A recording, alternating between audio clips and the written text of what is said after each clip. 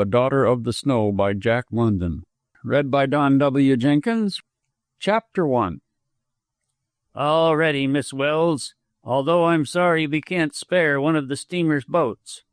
Frona Welse arose with alacrity and came to the first officer's side. We're so busy, he explained, and gold rushers are such perishable freight, at least. I understand, she interrupted, and I, too, am behaving as though I were perishable, and I am sorry for the trouble I am giving you, but, she turned quickly and pointed to the shore. Do you see that big log house between the clump of pines and the river? I was born there. Guess I'd be in a hurry myself, he muttered sympathetically as he piloted her along the crowded deck. Everybody was in everybody else's way, nor was there one who failed to proclaim it at the top of his lungs. 1,000 gold-seekers were clamoring for the immediate landing of their outfits. Each hatchway gaped wide open, and from the lower depths the shrieking donkey engines were hurrying the misassorted outfits skyward. On either side of the steamer, rows of scows received the flying cargo, and on each of these scows a sweating mob of men charged the descending slings and heaved bales and boxes about in frantic search. Men waved shipping receipts and shouted over the steamer rails to them. Sometimes 2 and 3 identified the same article, and war arose. The 2 circle and the circle and dot brands caused endless jangling, while every whipsaw discovered a dozen claimants. The purser insists that he is going mad, the first officer said, as he helped Frona Welse down the gangway to the landing stage. And the freight clerks have turned the cargo over to the passengers and quit work. But we're not so unlucky as the Star of Bethlehem, he reassured her, pointing to a steamship at anchor a quarter of a mile away. Half of her passengers have pack horses for Skagway and White Pass, and the other half are bound over the Chilkoot. So they've mutinied and everything's at a standstill. Hey, you! He cried, beckoning to a white hull which hovered discreetly on the outer rim of the floating confusion. A tiny launch, pulling heroically at a huge tow barge, attempted to pass between, but the boatman shot nervily past her bow and, just as he was clear, unfortunately caught a crab. This slewed the boat around and brought it to a stop. "Watch out!" the first officer shouted. A pair of 70-foot canoes, loaded with outfits, gold rushers, and Indians, and under full sail, drove down from the counter direction.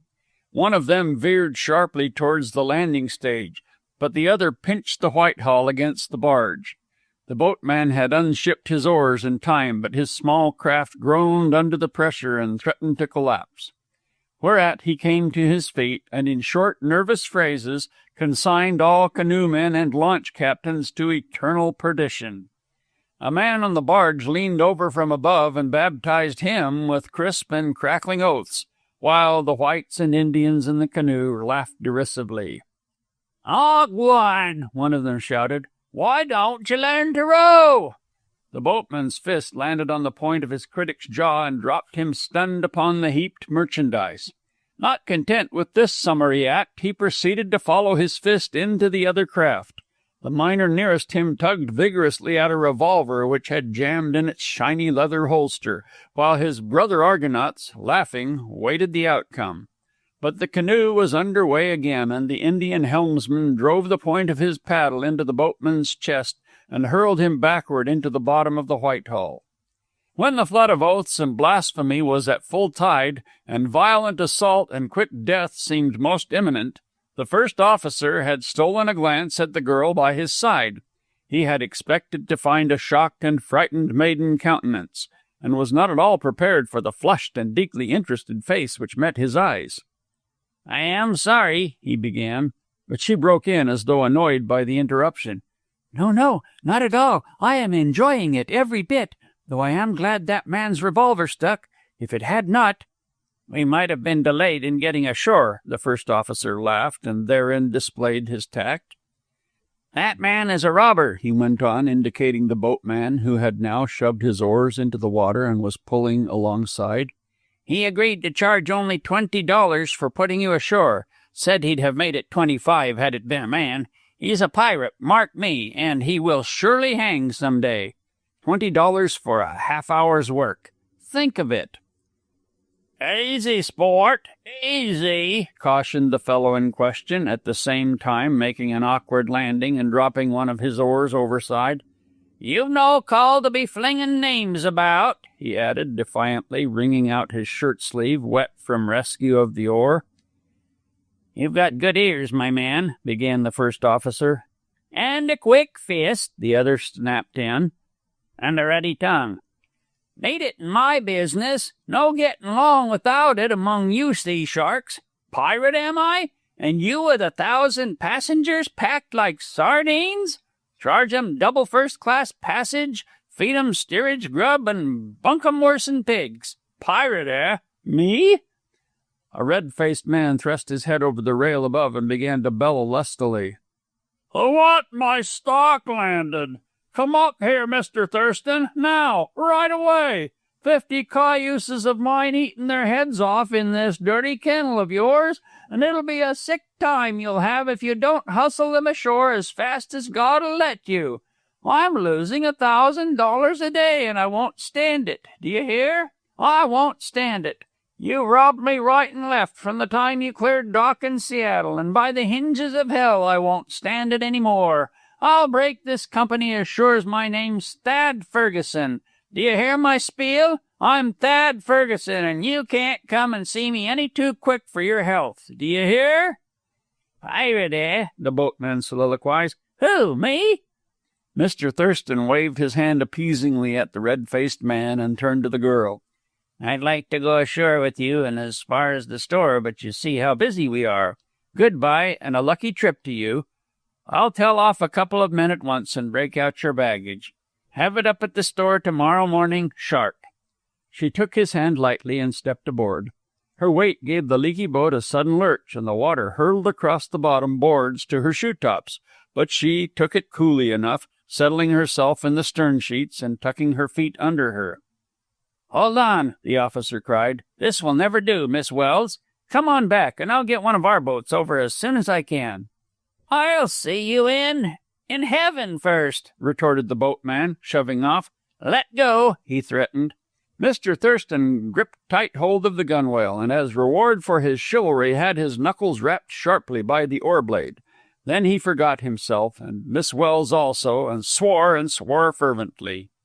"I dare say our farewell might have been more dignified," she called back to him, her laughter rippling across the water. "Jove!" he muttered, doffing his cap gallantly. "There is a woman!" And a sudden hunger seized him, and a yearning to see himself mirrored always in the gray eyes of Frona Welles. He was not analytical. He did not know why, but he knew that with her he could travel to the end of the earth. He felt a distaste for his profession and a temptation to throw it all over and strike out for the Klondike, whither she was going. Then he glanced up the beetling side of the ship, saw the red face of Thad Ferguson, and forgot the dream he had for an instant dreamed. Splash! A handful of water from his strenuous oar struck her full in the face. "Hope you don't mind it, miss," he apologized. "I'm doing the best I know how, which ain't much." "So it seems," she answered good-naturedly. "Not that I love the sea," bitterly, "but I've got to turn a few honest dollars somehow, and this seemed the likeliest way. I oughter 'a been in Klondike by now if I'd had any luck at all. Tell you how it was. I lost my outfit on Windy Arm halfway in after packing it clean across the pass." Zip! Splash! She shook the water from her eyes, squirming the while as some of it ran down her warm back. "You'll do," he encouraged her. "You're the right stuff for this country. Going all the way in?" She nodded cheerfully.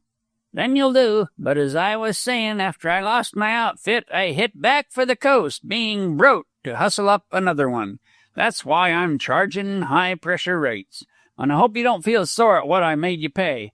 I'm no worse than the rest, miss, sure. I had to dig up 100 for this old tub, which ain't worth 10 down in the States. Same kind of prices everywhere. Over on the Skagway Trail, horseshoe nails is just as good as a quarter any day. A man goes up to the bar and calls for a whiskey. Whiskey's $half $1. Well, he drinks his whiskey, plunks down 2 horseshoe nails, and it's okay. No kick coming on horseshoe nails. They use 'em to make change." "You must be a brave man to venture into the country again after such an experience. Won't you tell me your name? We may meet on the inside." "Who, me? Oh, I'm Del Bishop, pocket miner, and if ever we run across each other, remember I'd give you the last shirt. Remember my last bit of grub is yours." "Thank you," she answered with a sweet smile, for she was a woman who loved the things which rose straight from the heart. He stopped rowing long enough to fish about in the water around his feet for an old corned beef can. "You'd better do some bailin'," he ordered, tossing her the can. "She's leaking worse since that squeeze." Frona smiled mentally, tucked up her skirts, and bent to the work. At every dip, like great billows heaving along the skyline, the glacier-fretted mountains rose and fell. Sometimes she rested her back and watched the teeming beach towards which they were heading, and again the landlocked arm of the sea in which a score or so of great steamships lay at anchor.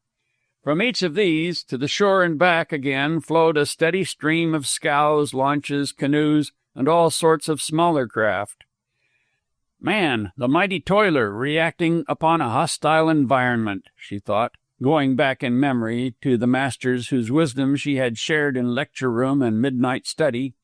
She was a ripened child of the age, and fairly understood the physical world and the workings thereof, and she had a love for the world and a deep respect. For some time Del Bishop had only punctuated the silence with splashes from his oars, but a thought struck him. "You haven't told me your name," he suggested with complacent delicacy. "My name is Welles," she answered. "Frona Welse." A great awe manifested itself in his face and grew to a greater and greater awe. "You are Frona Welse?" he enunciated slowly. "Jacob Welles ain't your old man, is he?" "Yes, I am Jacob Wells's daughter, at your service." He puckered his lips in a long, low whistle of understanding and stopped rowing. "Just you climb back into the stern and take your feet out of that water," he commanded, "and gimme Hope that can." "Am I not bailing satisfactorily?" she demanded indignantly. "Yep, you're doing all right, but you are... "Just what I was before you knew who I was. Now you go on rowing. That's your share of the work, and I'll take care of mine." "Oh, you'll do," he murmured ecstatically, bending afresh to the oars. "And Jacob Welles is your old man. I oughter 'a known it, sure." When they reached the sand spit, crowded with heterogeneous piles of merchandise and buzzing with men, she stopped long enough to shake hands with her ferryman. And though such a proceeding on the part of his feminine patrons was certainly unusual, Del Bishop squared it easily with the fact that she was Jacob Wells's daughter. "Remember, my last bit of grub is yours," he reassured her, still holding her hand. "And your last shirt, too, don't forget." "Well, you're a crackerjack," he exploded with a final squeeze. "Sure." Her short skirt did not block the free movement of her limbs, and she discovered with pleasurable surprise that the quick tripping step of the city pavement had departed from her, and that she was swinging off in the long, easy stride which is born of the trail, and which comes only after much travail and endeavor. More than one gold rusher, shooting keen glances at her ankles and gray-gaitered calves, affirmed Del Bishop's judgment, and more than one glanced up at her face and glanced again, for her gaze was frank, with the frankness of comradeship. And in her eyes there was always a smiling light, just trembling on the verge of dawn, and did the onlooker smile, her eyes smiled also. And the smiling light was protean-mooded, merry, sympathetic, joyous, quizzical, the complement of whatsoever kindled it. And sometimes the light spread over all her face, till the smile prefigured by it was realized. But it was always in frank and open comradeship. And there was much to cause her to smile as she hurried through the crowd, across the sand spit, and over the flat towards the log building she had pointed out to Mr. Thurston. Time had rolled back, and locomotion and transportation were once again in the most primitive stages. Men who had never carried more than parcels in all their lives had now become bearers of burdens. They no longer walked upright under the sun, but stooped the body forward and bowed the head to the earth. Every back had become a pack saddle, and the strap galls were beginning to form. They staggered beneath the unwonted effort, and legs became drunken with weariness and titubated in diverse directions, till the sunlight darkened and bearer and burden fell by the way. Other men, exulting secretly, piled their goods on two-wheeled go-karts, and pulled out blithely enough only to stall at the first spot where the great round boulders invaded the trail, whereat they generalized anew upon the principles of Alaskan travel, discarded the go-kart, or trundled it back to the beach and sold it at fabulous price till the last man landed. Tenderfeet, with 10 pounds of Colt revolvers, cartridges, and hunting knives belted about them, wandered valiantly up the trail and crept back softly, shedding revolvers, cartridges, and knives in despairing showers. And so, in gasping and bitter sweat, these sons of Adam suffered for Adam's sin. Frona felt vaguely disturbed by this great throbbing rush of gold-mad men, and the old scene with its clustering associations seemed blotted out by these toiling aliens. Even the old landmarks appeared strangely unfamiliar. It was the same, yet not the same. Here, on the grassy flat where she had played as a child, and shrunk back at the sound of her voice echoing from glacier to glacier, 10,000 men tramped ceaselessly up and down, grinding the tender herbage into the soil and mocking the stony silence. And just up the trail were 10,000 men who had passed by, and over the Chilkoot were 10,000 more. And behind, all down the island-studded Alaskan coast, even to the Horn, were yet 10,000 more harnessers of wind and steam, hasteners from the ends of the earth. The Dyea River, as of old, roared turbulently down to the sea, but its ancient banks were gored by the feet of many men, and these men labored in surging rows at the dripping tow lines, and deep-laden boats followed them as they fought their upward way.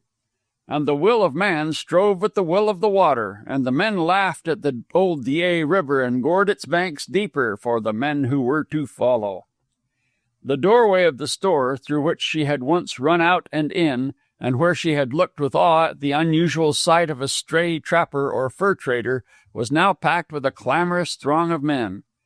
Where of old one letter waiting a claimant was a thing of wonder, she now saw, by peering through the window, the mail heaped up from floor to ceiling. And it was for this mail the men were clamoring so insistently. Before the store, by the scales, was another crowd. An Indian threw his pack upon the scales. The white owner jotted down the weight in a notebook, and another pack was thrown on. Each pack was in the straps, ready for the packer's back and the precarious journey over the Chilkoot. Frona edged in closer.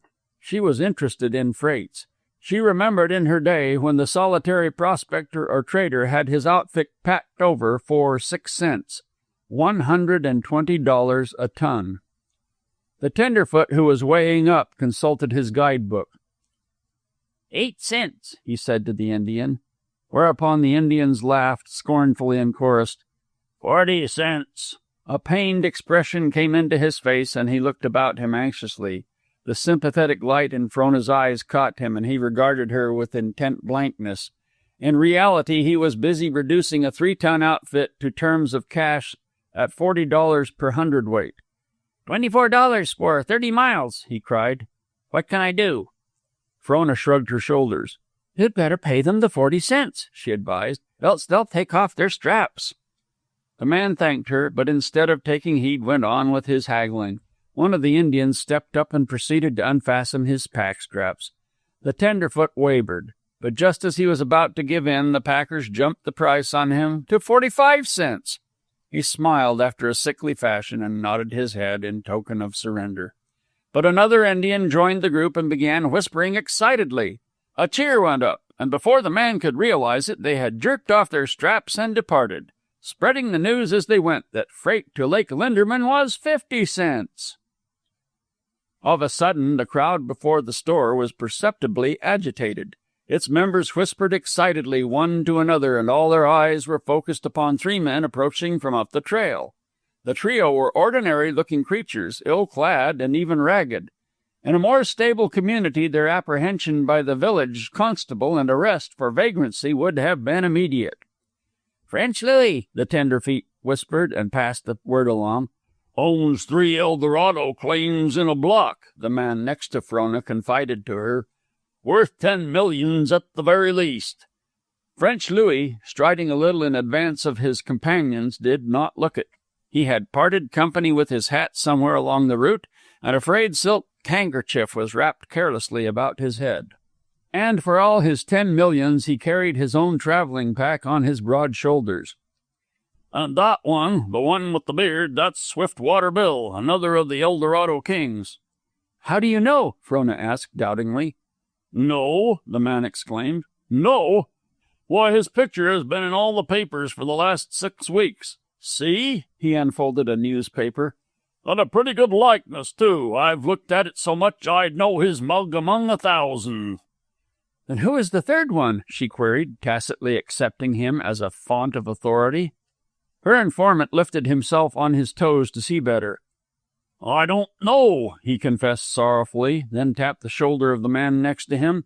"Who is the lean, smooth-faced one, the one with the blue shirt and the patch on his knee?" Just then Frona uttered a glad little cry and darted forward. "Matt!" she cried. "Matt McCarthy!" The man with the patch shook her hand heartily, though he did not know her, and distrust was plain in his eyes. "Oh, you don't remember me," she chattered, "and don't you dare say you do. If there weren't so many looking, I'd hug you, you old bear." "And so Big Bear went home to the little bears," she recited solemnly, "and the little bears were very hungry, and Big Bear said, 'Guess what I have got, my children?'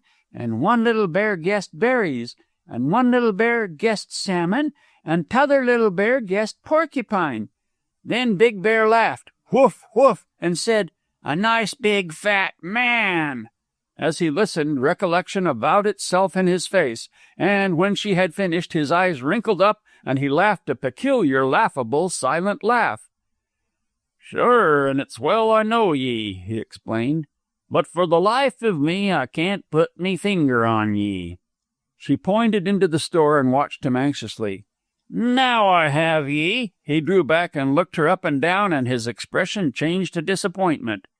"It couldn't be. I mistook ye. Ye could never ha' lived in that shanty," thrusting a thumb in the direction of the store. Frona nodded her head vigorously. "Then it's your own self after all. The little motherless darlin' with the gold hair I combed the knots out of many's the time. The little witch that run barefoot and bare-legged over all the place?" "Yes, yes," she corroborated gleefully.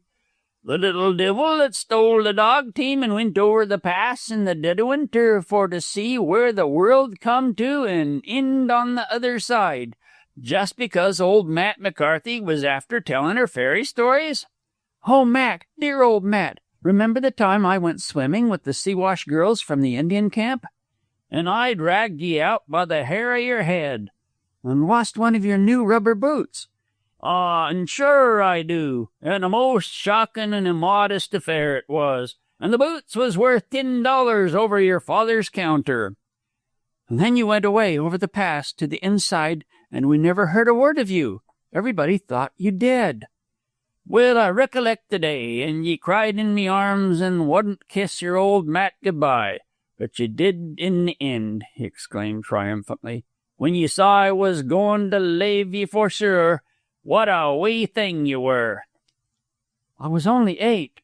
"And 'tis 12 year agone. 12 year I've spent on the inside with niver a trip out. Ye must be 20 now." "And almost as big as you," Frona affirmed. "A likely woman you've grown into, tall and shapely and all that." He looked her over critically. "But ye could ha' stood a bit more flesh, I'm thinking." "No, no," she denied. "Not at 20, Matt, not at 20. Feel my arm, you'll see." She doubled that member till the biceps knotted. "'Tis muscle," he admitted, passing his hand admiringly over the swelling bunch. "Just as though ye'd been working hard for your living." "Oh, I can swing clubs and box and fence," she cried, successively striking the typical postures, "and swim and make high dives, chin a bar 20 times, and walk on my hands. There." "Is that what ye've been doing? I thought ye went away for buck larnin'," he commented dryly. "But they have new ways of teaching now, Matt, and they don't turn you out with your head crammed."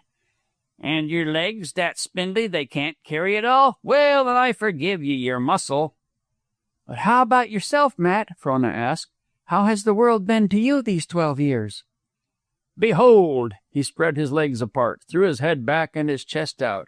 Ye now behold Mr. Matthew McCarthy, a king of the noble El Dorado dynasty by the strength of his own right arm. Me possessions is limitless. I have more dust in 1 minute than ever I saw in all me life before. Me intention for making this trip to the States is to look up me ancestors. I have a firm belief that they once existed. Ye may find nuggets in the Klondike, but never good whiskey. 'Tis likewise me intention to have one drink of the right stuff before I die. After that, 'tis me sworn resolve to return to the supervision of me Klondike properties. Indade, and I'm an El Dorado king, and if you'll be wantin' the lind of a tidy bit, it's meself that'll loan it ye." "The same old Matt who never grows old," Frona laughed. "And it's yourself is the true Welles, for all your prize-fighter's muscles and your philosopher's brains. But let's wander inside on the heels of Louis and Shiftwater. And he's still tending store, I'm told, and we'll see if I linger in the pages of his memory." "And I also." Frona seized him by the hand. It was a bad habit she had of seizing the hands of those she loved. "It's 10 years since I went away." The Irishman forged his way through the crowd like a pile driver, and Frona followed easily in the lee of his boat. The tenderfeet watched them reverently, for to them they were as Northland divinities. The buzz of conversation rose again. "Who's the girl?" somebody asked, and just as Frona passed inside the door, she caught the opening of the answer. "Jacob Wells's daughter. Never heard of Jacob Welles? Where have you been keeping yourself?" Chapter 2. She came out of the wood of glistening birch, and with the first fires of the sun blazoning her unbound hair, raced lightly across the dew-dripping meadow. The earth was fat with excessive moisture and soft to her feet, while the dank vegetation slapped against her knees and cast off flashing sprays of liquid diamonds. The flush of the morning was in her cheek, and its fire in her eyes, and she was aglow with youth and love. For she had nursed at the breast of nature, in forfeit of a mother, and she loved the old trees and the creeping green things with a passionate love, and the dim murmur of growing life was a gladness to her ears, and the damp earth smells were sweet to her nostrils. Where the upper reach of the meadow vanished in a dark and narrow forest aisle, amid clean-stemmed dandelions and color-bursting buttercups, she came upon a bunch of great Alaskan violets.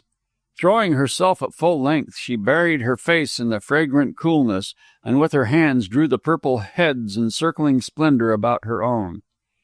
And she was not ashamed. She had wandered away amid the complexities and smirch and withering heats of the great world, and she had returned, simple and clean and wholesome.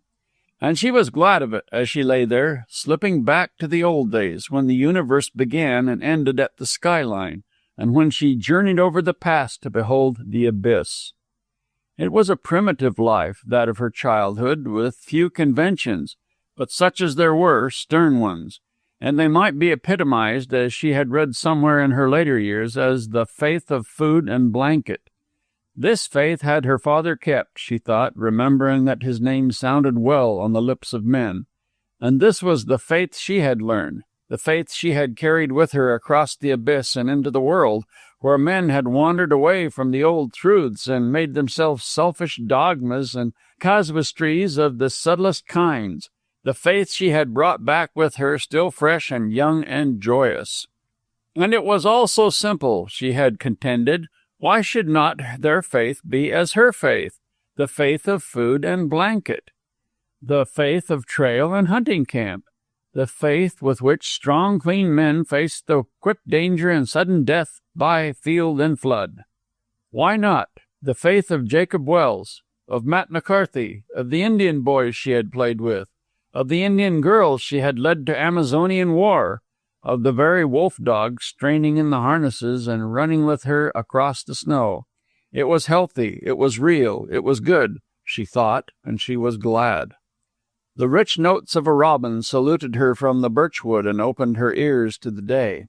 A partridge boomed afar in the forest, and a tree squirrel launched unerringly into space above her head, and went on from limb to limb and tree to tree, scolding graciously the while. From the hidden river rose the shouts of the toiling adventurers, already parted from sleep and fighting their way towards the pole. Frona arose, shook back her hair, and took instinctively the old path between the trees to the camp of Chief George and the Defy tribesmen. She came upon a boy, breech-clouted and bare like a copper god. He was gathering wood and looked at her keenly over his bronze shoulder. She bade him good morning blithely in the Defy tongue, but he shook his head and laughed insultingly and paused in his work to hurl shameful words after her. She did not understand, for this was not the old way, and when she passed a great and glowering Sitkan buck, she kept her tongue between her teeth. At the fringe of the forest the camp confronted her, and she was startled. It was not the old camp of a score or more of lodges clustering and huddled together in the open as though for company, but a mighty camp. It began at the very forest and flowed in and out among the scattered tree clumps on the flat, and spilled over and down to the river bank, where the long canoes were lined up 10 and 12 deep. It was a gathering of the tribes, like unto none in all the past, and 1,000 miles of coast made up the tally. They were all strange Indians with wives and chattels and dogs. She rubbed shoulders with Juneau and Wrangell men, and was jostled by wild-eyed Sticks from over the passes, fierce Chilcats and Queen Charlotte Islanders, and the looks they cast upon her were black and frowning, save and far worse where the merrier souls leered patronizingly into her face and chuckled unmentionable things. She was not frightened by this insolence, but angered, for it hurt her and embittered the pleasurable homecoming. Yet she quickly grasped the significance of it. The old patriarchal status of her father's time had passed away, and civilization, in a scorching blast, had swept down upon this people in a day. Glancing under the raised flaps of a tent, she saw haggard-faced bucks squatting in a circle on the floor. By the door a heap of broken bottles advertised the vigils of the night. A white man, low of visage and shrewd, was dealing cards about, and gold and silver coins leaped into heaping bets upon the blanket board. A few steps farther on she heard the cluttering whirl of a wheel of fortune and saw the Indians, men and women, chancing eagerly their sweat-earned wages for the gaudy prizes of the game. And from tepee and lodge rose the cracked and crazy strains of cheap music boxes. An old squaw, peeling a willow pole in the sunshine of an open doorway, raised her head and uttered a shrill cry. "Hee-hee! Hee-hee! Tennis hee-hee!" she muttered as well and as excitedly as her toothless gums would permit. Frona thrilled at the cry. Tennis hee-hee, little laughter, her name of the long-gone Indian past. She turned and went over to the old woman. "And hast thou so soon forgotten, Tennis hee-hee?" she mumbled. "And thine eyes so young and sharp? Not so soon does Neepoosa forget." "Is it thou, Neepoosa?" Frona cried, her tongue halting from the disuse of years. "Aye, it is Neepoosa," the old woman replied, drawing her inside the tent and dispatching a boy hot-footed on some errand. They sat down together on the floor, and she patted Frona's hand lovingly, peering, meanwhile, blear-eyed and misty into her face. "Aye, it is Neepoosa, grown old quickly after the manner of our women. Neepoosa, who dandled thee in her arms when thou wast a child. Neepoosa, who gave thee thy name, Tenas-hee-hee, who fought for thee with death when thou wast ailing, and gathered growing things from the woods and grasses of the earth, and made them tea, and gave thee to drink. But I marked little change, for I knew thee at once. It was thy very shadow on the ground that made me lift my head. A little change, mayhap. Tall thou art, and like a slender willow in thy grace, and the sun has kissed thy cheeks more lightly of the years. But there is the old hair flying wild, and of the colour of the brown seaweed floating on the tide, and the mouth quick to laugh and loath to cry, and the eyes are as clear and true as in the days when Neepoosa chid thee for wrong-doing, and thou wouldst not put false words upon thy tongue. Aye, not as thou art the other women who come now into the land." "And why is a white woman without honor among you?" Frona demanded. "Your men say evil things to me in the camp, and as I came through the woods, even the boys. Not in the old days when I played with them was this shame so." "Aye, aye," Neepusa made answer. "It is so, but do not blame them. Pour not thine anger upon their heads, for it is true it is the fault of thy women who come into the land these days. They can point to no man and say, 'That is my man,' and it is not good that women should be thus. And they look upon all men bold-eyed and shameless, and their tongues are unclean, and their hearts bad. Wherefore are thy women without honor among us? As for the boys, they are but boys. And the men, how should they know?" The tent flaps were poked aside, and an old man came in. He grunted to Frona and sat down. Only a certain eager alertness showed the delight he took in her presence. "So Tennessee has come back in these bad days," he vouchsafed in a shrill, quavering voice. "And why bad days, Muskim?" Frona asked. "Do not the women wear brighter colors?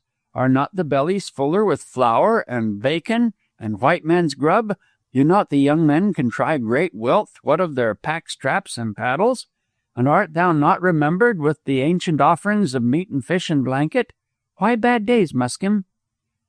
"True," he replied in his fine priestly way, a reminiscent flash of the old fire lighting his eyes. "It is very true. The women wear brighter colors, but they have found favor in the eyes of thy white men, and they look no more upon the young men of their own blood.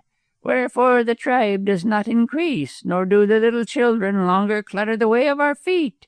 It is so. The bellies are fuller with the white man's grub, but also are they fuller with the white man's bad whiskey.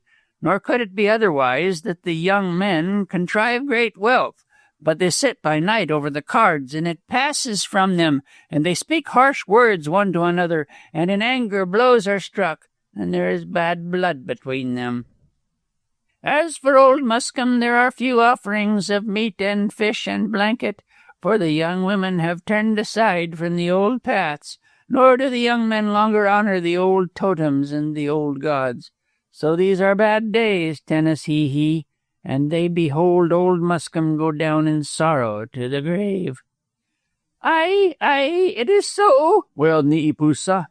"Because of the madness of thy people have my people become mad," Muscom continued.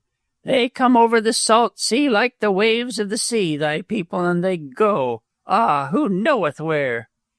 "Aye, who knoweth where?" Neepusa lamented, rocking slowly back and forth. "Ever they go towards the frost and cold, and ever do they come, more people, wave upon wave."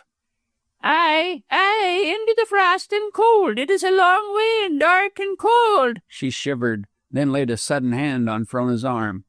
"And thou goest?" Frona nodded. "And Tennessee goest. Aye. The tent flap lifted, and Matt McCarthy peered in. "It's yourself, Frona, is it? With breakfast waiting this half hour on ye, and old Andy fuming and fretting like the old woman he is. Good morning to you, Neepusa," he addressed Fiona's companions, "and to ye, Muskim, though belike ye've little memory of me face." The old couple grunted salutation and remained stolidly silent. "But hurry with ye, girl," turning back to Frona. "Me steamer starts by midday, and it's little I'll see of ye at the best. And likewise there's Andy and the breakfast piping hot, both of them." Chapter 3. Frona waved her hand to Andy and swung out on the trail. Fastened tightly to her back were her camera and a small traveling satchel. In addition, she carried for alpenstock the willow pole of Neepusa. Her dress was of the mountaineering sort, short-skirted and scant, allowing the greatest play with the least material, and withal gray of color and modest. Her outfit, on the backs of a dozen Indians and in charge of Del Bishop, had got under way hours before. The previous day, on her return with Matt McCarthy from the Siwash camp, she had found Del Bishop at the store waiting her. His business was quickly transacted, for the proposition he made was terse and to the point. She was going into the country. He was intending to go in. She would need somebody. If she had not picked anyone yet, why, he was just the man. He had forgotten to tell her the day he took her ashore that he had been in the country years before and knew all about it. True, he hated the water, and it was mainly a water journey, but he was not afraid of it. He was afraid of nothing. Further, he would fight for her at the drop of the hat. As for pay, when they got to Dawson, a good word from her to Jacob Wells, and a year's outfit would be his. No grub stake about it, no strings on him. He would pay for the outfit later on when his sack was dusted. What did she think about it, anyway? And Frona did think about it, for ere she had finished breakfast he was out hustling the packers together. She found herself making better speed than the majority of her fellows, who were heavily laden and had to rest their packs every few 100 yards. Yet she found herself hard put to keep the pace of a bunch of Scandinavians ahead of her. They were huge, strapping, blond-haired giants, each striding along with 100 pounds on his back, and all harnessed to a go-cart which carried fully 600 more. Their faces were as laughing suns, and the joy of life was in them. The toil seemed child's play and slipped from them lightly. They joked with one another and with the passers-by in a meaningless tongue, and their great chests rumbled with cavern-echoing laughs. Men stood aside for them and looked after them enviously, for they took the rises of the trail on the run, and rattled down the counterslopes, and ground the iron-rimmed wheels harshly over the rocks. Plunging through a dark stretch of woods, they came out upon the river at the ford. A drowned man lay on his back on the sandbar, staring upward, unblinking, at the sun. A man, in irritated tones, was questioning over and over, "Where's his partner? Ain't he got a partner?" Two more men had thrown off their packs and were coolly taking an inventory of the dead man's possessions. One called aloud the various articles, while the other checked them off on a piece of dirty wrapping paper. Letters and receipts, wet and pulpy, strewed the sand. A few gold coins were heaped carelessly on a white handkerchief. Other men, crossing back and forth in canoes and skiffs, took no notice. The Scandinavians glanced at the sight, and their faces sobered for a moment. "Where's his partner? Ain't you got a partner?" the irritated man demanded of them. They shook their heads. They did not understand English. They stepped into the water and splashed onward. Someone called warningly from the opposite bank, whereat they stood still and conferred together. Then they started on again. The two men taking the inventory turned to watch. The current rose nigh to their hips, but it was swift and they staggered, while now and again the cart slipped sideways with the stream. The worst was over, and Frona found herself holding her breath. The water had sunk to the knees of the two foremost men when a strap snapped on one nearest the cart. His pack swung suddenly to the side, overbalancing him. At the same instant the man next to him slipped, and each jerked the other under. The next two were whipped off their feet, while the cart, turning over, swept from the bottom of the ford into the deep water. Two men who had almost emerged threw themselves backward on the pole ropes. The effort was heroic, but giants though they were, the task was too great, and they were dragged, inch by inch, downward and under. Their packs held them to the bottom, save him whose strap had broken. This one struck out, not to the shore, but down the stream, striving to keep up with his comrades. A couple of 100 feet below, the rapid dashed over a toothed reef of rocks, and here, a minute later, they appeared. The cart, still loaded, showed first, smashing a wheel and turning over and over into the next plunge. The men followed in a miserable tangle. They were beaten against the submerged rocks and swept on, all but one. Frona, in a canoe, a dozen canoes were already in pursuit, saw him grip the rock with bleeding fingers. She saw his white face in the agony of the effort, but his hold relaxed, and he was jerked away, just as his free comrade, swimming mightily, was reaching for him. Hidden from sight, they took the next plunge, showing for a second still struggling at the shallow foot of the rapid. A canoe picked up the swimming man, but the rest disappeared in a long stretch of swift, deep water. For a quarter of an hour the canoes plied fruitlessly about, then found the dead man gently grounded in an eddy. A tow rope was requisitioned from an upcoming boat, and a pair of horses from a pack train on the bank, and the ghastly jetsam hauled ashore. Frona looked at the 5 young giants lying in the mud, broken-boned, limp, uncaring. They were still harnessed to the cart, and the poor worthless packs still clung to their backs. The 6th sat in the midst, dry-eyed and stunned. A dozen feet away, the steady flood of life flowed by, and Frona melted into it and went on. The dark, spruce-shrouded mountains drew close together in the Defy Canyon, and the feet of men churned the wet, sunless earth into mire and bog-hole. And when they had done this, they sought new paths, till there were many paths.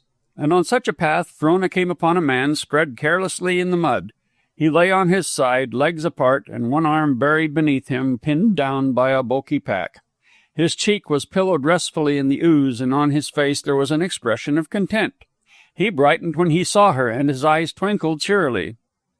"'Bout time you hove along," he greeted her. "Been waitin' an hour on you as it is." "That's it," as Frona bent over him. "Just unbuckle that strap. The pesky thing, 'twas just out of my reach all the time." "Are you hurt?" she asked. He slipped out of his straps, shook himself, and felt the twisted arm. "Nope. Sound as $1, thank you, and no kick to register either." He reached over and wiped his muddy hands on a low-browed spruce. "Just my luck, but I got a good rest, so what's the good of making a beef about it? You see, I tripped on that little root there, and slip, slump, slam, and slush. There I was, down and out, and the buckle just out of reach. And there I lay for a blasted hour, everybody hitting the lower path." "But why didn't you call out to them?" "And make 'em climb up the hill to me? Them all tuckered out with their own work? Not on your life. Wasn't serious enough. If any other man'd make me climb up just because he'd slipped down, I'd take him out of the mud all right, and punch him back into the mud again. Besides, I knew somebody was bound to come along my way after a while." "Oh, you'll do," she cried, appropriating Del Bishop's phrase. "You'll do for this country." "Yep," he called back, shouldering his pack and starting off at a lively clip. "And anyway, I got a good rest." The trail dipped through a precipitous morass in the river's brink. A slender pine tree spanned the screaming foam and bent midway to touch the water. The surge beat upon the taper trunk and gave it a rhythmical swaying motion, while the feet of the packers had worn smooth its wave-washed surface. 80 feet it stretched in ticklish insecurity. Frona stepped upon it, felt it move beneath her, heard the bellowing of the water, saw the mad rush, and shrank back. She slipped the knot of her shoelaces and pretended great care in the tying thereof as a bunch of Indians came out of the woods above and down through the mud. 3 or 4 bucks led the way, followed by many squaws, all bending in the head straps to the heavy packs. Behind came the children, burdened according to their years, and in the rear half a dozen dogs, tongues lagging out and dragging forward painfully under their several loads. The men glanced at her sideways, and one of them said something in an undertone. Frona could not hear, but the snicker which went down the line brought the flush of shame to her brow and told her more forcibly than could the words. Her face was hot, for she sat disgraced in her own sight, but she gave no sign. The leader stood aside, and one by one, and never more than one at a time, they made the perilous passage. At the bend in the middle their weight forced the tree under, and they felt for their footing up to the ankles in the cold driving current. Even the little children made it without hesitancy, and then the dogs, whining and reluctant but urged on by the man. When the last had crossed over, he turned to Frona. Horse trail," he said, pointing up the mountainside. "Much better you take horse trail. More far, much better." But she shook her head and waited till he reached the farther bank. She felt the call not only upon her own pride, but upon the pride of her race, and it was a greater demand than her demand, such as the race was greater than she. So she put foot upon the log, and with the eyes of the alien people upon her, walked down into the foam-white swirl. She came upon a man weeping by the side of the trail. His pack, clumsily strapped, sprawled on the ground. He had taken off a shoe, and one naked foot showed swollen and blistered. "What's the matter?" she asked, halting before him. He looked up at her, then down into the depths where the Defy River cut the gloomy darkness with its living silver. The tears still welled in his eyes, and he sniffled. "What is the matter?" she repeated. "Can I be of any help?" "No," he replied. "How can you help? My feet are raw, my back is nearly broken, and I am all tired out. Can you help any of these things?" "Well," judiciously, "I am sure it might be worse. Think of the men who have just landed on the beach. It will take them 10 days or 2 weeks to backtrip their outfits as far as you have already got yours." But my partners have left me and gone on, he moaned, a sneaking appeal for pity in his voice. And I am all alone, and I don't feel able to move another step. And then think of my wife and the babies. I left them down in the States. Oh, if they could only see me now. I can't go back to them, and I can't go on. It's too much for me. I can't stand it, this working like a horse. I was not made for work like a horse. I'll die. I know I will if I do. Oh, what shall I do? What shall I do? Why did your comrades leave you? Because I was not so strong as they, because I could not pack as much or as long, and they laughed at me and left me. Have you ever roughed it? Frona asked. No. You look well put up and strong. Weigh probably 165? 170, he corrected. You don't look as though you had ever been troubled with sickness. Never an invalid? No. And your comrades? They are miners? Never mining in their lives. They worked in the same establishment with me. That's what makes it so hard, don't you see? We'd known one another for years, and to go off and leave me just because I couldn't keep up. My friend, and Frona knew she was speaking for the race, you are strong as they. You can work just as hard as they, pack as much, but you are weak of heart. This is no place for the weak of heart. You cannot work like a horse because you will not. Therefore the country has no use for you. The North wants strong men, strong of soul, not body. The body does not count. So go back to the States. We do not want you here. If you come, you will die, and what then of your wife and babies? So sell your outfit and go back. You will be home in 3 weeks. Goodbye. She passed through Sheep Camp.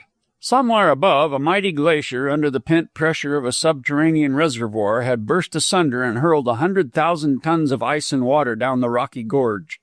The trail was yet slippery with the slime of the flood, and men were rummaging disconsolately in the rubbish of overthrown tents and caches.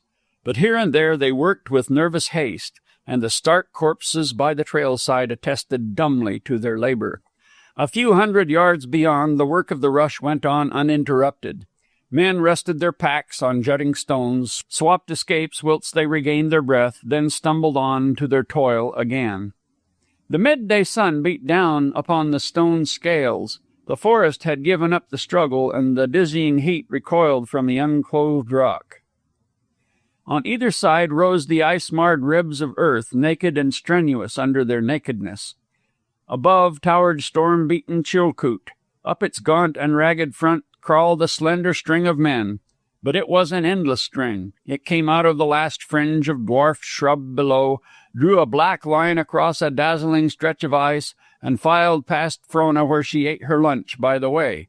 And it went on up the pitch of the steep, growing fainter and smaller, till it squirmed and twisted like a column of ants and vanished over the crest of the pass. Even as she looked, Chilkoot was wrapped in a rolling mist and whirling cloud, and a storm of sleet and wind roared down upon the toiling pygmies. The light was swept out of the day, and deep gloom prevailed. But Frona knew that somewhere up there, clinging and climbing and immortally striving, the long line of ants still twisted towards the sky. And she thrilled at the thought, strong with man's ancient love of mastery, and stepped into the line which came out of the storm behind and disappeared into the storm before. She blew through the gap of the pass in a whirlwind of vapor, with hand and foot clambered down the volcanic ruin of Chilkoot's mighty father, and stood on the bleak edge of the lake which filled the pit of the crater. The lake was angry and white-capped, and though 100 caches were waiting ferriage, no boats were plying back and forth. A rickety skeleton of sticks and a shell of greased canvas lay upon the rocks. Frona sought out the owner, a bright-faced young fellow with sharp black eyes and salient jaw. Yes, he was the ferryman, but he had quit work for the day. Water too rough for freighting. He charged $25 for passengers, but he was not taking passengers today. Had he not said it was too rough? That was why. "But you will take me, surely?" she asked. He shook his head and gazed out over the lake. "At the far end it's rougher than you see it here. Even the big wooden boats won't tackle it. The last that tried, with a gang of packers aboard, was blown over on the west shore. We could see them plainly. And as there's no trail around from there, they'll have to camp it out till the blow is over." "But they're better off than I am. My camp outfit is at Happy Camp, and I can't very well stay here." Frona smiled winsomely, but there was no appeal in the smile, no feminine helplessness throwing itself on the strength and chivalry of the male. "Do reconsider and take me across." "No." "I'll give you 50. "No, I say." "But I'm not afraid, you know." The young fellow's eyes flashed angrily. He turned upon her suddenly, but on second thought did not utter the words forming on his lips. She realized the unintentional slur she had cast and was about to explain. But on second thought she, too, remained silent, for she read him and knew that it was perhaps the only way for her to gain her point. They stood there, bodies inclined to the storm in the manner of seamen on sloped decks, unyieldingly looking into each other's eyes. His hair was plastered in wet ringlets on his forehead, and hers in longer wisps beat furiously about her face. "Come on, men." He flung the boat into the water with an angry jerk and tossed the oars aboard. "Climb in. I'll take you, but not for your $50. You pay the regulation price, and that's all." A gust of the gale caught the light shell and swept it broadside for a score of feet. The spray drove inboard in a continuous stinging shower, and Frona at once fell to work with the bailing can. "I hope we're not blown ashore," he shouted, stooping forward to the oars. "It would be embarrassing for you." He looked up savagely into her face. "No," she modified, "but it would be very miserable for both of us. A night without tent, blankets, or fire. Besides, we're not going to blow ashore." She stepped out on the slippery rocks and helped him heave up the canvas craft and tilt the water out. On either side uprose bare, wet walls of rock. A heavy sleet was falling steadily, through which a few streaming caches showed in the gathering darkness. "You'd better hurry up," he advised, thanking her for the assistance and relaunching the boat. 2 miles of stiff trail from here to Happy Camp. No wood till you get there, so you'd best hustle along. Goodbye." Frona reached out and took his hand and said, "You are a brave man." "Oh, I don't know." He returned the grip with usury and looked his admiration. A dozen tents held grimly to their pegs on the extreme edge of the timberline at Happy Camp. Frona, weary with the day, went from tent to tent.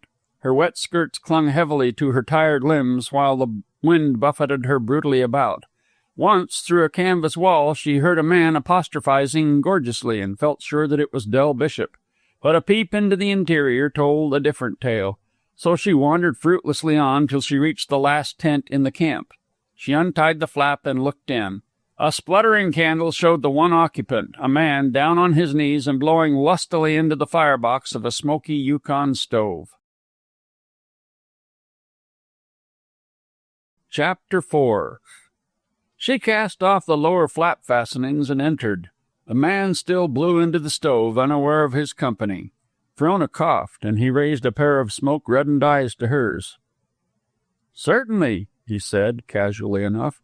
"Fasten the flaps and make yourself comfortable," and thereat returned to his Borean task. "Hospitable, to say the least," she commented to herself, obeying his command and coming up to the stove. A heap of dwarfed spruce, gnarled and wet and cut to proper stove length, lay to one side. Frona knew it well, creeping and crawling and twisting itself among the rocks of the shallow alluvial deposit, unlike its arboreal prototype, rarely lifting its head more than a foot from the earth. She looked into the oven, found it empty, and filled it with the wet wood. The man arose to his feet, coughing from the smoke which had been driven into his lungs, and nodding approval. When he had recovered his breath, "Sit down and dry your skirts. I'll get supper." He put a coffee pot on the front lid of the stove, emptied the bucket into it, and went out of the tent after more water. As his back disappeared, Frona dived for her satchel, and when he returned a moment later, he found her with a dry skirt on and wringing the wet one out. While he fished about in the grub box for dishes and eating utensils, she stretched a spare bit of rope between the tent poles and hung the skirt on it to dry. The dishes were dirty, and as he bent over and washed them, she turned her back and deftly changed her stockings. Her childhood had taught her the value of well-cared feet for the trail. She put her wet shoes on a pile of wood at the back of the stove, substituting them for a pair of soft and dainty house moccasins of Indian make. The fire had now grown strong, and she was content to let her undergarments dry on her body. During all this time neither had spoken a word. Not only had the man remained silent, but he went about his work in so preoccupied a way that it seemed to Frona that he turned a deaf ear to the words of explanation she would have liked to utter. His whole bearing conveyed the impression that it was the most ordinary thing under the sun for a young woman to come in out of the storm and night and partake of his hospitality. In one way she liked this, but in so far as she did not comprehend it, she was troubled. She had a perception of a something being taken for granted which she did not understand. Once or twice she moistened her lips to speak, but he appeared so oblivious of her presence that she withheld. After opening a can of corned beef with the axe, he fried a half-dozen thick slices of bacon, set the frying-pan back, and boiled the coffee. From the grub box he resurrected the half of a cold, heavy flapjack. He looked at it dubiously and shot a quick glance at her. Then he threw the sodden thing out of doors and dumped the contents of a sea biscuit bag upon a camp cloth. The sea biscuit had been crumbled into chips and fragments and generously soaked by the rain, till it had become a mushy, pulpy mass of dirty white. "It's all I have in the way of bread," he muttered. "Let's sit down, and we will make the best of it." "One moment." And before he could protest, Frona had poured the sea biscuit into the frying-pan on top of the grease and bacon. To this she added a couple of cups of water and stirred briskly over the fire. When it had sobbed and sighed with the heat for some few minutes, she sliced up the corned beef and mixed it in with the rest. And by the time she had seasoned it heavily with salt and black pepper, a savory steam was rising from the concoction. "Must say it's pretty good stuff," he said, balancing his plate on his knee and sampling the mess avidiously. "What do you happen to call it?" "Slumgullion," she responded curtly, and thereafter the meal went on in silence. Frona helped him to the coffee, studying him intently the while. Not only was it not an unpleasant face, she decided, but it was strong. Strong, she amended, potentially rather than actually. A student, she added, for she had seen many students' eyes and knew the lasting impress of the midnight oil, long continued, and his eyes bore the impress. Brown eyes, she concluded, and handsome as the male's should be handsome, but she noted with surprise, when she refilled his plate with slumgullion, that they were not at all brown in the ordinary sense, but hazel brown. In the daylight, she felt certain, and in times of best health, they would seem gray, and almost blue-gray. She knew it well. Her one girl chum and dearest friend had had such an eye. His hair was chestnut brown, glinting in the candlelight to gold, and the hint of waviness in it explained the perceptible droop to his tawny mustache. For the rest, his face was clean-shaven and cut in a good masculine pattern. At first she found fault with the more than slight cheek hollows under the cheekbones, but when she measured his well-knit, slenderly muscular figure with its deep chest and heavy shoulders, she discovered that she preferred the hollows. At least they did not imply lack of nutrition. The body gave the lie to that, while they themselves denied the vice of overfeeding. Height, 5'9", she summed up from her gymnasium experience, and age anywhere between 25 and 30, though nearer the former most likely. "Haven't many blankets," he said abruptly, pausing to drain his cup and set it over on the grub box. "I don't expect my Indians back from Lake Linderman till morning, and the beggars have packed over everything except a few sacks of flour and the bare camp outfit. However, I've a couple of heavy ulsters which will serve just as well."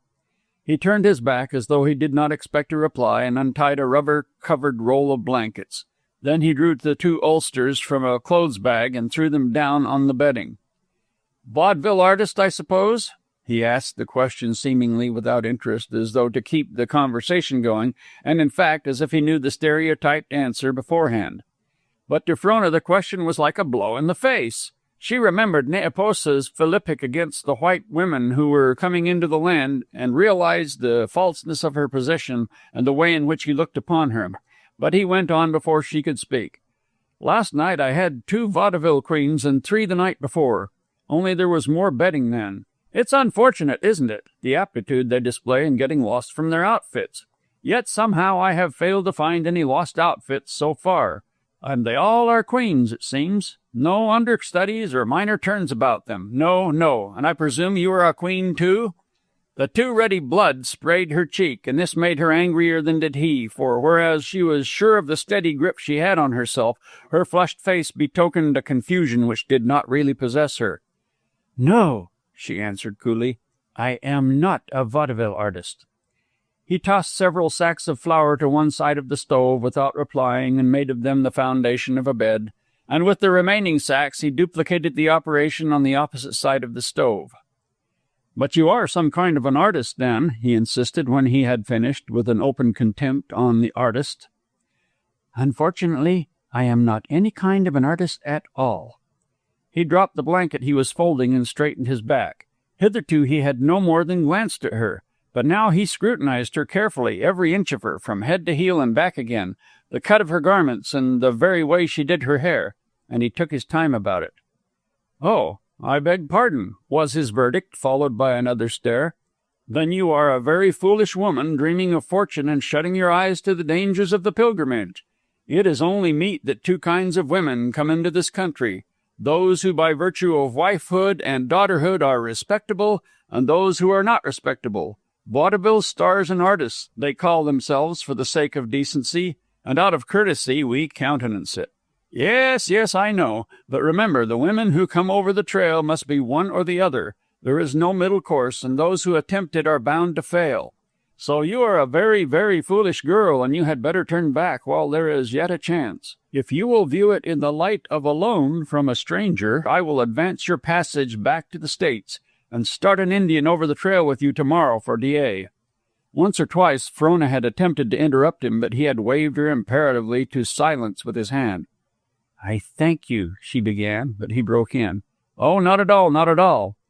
"I thank you," she repeated, "but it happens that you are mistaken. I have just come over the trail from DA and expect to meet my outfit already in camp here at Happy Camp. They started hours ahead of me, and I can't understand how I passed them. Yes, I do, too. A boat was blown over to the west shore of Crater Lake this afternoon, and they must have been in it. That is where I missed them and came on. As for my turning back, I appreciate your motive for suggesting it, but my father is in Dawson, and I have not seen him for 3 years. Also, I have come through from DA this day and am tired, and I would like to get some rest. So if you still extend your hospitality, I'll go to bed." "Impossible!" He kicked the blankets to one side, sat down on the flour sacks, and directed a blank look upon her. "Are there any women in the other tents?" she asked hesitatingly.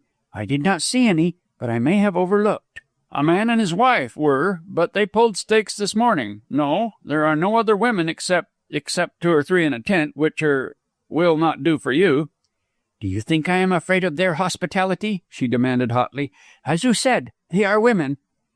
"But I said it would not do," he answered absently, staring at the straining canvas and listening to the roar of the storm. "A man would die in the open on a night like this, and the other tents are crowded to the walls," he mused. "I happen to know. They have stored all their caches inside because of the water, and they haven't room to turn around. Besides, a dozen other strangers are storm-bound with them. 2 or 3 asked to spread their beds in here tonight if they couldn't pinch room elsewhere.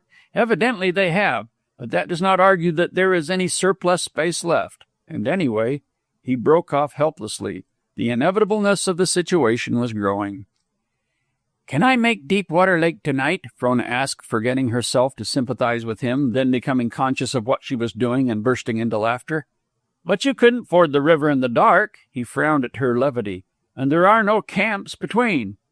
"Are you afraid?" she asked with just the shadow of a sneer. "Not for myself." "Well, then, I think I'll go to bed." "I might sit up and keep the fire going," he suggested after a pause. "Fiddlesticks!" she cried. "As though your foolish little code were saved in the least. We are not in civilization. This is the trail to the pole. Go to bed." He elevated his shoulders in token of surrender. "Agreed. What shall I do, then?" "Help me make my bed, of course. Sacks laid crosswise. Thank you, sir, but I have bones and muscles that rebel. Here, pull them around this way." Under her direction, he laid the sacks lengthwise in a double row. This left an uncomfortable hollow with lumpy sack corners down the middle, but she smote them flat with the side of the axe and in the same manner lessened the slope of the walls of the hollow. Then she made a triple longitudinal fold in a blanket and spread it along the bottom of the long depression. "He soliloquized. Now I see why I sleep so badly. Here goes," and he speedily flung his own sacks into shape. "It is plain you are unused to the trail," she informed him, spreading the topmost blanket and sitting down. "Perhaps so," he made answer. "Well, what do you know about this trail life?" he growled a little later. "Enough to conform," she rejoined equivocally, pulling out the dried wood from the oven and replacing it with wet. "Listen to it! How it storms!" he exclaimed. "It's growing worse, if worse be possible." The tent reeled under the blows of the wind, the canvas booming hollowly at every shock, while the sleet and rain rattled overhead like skirmish fire grown into a battle. In the lulls they could hear the water streaming off at the side walls with the noise of small cataracts. He reached up curiously and touched the wet roof.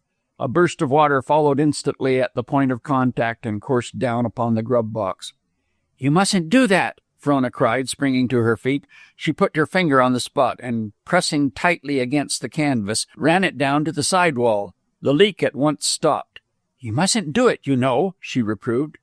"Jove," was his reply. "And you came through from DA today? Aren't you stiff?" "Quite a bit," she confessed candidly, "and sleepy." "Good night," she called to him several minutes later, stretching her body luxuriously in the warm blankets, and a quarter of an hour after that. "Oh, I say, are you awake?"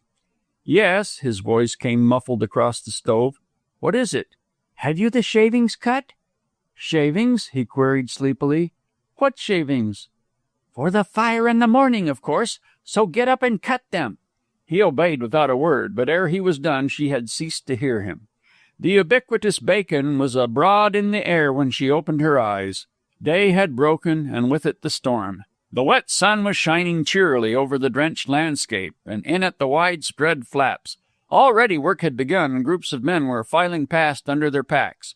Frona turned over on her side. Breakfast was cooked. Her host had just put the bacon and fried potatoes in the oven, and was engaged in propping the door jar with 2 sticks of firewood. "Good morning," she greeted. "And good morning to you," he responded, rising to his feet and picking up the water bucket. "I don't hope that you slept well, for I know you did." Frona laughed. "I'm going out after some water," he vouchsafed, "and when I return I shall expect you ready for breakfast." After breakfast, basking herself in the sun, Frona descried a familiar bunch of men rounding the tail of the glacier in the direction of Crater Lake. She clapped her hands. "There comes my outfit, and Del Bishop as shamefaced as he can be, I'm sure, at his failure to connect." Turning to the man, and at the same time slinging camera and satchel over her shoulder, "So I must say good-bye, not forgetting to thank you for your kindness." "Oh, not at all, not at all. Pray don't mention it. I'd do the same for any." "Vaudeville artist?" He looked his reproach, but went on. "I don't know your name, nor do I wish to know it." "Well, I shall not be so harsh, for I do know your name, Mr. Vance Corliss. I saw it on the shipping tags, of course," she explained, "and I want you to come and see me when you get to Dawson. My name is Frona Welse. Goodbye." "Her father is not Jacob Welles," he called after her as she ran lightly down towards the trail. She turned her head and nodded. But Del Bishop was not shamefaced, nor even worried. "Trust the Welles to land on her feet in a soft spot," he had consoled himself as he dropped off to sleep the night before. But he was angry. "Matter'n hops," in his own vernacular. "Good mornin'," he saluted. "And it's plain by your face you had a comfortable night of it, and no thanks to me." "You weren't worried, were you?" she asked. "Worried? About a Welles? Who? Me? Not on your life. I was too busy telling Crater Lake what I thought of it. I don't like the water. I told you so. And it's always playing me scurvy. Not that I'm afraid of it, though. Hey, you, Pete," turning to the Indians. "Hit her up. Got to make Linderman by noon." "Frona Welles?" Vance Corliss was repeating to himself. The whole thing seemed a dream, but he reassured himself by turning and looking after her retreating form. Del Bishop and the Indians were already out of sight behind a wall of rock. Frona was just rounding the base. The sun was full upon her, and she stood out radiantly against the black shadow of the wall beyond. She waved her alpenstock, and as he doffed his hat, rounded the brink and disappeared. Chapter 5. The position occupied by Jacob Welles was certainly an anomalous one. He was a giant trader in a country without commerce. a ripened product of the 19th century, flourishing in a society as primitive as that of the Mediterranean Vandals, a capital of industry and a splendid monopolist. He dominated the most independent aggregate of men ever drawn together from the ends of the earth. An economic missionary, a commercial St. Paul, he preached the doctrines of expediency and force. Believing in the natural rights of man, a child himself of democracy, he bent all men to his absolutism. Government of Jacob Welles, for Jacob Welles, and the people, by Jacob Welles, was his unwritten gospel. Single-handed he had carved out his dominion till he gripped the domain of a dozen Roman provinces. At his ukase the population ebbed and flowed over 100,000 miles of territory, and cities sprang up or disappeared at his bidding. Yet he was a common man. The air of the world first smote his lungs on the open prairie by the River Platte, the blue sky overhead and beneath, the green grass of the earth pressing against his tender nakedness. On the horses his eyes first opened, still saddled and gazing in mild wonder on the miracle, for his trapper father had but turned aside from the trail that the wife might have quiet and the birth be accomplished. An hour or so, and the two, which were now three, were in the saddle and overhauling their trapper comrades. The party had not been delayed, no time lost. In the morning his mother cooked the breakfast over the campfire and capped it with a 50-mile ride into the next sundown. The trapper father had come of the sturdy Welsh stock which trickled into early Ohio out of the jostling east, and the mother was a nomadic daughter of the Irish immigrant settlers of Ontario. From both sides came the wanderlust of the blood, the fever to be moving, to be pushing on to the edge of things. In the first year of his life, ere he had learned the way of his legs, Jacob Welles had wandered a horse through 1,000 miles of wilderness and wintered in a hunting lodge on the headwaters of the Red River of the north. His first footgear was moccasins, his first taffy the tallow from a moose. His first generalizations were that the world was composed of great wastes and white vastnesses and populated with Indians and white hunters like his father. A town was a cluster of deerskin lodges, a trading post a seat of civilization, and a factor God Almighty himself. Rivers and lakes existed chiefly for man's use in traveling. Viewed in this light, the mountains puzzled him, but he placed them away in his classification of the inexplicable and did not worry. Men died sometimes, but their meat was not good to eat and their hides worthless, perhaps because they did not grow fur. Pelts were valuable, and with a few bales a man might purchase the earth. Animals were made for men to catch and skin. He did not know what men were made for, unless perhaps for the factor. As he grew older, he modified these concepts, but the process was a continual source of naive apprehension and wonderment. It was not until he became a man and had wandered through half the cities of the States that his expression of childish wonder passed out of his eyes and left them wholly keen and alert. At his boy's first contact with the cities, while he revised his synthesis of things, he also generalized afresh. People who lived in cities were effeminate. They did not carry the points of the compass in their heads, and they got lost easily. That was why they elected to stay in the cities, because they might catch cold and because they were afraid of the dark. They slept under shelter and locked their doors at night. The women were soft and pretty, but they could not lift a snowshoe far in a day's journey. Everybody talked too much. That was why they lied and were unable to work greatly with their hands. Finally, there was a new human force called bluff.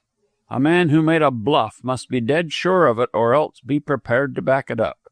Bluff was a very good thing when exercised with discretion. Later, though living his life mainly in the woods and mountains, he came to know that the cities were not all bad, that a man might live in a city and still be a man. Accustomed to do battle with natural forces, he was attracted by the commercial battle with social forces. The masters of marts and exchanges dazzled but did not blind him, and he studied them and strove to grasp the secrets of their strength. And further, in token that some good did come out of Nazareth, in the full tide of manhood he took to himself a city-bred woman. but he still yearned for the edge of things, and the leaven in his blood worked till they went away, and above the Da beach on the rim of the forest built the big log trading post. And here, in the mellow of time, he got a proper focus on things, and unified the phenomena of society precisely as he had already unified the phenomena of nature. There was not in one could not be expressed in terms of the other. The same principles underlaid both, the same truths were manifest of both. Competition was the secret of creation, battle was the law and the way of progress. The world was made for the strong, and only the strong inherited it, and through it all there ran an eternal equity. To be honest was to be strong, to sin was to weaken. To bluff an honest man was to be dishonest. To bluff a bluffer was to smite with the steel of justice. The primitive strength was in the arm, the modern strength in the brain. Though it had shifted ground, the struggle was the same old struggle. As of old time, men still fought for the mastery of the earth and the delights thereof. But the sword had given way to the ledger, the mail-clad baron to the soft-garbed industrial lord, and the center of imperial political power to the seat of commercial exchanges. The modern will had destroyed the ancient brute. The stubborn earth yielded only to force. Brain was greater than body. The man with the brain could best conquer things primitive. He did not have much education as education goes. To the 3 R's his mother taught him by campfire and candlelight he had added a somewhat miscellaneous book knowledge, but he was not burdened with what he had gathered. Yet he read the facts of life understandingly, and the sobriety which comes of the soil was his, and the clear earth vision. And so it came about that Jacob Welse crossed over the Chilkoot in an early day and disappeared into the vast unknown. A year later he emerged at the Russian missions clustered about the mouth of the Yukon on Bering Sea.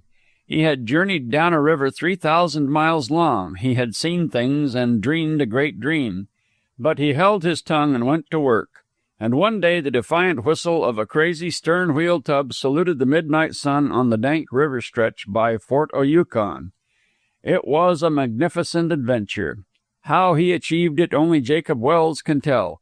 But with the impossible to begin with, plus the impossible, he added steamer to steamer and heaped enterprise upon enterprise. Along many 1,000 miles of river and tributary he built trading posts and warehouses. He forced the white man's axe into the hands of the aborigines, and in every village and between the villages rose the cords of 4-foot firewood for his boilers. On an island in Bering Sea, where the river and the ocean met, he established a great distributing station, and on the North Pacific he put big ocean steamships, while in his offices in Seattle and San Francisco it took clerks by the score to keep the order and system of his business. Men drifted into the land. Hitherto famine had driven them out, but Jacob Welse was there now, and his grub stores, so they wintered in the frost and groped in frozen muck for gold. He encouraged them, grub-staked them, carried them on the books of the company. His steamers dragged them up the Koyukuk in the old days of Arctic City. Wherever pay was struck, he built a warehouse and a store. The town followed. He explored, he speculated, he developed. Tireless, indomitable, with the steel glitter in his dark eyes, he was everywhere at once, doing all things. In the opening up of a new river he was in the van, and at the tail end also, hurrying forward the grub. On the outside he fought trade combinations, making alliances with the corporations of the earth, and forced discriminating tariffs from the great carriers. On the inside he sold flour and blankets and tobacco, built sawmills, staked town sites, and sought properties in copper, iron, and coal. And that the miners should be well equipped, ransacked the lands of the Arctic even as far as Siberia for native-made snowshoes, mucklucks, and parkas. He bore the country on his shoulders, saw to its needs, did its work. Every ounce of its dust passed through his hands, every postcard and letter of credit. He did its banking and exchange, carried and distributed its mails. He frowned upon competition, frightened out predatory capital, bluffed militant syndicates, and when they would not, backed his bluff and broke them. and for all, yet found time and place to remember his motherless girl and to love her and to fit her for the position he had made. Chapter 6. So I think, Captain, you will agree that we must exaggerate the seriousness of the situation. Jacob Welles helped his visitor into his fur greatcoat and went on. Not that it is not serious, but that it may not become more serious. Both you and I have handled famines before. We must frighten them, and frighten them now before it is too late. Take 5,000 men out of Dawson, and there will be grub to last. Let those 5,000 carry their tale of famine to Dyea and Skagway, and they will prevent 5,000 more coming in over the ice. Quite right. And you may count on the hearty cooperation of the police, Mr. Welles. The speaker, a strong-faced, grizzled man, heavy-set and of military bearing, pulled up his collar and rested his hand on the doorknob. I see already, thanks to you, the newcomers are beginning to sell their outfits and buy dogs. Lord, won't there be a stampede out over the ice as soon as the river closes down, and each that sells 1,000 pounds of grub and goes lessens the proposition by one empty stomach and fills another that remains. When does the Laura start? This morning, with 300 grubless men aboard. Would that they were 3,000. Amen to that. And by the way, when does your daughter arrive? Most any day now. Jacob Wells's eyes warmed. And I want you to dinner when she does, and bring along a bunch of your young bucks from the barracks. I don't know all their names, but just the same extend the invitation as though from me personally. I haven't cultivated the social side much, no time, but see to it that the girl enjoys herself. Fresh from the States and London, and she's liable to feel lonesome. You understand. Jacob Welles closed the door, tilted his chair back, and cocked his feet on the guardrail of the stove. For 1/2 minute a girlish vision wavered in the shimmering air above the stove, then merged into a woman of fair Saxon type. The door opened. Mr. Welles, Mr. Foster sent me to find out if he is to go on filling signed warehouse orders. Certainly, Mr. Smith, but tell him to scale them down by half. If a man holds an order for 1,000 pounds, give him 500. He lighted a cigar and tilted back again in his chair. Captain McGregor wants to see you, sir. Send him in. Captain McGregor strode in and remained standing before his employer. The rough hand of the New World had been laid upon the Scotsman from his boyhood, but sterling honesty was written in every line of his bitter-seamed face, while a prognathous jaw proclaimed to the onlooker that honesty was the best policy, for the onlooker at any rate, should he wish to do business with the owner of the jaw. This warning was backed up by the nose, side-twisted and broken, and by a long scar which ran up the forehead and disappeared into the grey grizzled hair. We throw off the lines in an hour, sir, so I've come for the last word. Good. Jacob Welles whirled his chair about. Captain McGregor. Aye. I had other work cut out for you this winter, but I have changed my mind and chosen you to go down with the Laura. Can you guess why? Captain McGregor swayed his weight from one leg to the other, and a shrewd chuckle of a smile wrinkled the corners of his eyes. Going to be trouble, he grunted. And I couldn't have picked a better man. Mr. Bawley will give you detailed instructions as you go aboard.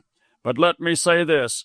If we can't scare enough men out of the country, there'll be need for every pound of grub at Fort Yukon. Understand? Aye.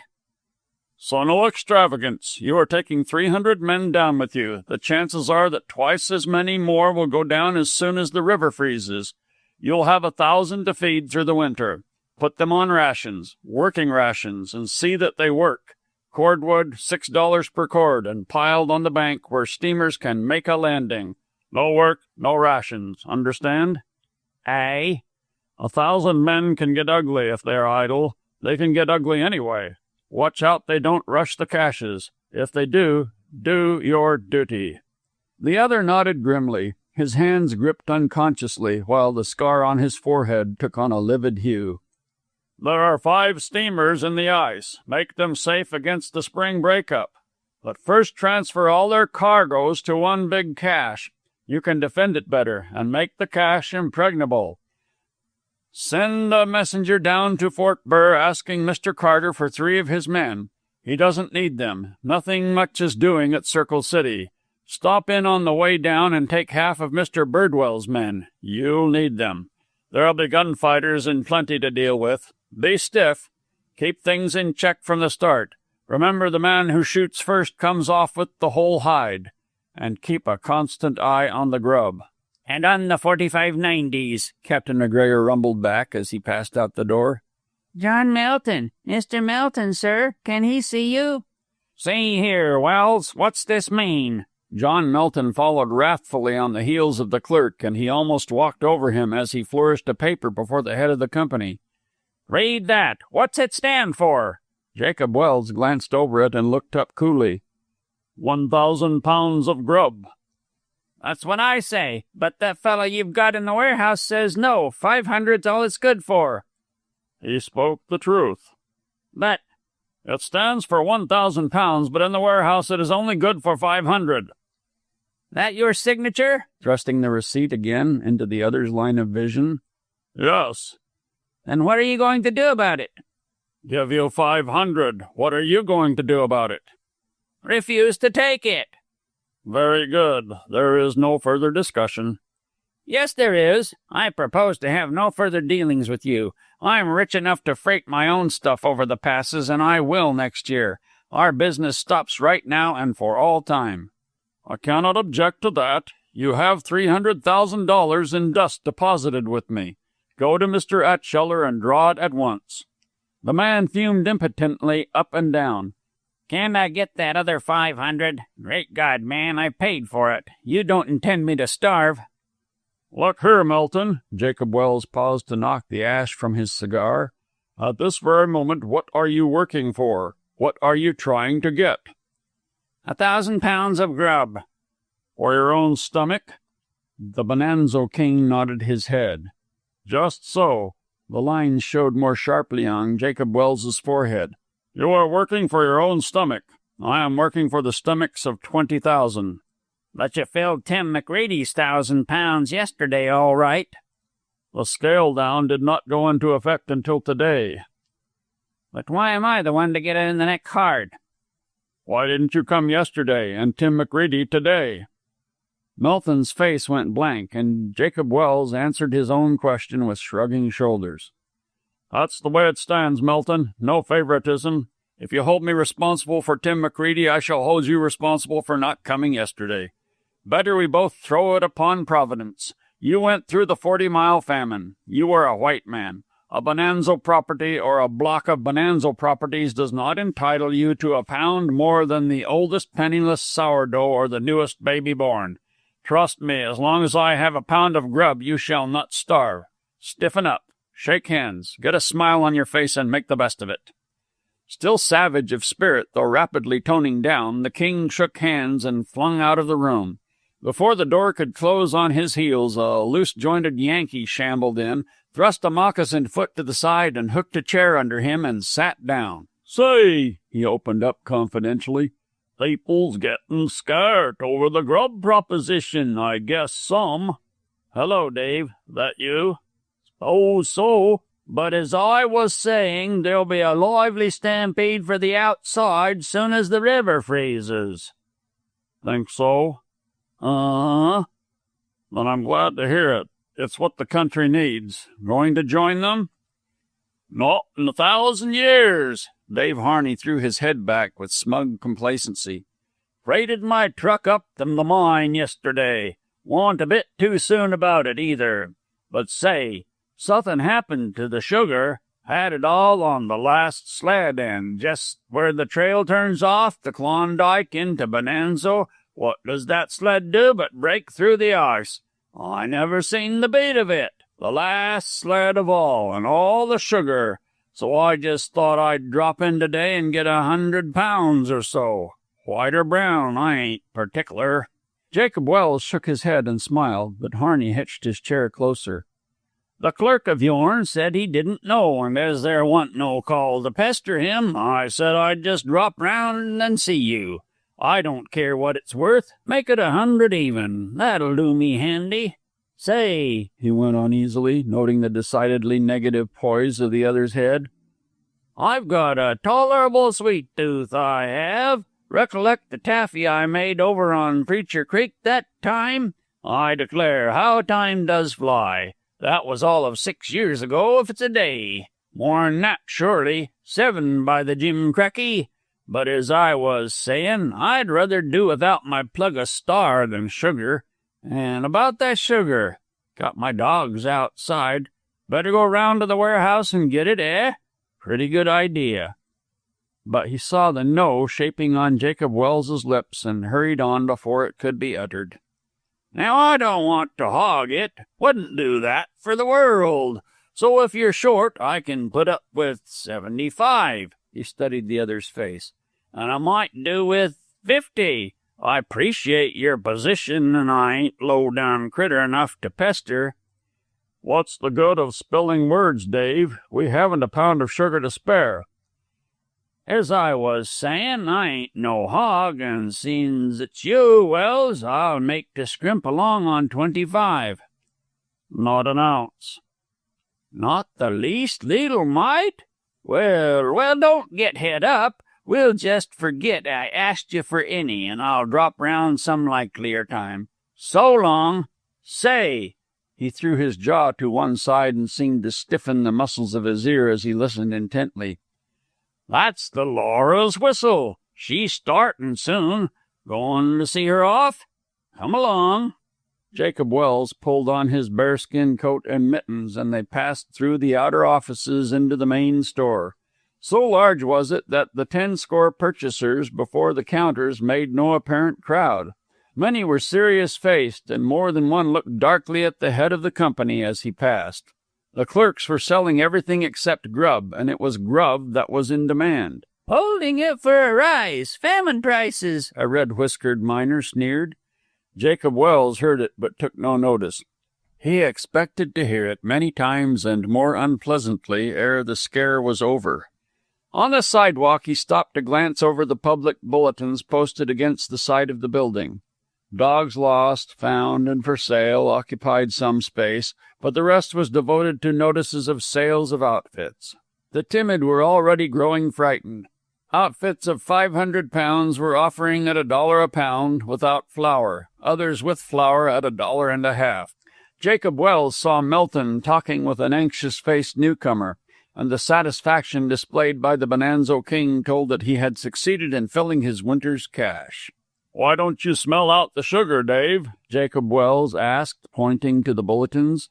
Dave Harney looked his reproach.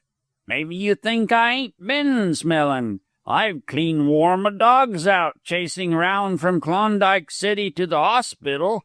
Can't get your fingers on it for love or money." They walked down the block-long sidewalk, past the warehouse doors and the long teams of waiting huskies curled up in wolfish comfort in the snow. It was for this snow, the first permanent one of the fall, that the miners up creek had waited to begin their freighting. "Curious, ain't it?" Dave hazarded suggestively as they crossed the main street to the river bank. "Mighty curious. Me ownin' 2 500-foot Eldorado claims in a fraction worth $5 millions if I'm worth a cent, and no sweetenin' for my coffee or mush. Why, gosh dang it, this country can go to blazes. I'll sell out. I'll quit it cold. I'll go back to the States." "Oh, no, you won't," Jacob Wells answered. "I've heard you talk before. You put in a year up Stewart River on straight meat, if I haven't forgotten, and you ate salmon belly and dogs up the Tanana, to say nothing of going through 2 famines. And you haven't turned your back on the country yet, and you never will, and you'll die here as sure as that's the Laura's spring being hauled aboard. And I look forward confidently to the day when I shall ship you out in a lead-lined box and burden the San Francisco end with the trouble of winding up your estate. You are a fixture, and you know it." As he talked, he constantly acknowledged greetings from the passers-by. Those who knew him were mainly old-timers, and he knew them all by name, though there was scarcely a newcomer to whom his face was not familiar. "I'll just bet I'll be in Paris in 1900, the Eldorado King protested feebly. But Jacob Welles did not hear. There was a jangling of gongs as McGregor saluted him from the pilot-house, and the Laura slipped out from the bank. The men on the shore filled the air with good luck farewells and last advice, but the 300 grubless ones, turning their backs on the Golden Dream, were moody and dispirited and made small response. The Laura backed out through a channel cut in the shore ice, swung about in the current, and with a final blast put on full steam ahead. The crowd thinned away and went about its business, leaving Jacob Welles the center of a group of a dozen or so. The talk was of the famine, but it was the talk of men.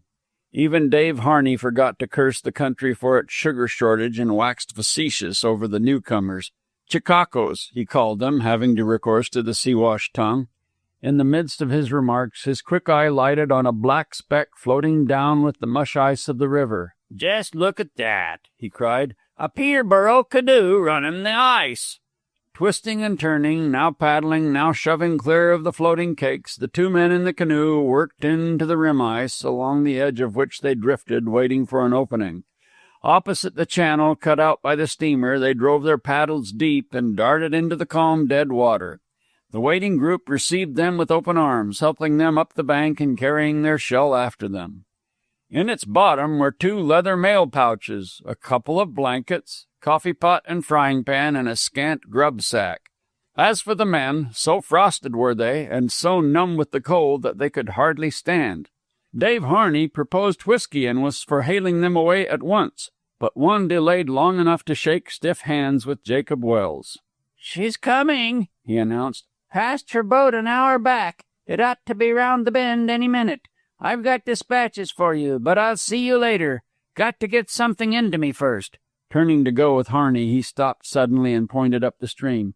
"There she is now, just coming out past the bluff. Run along, boys, and get your whiskey," Harney admonished him and his mate. "Tell 'em it's on me, double dose, and just excuse me not drinking with you, for I'm going to stay." The Klondike was throwing a thick flow of ice, partly mush and partly solid, and kept the boat out towards the middle of the Yukon. They could see the struggle plainly from the bank, 4 men standing up and pulling away through the jarring cakes.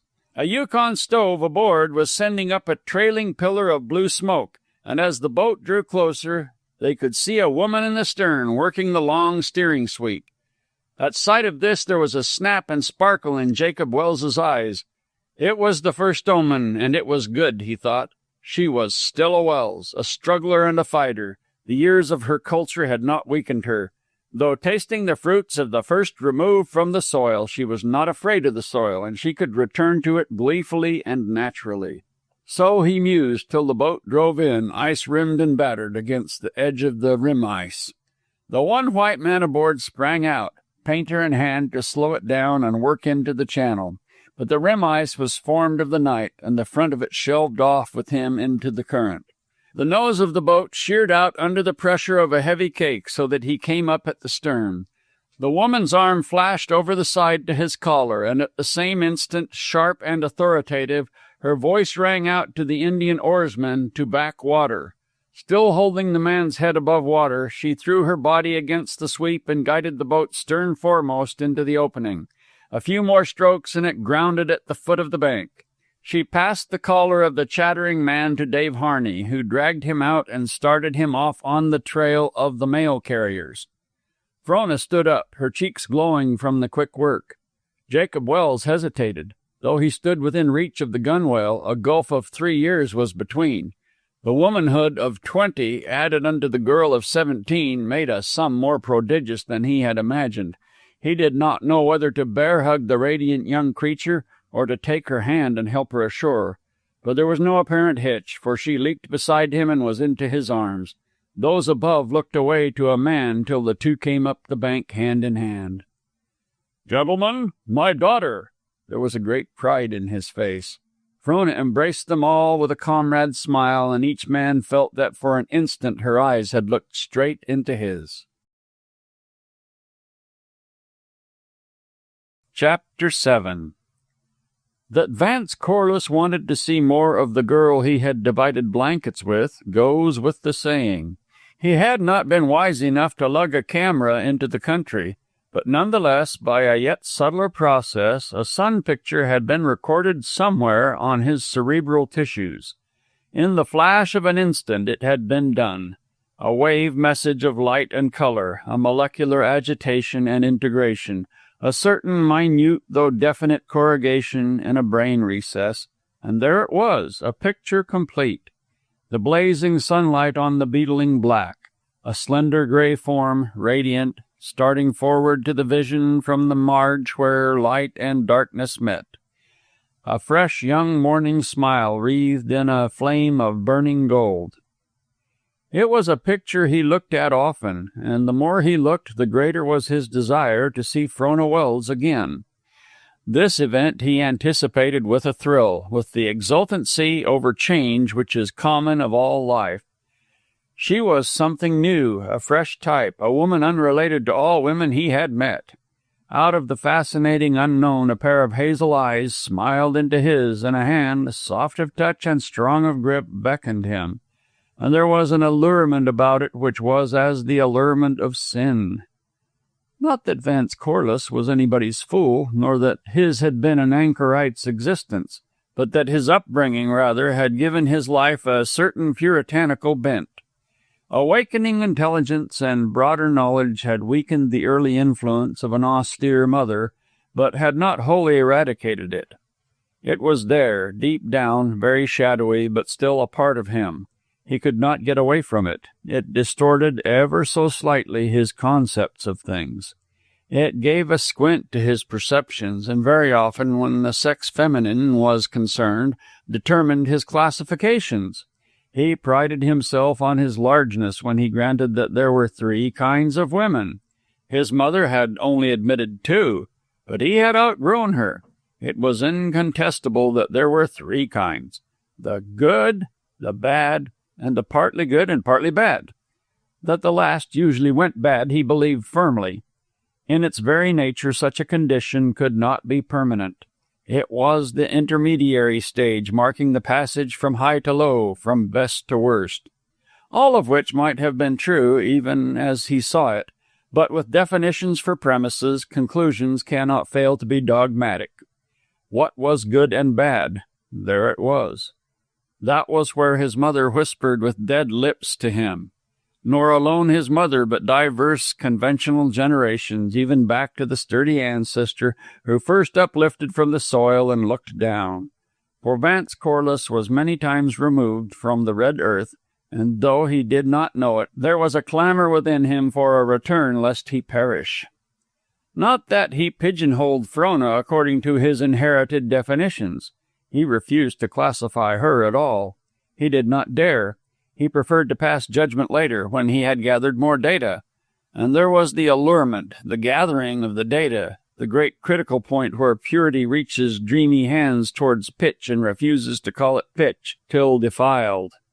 No, Vance Corliss was not a cad, and since purity is merely a relative term, he was not pure. That there was no pitch under his nails was not because he had manicured diligently, but because it had not been his luck to run across any pitch. He was not good because he chose to be, because evil was repellent, but because he had not had opportunity to become evil. But from this, on the other hand, it is not to be argued that he would have gone bad had he had a chance. He was a product of the sheltered life. All his days had been lived in a sanitary dwelling. The plumbing was excellent. The air he had breathed had been mostly ozone artificially manufactured. He had been sunbathed in balmy weather and brought in and out of the wet when it rained. And when he reached the age of choice, he had been too fully occupied to deviate from the straight path, along which his mother had taught him to creep and toddle, and along which he now proceeded to walk upright, without thought of what lay on either side. Vitality cannot be used over again.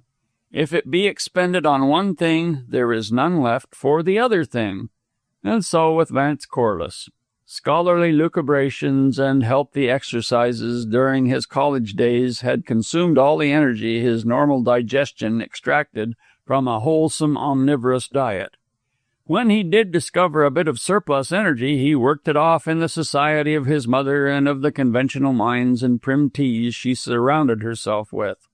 Result, a very nice young man, of whom no maid's mother need ever be in trepidation, a very strong young man whose substance had not been wasted in riotous living, a very learned young man with a Freiburg mining engineer's diploma and a B.A. sheepskin from Yale, and, lastly, a very self-centered, self-possessed young man. Now his greatest virtue lay in this: he had not become hardened in the mold baked by his several forebears and into which he had been pressed by his mother's hands. Some atavism had been at work in the making of him, and he had reverted to that ancestor who sturdily uplifted. But so far this portion of his heritage had lain dormant. He had simply remained adjusted to a stable environment. There had been no call upon the adaptability which was his. But whensoever the call came, being so constituted, it was manifest that he should adapt, should adjust himself to the unwonted pressure of new conditions. The maxim of the rolling stone may be all true, but notwithstanding, in the scheme of life, the inability to become fixed is an excellence par excellence. Though he did not know it, this inability was Vance Corliss's most splendid possession. But to return, he looked forward with great sober glee to meeting Frona Welse, and in the meanwhile consulted often the sun-picture he carried of her. Though he went over the pass and down the lakes and river with a push of money behind him, London syndicates are never niggardly in such matters, Frona beat him into Dawson by a fortnight. While on his part money in the end overcame obstacles, and on hers the name of Welles was a talisman greater than treasure. After his arrival, a couple of weeks were consumed in buying a cabin, presenting his letters of introduction, and settling down. But all things came in the fullness of time, and so one night after the river closed, he pointed his moccasins in the direction of Jacob Wells's house. Mrs. Scoville, the Gold Commissioner's wife, gave him the honor of her company. Corliss wanted to rub his eyes. Steam heating apparatus in the Klondike. But the next instant he had passed out of the hall through the heavy portieres and stood inside the drawing-room. And it was a drawing-room. His moose-hide moccasins sank luxuriantly into the deep carpet, and his eyes were caught by a Turner sunrise on the opposite wall. And there were other paintings and things in bronze. 2 Dutch fireplaces were roaring full with huge backlogs of spruce. There was a piano, and somebody was singing. Frona sprang from the stool and came forward, greeting him with both hands. He had thought his sun picture perfect, but this fire picture, this young creature with the flush and warmth of ringing life, quite eclipsed it. It was a whirling moment as he held her 2 hands in his, one of those moments when an incomprehensible orgasm quickens the blood and dizzies the brain. Though the first syllables came to him faintly, Mrs. Scoville's voice brought him back to himself. "Oh," she cried, "you know him." And Frona answered, "Yes, we met on the DA trail, and those who meet on the DA trail can never forget." "How romantic." The Gold Commissioner's wife clapped her hands. Though fat and 40 and phlegmatic of temperament, between exclamations and hand-clappings her waking existence was mostly explosive. Her husband secretly averred that did God himself deign to meet her face to face, she would smite together her chubby hands and cry out, "How romantic! How did it happen?" she continued. "He didn't rescue you over a cliff or that sort of thing, did he? Do say that he did. And you never said a word about it, Mr. Corliss. Do tell me. I'm just dying to know." "Oh, nothing like that," he hastened to answer. "Nothing much. We—" He felt a sinking as Frona interrupted. There was no telling what this remarkable girl might say. "He gave me of his hospitality, that was all," she said, "and I can vouch for his fried potatoes, while for his coffee it is excellent, when one is very hungry." "Ingrid," he managed to articulate and thereby gain a smile ere he was introduced to a cleanly built lieutenant of the mounted police, who stood by the fireplace discussing the grub proposition with a dapper little man very much out of place in a white shirt and stiff collar. Thanks to the particular niche in society into which he happened to be born, Corliss drifted about easily from group to group, and was much envied, therefore, by Del Bishop, who sat stiffly in the first chair he had dropped into, and who was waiting patiently for the first person to take leave that he might know how to compass the maneuver. In his mind's eye he had figured most of it out, knew just how many steps required to carry him to the door, was certain he would have to say goodbye to Frona, but did not know whether or not he was supposed to shake hands all around. He had just dropped in to see Frona and say, "Howdy," as he expressed it, and had unwittingly found himself in company. Corliss, having terminated a buzz with a Miss Mortimer on the decadence of the French symbolists, encountered Del Bishop. But the pocket miner remembered him at once from the one glimpse he had caught of Corliss standing by his tent door in Happy Camp, was almighty obliged to him for his night's hospitality to Miss Frona, seeing as he'd been sidetracked down the line, that any kindness to her was a kindness to him, and that he'd remember it, by God, as long as he had a corner of a blanket to pull over him. Hoped it hadn't put him out. Miss Frona'd said that the bedding was scarce, but it wasn't a cold night, more blowy than crisp, so he reckoned there couldn't have been much shivering. All of which struck Corliss as perilous, and he broke away at the first opportunity, leaving the pocket miner yearning for the door. But Dave Harney, who had not come by mistake, avoided gluing himself to the first chair. Being an El Dorado king, he had felt it incumbent to assume the position in society to which his numerous millions entitled him, and though unused all his days to social amenities other than the out-hanging latch-string and the general pot, he had succeeded to his own satisfaction as a knight of the carpet. Quick to take a cue, he circulated with an aplomb which his striking garments and long shambling gait only heightened, and talked choppy and disconnected fragments with whomsoever he ran up against. The Miss Mortimer, who spoke Parisian French, took him aback with her symbolists, but he evened matters up with a goodly measure of the bastard lingo of the Canadian voyageurs, and left her gasping and meditating over a proposition to sell him 25 pounds of sugar, white or brown. But she was not unduly favored, for with everybody he adroitly turned the conversation to grub, and then led up to the eternal proposition. "Sugar or bust," he would conclude gaily each time and wander on to the next. But he put the capstone on his social success by asking Frona to sing the touching ditty, "I left my happy home for you." This was something beyond her, though she had him hum over the opening bars so that she could furnish the accompaniment. His voice was more strenuous than sweet, and Del Bishop, discovering himself at last, joined in raucously on the choruses. This made him feel so much better that he disconnected himself from the chair, and when he finally got home he kicked up his sleepy tent mate to tell him about the high time he'd had over at the Welses. Mrs. Scoville tittered and thought it all so unique, and she thought it so unique several times more when the lieutenant of mounted police and a couple of compatriots roared "Rule Britannia" and "God Save the Queen," and the Americans responded with "My Country 'Tis of Thee" and "John Brown." Then big Alec Beaubien, the Circle City king, demanded the Marseillaise, and the company broke up, chanting "Die Wacht am Rhein" to the frosty night.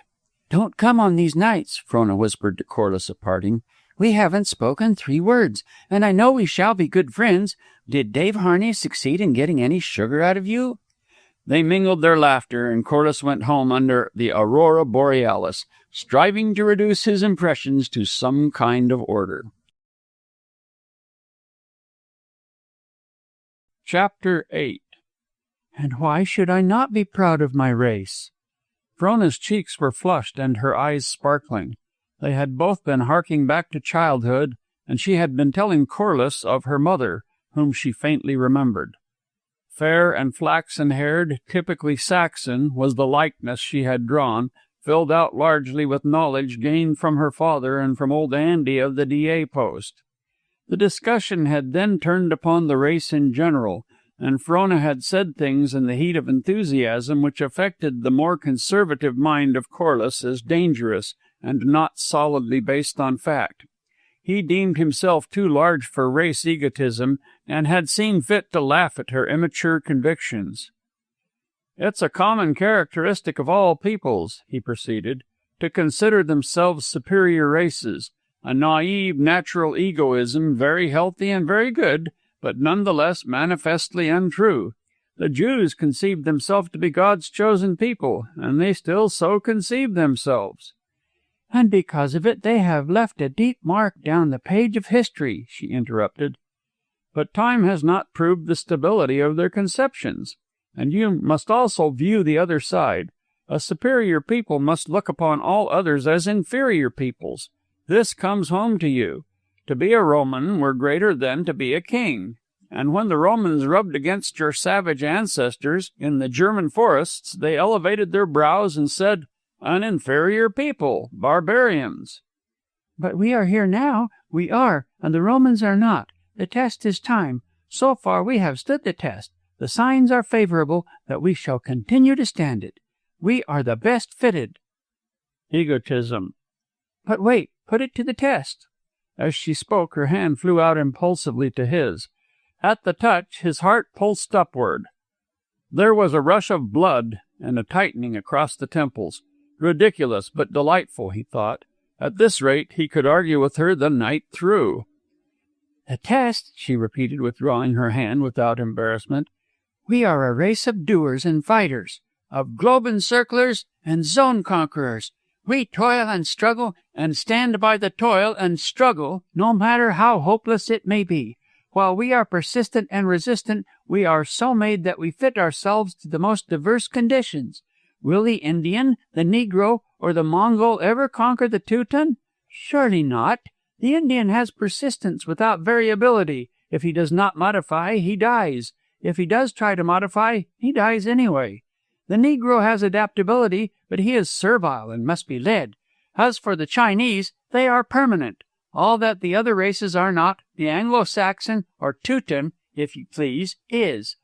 All that the other races have not, the Teuton has. What race is to rise and overwhelm us? Ah, you forget the Slav, Corliss suggested slyly. The Slav? Her face fell. True, the Slav. The only stripling in this world of young men and graybeards. But he is still in the future, and in the future the decision rests. In the meantime, we prepare. If may be, we shall have such a start that we shall prevent him growing. You know, because he was better skilled in chemistry, knew how to manufacture gunpowder, that the Spaniard destroyed the Aztec. May not we, who are possessing ourselves of the world and its resources, and gathering to ourselves all its knowledge, may not we nip the Slav ere he grows a thatch to his lip? Vance Corliss shook his head noncommittally and laughed. Oh, I know I become absurd and grow overwarm, she exclaimed. But after all, the reason that we are the salt of the earth is because we have the courage to say so. And I am sure your warmth spreads, he responded. See, I'm beginning to glow myself. We are not gods, but nature's chosen people. We Angles and Saxons and Normans and Vikings, and the earth is our heritage. Let us arise and go forth. Now you are laughing at me, and, besides, we have already gone forth. Why have you fared into the north, if not to lay hands on the race legacy? She turned her head at the sound of approaching footsteps and cried for greeting. I appeal to you, Captain Alexander. I summon you to bear witness. The captain of police smiled in his sternly mirthful fashion as he shook hands with Frona and Corliss. "Bear witness?" he questioned. "Ah, yes. Bear witness, O my comrades, what a hard-bit gang were we. The servants of the sweephead, but the masters of the sea." He quoted the verse with a savage solemnity exulting through his deep voice. This and the appositeness of it quite carried Frona away, and she had both his hands in hers on the instant. Corliss was aware of an inward wince at the action. It was uncomfortable. He did not like to see her so promiscuous with those warm, strong hands of hers. Did she so favor all men who delighted her by word or deed? He did not mind her fingers closing round his, but somehow it seemed wanton when shared with the next comer.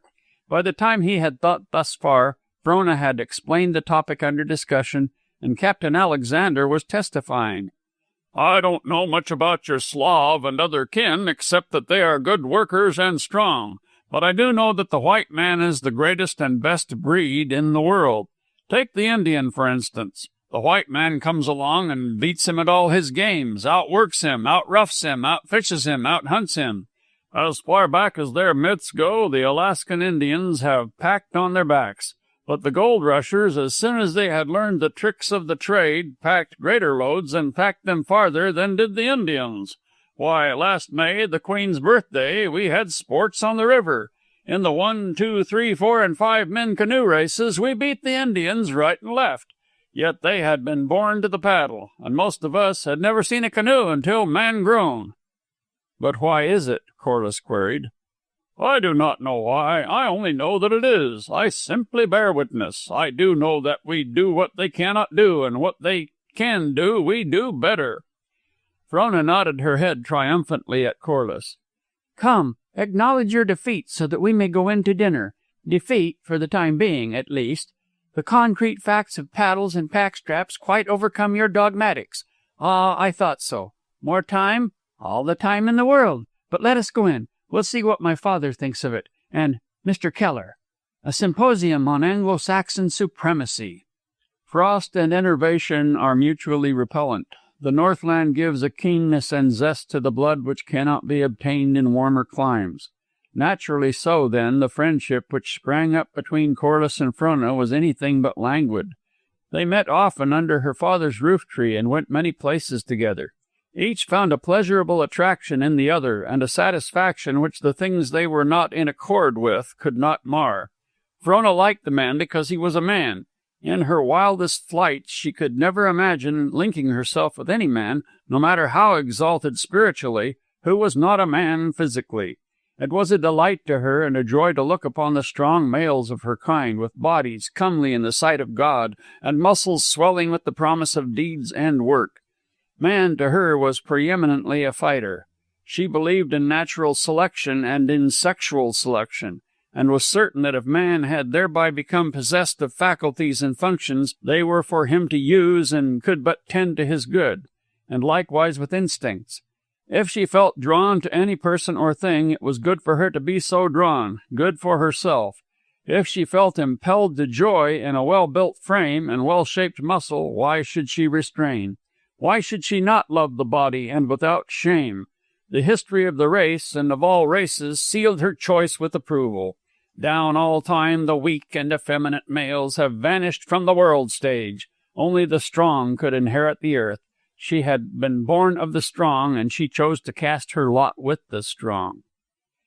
Yet of all creatures she was the last to be deaf and blind to the things of the spirit. But the things of the spirit she demanded should be likewise strong. No halting, no stuttered utterance, tremulous waiting, minor wailing. The mind and the soul must be as quick and definite and certain as the body, nor was the spirit made alone for immortal dreaming.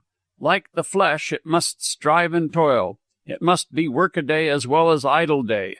She could understand a weakling singing sweetly and even greatly, and in so far she could love him for his sweetness and greatness, but her love would have fuller measure were he strong of body as well. She believed she was just. She gave the flesh its due and the spirit its due, but she had, over and above her own choice, her own individual ideal. She liked to see the two go hand in hand. Prophecy and dyspepsia did not affect her as a felicitous admixture. A splendid savage and a weak-kneed poet. She could admire the one for his brawn and the other for his song, but she would prefer that they had been made one in the beginning. As to Vance Corliss, first and most necessary of all, there was that physiological affinity between them that made the touch of his hand a pleasure to her. Though souls may rush together, if the body cannot endure body, happiness is reared on sand, and the structure will be ever unstable and tottery. Next, Corliss had the physical potency of the hero without the grossness of the brute.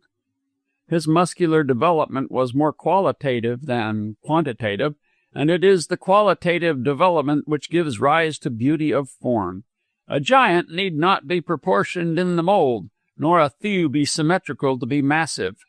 And finally, none the less necessary, but still finally, Vance Corliss was neither spiritually dead nor decadent. He affected her as fresh and wholesome and strong, as reared above the soil but not scorning the soil. Of course, none of this she reasoned out, otherwise than by subconscious processes. Her conclusions were feelings, not thoughts. Though they quarreled and disagreed on innumerable things, deep down underlying all there was a permanent unity. She liked him for a certain stern soberness that was his, and for his saving grace of humor. Seriousness and banter were not incompatible. She liked him for his gallantry, made to work with and not for display. She liked the spirit of his offer at Happy Camp when he proposed giving her an Indian guide and passage money back to the United States. He could do as well as talk. She liked him for his outlook, for his innate liberality, which she felt to be there somehow, no matter that often he was narrow of expression. She liked him for his mind. Though somewhat academic, somewhat tainted with latter-day scholasticism, it was still a mind which permitted him to be classed with the intellectuals. He was capable of divorcing sentiment and emotion from reason. Granted that he included all the factors, he could not go wrong. And here was where she found chief fault with him, his narrowness which precluded all the factors, his narrowness which gave the lie to the breadth she knew was really his. But she was aware that it was not an irremediable defect, and that the new life he was leading was very apt to rectify it. He was filled with culture. What he needed was a few more of life's facts. And she liked him for himself, which is quite different from liking the parts which went to compose him. For it is no miracle for two things added together to produce not only the sum of themselves, but a third thing which is not to be found in either of them. So with him. She liked him for himself, for that something which refused to stand out as a part or a sum of parts, for that something which is the cornerstone of faith and which has ever baffled philosophy and science. And further, to like, with Frona Welse, did not mean to love. First and above all, Vance Corliss was drawn to Frona Welse because of the clamor within him for a return to the soil. In him the elements were so mixed that it was impossible for women many times removed to find favor in his eyes. Such he had met constantly, but not one had ever drawn from him a superfluous heartbeat. Though there had been in him a growing instinctive knowledge of lack of unity, the lack of unity which must precede always the love of a man and woman, not one of the daughters of Eve he had met had flashed irresistibly in to fill the void.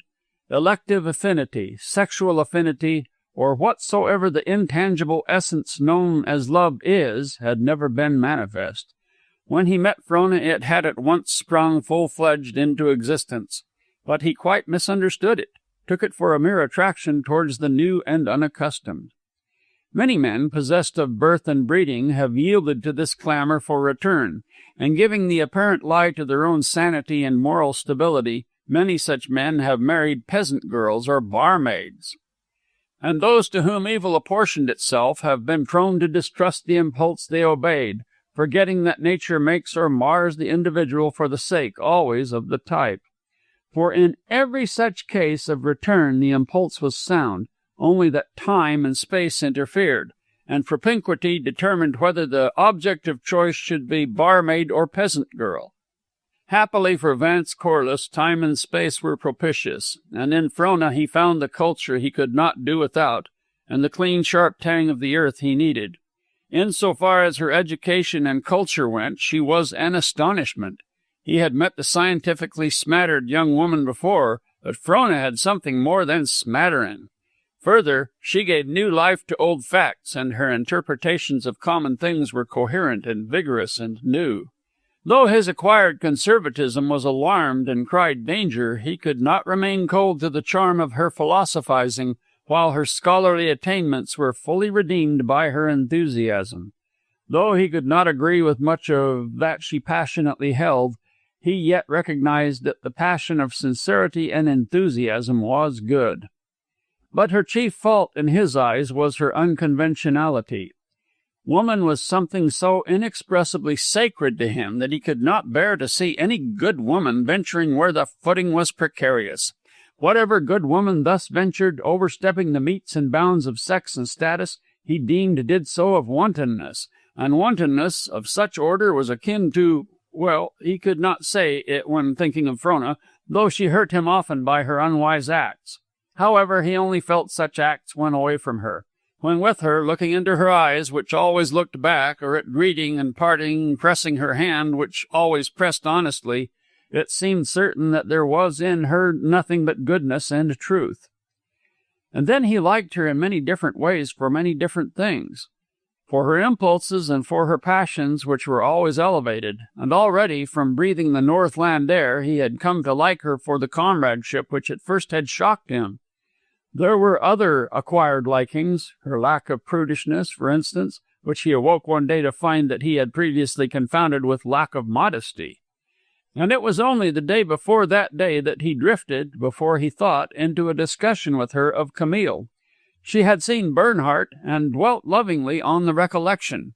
He went home afterwards, a dull pain gnawing at his heart, striving to reconcile Frona with the ideal impressed upon him by his mother, that innocence was another term for ignorance. Notwithstanding, by the following day he had worked it out and loosened another finger of the maternal grip. He liked the flame of her hair in the sunshine, the glint of its gold by the firelight, and the waywardness of it and the glory. He liked her neat-shod feet and the grey-gaitered calves, alas, now hidden in long-skirted Dawson. He liked her for the strength of her slenderness, and to walk with her, swinging her step and stride to his, or to merely watch her come across a room or down the street was a delight. Life and joy of life romped through her blood, abstemiously filling out and rounding off each shapely muscle and soft curve, and he liked it all. Especially he liked the swell of her forearm, which rose firm and strong and tantalizing, and sought shelter all too quickly under the loose-flowing sleeve. The coordination of physical and spiritual beauty is very strong in normal men, and so it was with Vance Corliss. That he liked the one was no reason that he failed to appreciate the other. He liked Frona for both, and for herself as well, and to like with him, though he did not know it, was to love. Chapter 9. Vance Corliss proceeded at a fair rate to adapt himself to the Northland life, and he found that many adjustments came easy. While his own tongue was alien to the brimstone of the Lord, he became quite used to strong language on the part of other men, even in the most genial conversation. Carthy, a little Texan who went to work for him for a while, opened or closed every second sentence, on an average, with the mild expletive, "by damn." It was also his invariable way of expressing surprise, disappointment, consternation, or all the rest of the tribe of sudden emotions. By pitch and stress and intonation, the Protean oath was made to perform every function of ordinary speech. At first it was a constant source of irritation and disgust to Corliss, but ere long he grew not only to tolerate it, but to like it and to wait for it eagerly. Once, Cathy's wheel dog lost an ear in a hasty contention with a dog of the Hudson Bay, and when the young fellow bent over the animal and discovered the loss, the blended endearment and pathos of the "by damn" which fell from his lips was a relation to Corliss. All was not evil out of Nazareth, he concluded savagely, and, like Jacob Wells of old, revised his philosophy of life accordingly. Again, there were two sides to the social life of Dawson. Up at the barracks, at the Welleses, and a few other places, all men of standing were welcomed and made comfortable by the womenkind of like standing. There were teas and dinners and dances and socials for charity and the usual run of things, all of which, however, failed to wholly satisfy the men. Down in the town there was a totally different, though equally popular, other side. As the country was too young for club life, the masculine portion of the community expressed its masculinity by herding together in the saloons, the ministers and missionaries being the only exceptions to this mode of expression. Business appointments and deals were made and consummated in the saloons, enterprises projected, shop talked, the latest news discussed, and a general good fellowship maintained. There all life rubbed shoulders, and kings and dog drivers, old-timers and chicacos met on a common level. And it also happened, probably because sawmills and house space was scarce, that the saloons accommodated the gambling tables and the polished dance-house floors, and here, because he needs must bend to custom, Corliss's adaptation went on rapidly. And as Carthy, who appreciated him, soliloquized, "The best of it is, he likes it damn well, by damn."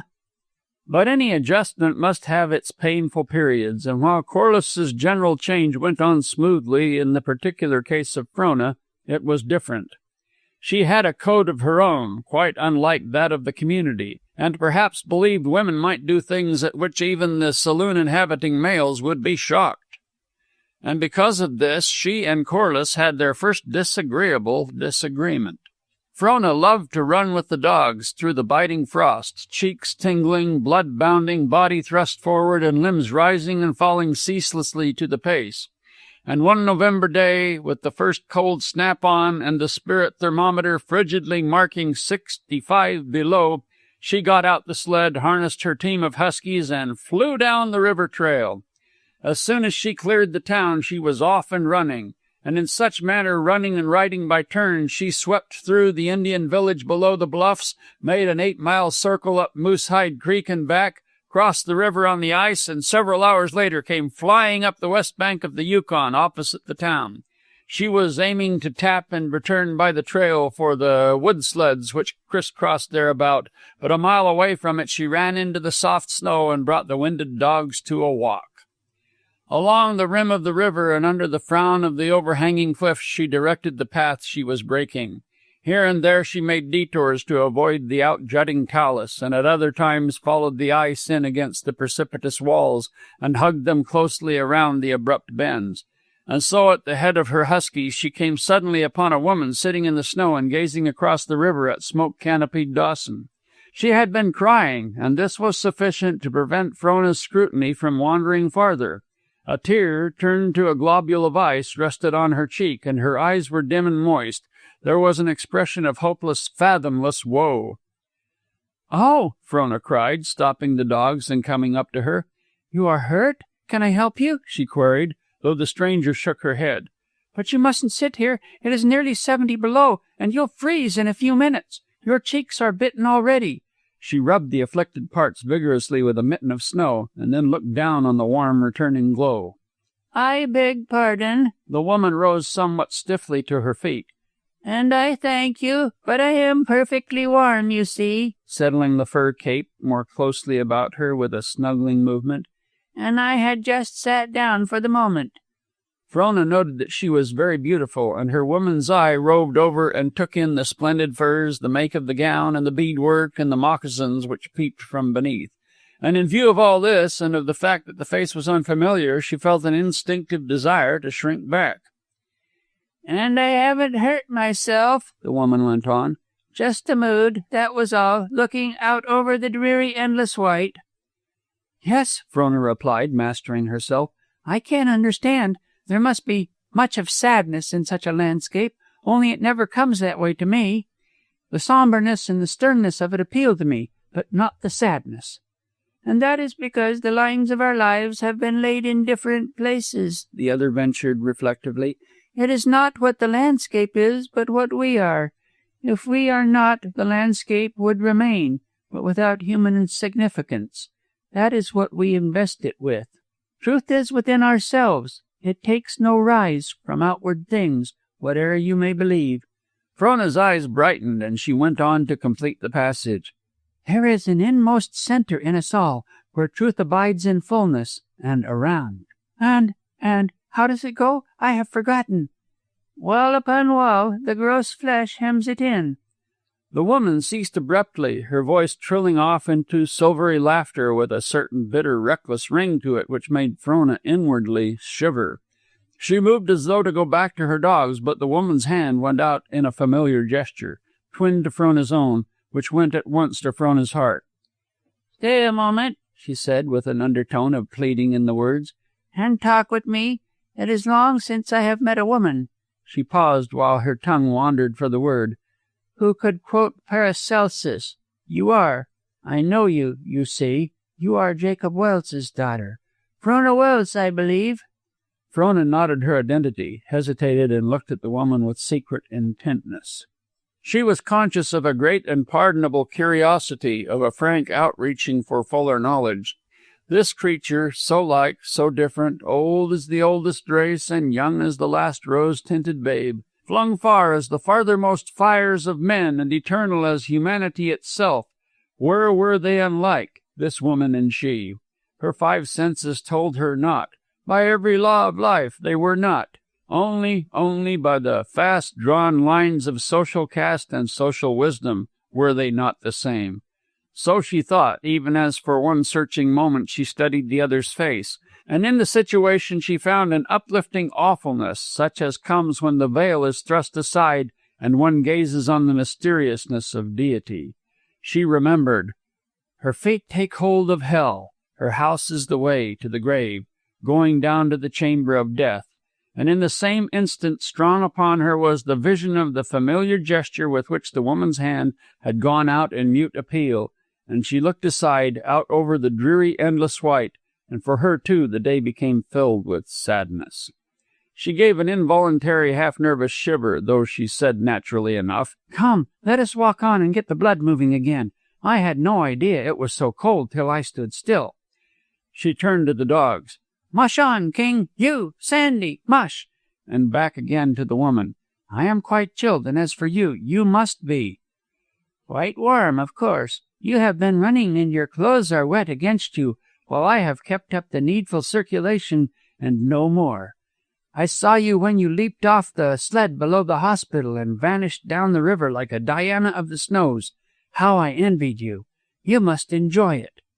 "Oh, I do," Frona answered simply. "I was raised with the dogs." "It savors of the Greek."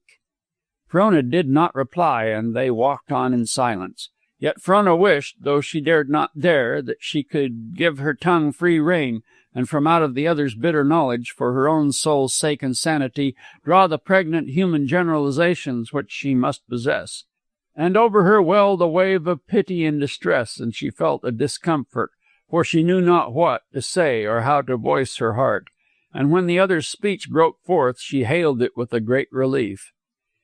"Tell me," the woman demanded, half eagerly, half masterly. "Tell me about yourself. You are new to the inside. Where were you before you came in? Tell me." So the difficulty was resolved in a way, and Frona talked on about herself with a successfully feigned girlhood innocence, as though she did not appreciate the other or understand her ill-conceived yearning for that which she might not have, but which was Frona's. "There is the trail you are trying to connect with." They had rounded the last of the cliffs, and Frona's companion pointed ahead to where the walls receded and wrinkled to a gorge, out of which the sleds drew the firewood across the river to town. "I shall leave you here," she concluded. "But you are not going back to Dawson?" Frona queried. "It is growing late, and you had better not linger." "No, Her painful hesitancy brought Frona to a realization of her own thoughtlessness, but she had made the step, and she knew she could not retrace it. "We will go back together," she said bravely, and in candid all knowledge of the other, "I do not mind." Then it was that the blood surged into the woman's cold face, and her hand went out to the girl in the old way. No, I beg of you," she stammered. "I beg of you, I prefer to continue my walk a little farther. See, someone is coming now." By this time they had reached the wood trail, and Frona's face was flaming as the others had flamed. A light sled, dogs alope and swinging down out of the gorge, was just upon them. A man was running with the team, and he waved his hand to the two women. "Vance!" Frona exclaimed as he threw his lead dogs in the snow and brought the sled to a halt. "What are you doing over here? Is the syndicate bent upon cornering the firewood also?" "No, we're not so bad as that." His face was full of smiling happiness at the meeting as he shook hands with her. "But Carthy is leaving me, going prospecting somewhat around the North Pole, I believe, and I came across to look up Del Bishop if he'll serve." He turned his head to glance expectantly at her companion, and she saw the smile go out of his face and anger come in. Frona was helplessly aware that she had no grip over the situation, and though a rebellion at the cruelty and injustice of it was smoldering somewhere deep down, she could only watch the swift culmination of the little tragedy. The woman met his gaze with a half-shrinking, as from an impending blow, and with a softness of expression which entreated pity. But he regarded her long and coldly, then deliberately turned his back. As he did this, Frona noted her face go tired and gray, and the hardness and recklessness of her laughter were there painted in harsh tones, and a bitter devil rose up and lurked in her eyes. It was evident that the same bitter devil rushed hotly to her tongue. But it chanced just then that she glanced at Frona, and all expression was brushed from her face, save the infinite tiredness. She smiled wistfully at the girl, and without a word turned and went down the trail. And without a word Frona sprang upon her sled and was off. The way was wide, and Corliss swung in his dogs abreast of hers. The smoldering rebellion flared up, and she seemed to gather to herself some of the woman's recklessness. "You brute!" The words left her mouth, sharp, clear-cut, breaking the silence like the lash of a whip. The unexpectedness of it and the savagery took Corliss aback. He did not know what to do or say. "Oh, you coward! You coward!" "Frona, listen to me." But she cut him off. "No, do not speak. You can have nothing to say. You have behaved abominably. I am disappointed in you. It is horrible, horrible." "Yes, it was horrible. Horrible that she should walk with you, have speech with you, be seen with you." "Not until the sun excludes you do I exclude you," she flung back at him. "But there is a fitness of things." "Fitness?" She turned upon him and loosed her wrath. "If she is unfit, are you fit? May you cast the first stone with that smugly sanctimonious air of yours?" "You shall not talk to me in this fashion. I'll not have it." He clutched at her sled, and even in the midst of her anger she noticed it with a little thrill of pleasure. "Shall not? You coward!" He reached out as though to lay hands upon her, and she raised her coiled whip to strike. But to his credit, he never flinched. His white face calmly waited to receive the blow. Then she deflected the stroke, and the long lash hissed out and fell among the dogs. Swinging the whip briskly, she rose to her knees on the sled and called frantically to the animals. Hers was the better team, and she shot rapidly away from Corliss. She wished to get away, not so much from him as from herself, and she encouraged the huskies into wilder and wilder speed. She took the steep river bank in full career and dashed like a whirlwind through the town and home. Never in her life had she been in such a condition. Never had she experienced such terrible anger. And not only was she already ashamed, but she was frightened and afraid of herself.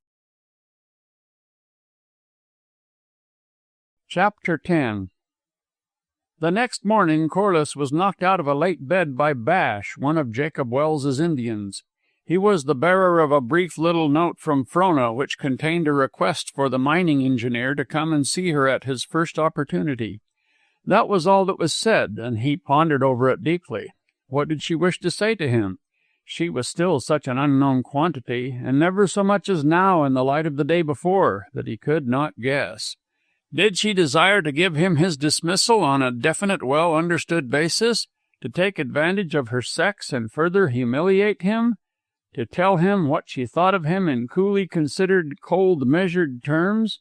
Or was she penitently striving to make amends for the unmerited harshness she had dealt him? There was neither contrition nor anger in the note, no clue, nothing save a formally worded desire to see him. So it was in a rather unsettled and curious frame of mind that he walked in upon her as the last hour of the morning drew to a close. He was neither on his dignity nor off, his attitude being strictly non-committal against the moment she should disclose hers. But without beating about the bush, in that way of hers which he had come already to admire, she at once showed her colors and came frankly forward to him. The first glimpse of her face told him, the first feel of her hand, before she had said a word, told him that all was well. "I am glad you have come," she began. "I could not be at peace with myself until I had seen you and told you how sorry I am for yesterday, and how deeply ashamed I—" There, it's not so bad as all that." They were still standing, and he took a step nearer to her. "I assure you I can appreciate your side of it, and though, looking at it theoretically, it was the highest conduct, demanding the fullest meed of praise, still, in all frankness, there is much to... Yes, much to deplore in it from the social standpoint, and unhappily we cannot leave the social standpoint out of our reckoning. But so far as I may speak for myself, you have done nothing to feel sorry for or be ashamed of." "It is kind of you," she cried graciously, "only it is not true, and you know it is not true. You know that you acted for the best. You know that I hurt you, insulted you. You know that I behaved like a fishwife, and you do know that I disgusted you." No. He raised his hand as though to ward from her the blows she dealt herself. But yes, and I have all reason in the world to be ashamed. I can only say this in deference. The woman had affected me deeply, so deeply that I was close to weeping. Then you came on the scene. You know what you did, and the sorrow for her bred an indignation against you, and, well, I worked myself into a nervous condition such as I had never experienced in my life. It was hysteria, I suppose. Anyway, I was not myself. We were neither of us ourselves. Now you are untrue. I did wrong, but you were yourself, as much so then as now. But do be seated. Here we stand as though you were ready to run away at first sign of another outbreak. Surely you are not so terrible, he laughed, adroitly pulling his chair into position so that the light fell upon her face. Rather, you are not such a coward. I must have been terrible yesterday. I almost struck you, and you were certainly brave when the whip hung over you. Why, you did not even attempt to raise a hand and shield yourself. I notice the dogs your whip falls among come nevertheless to lick your hand and to be petted. Ergo? She queried audaciously. Ergo, it all depends, he equivocated. And notwithstanding, I am forgiven? As I hope to be forgiven. Then I am glad, only you have done nothing to be forgiven for. You acted according to your light, and I to mine, though it must be acknowledged that mine casts the broader flare. Ah, I have it, clapping her hands in delight. I was not angry with you yesterday, nor did I behave rudely to you, or even threaten you. It was utterly impersonal, the whole of it. You simply stood for society, for the type which aroused my indignation and anger, and, as its representative, you bore the brunt of it. Don't you see? I see, and cleverly put. Only while you escaped the charge of maltreating me yesterday, you throw yourself open to it today. You make me out all that is narrow-minded and mean and despicable, which is very unjust. Only a few minutes past I said that your way of looking at it, theoretically considered, was irreproachable. But not so when we include society. But you misunderstand me, Vance. Listen. Her hand went out to his, and he was content to listen. I have always upheld that what is well. I grant the wisdom of the prevailing social judgment in this matter. Though I deplore it, I grant it, for the human is so made, but I grant it socially only.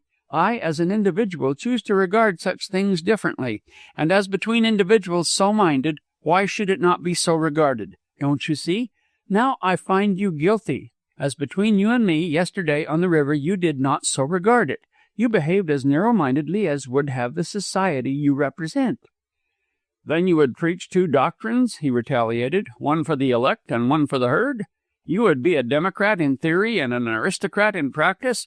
In fact, the whole stand you are making is nothing more or less than Jesuitical. I suppose with the next breath you will be contending that all men are born free and equal, with a bundle of natural rights thrown in. You are going to have Del Bishop work for you. By what equal free-born right will he work for you, or you suffer him to work? No, he denied. I should have to modify somewhat the questions of equality and rights. And if you modify, you are lost, she exulted, for you can only modify in the direction of my position, which is neither so Jesuitical nor so harsh as you have defined it. But don't let us get lost in dialectics. I want to see what I can see, so tell me about this woman.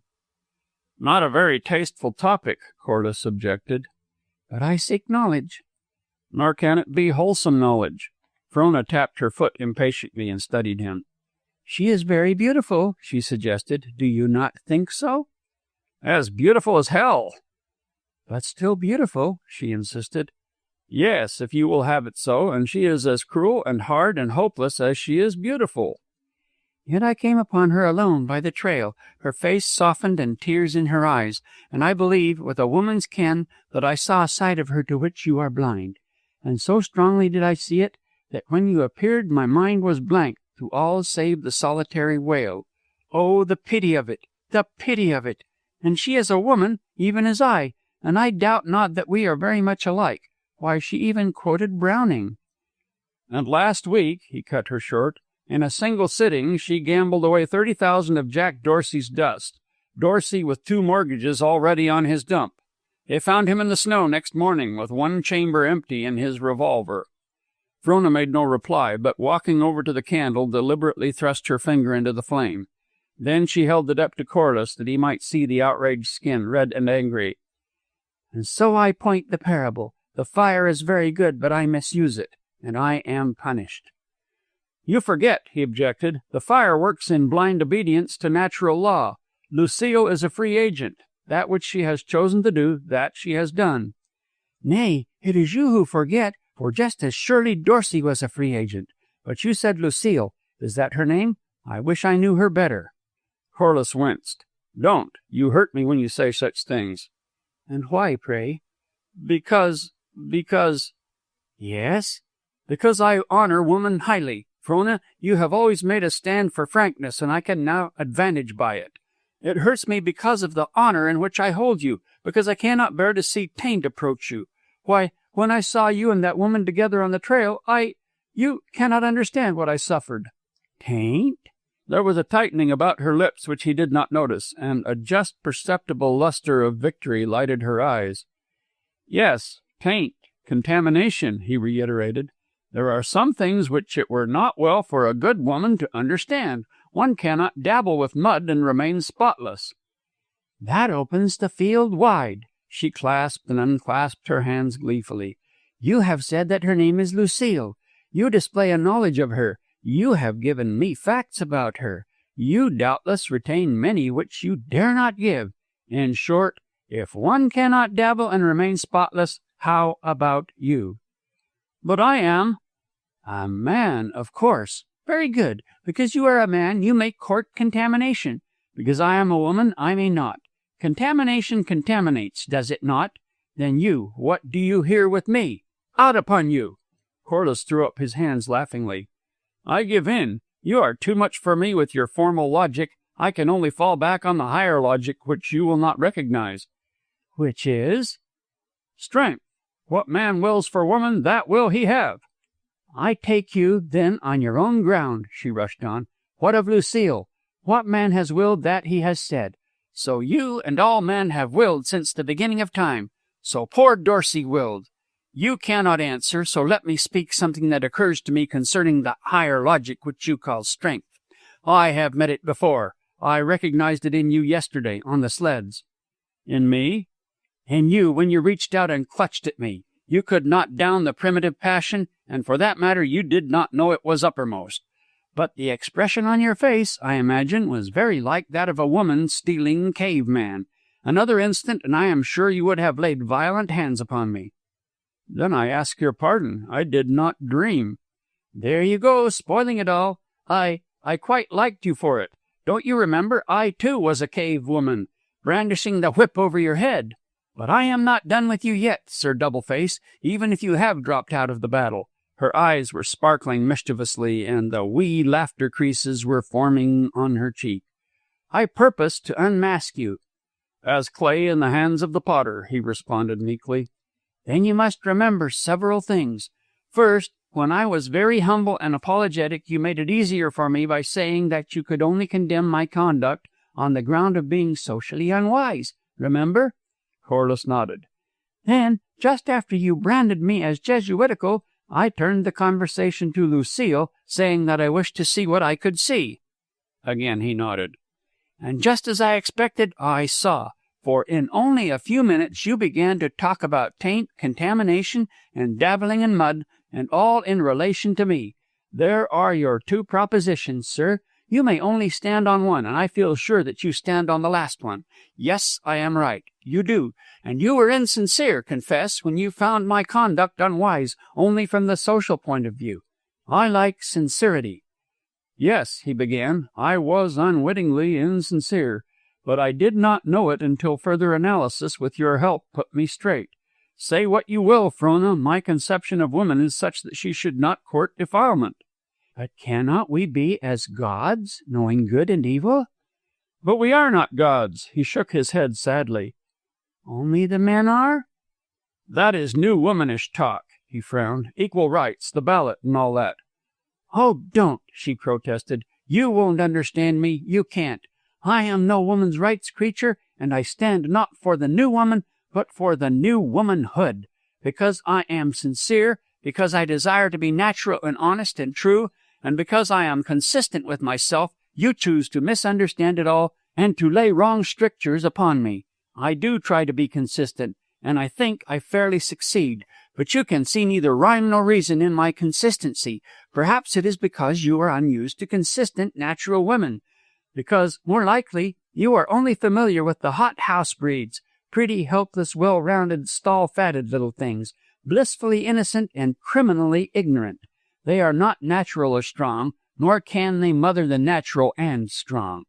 She stopped abruptly. They heard somebody enter the hall, and a heavy, soft moccasined tread approaching. "We are friends," she added hurriedly, and Corliss answered with his eyes. "Ain't intrudin', am I?" Dave Harney grinned broad insinuation and looked about ponderously before coming up to shake hands.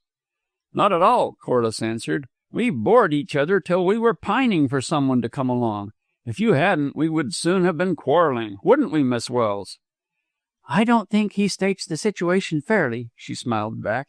"In fact, we had already begun to quarrel." "You do look a mite flustered," Harney criticized, dropping his loose-jointed frame all over the pillows of the lounging couch. "How's the famine?" Corliss asked. "Any public relief started yet?" "Won't need any public relief. Miss Frona's old man was too forehanded for 'em. Scared the daylights out of the critters, I do believe. 3,000 went out over the ice, hittin' the high places, and half as many went down to the caches, and the markets loosened some considerable. Just what Wells figured on. Everybody speculated on a rise and held all the grub they could lay hand to. That helped scare the shorts, and away they stampeded for salt water. The whole caboodle had taken all the dogs with them. Say," he sat up solemnly, "corner dogs. They'll rise suthin' unheard on in the spring when freightin' gets brisk. I've corralled 100 already, and I figure to clear $100 clean on every hide of 'em." "Think so?" "Think so? I guess yes. Between we three confidential, I'm startin' a couple of lads down in the lower country next week to buy out 500 of the best huskies they can spot. Think so? I've limbered my giants too long in the land to get caught nappin'." Frona burst out laughing. "But you got pinched on the sugar, Dave." "Oh, I dunno," he responded complacently. "Which reminds me, I've got a newspaper and only 4 weeks old, the Seattle Post-Intelligencer." "Has the United States and Spain?" "Not so fast, not so fast." The long Yankee waved his arms for silence, cutting off Frona's question, which was following fast on that of Corliss. "But have you read it?" they both demanded. "Uh-huh, every line, advertisements and all." "And do tell me," Frona began, "Now you keep quiet, Miss Frona, till I tell you about it reg'lar. That newspaper cost me $50. Caught the man comin' in round the bend above Klondike City and bought it on the spot. The dummy could 'a' got 100 for it easy, if he'd held on till he made town." "But what does it say, Easy, I was sayin'. That newspaper cost me $50. It's the only one that came in. Everybody's just dyin' to hear the news. So I invited a select number of 'em to come here to your parlors tonight, Miss Frona. Is the only likely place, and they can read it out loud, by shifts, as long as they want, or till they're tired. That is, if you'll let 'em have the use of the place." "Why, of course, they are welcome, and you are very kind to—" He waved her praise away. "Just as I calculated. Now it so happens, as you said, that I was pinched on sugar. So every mother's son and daughter that gets a squint at that paper tonight got to pony up 5 cups of sugar. Savvy? 5 cups, big cups, white or brown or cube, and I'll take their IOUs and send a boy round to their shacks the day followin' to collect." Frona's face went blank at the telling. Then the laughter came back into it. "Won't it be jolly? I'll do it if it raises a scandal. Tonight, Dave? Sure, tonight." "Sure, and you get a complimentary, you know, for the loan of your parlor." "But Papa must pay his 5 cups. You must insist upon it, Dave." Dave's eyes twinkled appreciatively. "I'll get it back on him, you bet." "And I'll make him come," she promised, "at the tail of Dave Harney's chariot." "Sugar cart," Dave suggested. "And tomorrow night I'll take the paper down to the Opry House. Won't be fresh then, so they can get in cheap. A cup'll be about the right thing, I reckon." He sat up and cracked his huge knuckles boastfully. "I ain't been a burnin' daylight since navigation closed, and if they set up all night, they won't be up early enough in the morning to get ahead of Dave Harney, even on a sugar proposition." Chapter 11. Over in the corner, Vance Corliss leaned against the piano, deep in conversation with Colonel Trethaway. The latter, keen and sharp and wiry for all his white hair and 60-odd years, was as young in appearance as a man of 30. A general mining engineer with a record which put him at the head of his profession, he represented as large American interests as Corliss did British. Not only had a cordial friendship sprung up between them, but in a business way they had already been of large assistance to each other. And it was well that they should stand together, a pair who held in grip and could direct at will the potent capital which two nations had contributed to the development of the land under the pole. The crowded room was thick with tobacco smoke. 100 men or so, garbed in furs and warm-colored wools, lined the walls and looked on. But the mumble of their general conversation destroyed the spectacular feature of the scene and gave to it the geniality of common comradeship. For all its bizarre appearance, it was very like the living room of the home when the members of the household come together after the work of the day. Kerosene lamps and tallow candles glimmered feebly in the murky atmosphere, while large stoves roared their red-hot and white-hot cheer. On the floor, a score of couples pulsed rhythmically to the swinging waltz-time music. Starched shirts and frock coats were not. The men wore their wolf and beaver skin caps with the gay tasseled ear flaps flying free, while on their feet were the moose-skin moccasins and walrus-hide mucklucks of the north. Here and there a woman was in moccasins, though the majority danced in frail ballroom slippers of silken satin. At one end of the hall a great open doorway gave glimpse of another large room where the crowd was even denser. From this room, in the lulls in the music, came the pop of corks and the clink of glasses, and as an undertone the steady click and clatter of chips and roulette balls. The small door at the rear opened, and a woman befurred and muffled came in on a wave of frost. The cold rushed in with her to the warmth, taking form in a misty cloud which hung close to the floor, hiding the feet of the dancers and writhing and twisting until vanquished by the heat. "A veritable frost queen, my Lucille," Colonel Trethaway addressed her. She tossed her head and laughed, and as she moved her capes and street moccasins chatted with him gaily. But of Corliss, though he stood within a yard of her, she took no notice. Half a dozen dancing men were waiting patiently at a little distance till she should have done with the colonel. The piano and violin played the opening bars of a schottische, and she turned to go. But a sudden impulse made Corliss step up to her. It was wholly unpremeditated. He had not dreamed of doing it. "I am very sorry," he said. Her eyes flashed angrily as she turned upon him. "I mean it," he repeated, holding out his hand.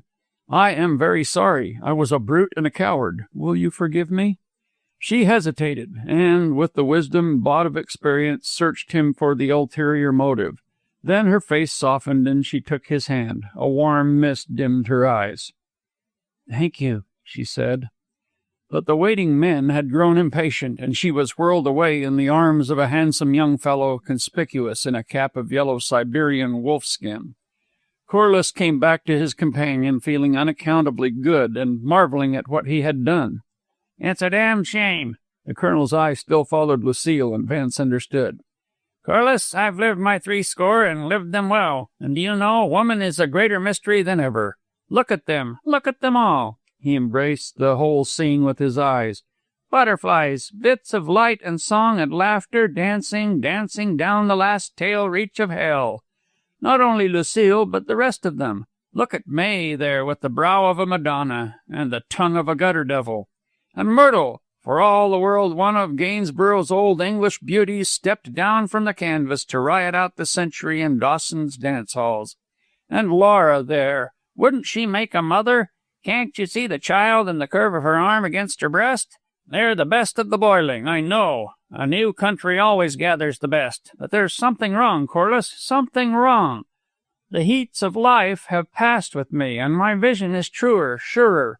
It seems a new Christ must arise and preach a new salvation, economic or sociologic. In these latter days it matters not, so long as it is preached. The world has need of it. The room was wont to be swept by sudden tides, and notably between the dances, when the revellers ebbed through the great doorway to where corks popped and glasses tinkled. Colonel Trethaway and Corliss followed out on the next ebb to the bar, where 50 men and women were lined up. They found themselves next to Lucille and the fellow in the yellow wolfskin cap. He was undeniably handsome, and his looks were enhanced by a warm overplus of blood in the cheeks and a certain mellow fire in the eyes. He was not technically drunk, for he had himself in perfect physical control, but his was the sole exhilaration which comes of the juice of the grape. His voice was raised the least bit and joyous, and his tongue made quick and witty, just in the unstable condition when vices and virtues are prone to extravagant expression. As he raised his glass, the man next to him accidentally jostled his arm. He shook the wine from his sleeve and spoke his mind. It was not a nice word, but one customarily calculated to rouse the fighting blood. And the other man's blood roused, for his fist landed under the wolfskin cap with force sufficient to drive its owner back against Corliss. The insulted man followed up his attack swiftly. The women slipped away, leaving a free field for the men, some of whom were for crowding in and some for giving room and fair play. The wolfskin cap did not put up a fight or try to meet the wrath he had invoked, but with his hands shielding his face strove to retreat. The crowd called upon him to stand up and fight. He nerved himself to the attempt, but weakened as the man closed in on him and dodged away. "Let him alone. He deserves it," the colonel called to Vance as he showed signs of interfering. "He won't fight. If he did, I think I could almost forgive him." "But I can't see him pummeled," Vance objected. "If he would only stand up, it wouldn't seem so brutal." The blood was streaming from his nose and from a slight cut over one eye when Corliss sprang between. He attempted to hold the two men apart, but pressing too hard against the truculent individual overbalanced him and threw him to the floor. Every man has friends in a barroom fight, and before Vance knew what was taking place, he was staggered by a blow from a chum of the man he had downed. Del Bishop, who had edged in, let drive promptly at the man who had attacked his employer, and the fight became general. The crowd took sides on the moment and went at it. Colonel Trethaway forgot that the heats of life had passed, and swinging a three-legged stool, danced nimbly into the fray. A couple of mounted police, on liberty, joined him, and with half a dozen others safeguarded the man with the wolfskin cap. Fierce though it was and noisy, it was purely a local disturbance. At the far end of the bar, the barkeeper still dispensed drinks, and in the next room the music was on and the dancers afoot. The gamblers continued their play, and at only the near tables did they evince any interest in the affair. "Knock him down and drag him out," Del Bishop grinned as he fought for a brief space shoulder to shoulder with Corliss. Corliss grinned back, met the rush of a stalwart dog-driver with a clinch, and came down on top of him among the stamping feet. He was drawn close and felt the fellow's teeth sinking into his ear. Like a flash, he surveyed his whole future and saw himself going one-eared through life, and in the same dash, as though inspired, his thumbs flew to the man's eyes and pressed heavily on the balls. Men fell over him and trampled upon him, but it all seemed very dim and far away. He only knew as he pressed with his thumbs that the man's teeth wavered reluctantly. He added a little pressure, a little more, and the man would have been eyeless, and the teeth slackened and slipped their grip. After that, as he crawled out of the fringe of the melee and came to his feet by the side of the bar, all distaste for fighting left him. He had found that he was very much like other men after all, and the imminent loss of part of his anatomy had scraped off 20 years of culture. Gambling without stakes is an insipid amusement, and Corliss discovered, likewise, that the warm blood which rises from hygienic gymnasium work is something quite different from that which pounds hotly along when thew matches thew and flesh impacts on flesh and the stake is life and limb. As he dragged himself to his feet by means of the bar rail, he saw a man in a squirrel-skin parka lift a beer mug to hurl at Trethaway a couple of paces off, and the fingers, which were more used to test tubes and watercolors, doubled into a hard fist and smote the mug-thrower cleanly on the point of the jaw. The man merely dropped the glass and himself on the floor. Vance was dazed for the moment. Then he realized that he had knocked the man unconscious, the first in his life, and a pang of delight thrilled through him. Colonel Trethaway thanked him with a look and shouted, "Get on the outside. Work to the door, Corliss. Work to the door." Quite a struggle took place before the storm doors could be thrown open, but the colonel, still attached to the three-legged stool, effectually dissipated the opposition, and the opera house disgorged its turbulent contents into the street. This accomplished, hostilities ceased, after the manner of such fights, and the crowd scattered. The two policemen went back to keep order, accompanied by the rest of the allies, while Corliss and the colonel, followed by the wolfskin cap and Del Bishop, proceeded up the street. Blood and sweat, Colonel Trethaway exulted. Talk about putting the vim into one. Why, I'm 20 years younger if I'm a day. Corliss, your hand. I congratulate you. I do. I heartily do. Candidly, I didn't think it was in you. You're a surprise, sir, a surprise. And a surprise to myself, Corliss answered. The reaction had set in, and he was feeling sick and faint. And you also are a surprise, the way you handled that stool. Yes, now, I flatter myself I did fairly well with it. Did you see? Well, look at that. He held up the weapon in question, still tightly clutched, and joined in the laugh against himself. Whom have I to thank, gentlemen? They had come to a pause at the corner, and the man they had rescued was holding out his hand. My name is St. Vincent, he went on, and— What name? Del Bishop queried with sudden interest. St. Vincent, Gregory St. Vincent. Bishop's fists shot out, and Gregory St. Vincent pitched heavily into the snow. The colonel instinctively raised the stool, then helped Corliss to hold the pocket miner back. Are you crazy, man? Vance demanded. The skunk. I wish I'd hit him harder, was the response. Then, oh, that's all right. Let go of me. I won't hit him again. Let go of me. I'm going home. Good night. As they helped St. Vincent to his feet, Vance could have sworn he heard the colonel giggling, and he confessed to it later as he explained, it was so curious and unexpected, but he made amends by taking it upon himself to see St. Vincent home. But why did you hit him? Corliss asked unavailingly for the fourth time after he had got into his cabin. The mean crawling skunk, the pocket miner gritted in his blankets. What do you stop me for, anyway? I wish I'd hit him twice as hard. Chapter 12. Mr. Harney, pleased to meet you. Dave, I believe. Dave Harney? Dave Harney nodded, and Gregory St. Vincent turned to Frona. You see, Miss Welles, the world is none so large. Mr. Harney and I are not strangers after all. The Eldorado king studied the other's face until a glimmering intelligence came to him. Hold on, he cried as St. Vincent started to speak. I got my finger on you. You were smooth-faced then. Let's see. 86, fall of 87, summer of 88. Yep, that's when. Summer of 88, I come floating a raft out of Stewart River, loaded down with quarters of moose, and straining to make the lower country 'fore they went bad. Yep, and down the Yukon you come, in a Linderman boat, and I was holding strong as it was Wednesday, and my partner as it was Friday, and you put us straight. Sunday, I believe it was. Yep, Sunday. I declare, 9 years ago, and we swapped moose steaks for flour and baking soda and sugar. By the Jim Crecky, I'm glad to see you. He shoved out his hand, and they shook again. Come and see me, he invited as he moved away.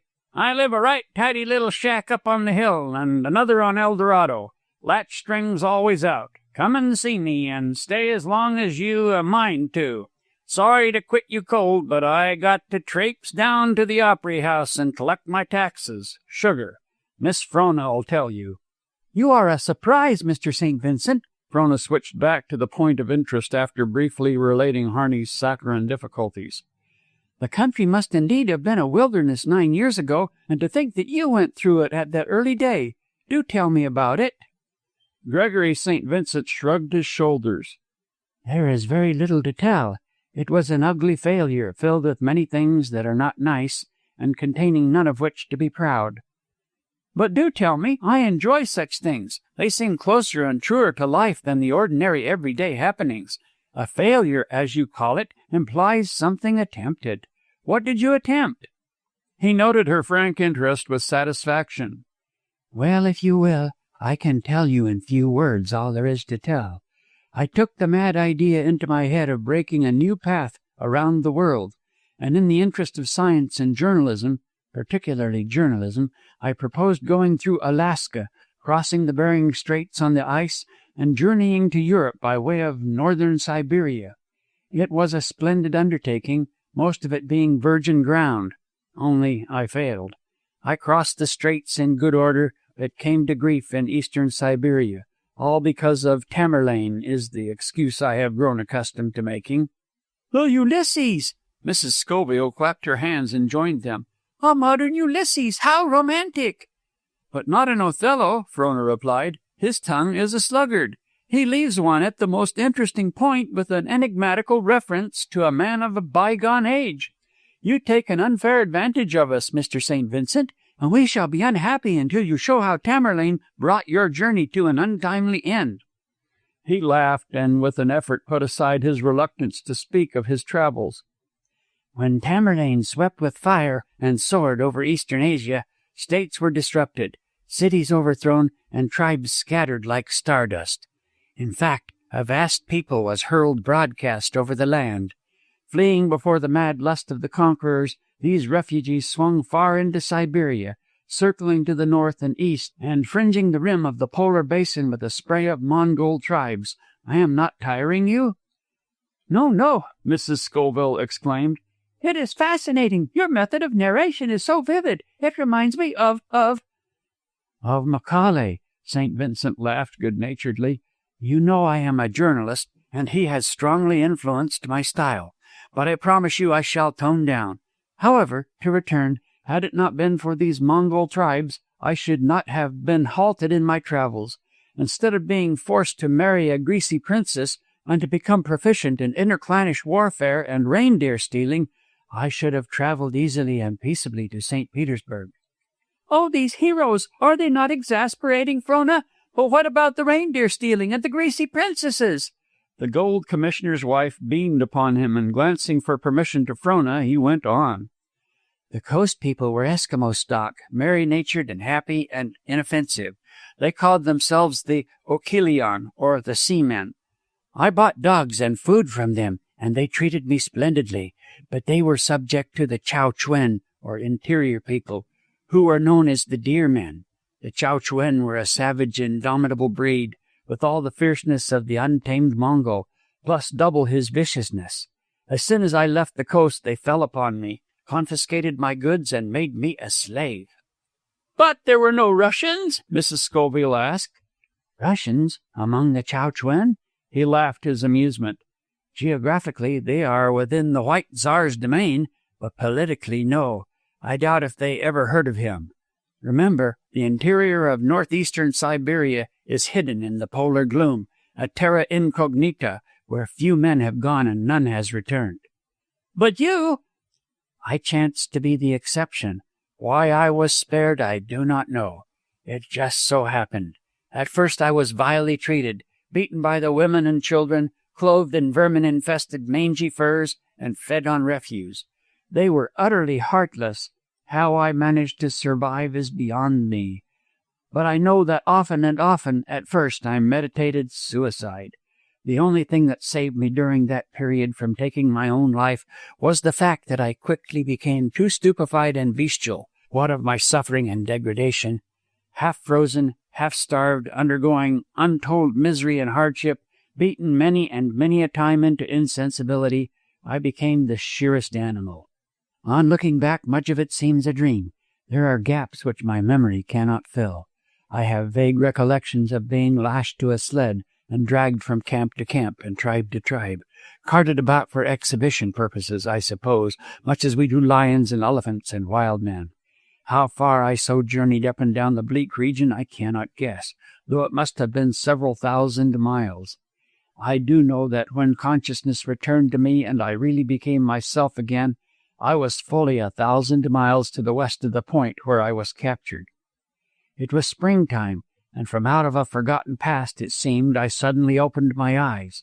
A reindeer thong was about my waist and made fast to the tail end of a sled. This thong I clutched with both hands, like an organ grinder's monkey, for the flesh of my body was raw and in great sores from where the thong had cut in. A low cunning came to me, and I made myself agreeable and servile. That night I danced and sang and did my best to amuse them, for I was resolved to incur no more of the maltreatment which had plunged me into darkness. Now the deer men traded with the seamen, and the seamen with the whites, especially the whalers. So later I discovered a deck of cards in the possession of one of the women, and I proceeded to mystify the Chow Chuen with a few commonplace tricks. Likewise, with fitting solemnity, I perpetrated upon them the little I knew of parlored legerdemain. Result, I was appreciated at once and was better fed and better clothed. To make a long story short, I gradually became a man of importance. First the old people and the women came to me for advice, and later the chiefs. My slight but rough and ready knowledge of medicine and surgery stood me in good stead, and I became indispensable. From a slave I worked myself to a seat among the head men, and in war and peace, so soon as I had learned their ways, was an unchallenged authority. Reindeer was their medium of exchange, their unit of value, as it were, and we were almost constantly engaged in cattle forays among the adjacent clans, or in protecting our own herds from their inroads. I improved upon their methods, taught them better strategy and tactics, and put a snap and go to their operations which no neighbor tribe could withstand. But still, though I became a power, I was no nearer my freedom. It was laughable, for I had overreached myself and made myself too valuable. They cherished me with exceeding kindness, but they were jealously careful. I could go and come and command without restraint, but when the trading parties went down to the coast, I was not permitted to accompany them. That was the one restriction placed upon my movements. Also, it is very tottery in the high places, and when I began altering their political structures, I came to grief again. In the process of binding together 20 or more of the neighboring tribes in order to settle rival claims, I was given the overlordship of the Federation. But old Pai Uni was the greatest of the under-chiefs, a king in a way, and in relinquishing his claim to the supreme leadership, he refused to forego all the honors. The least that could be done to appease him was for me to marry his daughter, Bilswunga. Nay, he demanded it. I offered to abandon the Federation, but he would not hear it, and Mrs. Scoville murmured ecstatically, and I married Ilswunga, which is the Chow Chuen name for wild deer. Poor Ilswunga, like Swinburne's Iseult of Brittany, and I Tristram. The last I saw of her, she was playing solitaire in the mission of Arutski, and stubbornly refusing to take a bath.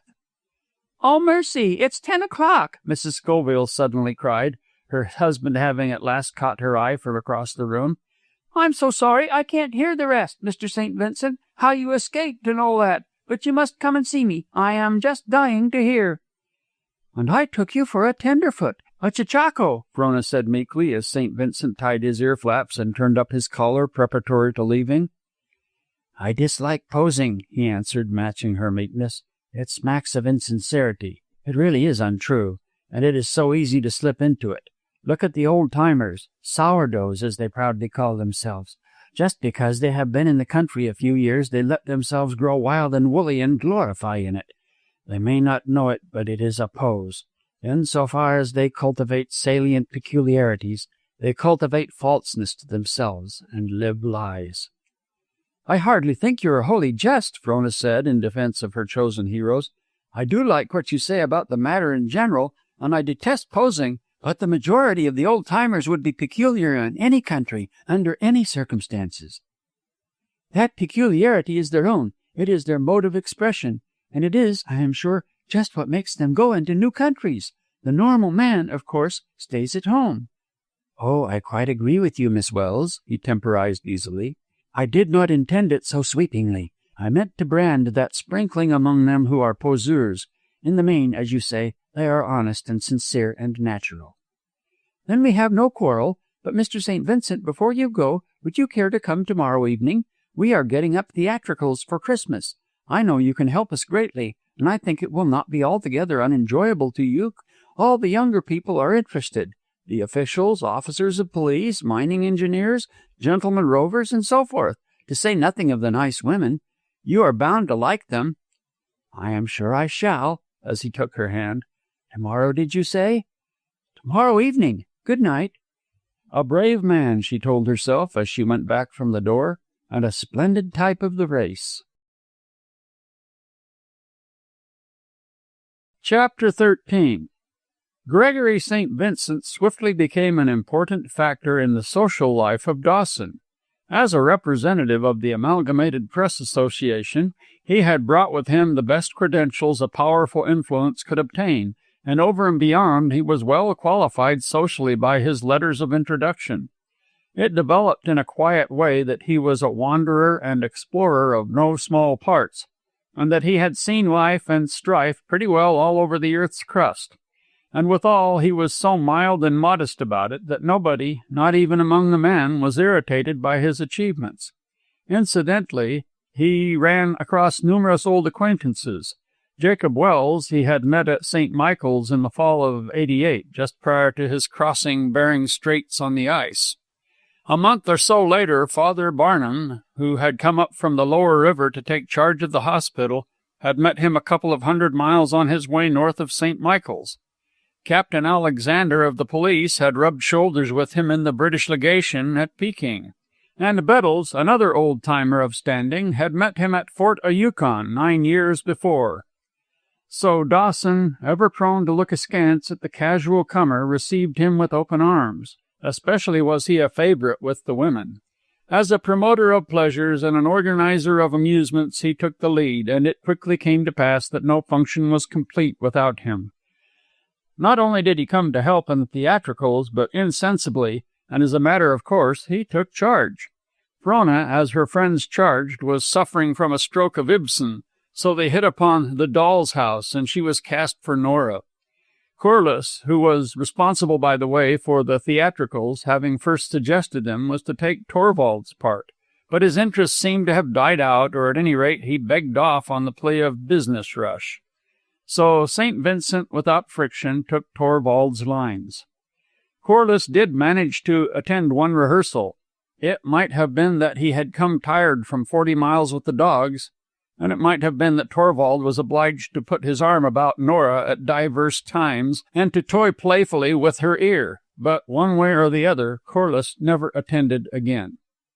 Busy he certainly was, and when not away on trail he was closeted almost continually with Jacob Welles and Colonel Trethaway.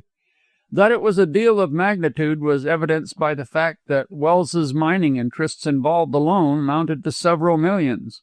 Corliss was primarily a worker and doer, and on discovering that his thorough theoretical knowledge lacked practical experience, he felt put upon his mettle and worked the harder. He even marveled at the silliness of the men who had burdened him with such responsibilities simply because of his pull, and he told Trethaway as much. But the colonel, while recognizing his shortcomings, liked him for his candor, and admired him for his effort and for the quickness with which he came to grasp things actual. Del Bishop, who had refused to play any hand but his own, had gone to work for Corliss because by so doing he was enabled to play his own hand better. He was practically unfettered, while the opportunities to further himself were greatly increased. Equipped with the best of outfits and a magnificent dog team, his task was mainly to run the various creeks and keep his eyes and ears open. A pocket miner first, last, and always, he was privately on the constant lookout for pockets, which occupation did not interfere in the least with the duty he owed his employer. And as the days went by, he stored his mind with miscellaneous data concerning the nature of the various placer deposits and the lay of the land, against the summer when the thawed surface and the running water would permit him to follow a trace from creek bed to side slope and source. Corliss was a good employer, paid well, and considered it his right to work men as he worked himself.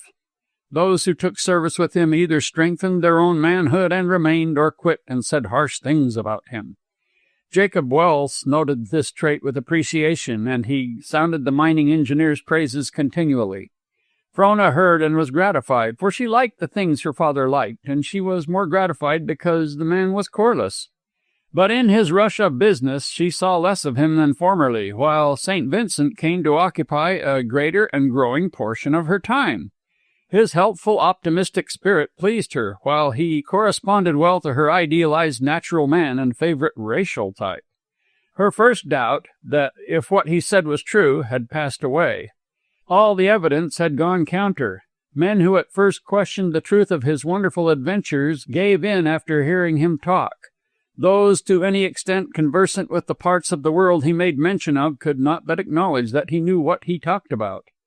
Young Sully, representing Bannock's News Syndicate, and Holmes of the Fair Weather recollected his return to the world in '91 and the sensation created thereby. And Sid Winslow, Pacific Coast journalist, had made his acquaintance at the Wanderers Club shortly after he landed from the United States revenue cutter which had brought him down from the north. Further, as Frona Welse saw, he bore the earmarks of his experiences. They showed their handiwork in his whole outlook on life. Then the primitive was strong in him, and his was a passionate race pride which fully matched hers. In the absence of Corliss, they were much together, went out frequently with the dogs, and grew to know each other thoroughly. All of which was not pleasant to Corliss, especially when the brief intervals he could devote to her were usually intruded upon by the correspondent. Naturally, Corliss was not drawn to him, and other men who knew or had heard of the Opera House occurrence only accepted him after a tentative fashion. Trethaway had the indiscretion once or twice to speak slightingly of him, but so fiercely was he defended by his admirers that the colonel developed the good taste to thenceforward keep his tongue between his teeth. Once, Corliss, listening to an extravagant panegyric bursting from the lips of Mrs. Scoville, permitted himself the luxury of an incredulous smile, but the quick wave of color in Frona's face and the gathering of the brows warned him. At another time he was unwise enough and angry enough to refer to the Opera House broil. He was carried away, and what he might have said of that night's happening would have redounded neither to St. Vincent's credit nor to his own, had not Frona innocently put a seal upon his lips ere he had properly begun. "Yes," she said, "Mr. St. Vincent told me about it. He met you for the first time that night, I believe. You all fought royally on his side, you and Colonel Trethaway. He spoke his admiration unreservedly, and to tell the truth, with enthusiasm." Corliss made a gesture of depreciation. No. From what he said, you must have behaved splendidly, and I was most pleased to hear. It must be great to give the brute the rein now and then, and healthy, too. Great for us who have wandered from the natural and softened to sickly ripeness. Just to shake off artificiality and rage up and down, and yet the inmost mentor, serene and passionless, viewing all and saying, "This is my other self. Behold, I, who am now powerless, am the power behind, and ruleth still. This other self, mine ancient, violent, elder self, rages blindly as the beast, but 'tis I sitting apart, who discern the merit of the cause, and bid him rage or bid him cease. Oh, to be a man!" Corliss could not help a humoring smile, which put Frona upon defense at once. "Tell me, Vance, how did it feel? Have I not described it rightly? Were the symptoms yours? Did you not hold aloof and watch yourself play the brute?" He remembered the momentary daze which came when he stunned the man with his fist and nodded. "And pride?" she demanded inexorably. "Or shame?" A little of both, and more of the first than the second," he confessed. "At the time, I suppose I was madly exultant. Then afterwards came the shame, and I tossed awake half the night." "And finally?" "Pride, I guess. I couldn't help it, couldn't down it. I awoke in the morning feeling as though I had won my spurs. In a subconscious way, I was inordinately proud of myself, and time and again, mentally, I caught myself throwing chests. Then came the shame again, and I tried to reason back my self-respect. And last of all, pride. The fight was fair and open. It was none of my seeking. I was forced into it by the best of motives. I am not sorry, and I would repeat it if necessary." "And rightly so." Frona's eyes were sparkling. "And how did Mr. St. Vincent acquit himself?" "He? Oh, I suppose all right, creditably. I was too busy watching my other self to take notice." "But he saw you." Most likely so. I acknowledge my negligence. I should have done better. The chances are, had I thought it would have been of interest to you— Pardon me. Just bungling my wit. The truth is, I was too much of a greenhorn to hold my own and spare glances on my neighbors. So Corliss went away, glad that he had not spoken and keenly appreciating St. Vincent's craft, whereby he had so adroitly forestalled adverse comment by telling the story in his own modest, self-effacing way. 2 men and a woman, the most potent trinity of factors in the creating of human pathos and tragedy, as ever in the history of man since the first father dropped down from his arboreal home and walked upright, so at Dawson. Necessarily, there were minor factors, not least among which was Del Bishop, who, in his aggressive way, stepped in and accelerated things. This came about in a trail camp on the way to Miller Creek, where Corliss was bent on gathering in a large number of low-grade claims, which could only be worked profitably on a large scale. "I'll not be wasting candles when I make a strike, savvy?" the pocket miner remarked savagely to the coffee, which he was settling with a chunk of ice. "Not on your life. I guess rather not." "Kerosene?" Corliss queried, running a piece of bacon rind round the frying pan and pouring in the batter. "Kerosene, hell! You won't see my trail for smoke when I get a gait on for God's country, my wad in my poke and the sunshine in my eyes. Say, how'd a good juicy tenderloin strike you just now? Green onions, fried potatoes, and fixins on the side. S'help me, that's the first proposition I'll hump myself up against. Then a general hoopla for a week. Seattle or Frisco, I don't care a rap which. And then—" "Out of money and after a job?" "Not on your family tree," Bishop roared. "Cash my sack before I go on the tear, sure pop, and then afterwards, Southern California. Many's the day I've had my eye on a peach of a fruit farm down there. 40,000'll buy it. No more working for grub stakes and the like. Figured it out long ago. Hired men to work the ranch, a manager to run it, and me owning the game and living off the percentage. A stable with always a couple of broncos handy to slap the packs and saddles on and be off and away whenever the fever for chasing pockets came over me. Great pocket country down there, too, to the east and along the desert." "And no house on the ranch?" "Cert, with sweet peas growing up the sides and in back a patch for vegetables, string beans and spinach and radishes, cucumbers and sparrowgrass, turnips, carrots, cabbage and such, and a woman inside to draw me back when I get to running loco after the pockets. Say, you know all about mining. Did you ever go snoozing around after pockets? No? Then just steer clear. They're worse than whiskey, horses, or cards. Women, when they come afterwards, ain't in it. Whenever you get a hankering after pockets, go right off and get married. It's the only thing will save you. And even then, maybe it won't. I ought 'a done it years ago. I might 'a made something of myself if I had. Jerusalem! The jobs I've jumped and the good things chucked in my time just because of pockets. Say, Corliss, you want to get married? You do, and right off. I'm telling you straight. Take warning from me and don't stay single any longer and God'll let you. Sure." Corliss laughed. "Sure, I mean it. I'm older'n you and know what I'm talking. Now, there's a bit of a thing down in Dawson I'd like to see you get your hands on. You was made for each other, both of you." Corliss was past the stage when he would have treated Bishop's meddling as an impertinence. The trail, which turns men into the same blankets and makes them brothers, was the great leveler of distinctions, as he had come to learn. So he flopped a flapjack and held his tongue. "Why don't you waltz in and win?" Del demanded insistently. "Don't you cotton to her? I know you do, or you wouldn't come back to cabin after being with her a-walking like on air. Better waltz in while you got a chance. Why, there was Emmy, a tidy bit of flesh as women go, and we took to each other on the jump. But I kept a chasing pockets and delaying. Then a big black lumberman, a Canuck, began sidling up to her, and I made up my mind to speak. Only I went off after one more pocket, just one more, and when I got back, she was Mrs. Somebody else. So take warning. There's that writer guy, that skunk, I poked outside the opera house. He's walking right in and getting thick, and here's you, just like me, a-racing around all creation and letting matrimony slide. Mark my words, Corliss, some fine frost you'll come slipping into camp and find 'em housekeeping. Sure, with nothing left for you in life but pocketing." The picture was so unpleasant that Corliss turned surly and ordered him to shut up. Who, me? Dell asked so aggrievedly that Corliss laughed.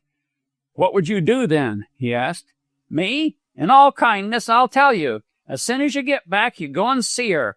Make dates with her ahead till you got to put 'em on paper to remember 'em all. Get a cinch on her spare time ahead so as to shut the other fellow out.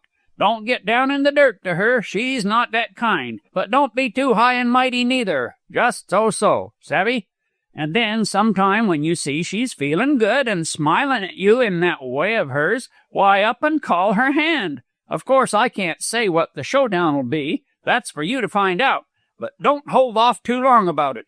Better married early than never. And if that writer guy shoves in, poke him in the breadbasket hard. That'll settle him plenty. Better still, take him off to one side and talk to him. Tell him you're a bad man and that you staked that claim before he was dry behind the ears, and that if he comes nosing around trying to file on it, you'll beat his head off. Bishop got up, stretched, and went outside to feed the dogs. Don't forget to beat his head off, he called back. And if you're squeamish about it, just call on me. I won't keep 'em waiting long. Chapter 14. The salt water, Miss Welles. The strong salt water and the big waves, and the heavy boats for smooth or rough, that I know. But the fresh water and the little canoes, eggshells, ferry bubbles, a big breath, a sigh, a heart pulse too much, and poof, over you go. Not so, that I do not know.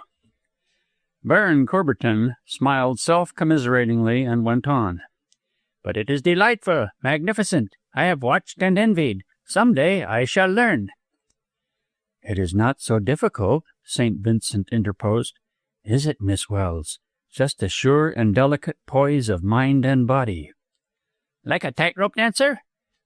Oh, you are incorrigible, Frona laughed. I feel certain that you know as much about canoes as we. And you know? A woman? Cosmopolitan as the Frenchman was, the independence and ability for doing of the Yankee woman were a perpetual wonder to him. How? When I was a very little girl, at Dyea among the Indians. But next spring, after the river breaks, we'll give you your first lessons, Mr. St. Vincent and I. So you see, you will return to civilization with accomplishments, and you will surely love it. Under such charming tutorship, he murmured gallantly. But you, Mr. St. Vincent, do you think I shall be so successful that I may come to love it? Do you love it, you who stand always in the background, sparing of speech, inscrutable, as though able, but unwilling to speak from out the eternal wisdom of a vast experience? The Baron turned quickly to Frona. We are old friends, did I not tell you? So I may, what you Americans call, josh with him. Is it not so, Mr. St. Vincent? Gregory nodded, and Frona said, I am sure you met at the ends of the earth somewhere. Yokohama, St. Vincent cut in shortly. 11 years ago, in cherry blossom time. But Baron Corberton does me an injustice, which stings, unhappily, because it is not true. I am afraid when I get started that I talk too much about myself. A martyr to your friends, Frona conciliated, and such a teller of good tales that your friends cannot forbear imposing upon you. And tell us a canoe story, the Baron begged. A good one, what you Yankees call a hair-raiser. They drew up to Mrs. Scoville's fat wood-burning stove, and St. Vincent told of the great whirlpool in the Box Canyon, of the terrible corkscrew in the main of the White Horse Rapids, and of his cowardly comrade who, walking around, had left him to go through alone, 9 years before, when the Yukon was virgin. Half an hour later, Mrs. Scoville bustled in, with Corliss in her wake. That hill, the last of my breath, she gasped, pulling off her mittens. Never saw such luck, she declared, none the less vehemently the next moment. This play will never come off. I shall never be Mrs. Lindham. How can I? Krogstad's gone on a stampede to Indian River, and no one knows when he'll be back. Krogstad, to Corliss, is Mr. Maybrick, you know, and Mrs. Alexander has the neuralgia and can't stir out. So there's no rehearsal today. That's flat. She attitudinized dramatically. Yes, in my first terror, but a day has passed, and in that day I have seen incredible things in this house. Helmer must know everything. There must be an end to this unhappy secret. Oh, Krogstad, you need me, and I need you. and you are over on the Indian River making sourdough bread, and I shall never see you more." They clapped their applause. "My only reward for venturing out, keeping you all waiting, was my meeting with this ridiculous fellow." She shoved Corliss forward. "Oh, you have not met. Baron Coubertin, Mr. Corliss. If you strike it rich, Baron, I advise you to sell to Mr. Corliss. He has the money bags of Croesus and will buy anything so long as the title is good. And if you don't strike, sell anyway. He's a professional philanthropist, you know. But would you believe it," addressing the general group, "this ridiculous fellow kindly offered to see me up the hill and gossip along the way. Gossip! Though he refused point-blank to come in and watch the rehearsal. But when he found there wasn't to be any, he changed about like a weather vane. So here he is, claiming to have been away to Miller Creek.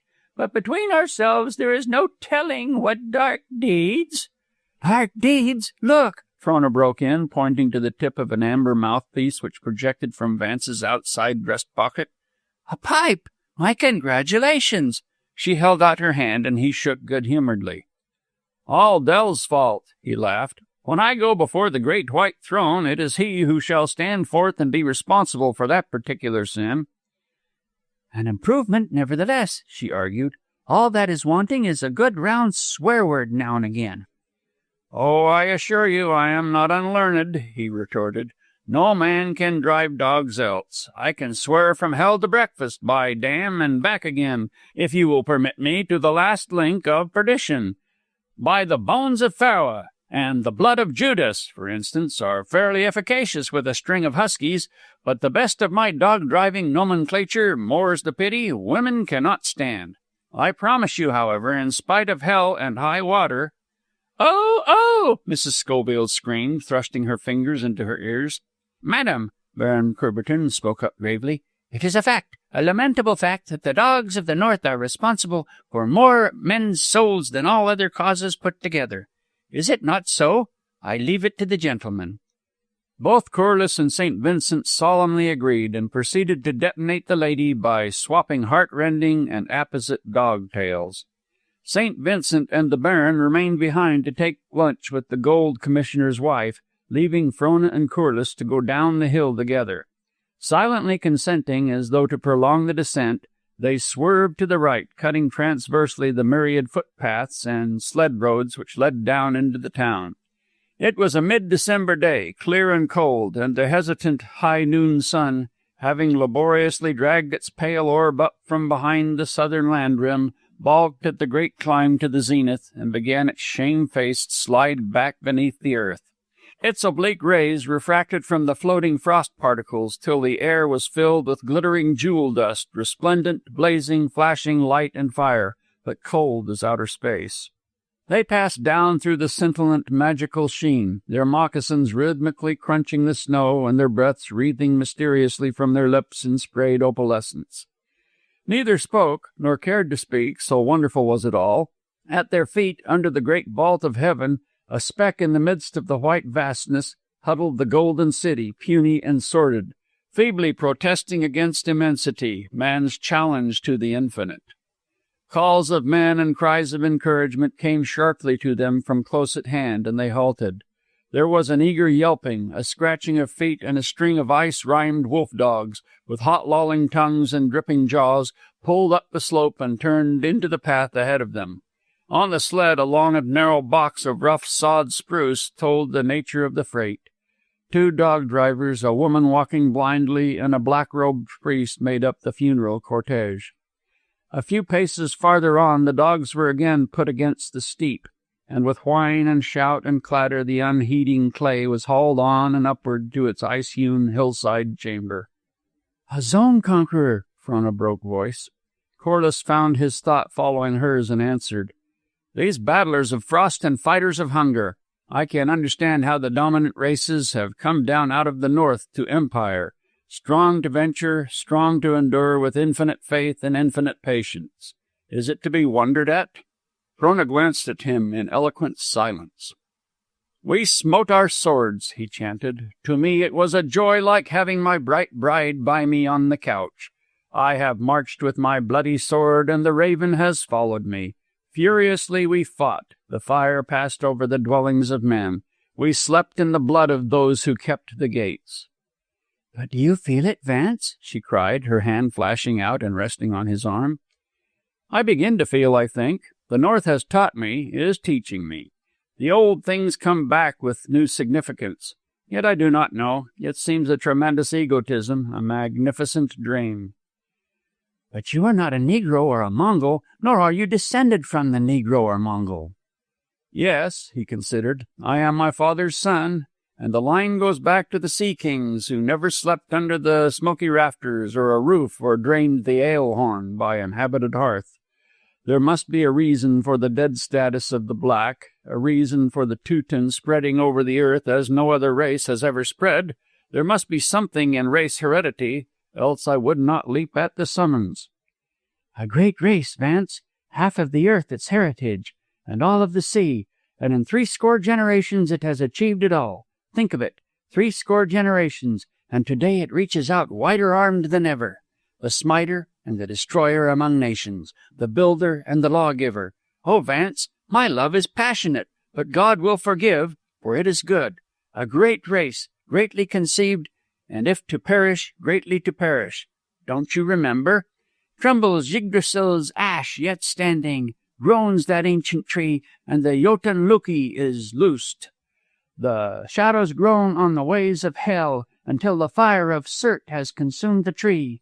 Hrym steers from the east, the waters rise, the mundane snake is coiled in Jotun rage.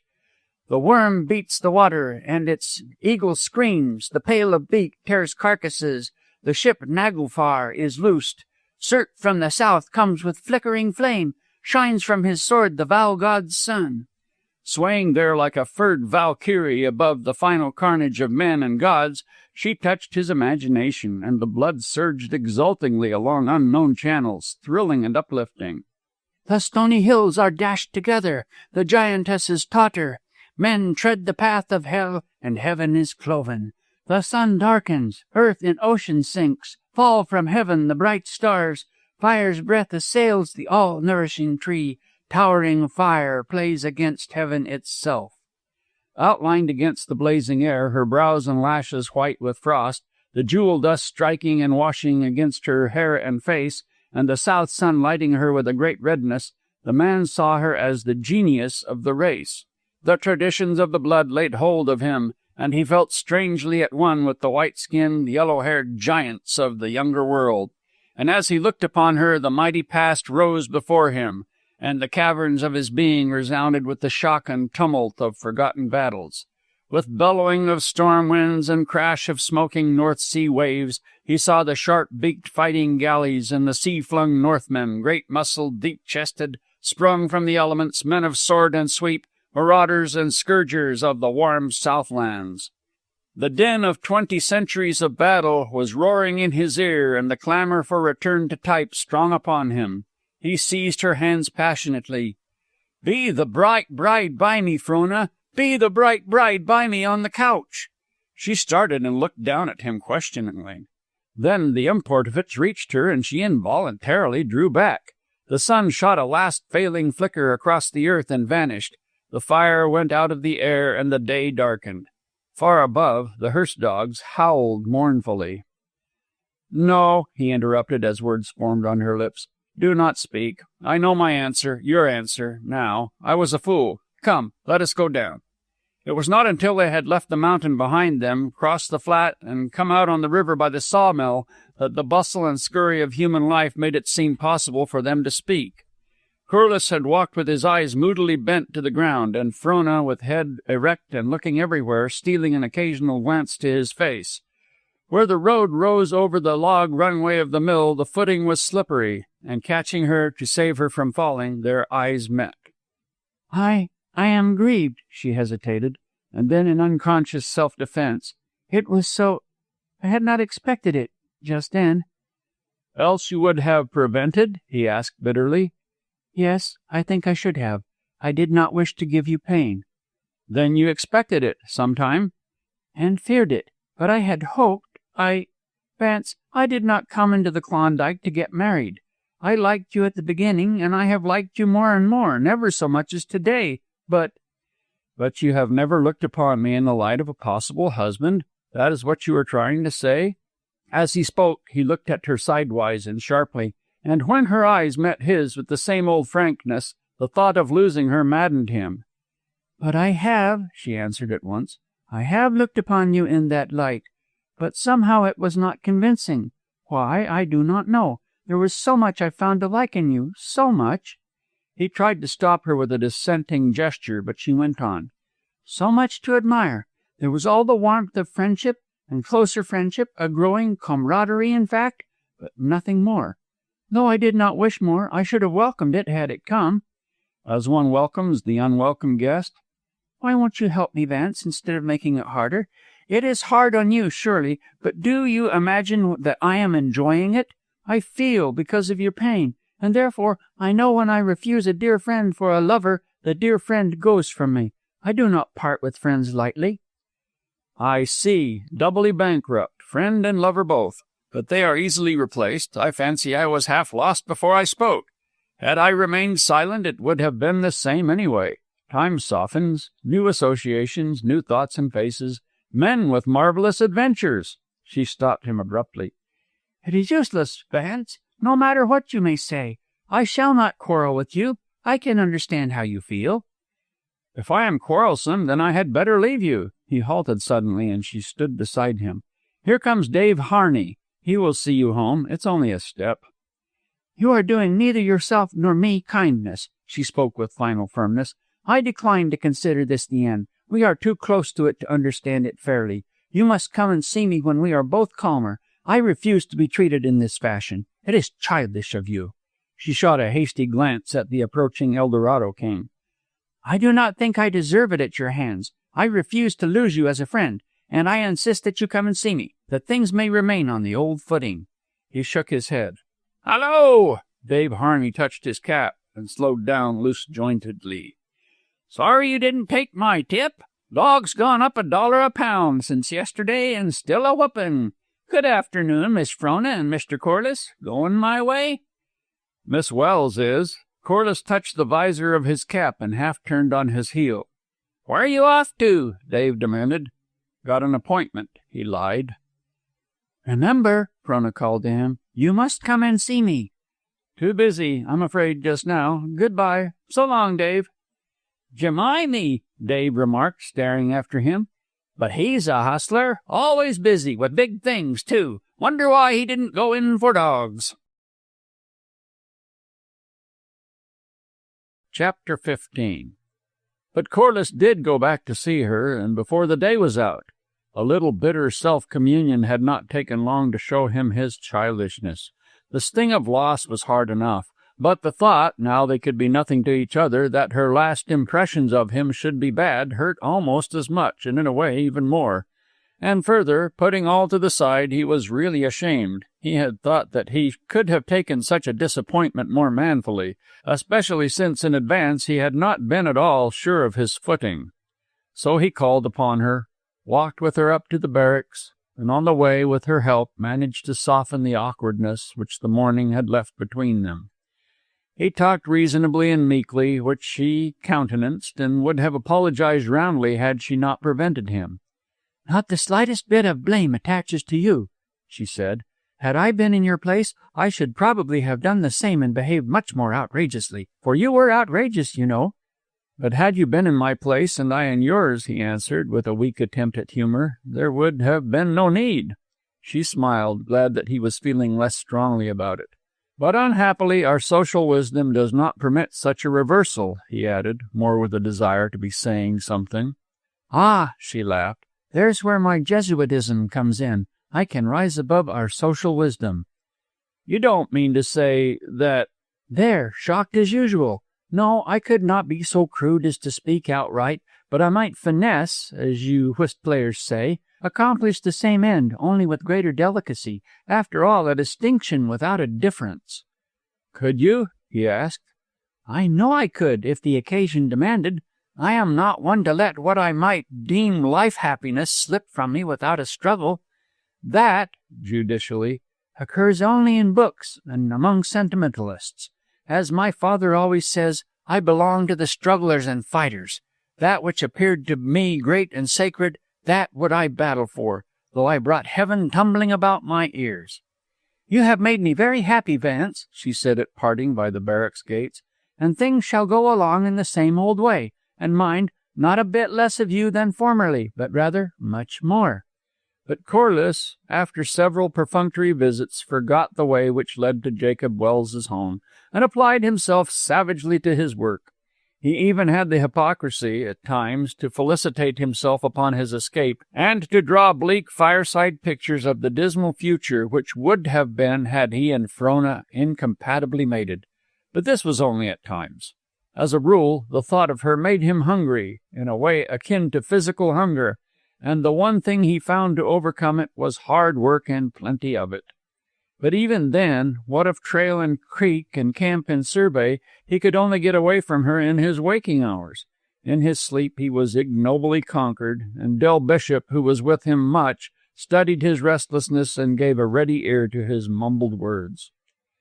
The pocket miner put two and two together, and made a correct induction from the different little things which came under his notice, but this did not require any great astuteness. The simple fact that he no longer called on Frona was sufficient evidence of an unprospering suit. But Del went a step farther and drew the corollary that St. Vincent was the cause of it all. Several times he had seen the correspondent with Frona, going one place and another, and was duly incensed thereat. "I'll fix him yet," he muttered in camp one evening, over on Gold Bottom. "Whom?" Corliss queried. "Who? That newspaper man, that's who." "What for?" General principles. Why don't you let me paste him that night at the Opera House?" Corliss laughed at the recollection. "Why did you strike him, Del?" "General principles," Del snapped back and shut up. But Del Bishop, for all his punitive spirit, did not neglect the main chance, and on the return trip, when they came to the forks of El Dorado and Bonanza, he called a halt. "Say, Corliss," he began at once, "do you know what a hunch is?" His employer nodded his comprehension. "Well, I've got one. I ain't never asked favors of you before, but this once I want you to lay over here till tomorrow. Seems to me my fruit ranch is most in sight. I can damn near smell the oranges a-ripening." "Certainly," Corliss agreed. "But better still, I'll run on down to Dawson, and you can come in when you're finished hunching." "Say," Del objected, "I said it was a hunch, and I want to ring you in on it. Savvy?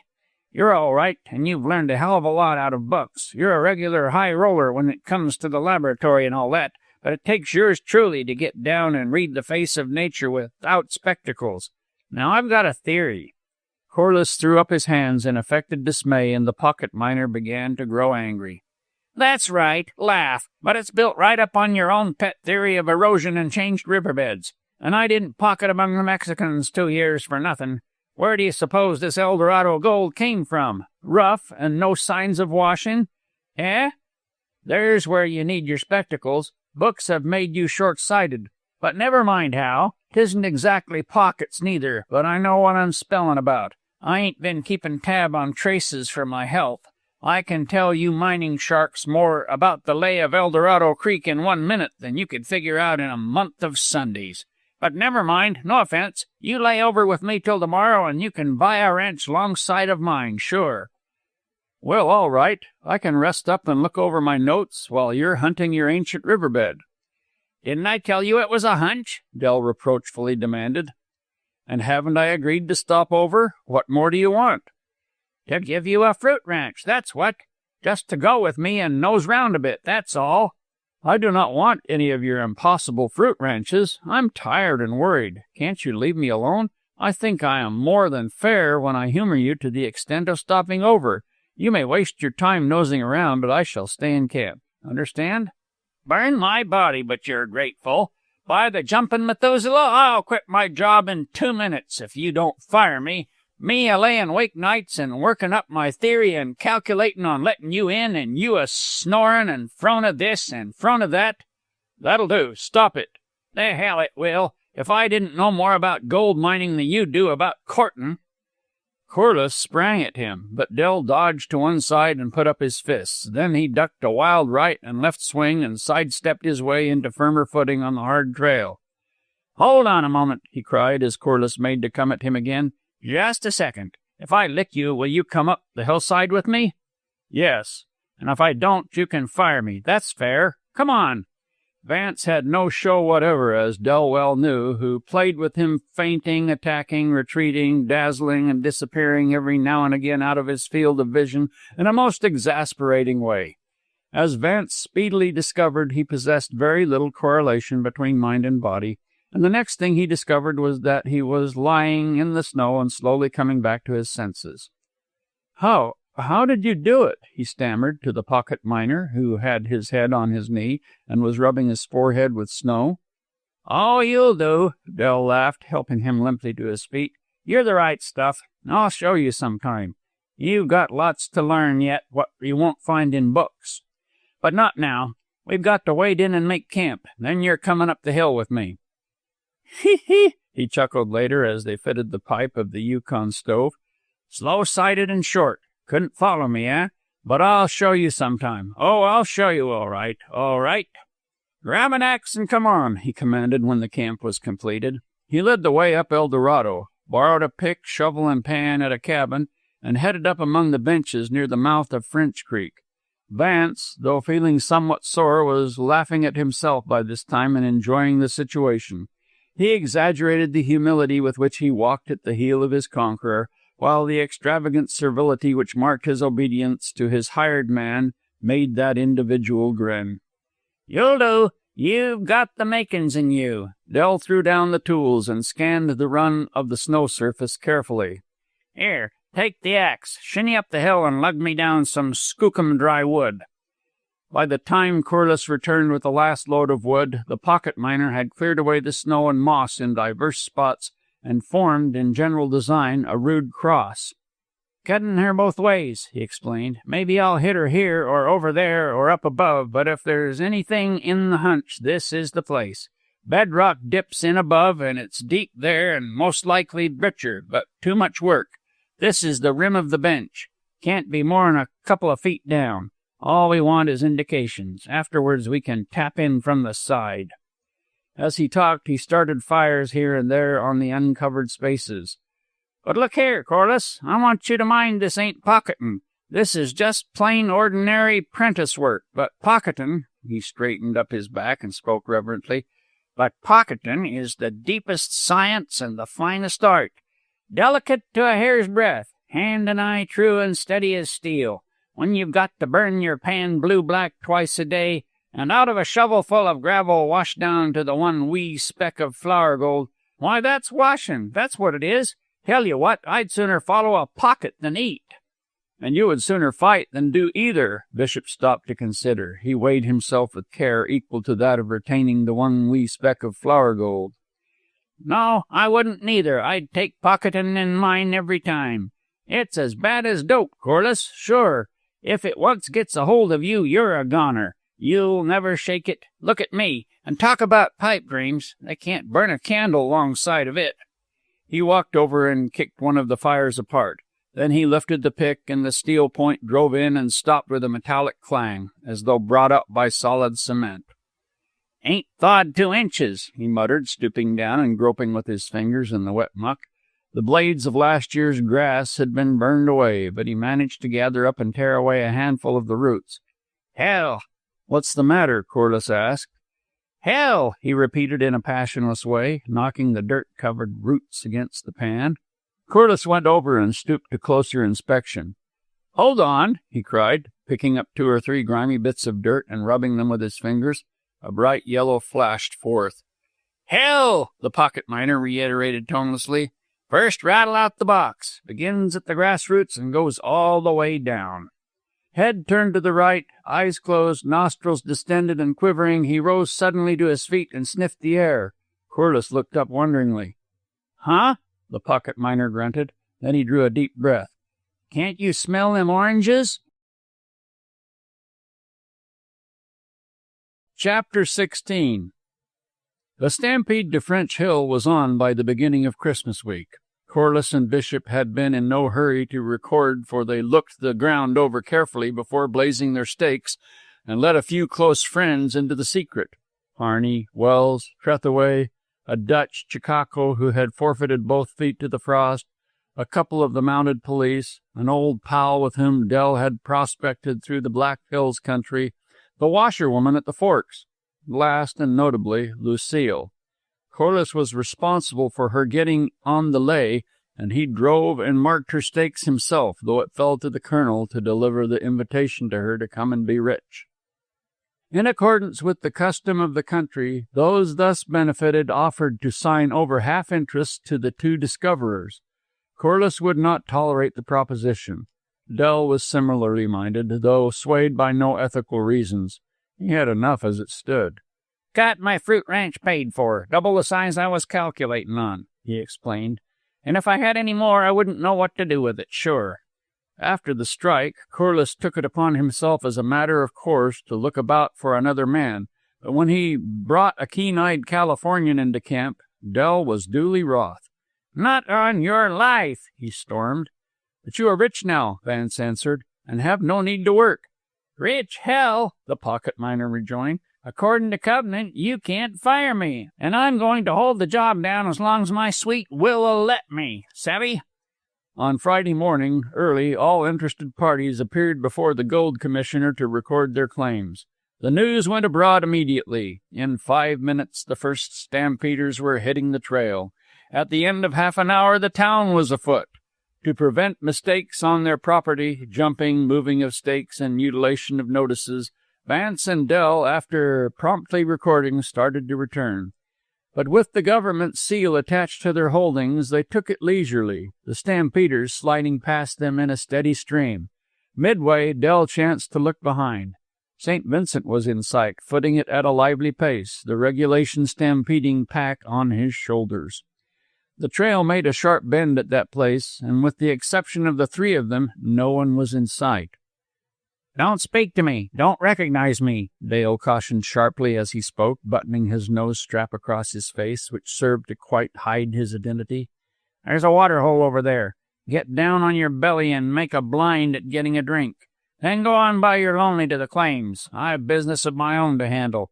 And for the love of your brother, don't say a word to me or to the skunk. Don't let 'em see your face." Corliss obeyed wonderingly, stepping aside from the beaten path, lying down in the snow and dipping into the water hole with an empty condensed milk can. Bishop bent on one knee and stooped as though fastening his moccasin.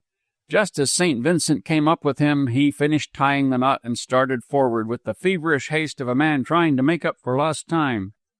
"I say, hold on, my man," the correspondent called out to him. Bishop shot a hurried glance at him and pressed on. St. Vincent broke into a run till they were side by side again. "Is this the way?" "To the benches of French Hill?" Dell snapped him short. "Bet your life, that's the way I'm headin'. So long." He plowed forward at a tremendous rate, and the correspondent, half running, swung in behind with the evident intention of taking the pace. Corliss, still in the dark, lifted his head and watched them go. But when he saw the pocket miner swerve abruptly to the right and take the trail up Adams Creek, the light dawned upon him, and he laughed softly to himself. Late that night, Dell arrived in camp on El Dorado, exhausted but jubilant. "Didn't do a thing to him," he cried before he was half inside the tent flaps. "Give me a bite to eat," grabbing at the teapot and running a hot flood down his throat. "Cooking fat, slush, old moccasins, candle ends, anything." Then he collapsed upon the blankets and fell to rubbing his stiff leg muscles while Corliss fried bacon and dished up the beans. "What about 'em?" he exulted between mouthfuls. "Well, you can slack your chips that he didn't get in on the French Hill benches. How far is it, my man?" In the well-mimicked patronizing tones of St. Vincent. "How far is it?" with the patronage left out. "How far to French Hill?" weakly. "How far do you think it is?" very weakly, with a tremolo which hinted of repressed tears. "How far?" The pocket miner burst into roars of laughter, which were choked by a misdirected flood of teeth, and which left him coughing and speechless. "Where'd I leave him?" when he had recovered. "Over on the divide to the Indian River, winded, plumb-beaten, done for. Just about able to crawl into the nearest camp, and that's about all. I've covered 50 stiff miles myself, so here's for bed. Good night. Don't call me in the morning." He turned into the blankets, all standing, and as he dozed off, Vance could hear him muttering, How far is it, my man? I say, how far is it? Regarding Lucille, Corliss was disappointed. "I confess I cannot understand her," he said to Colonel Trethaway. "I thought her bench claim would make her independent of the Opera House." "You can't get a dump out in a day," the colonel interposed. "But you can mortgage the dirt in the ground when it prospects as hers does. Yet I took that into consideration and offered to advance her a few thousand, non-interest bearing, and she declined. She said she didn't need it. In fact, was really grateful, thanked me, and said that any time I was short to come and see her." Trethaway smiled and played with his watch chain. "What would you? Life even here certainly means more to you and me than a bit of grub, a piece of blanket, and a Yukon stove.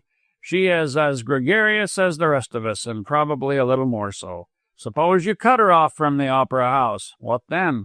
May she go to the barracks and consort with the captain's lady, make social calls on Mrs. Scoville, or chum with Frona? Don't you see? Will you escort her in daylight down the public street?" "Will you?" Vance demanded. "Aye," the colonel replied unhesitatingly, "and with pleasure." "And so will I, but—" He paused and gazed gloomily into the fire. "Let's see how she's going on with St. Vincent, as thick as thieves they are, and always together."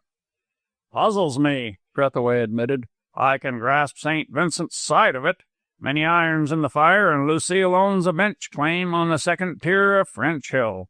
Mark me, Corliss, we can tell infallibly the day that Frona consents to go to his bed and board, if she ever does consent." "And that will be?" "The day St. Vincent breaks with Lucille." Corliss pondered, and the colonel went on. "But I can't grasp Lucille's side of it, what she can see in St. Vincent." "Her taste is no worse than that of the rest of the women," Vance broke in hotly. "I am sure that—" "Frona could not display poor taste, eh?" Corliss turned on his heel and walked out, and left Colonel Trethaway smiling grimly. Vance Corliss never knew how many people directly and indirectly had his cause at heart that Christmas week. Two men strove in particular, one for him and one for the sake of Frona. Pete Whipple, an old-timer in the land, possessed an Eldorado claim directly beneath French Hill, also a woman of the country for a wife, a swarthy breed, not over-pretty, whose Indian mother had mated with a Russian fur trader some 30 years before at Kutlik on the Great Delta. Bishop went down one Sunday morning to yarn away an hour or so with Whipple, but found the wife alone in the cabin. She talked a bastard English gibberish which was an anguish to hear, so the pocket miner resolved to smoke a pipe and depart without rudeness. But he got her tongue wagging, and to such an extent that he stopped and smoked many pipes, and whenever she lagged, urged her on again. He grunted and chuckled and swore in undertones while he listened, punctuating her narrative regularly with hells, which adequately expressed the many shades of interest he felt.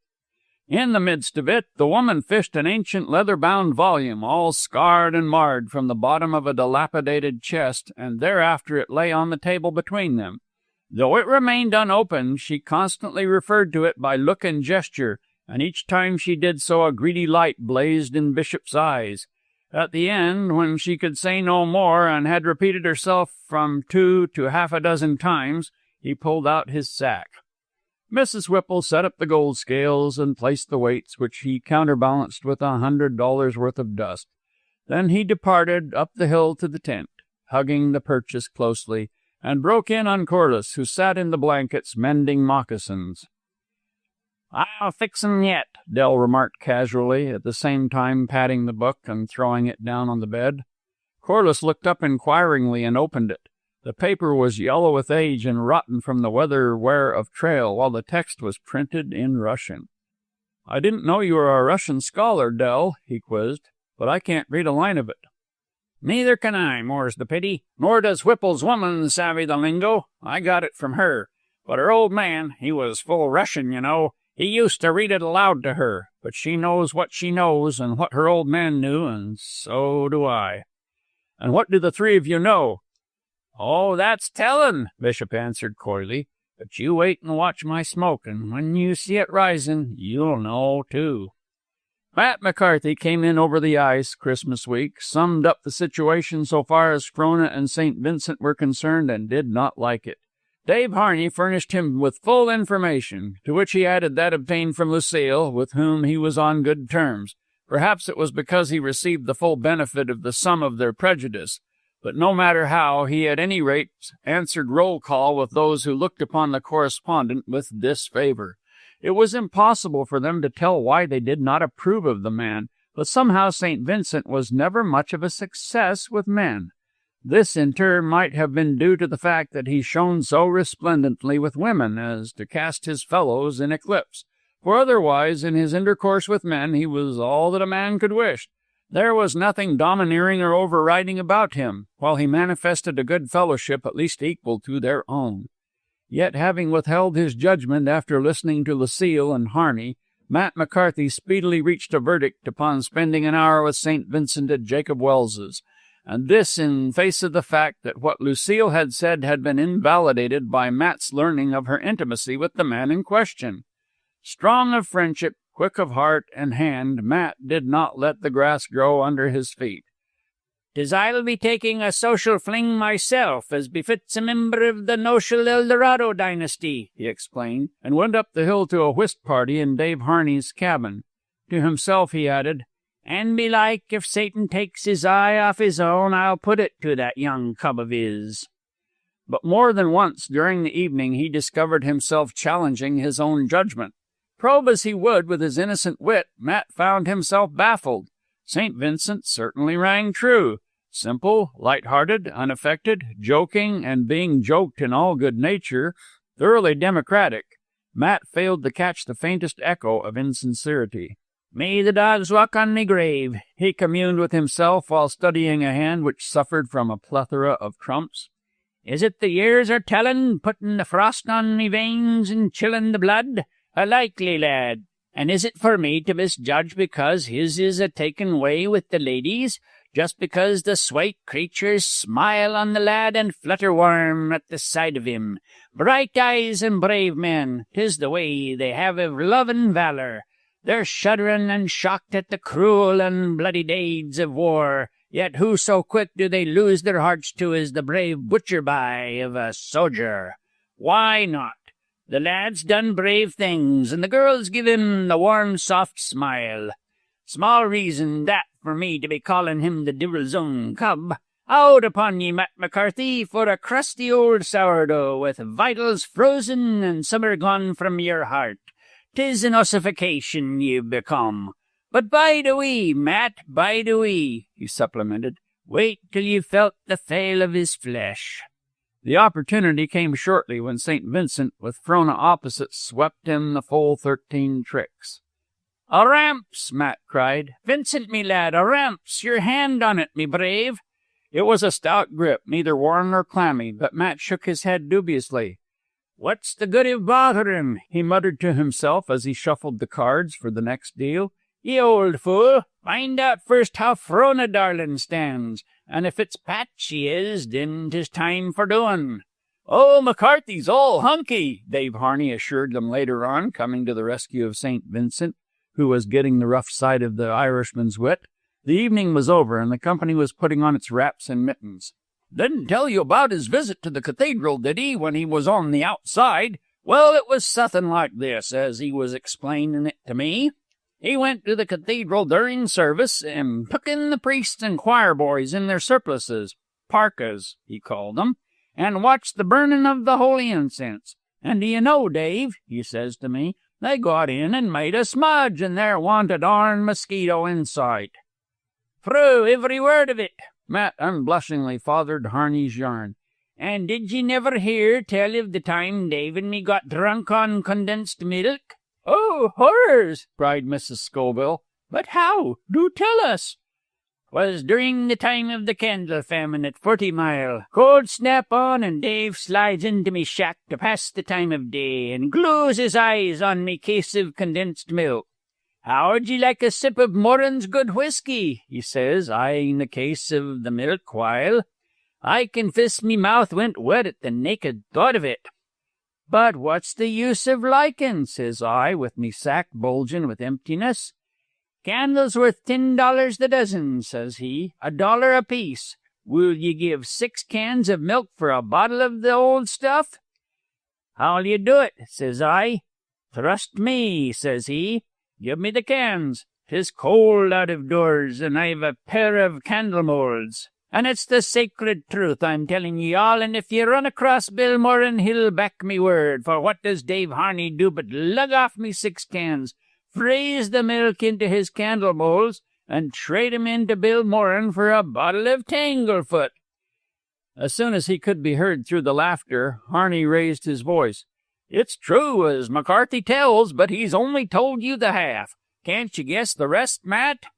Matt shook his head. Being short on milk myself, and not over much sugar, I doctored 3 of your cans with water, which went to make the candles. And by the by, I had milk in my coffee for a month to come. Es on me, Dave, McCarthy admitted. 'Tis only that you're me host, or I'd be shocking the ladies with your notorious disgraces. But I'll lave ye live this time, Dave. Come, spade the partin' guests. We must be movin'.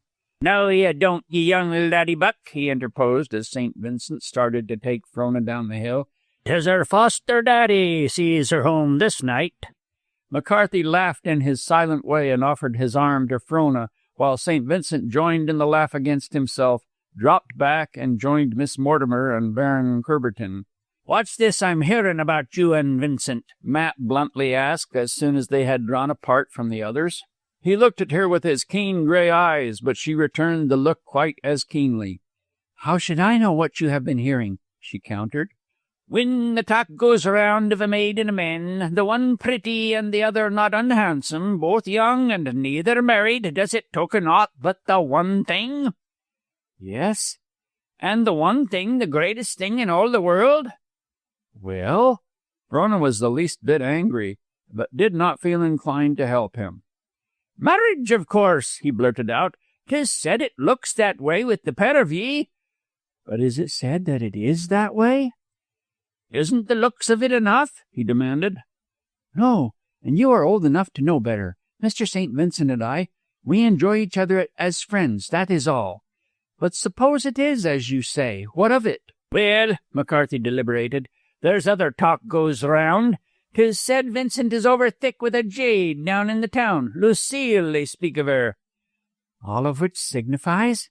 She waited, and McCarthy watched her dumbly. I know Lucille, and I like her, Frona continued, filling the gap of his silence and ostentatiously maneuvering to help him out. Do you know her? Don't you like her? Matt started to speak, cleared his throat, and halted. At last, in desperation, he blurted out, For 2 cents, Frona, I'd lay ye across me knee. She laughed. You don't dare. I'm not running bare-legged at D.A. Now don't be teasing, he blarneyed. I'm not teasing. Don't you like her, Lucille? And what of it? He challenged brazenly. Just what I asked. What of it?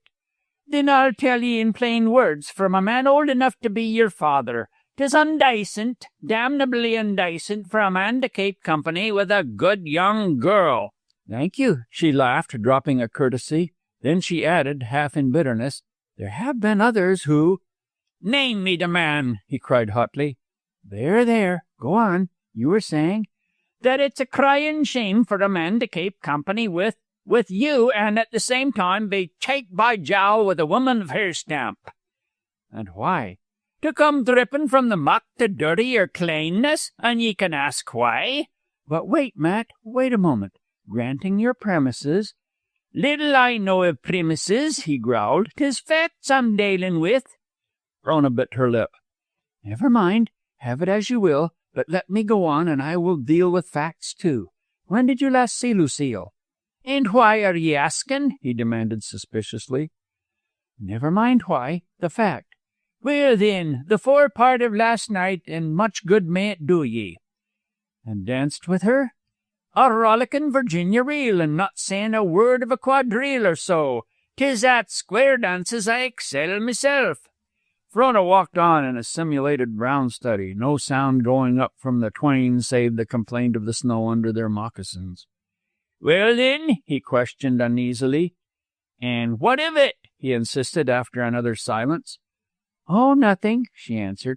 I was just wondering which was the muckiest, Mr. St. Vincent or you. or myself, with whom you have both been cheek by jowl?" Now McCarthy was unversed in the virtues of social wisdom, and though he felt somehow the error of her position, he could not put it into definite thought, so he steered wisely, if weakly, out of danger. "It's getting mad ye are with your old Matt," he insinuated, "who has your own good at heart, and because of it makes a fool of himself." "No, I'm not." "But ye are." "There," leaning swiftly to him and kissing him. "How could I remember the DA days and be angry?" "Ah, Frona, darling, well may ye say it.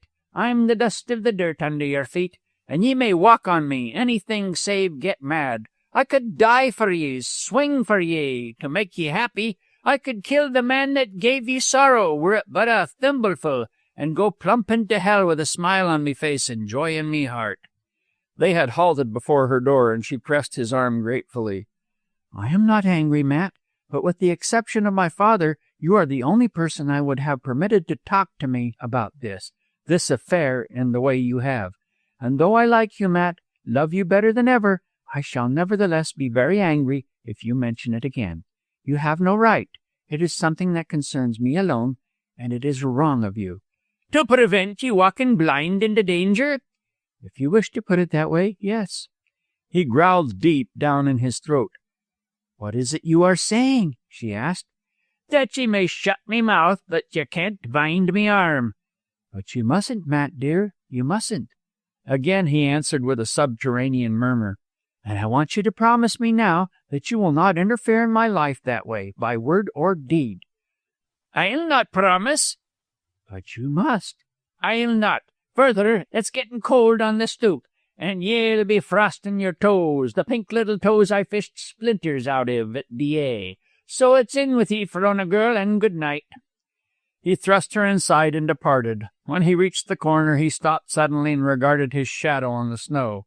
"Matt McCarthy, you're a damn fool. Who ever heard of a Welles not knowing their own mind? As though ye've never had dalins with the stiff-necked breed, ye calamitous son of misfortune."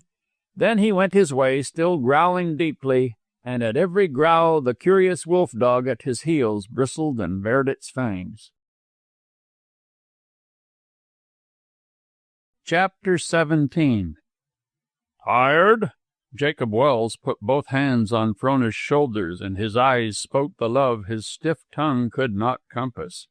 The tree and the excitement and the pleasure were over with. A score or so of children had gone home frostily happy across the snow. The last guest had departed, and Christmas Eve and Christmas Day were blending into one.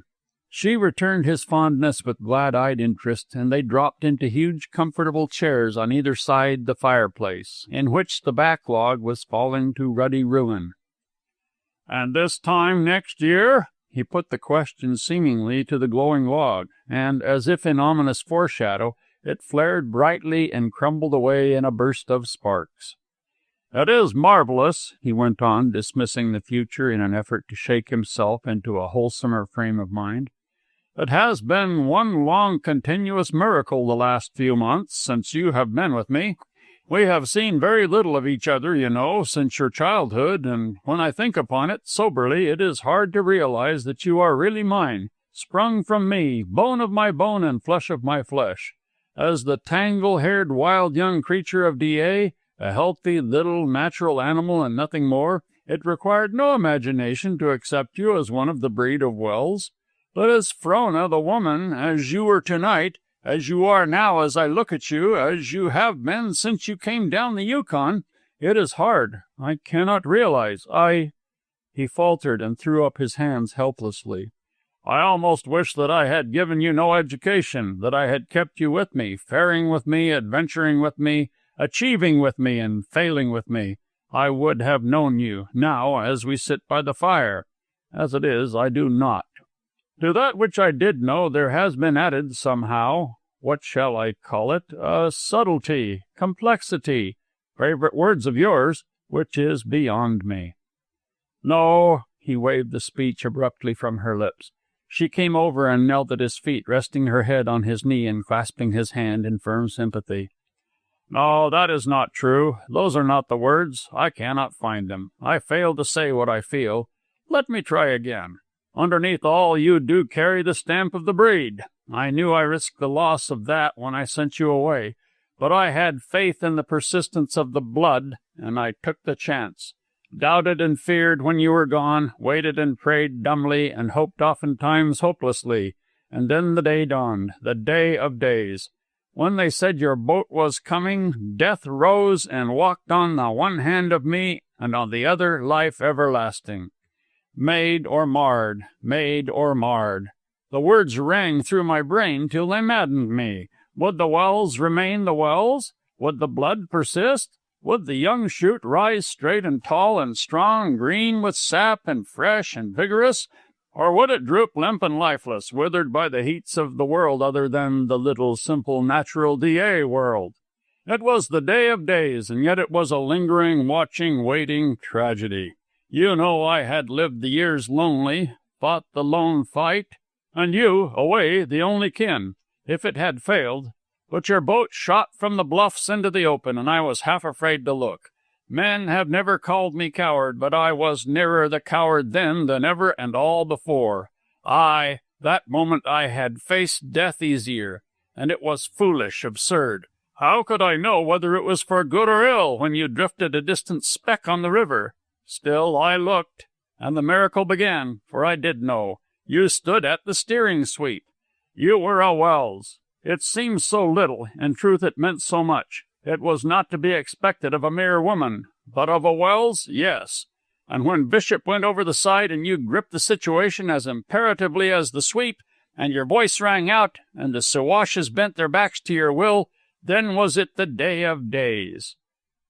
I tried always, and remembered, Frona whispered. She crept up softly till her arm was about his neck and her head against his breast. He rested one arm lightly on her body and poured her bright hair again and again from his hand in glistening waves. As I said, the stamp of the breed was unmarred, but there was yet a difference. There is a difference. I have watched it, studied it, tried to make it out. I have sat at table, proud by the sight of you, but dwarfed. When you talked of little things, I was large enough to follow.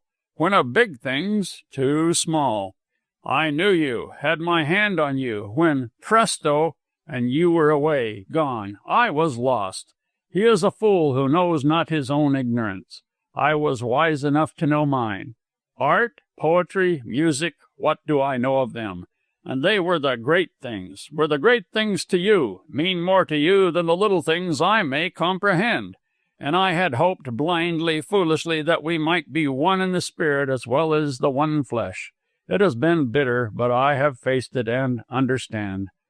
But to see my own red blood get away from me, elude me, rise above me, it stuns. God, I have heard you read from your Browning. No, do not speak. And watch the play of your face, the uplift and the passion of it. And all the while the words droning in upon me, meaningless, musical, maddening. And Mrs. Scoville sitting there nursing an expression of idiotic ecstasy and understanding no more than I. I could have strangled her. Why I have stolen away at night with your Browning and locked myself like a thief in fear. The text was senseless. I have beaten my head with my fist like a wild man to try and knock some comprehension into it, for my life had worked itself out along one set groove, deep and narrow. I was in the rut. I had done those things which came to my hand and done them well, but the time was past. I could not turn my hand anew. I, who am strong and dominant, who have played large with destiny, who could buy body and soul 1,000 painters and versifiers, was baffled by a few paltry cents' worth of printed paper. He spilled her hair for a moment's silence. To come back, I had attempted the impossible, gambled against the inevitable. I had sent you from me to get that which I had not, dreaming that we would still be one. As though two could be added to two and still remain two. So, to sum up, the breed still holds, but you have learned an alien tongue. When you speak it, I am deaf, and bitterest of all, I know that the new tongue is the greater. I do not know why I have said all this, made my confession of weakness. Oh, Father mine, greatest of men! She raised her head and laughed into his eyes, the while brushing back the thick iron-gray hair which thatched the dome of his forehead. You, who have wrestled more mightily, done greater things than these painters and versifiers, you who know so well the law of change, might not the same plaint fall from your father's lips were he to sit now beside you and look upon your work and you? Yes, I have said that I understand. Do not let us discuss it. A moment's weakness. My father was a great man. And so mine. A struggler to the end of his days. He fought the great lone fight. And so mine. And died fighting. And so shall mine. So shall we all, we Welleses. He shook her playfully in token of returning spirits. But I intend to sell out, mines, company, everything, and study Browning. Still the fight. You can't discount the blood, father. Why were you not a boy? He demanded abruptly. You would have been a splendid one. As it is, a woman made to be the delight of some man, you must pass from me tomorrow, next day, this time next year, who knows how soon. Ah, now I know the direction my thought has been trending. Just as I know you do, so do I recognize the inevitableness of it and the justness. But the man, Frona, the man. Don't, she demurred. Tell me of your father's fight, the last fight, the great lone fight at Treasure City. 10-1 it was, and well fought. Tell me. No, Frona. Do you realize that for the first time in our lives we talk together seriously as father and daughter? For the first time? You have had no mother to advise, no father, for I trusted the blood, and wisely, and let you go. But there comes a time when the mother's counsel is needed, and you never knew one. Frona yielded, in instant recognition and waiting, snuggled more closely to him. This man, St. Vincent, how is it between you? I do not know. How do you mean? Remember always, Frona, that you have free choice. Yours is the last word. Still, I would like to understand. I could, perhaps, I might be able to suggest, but nothing more. Still, a suggestion. There was something inexpressibly sacred about it, yet she found herself tongue-tied. Instead of the one definite thing to say, a muddle of ideas fluttered in her brain. After all, could he understand? Was there not a difference which prevented him from comprehending the motives which for her were impelling? For all her harking back to the primitive and stout defense of its sanity and truth, did his native philosophy give him the same code which she drew from her acquired philosophy? Then she stood aside and regarded herself and the queries she put, and drew apart from them, for they breathed of treason. There is nothing between us, father, she spoke up resolutely. Mr. St. Vincent has said nothing. We are good friends. We like each other. We are very good friends. I think that is all. But you like each other. You like him. Is it in the way a woman must like a man before she can honestly share her life with him, lose herself in him? Do you feel with Ruth? So that when the time comes you can say, Thy people are my people, and thy God my God? No, it may be, but I cannot. Dare not face it, say it or not say it, think it or not think it now. It is the great affirmation.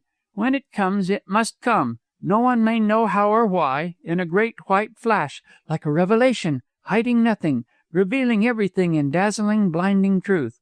At least, so I imagine. Jacob Wells nodded his head with the slow meditation of one who understands, yet stops to ponder and weigh again. But why have you asked, father? Why has Mr. St. Vincent been raised? I have been friends with other men. But I have not felt about other men as I do of St. Vincent. We may be truthful, you and I, and forgive the pain we give each other. My opinion counts for no more than another's. Fallibility is the commonest of curses, nor can I explain why I feel as I do. I oppose much in the way you expect to when your great white flash sears your eyes. But in a word, I do not like St. Vincent. A very common judgment of him among the men, Frona interposed, driven irresistibly to the defense. So consensus of opinion only makes my position stronger, he returned, but not disputatively. Yet I must remember that I look upon him as men look. His popularity with women must proceed from the fact that women look differently than men, just as women do differ physically and spiritually from men. It is deep, too deep for me to explain. I but follow my nature and try to be just. But have you nothing more definite? She asked, groping for better comprehension of his attitude. Can you not put into some sort of coherence some one certain thing of the things you feel? I hardly dare. Intuitions can rarely be expressed in terms of thought. But let me try. We Welleses have never known a coward. And where cowardice is, nothing can endure. It is like building on sand, or like a vile disease which rots, and we know not when it may break forth. But it seems to me that Mr. St. Vincent is the last man in the world with whom cowardice may be associated. I cannot conceive of him in that light. The distress in her face hurt him. I know nothing against St. Vincent. There is no evidence to show that he is anything but what he appears. Still, I cannot help feeling it in my fallible human way. Yet there is one thing I have heard, a sordid pot-roast brawl in the opera house. Mind you, Frona, I say nothing against the brawl or the place. Men are men. But it is said that he did not act as a man ought that night. But as you say, Father, men are men. We would like to have them other than they are, for the world surely would be better, but we must take them as they are. Lucille— No, you misunderstand. I did not refer to her, but to the fight. He was cowardly. But as you say, it is said. He told me about it not long afterwards, and I do not think he would have dared had there been anything. But I do not make it as a charge, Jacob Wells hastily broke in. Merely hearsay, and the prejudice of the men would be sufficient to account for the tale. And it has no bearing anyway. I should not have brought it up, for I have known good men funk in my time, buck fever, as it were. And now let us dismiss it all from our minds. I merely wished to suggest, and I suppose I have bungled. But understand this, Frona, turning her face up to his. Understand above all things, and in spite of them, first, last, and always, that you are my daughter, and that I believe your life is sacredly yours, not mine, yours to deal with and to make or mar. Your life is yours to live, and insofar that I influence it, you will not have lived your life, nor would your life have been yours, nor would you have been a Welles, for there was never a Welles yet who suffered dictation. They died first, or went away to pioneer on the edge of things. Why, if you thought the dance-house the proper or natural medium for self-expression, I might be sad. But tomorrow I would sanction your going down to the opera house. It would be unwise to stop you, and further, it is not our way. The Welleses have never stood by, in many a lost cause and forlorn hope, knee to knee and shoulder to shoulder. Conventions are worthless for such as we. They are for the swine who without them would wallow deeper. The weak must obey or be crushed. Not so with the strong. The mass is nothing, the individual everything, and it is the individual always that rules the mass and gives the law. A fig for what the world says. If the Welles should procreate a bastard line this day, it would be the way of the Welles, and you would be a daughter of the Welles, and in the face of hell and heaven, of God himself, we would stand together, we of the one blood, Frona, you and I.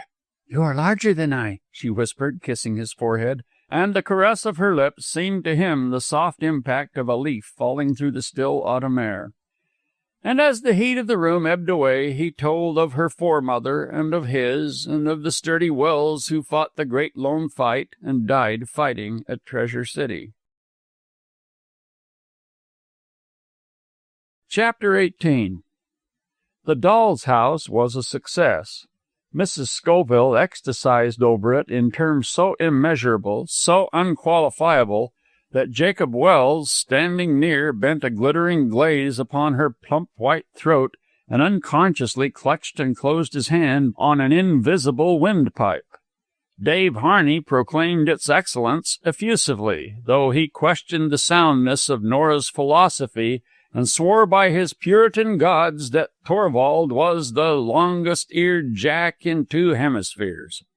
Even Miss Mortimer, antagonistic as she was to the whole school, conceded that the players had redeemed it, while Matt McCarthy announced that he didn't blame Nora Darlin the least bit, though he told the Gold Commissioner privately that a song or so and a skirt dance wouldn't have hurt the performance. "Of course the Nora girl was right," he insisted to Harney, both of whom were walking on the heels of Frona and St. Vincent. "I'd be seein'." "Rubber!" "Rubber your grandmother," Matt wrathfully exclaimed. "As I was sayin'," Harney continued imperturbably, Rubber boots is going to go sky high about the time of wash-up. 3 ounces the pair, and you can put your chips on that for a high card. You can gather 'em in now for 1 ounce a pair and clear 2 on the deal. A cinch, Matt, a dead open and shut. The divil take you and your cinches. It's Nora, darlin', I have in me mind the while. They bade goodbye to Frona and St. Vincent and went off disputing under the stars in the direction of the opera house. Gregory St. Vincent heaved an audible sigh. "At last." "At last what?" Frona asked incuriously. "At last the first opportunity for me to tell you how well you did. You carried off the final scene wonderfully, so well that it seemed you were really passing out of my life forever." "What a misfortune!" "It was terrible." "No." "But yes, I took the whole condition upon myself. You were not Nora, you were Frona, nor I Torvald, but Gregory.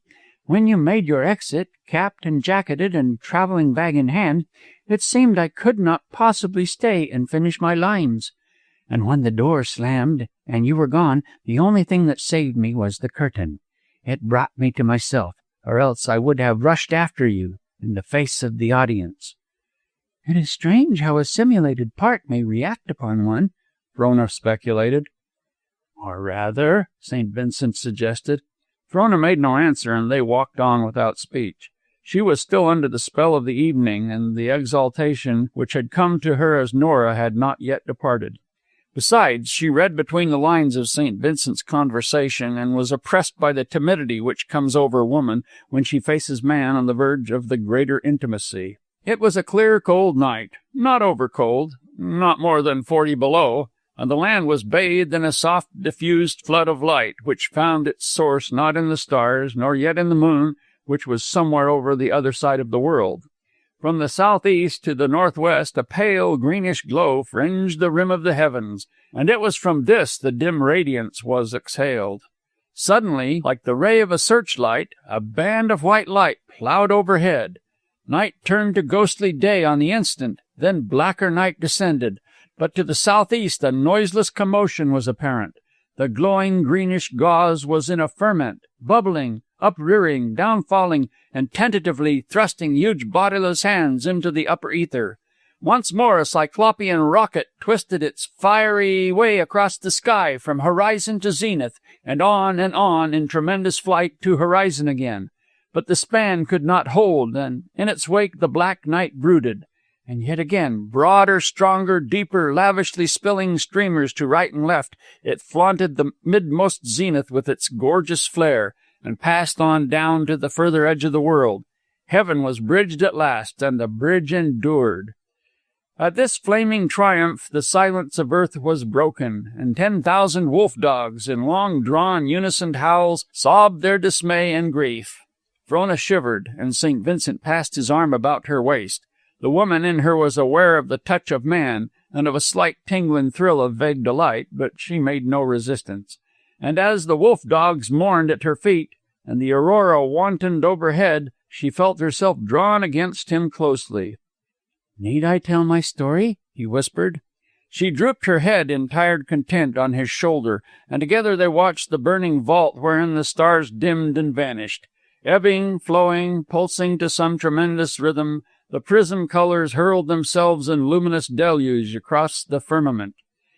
Then the canopy of heaven became a mighty loom, wherein imperial purple and deep sea-green blended, wove and interwove with blazing woof and flashing warp, till the most delicate of tules, fluorescent and bewildering, was daintily and airily shaken in the face of the astonished night.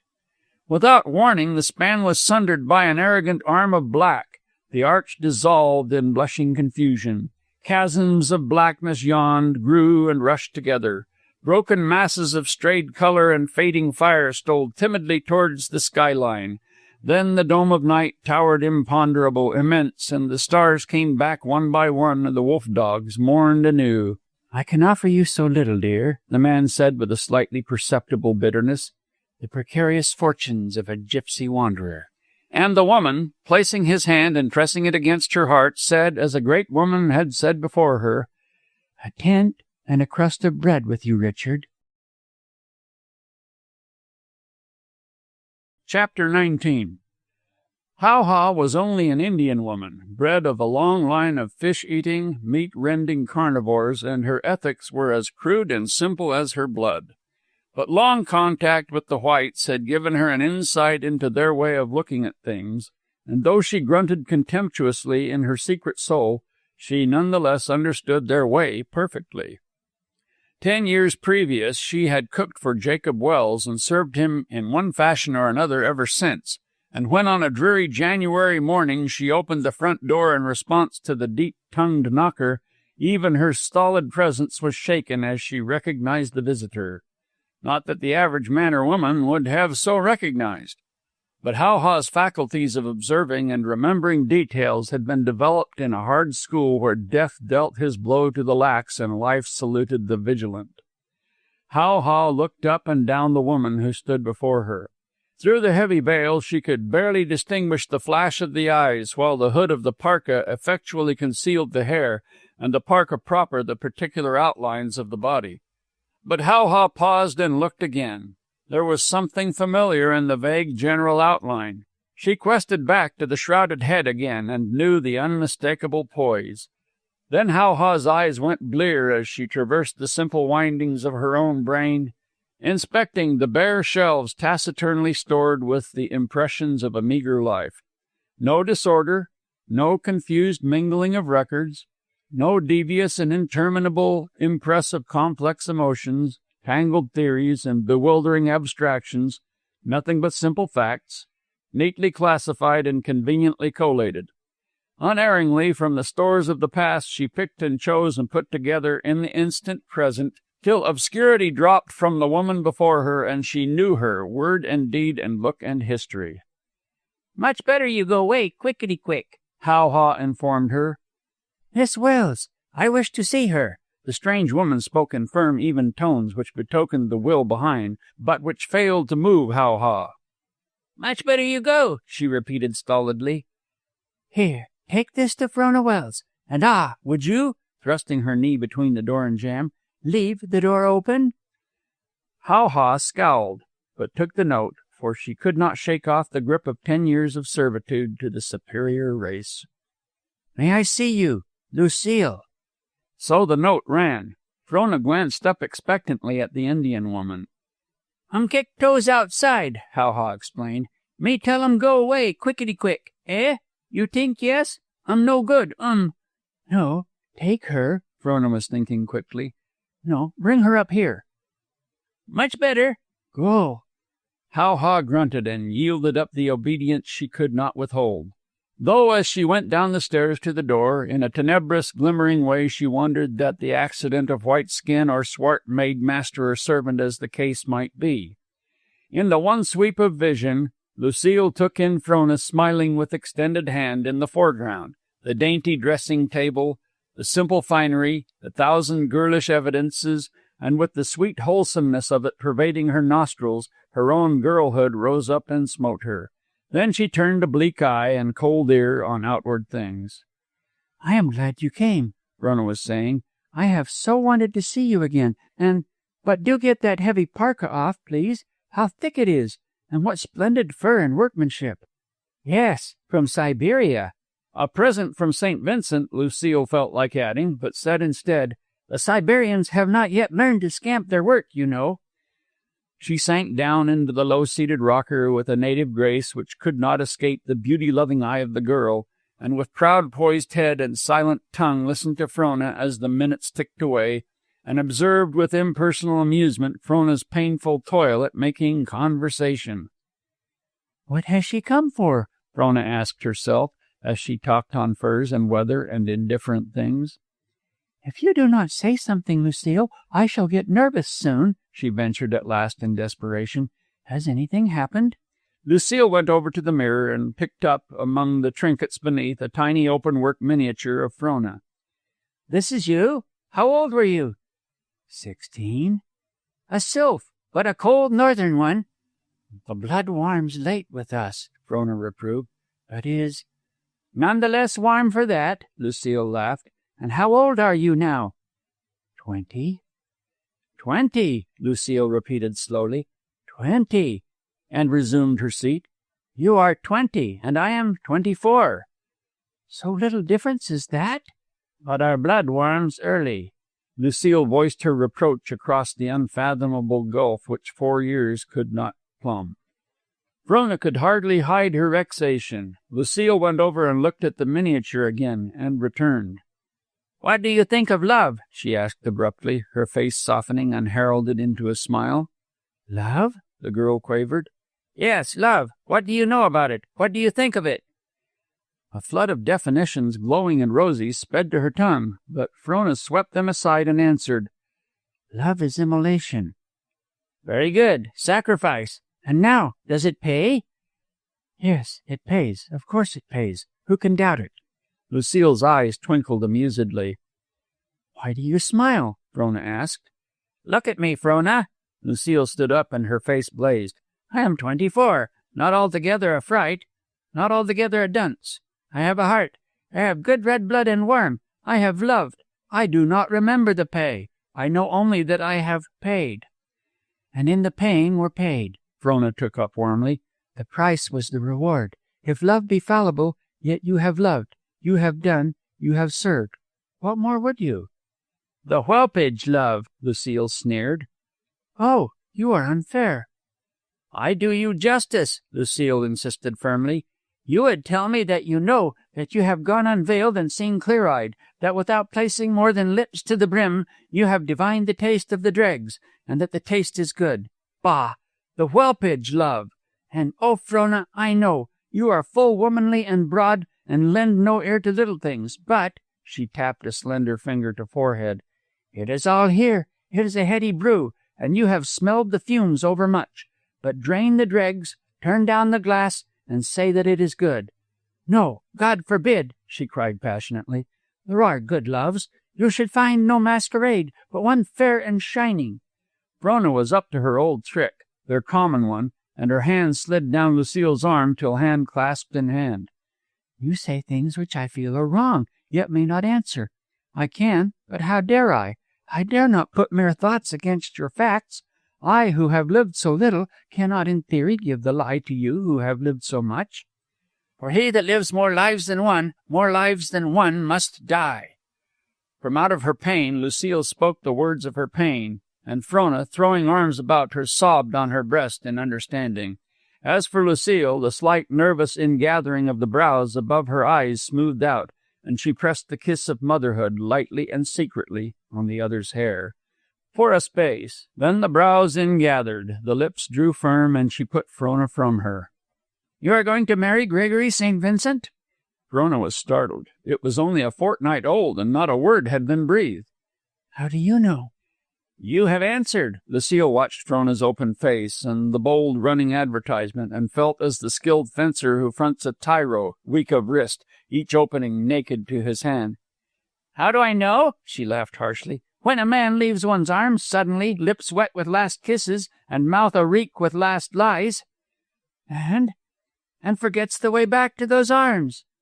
So? The blood of the Welles pounded up, and like a hot sun dried the mists from her eyes and left them flashing. And that is why you came. I could have guessed it had I given second thought to Dawson's gossip. It is not too late. Lucille's lip curled. And it is your way. Am I mindful? What is it? Do you intend telling me what he has done and what he has been to you? Let me say that it is useless. He is a man, and you and I are women. No, Lucille lied, swallowing her astonishment. I had not thought that any action of his would affect you. I knew you were too great for that, but have you considered me?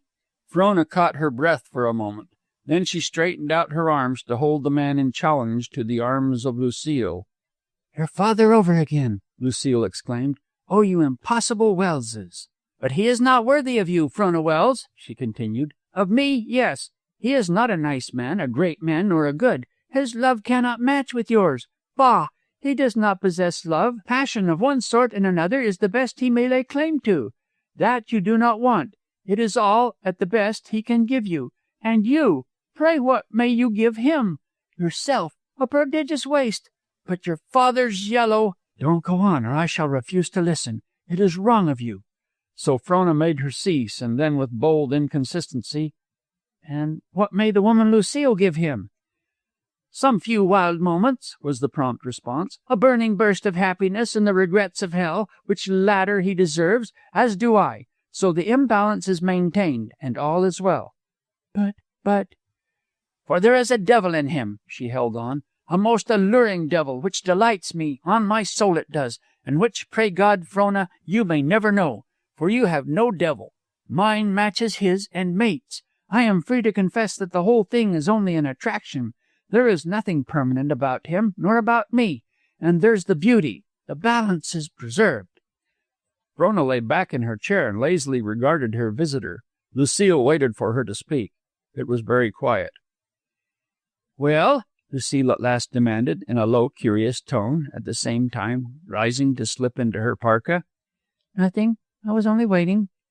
I am done. And let me say that I do not understand you, Frona summed up coldly. I cannot somehow just catch your motive. There is a flat ring to what you have said. However, of this I am sure. For some unaccountable reason, you have been untrue to yourself today. Do not ask me, for as I said before, I do not know where or how, yet I am none the less convinced. This I do know. You are not the Lucille I met by the wood trail across the river. That was the true Lucille, little though I saw of her. The woman who is here today is a strange woman. I do not know her. Sometimes it has seemed she was Lucille, but rarely.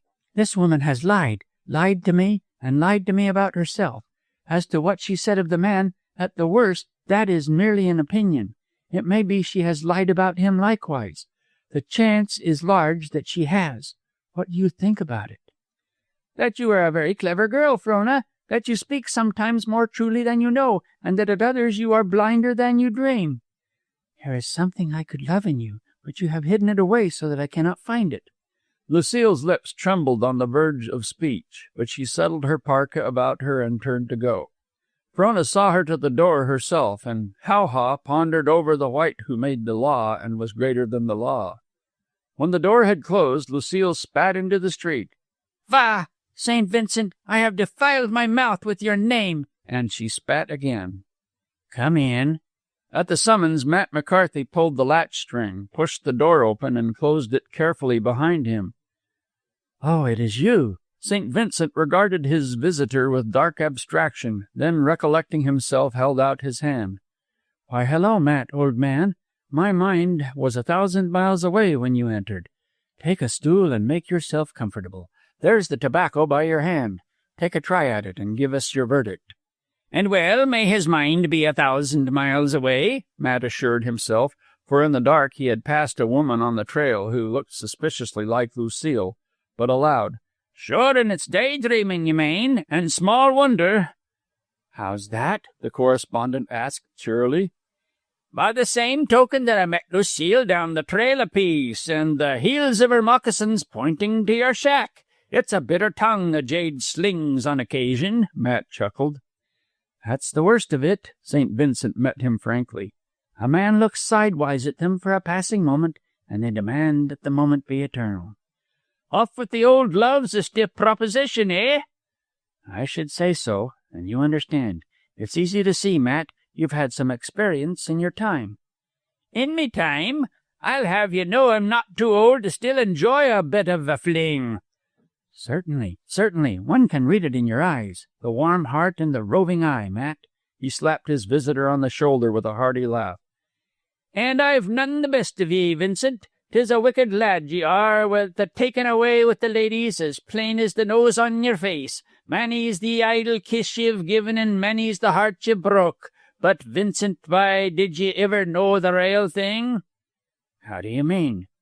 The raal thing. That is, well, have ye been ever a father?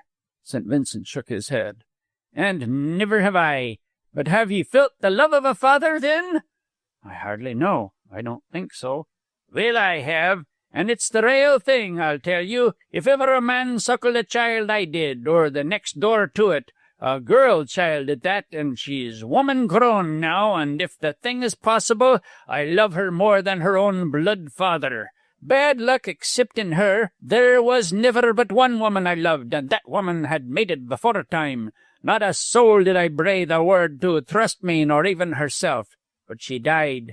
God's love be with her."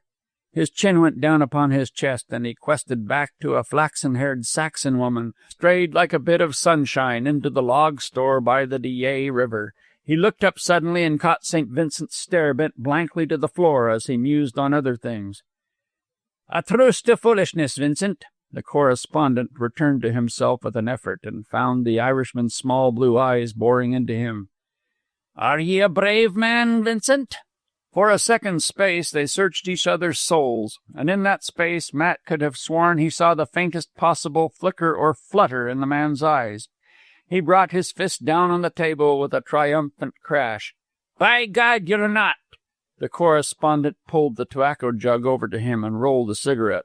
He rolled it carefully, the delicate rice paper crisping in his hand without a tremor, but all the while a red tide mounting up from beneath the collar of his shirt, deepening in the hollows of the cheeks, and thinning against the cheekbones above, creeping, spreading, till all his face was aflame. "'Tis good, and likely it saves me fingers a dirty job.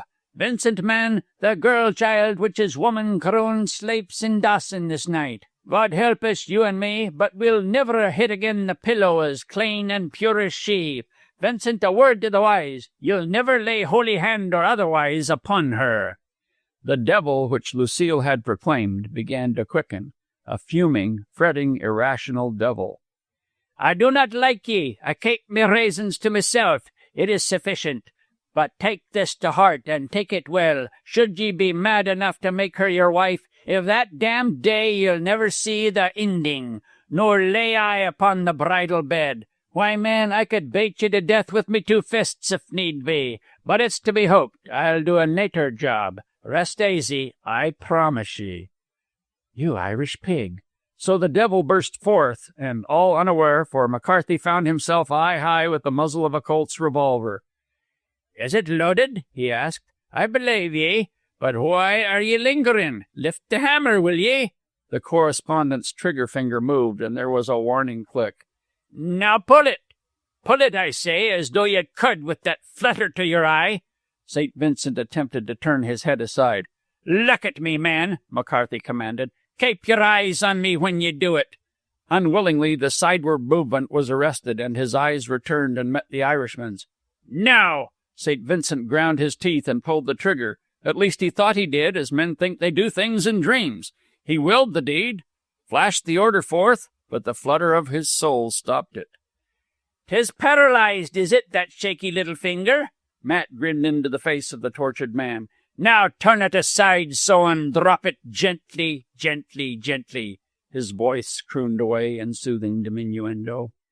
When the trigger was safely down, St. Vincent let the revolver fall from his hand, and with a slight audible sigh sank nervelessly upon a stool. He tried to straighten himself, but instead dropped down upon the table and buried his face in his palsied hands. Matt drew on his mittens, looking down upon him pityingly the while, and went out, closing the door softly behind him. Chapter 20. Where nature shows the rough hand, the sons of men are apt to respond with kindred roughness. The amenities of life spring up only in mellow lands where the sun is warm and the earth fat. The damp and soggy climate of Britain drives men to strong drink. The rosy Orient lures to the dream splendors of the lotus. The big-bodied, white-skinned northern dweller, rude and ferocious, bellows his anger uncouthly and drives a gross fist into the face of his foe. The supple south sojourner, soken of smile and lazy of gesture, waits and does his work from behind, when no man looketh, gracefully and without offence. Their ends are one, the difference lies in their ways, and therein the climate and the cumulative effect thereof is the determining factor. Both are sinners, as men born of women have ever been, but the one does his sin openly, in the clear sight of God. The other, as though God could not see, veils his iniquity with shimmering fancies, hiding it like it were some splendid mystery. These be the ways of men. Each as the sun shines upon him, and the wind blows against him, according to his kind, and the seed of his father and the milk of his mother. Each is the resultant of many forces which go to make a pressure mightier than he, which molds him in the predestined shape. But with sound legs under him, he may run away and meet with a new pressure. He may continue running, each new pressure prodding him as he goes, until he dies, and his final form will be that predestined of the many pressures.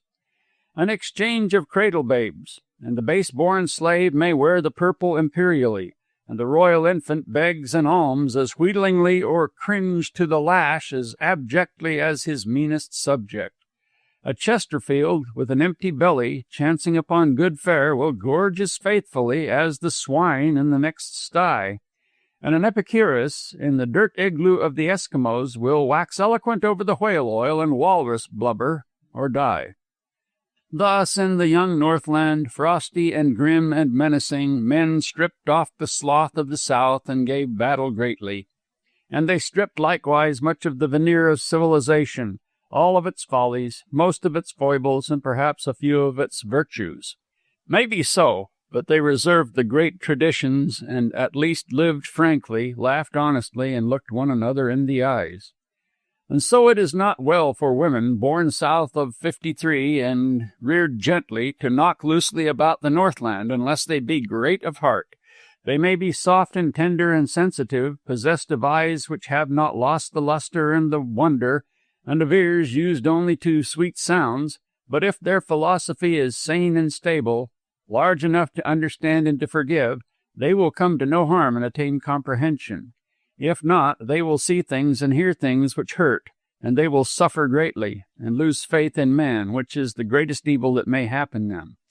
Such should be sedulously cherished, and it were well to depute this to their menfolk, the nearer of kin, the better. In line, it were good policy to seek out a cabin on the hill overlooking Dawson, or best of all across the Yukon on the western bank.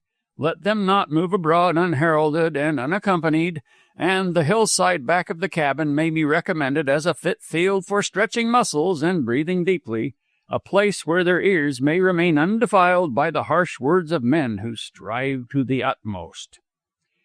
Vance Corliss wiped the last tin dish and filed it away on the shelf, lighted his pipe, and rolled over on his back on the bunk to contemplate the moss-chinked roof of his French Hill cabin.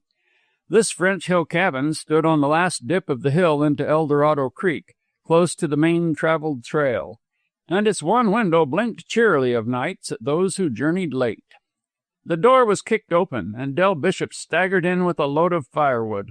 His breath had so settled on his face in a hard rime that he could not speak.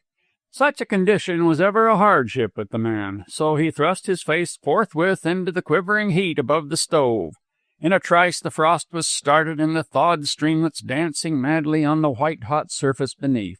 Then the ice began to fall from his beard in chunks, rattling on the lid tops and simmering spitefully till spurted upward in clouds of steam. And so you witness an actual phenomenon, illustrative of the three forms of matter, Vance laughed, mimicking the monotonous tones of the demonstrator. Solid, liquid, and vapor. In another moment you will have the gas. That's all very well, Bishop sputtered, wrestling with an obstructing piece of ice until it was wrenched from his upper lip and slammed stoveward with a bang. How cold do you make it, Del? 50? 50? The pocket miner demanded with unutterable scorn, wiping his face. Quicksilver's been solid for hours, and it's been getting colder and colder ever since. 50? I'll bet my new mittens against your old moccasins that it ain't a notch below 70. Think so? Do you want to bet? Vance nodded laughingly. Centigrade or Fahrenheit? Bishop asked, suddenly suspicious. Oh, well, if you want my old moccasins so badly, Vance rejoined, feigning to be hurt by the other's lack of faith, why, you can have them without betting. Del snorted and flung himself down on the opposite bunk. Think you're funny, don't you? No answer forthcoming, he deemed the retort conclusive, rolled over, and fell to studying the moss chinks. 15 minutes of this diversion sufficed. Play you a rubber of crib before bed, he challenged across to the other bunk. I'll go you. Corliss got up, stretched, and moved the kerosene lamp from the shelf to the table. Think it will hold out? He asked, surveying the oil level through the cheap glass. Bishop threw down the crib-board and cards and measured the contents of the lamp with his eye. Forgot to fill it, didn't I? Too late now. Do it tomorrow. It'll last the rubber out, sure. Corliss took up the cards, but paused in the shuffling. We've a big trip before us, Dell, about a month from now, the middle of March as near as I can plan it, up the Stewart River to McQuestion, up McQuestion and back down again the Mayo, then across country to Maisie May, winding up at Henderson Creek. On the Indian River? No, Corliss replied as he dealt the hands.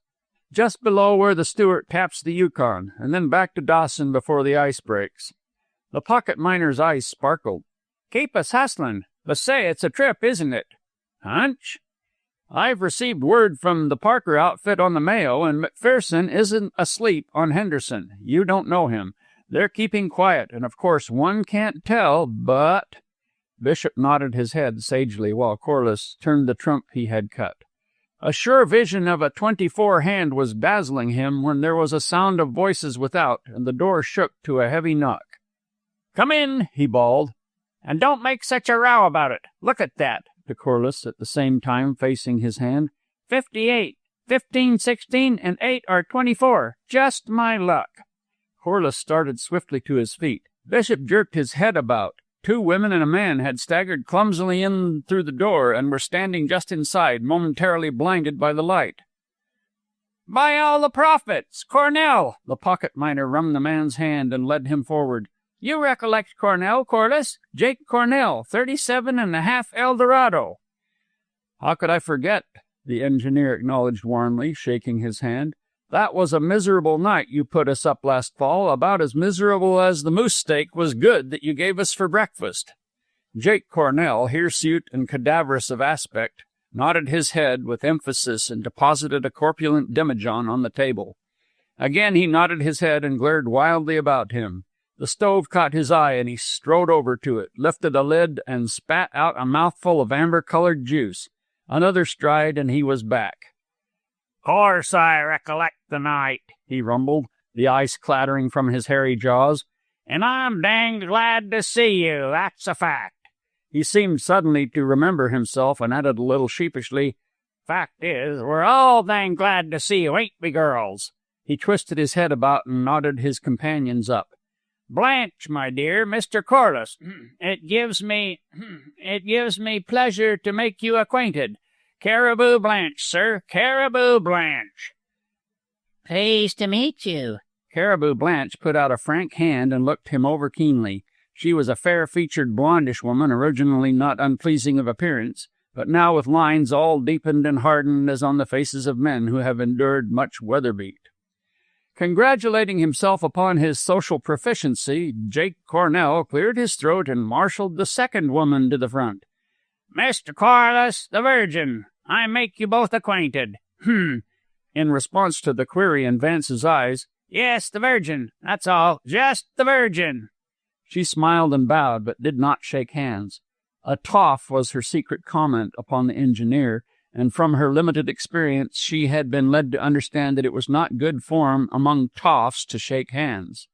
Corliss fumbled his hand, then bowed and looked at her curiously. She was a pretty low-browed creature, darkly pretty, with a well-favored body, and for all the type was mean, he could not escape the charm of her overbrimming vitality. She seemed bursting with it, and every quick, spontaneous movement appeared to spring from very excess of red blood and superabundant energy. "Pretty healthy proposition, ain't she?" Jake Cornell demanded, following his host's gaze with approval. "None of your gammon, Jake," the Virgin snapped back, with lip curled contemptuously for Vance's especial benefit. "I fancy it'd be more in keeping if you'd look to poor Blanche there." "Fact is, we're plumb ding-dong played out," Jake said, "and Blanche went through the ice just down the trail, and her feet's like to freezin'." Blanche smiled as Corliss piloted her to a stool by the fire, and her stern mouth gave no indication of the pain she was suffering. He turned away when the Virgin addressed herself to removing the wet footgear, while Bishop went rummaging for socks and moccasins. "Didn't go in more'n to the ankles," Cornell explained confidentially, "but that's plenty a night like this." Corliss agreed with a nod of the head. Spotted your light, and so we came. Don't mind, do you? Why, certainly not. No intrudin'? Corliss reassured him by laying hand on his shoulder and cordially pressing him to a seat. Blanche sighed luxuriously. Her wet stockings were stretched up and already steaming, and her feet basking in the capacious warmth of Bishop's sea-wash socks.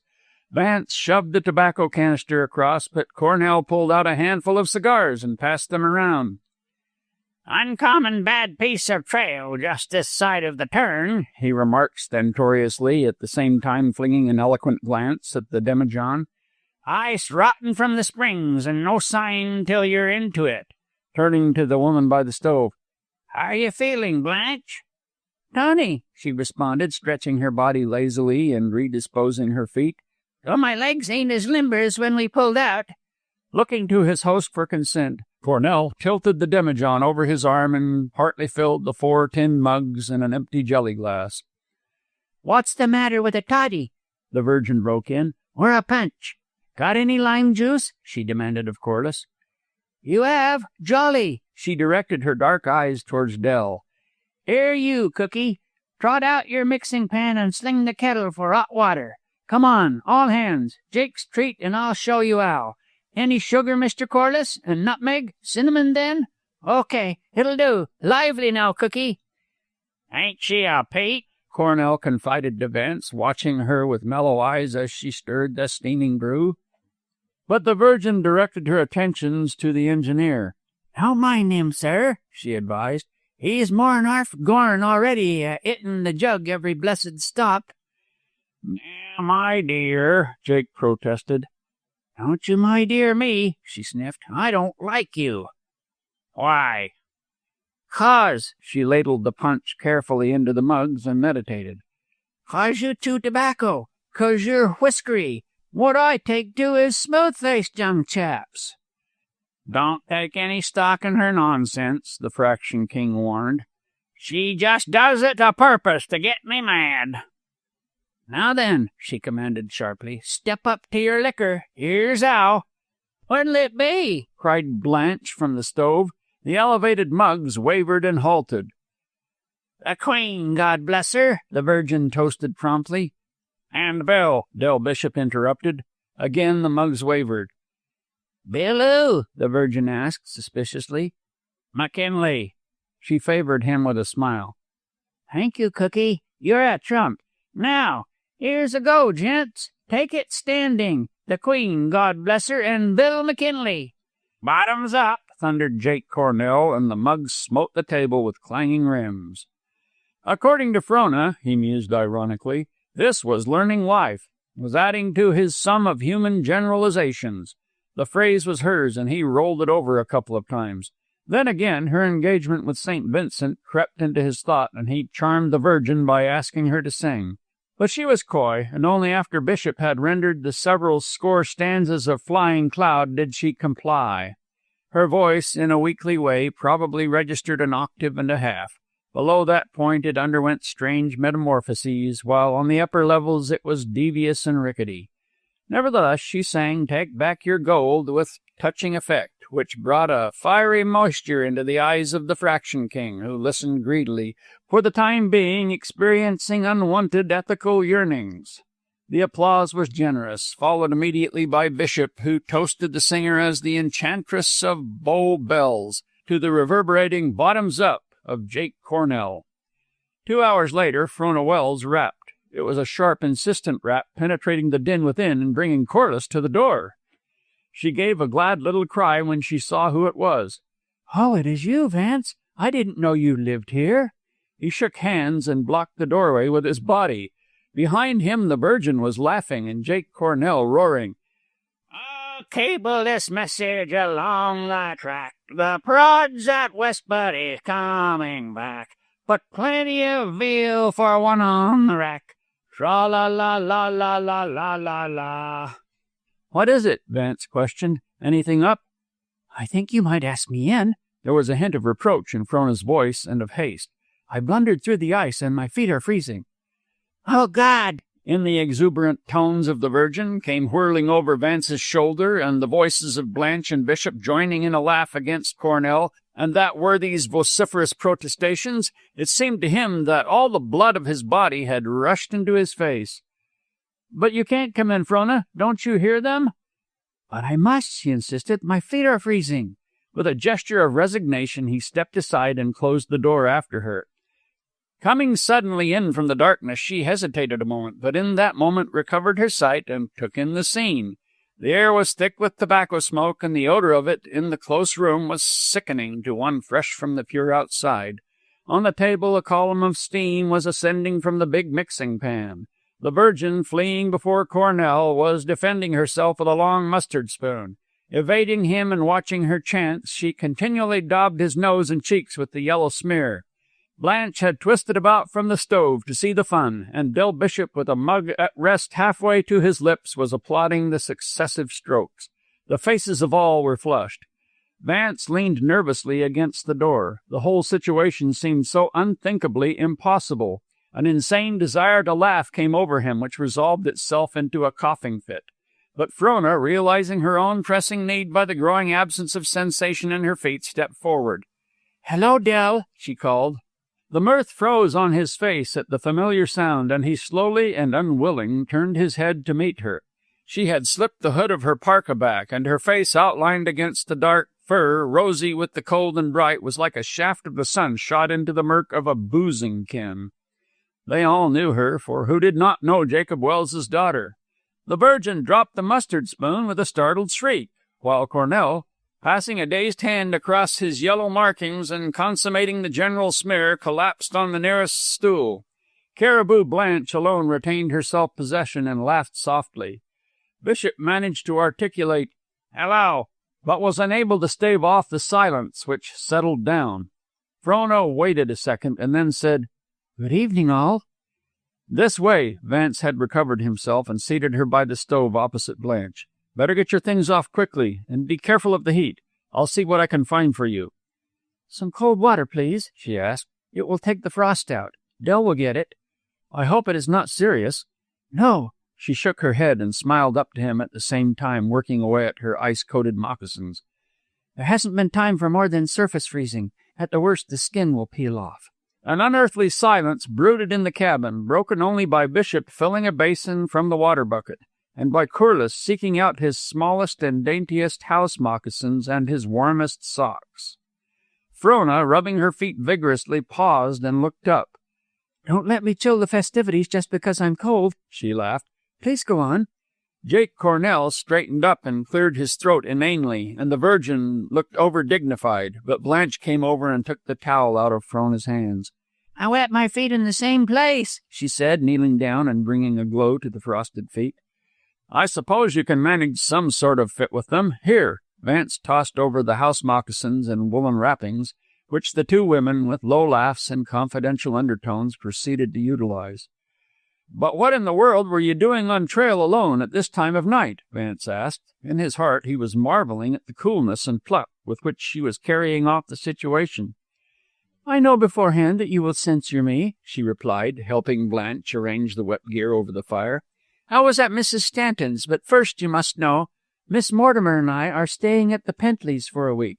Now, to start fresh again, I intended to leave Mrs. Stanton's before dark, but her baby got into the kerosene. Her husband had gone down to Dawson, and, well, we weren't sure of the baby up to half an hour ago.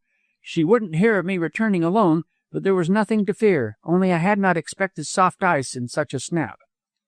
"How'd you fix the kid?" Del asked, intent on keeping the talk going now that it had started. "Chewing tobacco." And when the laughter had subsided, she went on.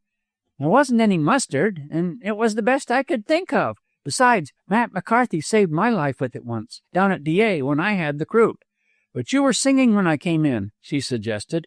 "Do go on." Jake Cornell hawed prodigiously. "And I got done." "And you, Del, sing Flying Cloud as you used to coming down the river." "Oh, he has," said the Virgin. "Then you sing. I am sure you do." She smiled into the Virgin's eyes, and that lady delivered herself of a coaster ballad with more art than she was aware. The chill of Frona's advent was quickly dissipated, and song and toast and merriment went round again. Nor was Frona above touching lips to the jelly glass in fellowship, and she contributed her quota by singing Annie Laurie and Ben Bolt. Also, but privily, she watched the drink saturating the besotted souls of Cornell and the Virgin. It was an experience, and she was glad of it, though sorry in a way for Corliss, who played the host lamely. But he had little need of pity. Any other woman, he said to himself a score of times, looking at Frona and trying to picture numerous women he had known by his mother's teapot, knocking at the door and coming in as Frona had done. Then again, it was only yesterday that it would have hurt him, Blanche's rubbing her feet. But now he gloried in Frona's permitting it, and his heart went out in a more kindly way to Blanche. Perhaps it was the elevation of the liquor, but he seemed to discover new virtues in her rugged face. Frona had put on her dried moccasins and risen to her feet and was listening patiently to Jake Cornell, who hiccuped a last incoherent toast.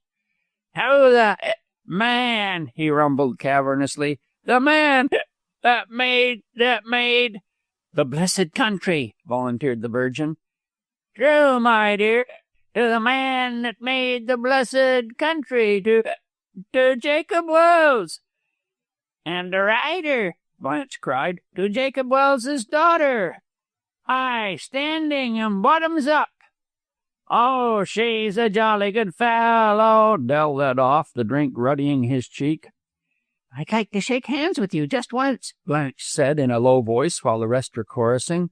Frona slipped her mitten, which she had already put on, and the pressure was firm between them. "No," she said to Corliss, who had put on his cap and was tying the ear flaps. "Blanche tells me the Pentleys are only half a mile from here. The trail is straight. I'll not hear of anyone accompanying me." "No!" This time she spoke so authoritatively that he tossed his cap into the bunk. "Good night, all," she called, sweeping the roisterers with a smile. But Corliss saw her to the door and stepped outside. She glanced up to him. Her hood was pulled only partly up, and her face shone alluringly under the starlight. Frona, I wish—" "Don't be alarmed," she whispered.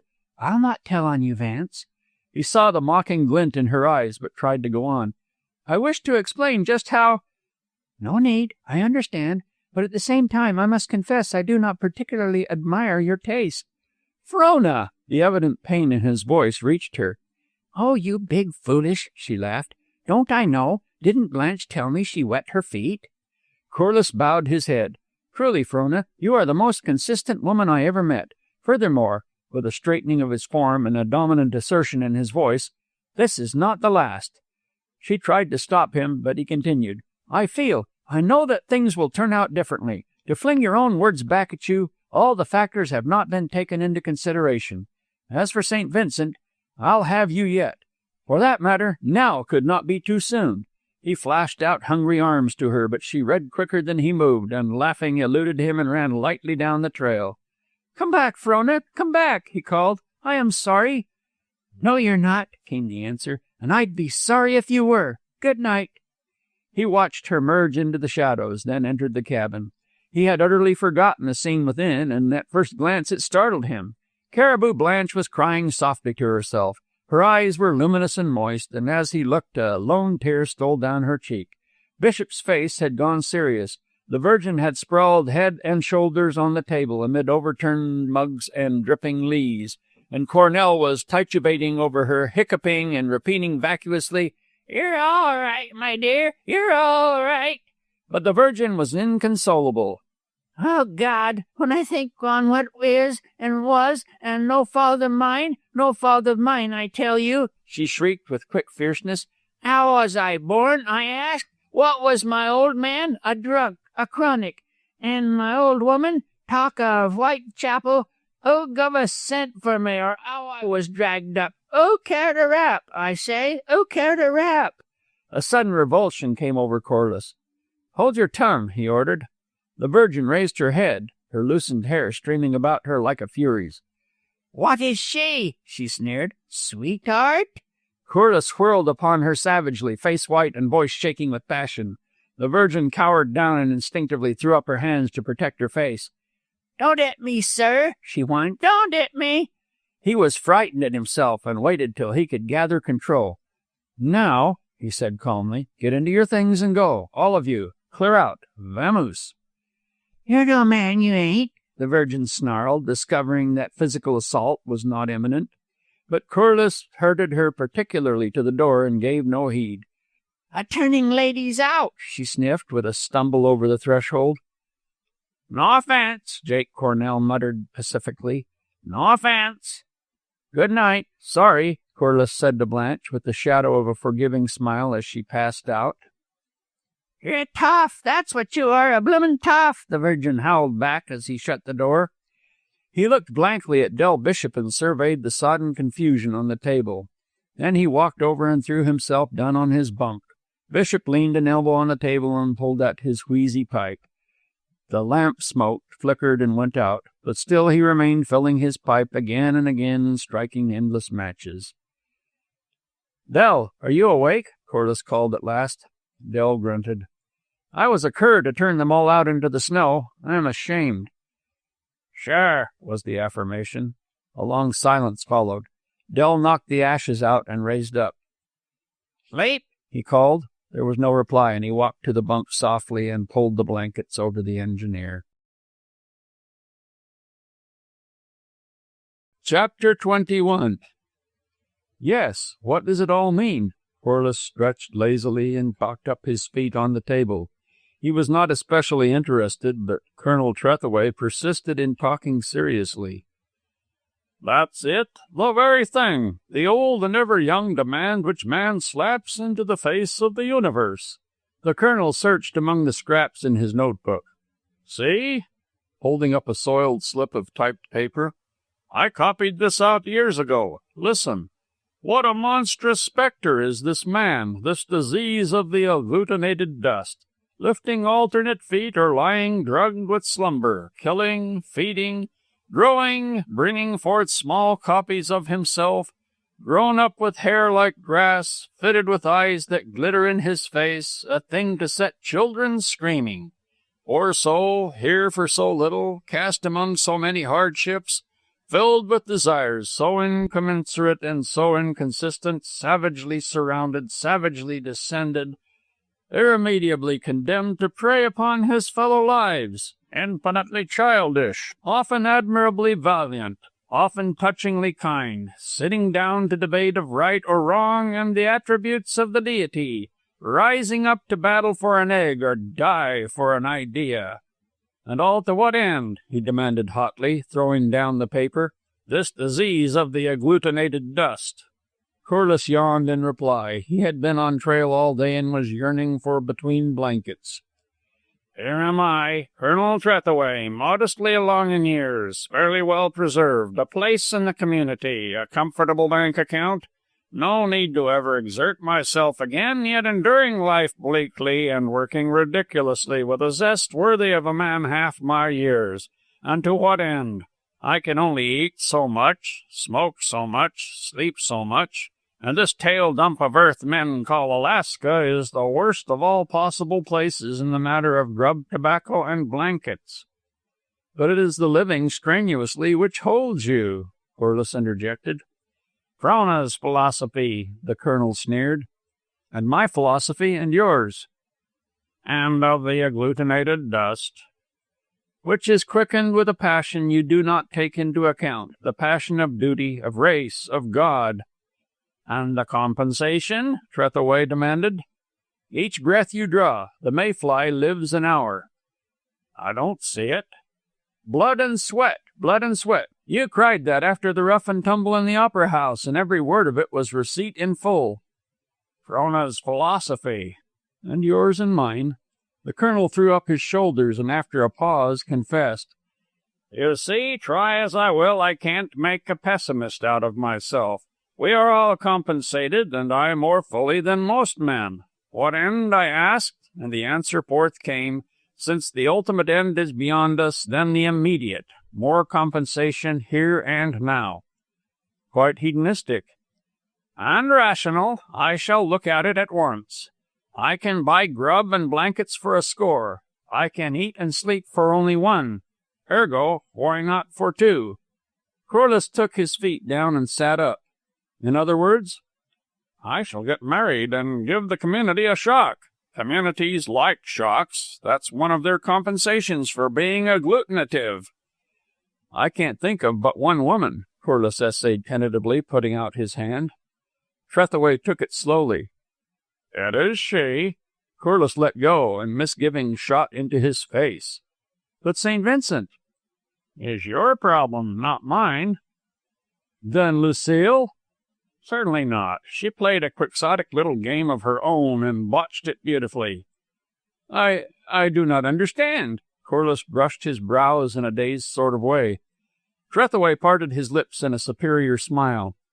"It is not necessary that you should. The question is, will you stand up with me?"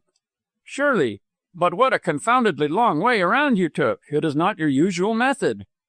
"Nor was it with her," the colonel declared, twisting his mustache proudly.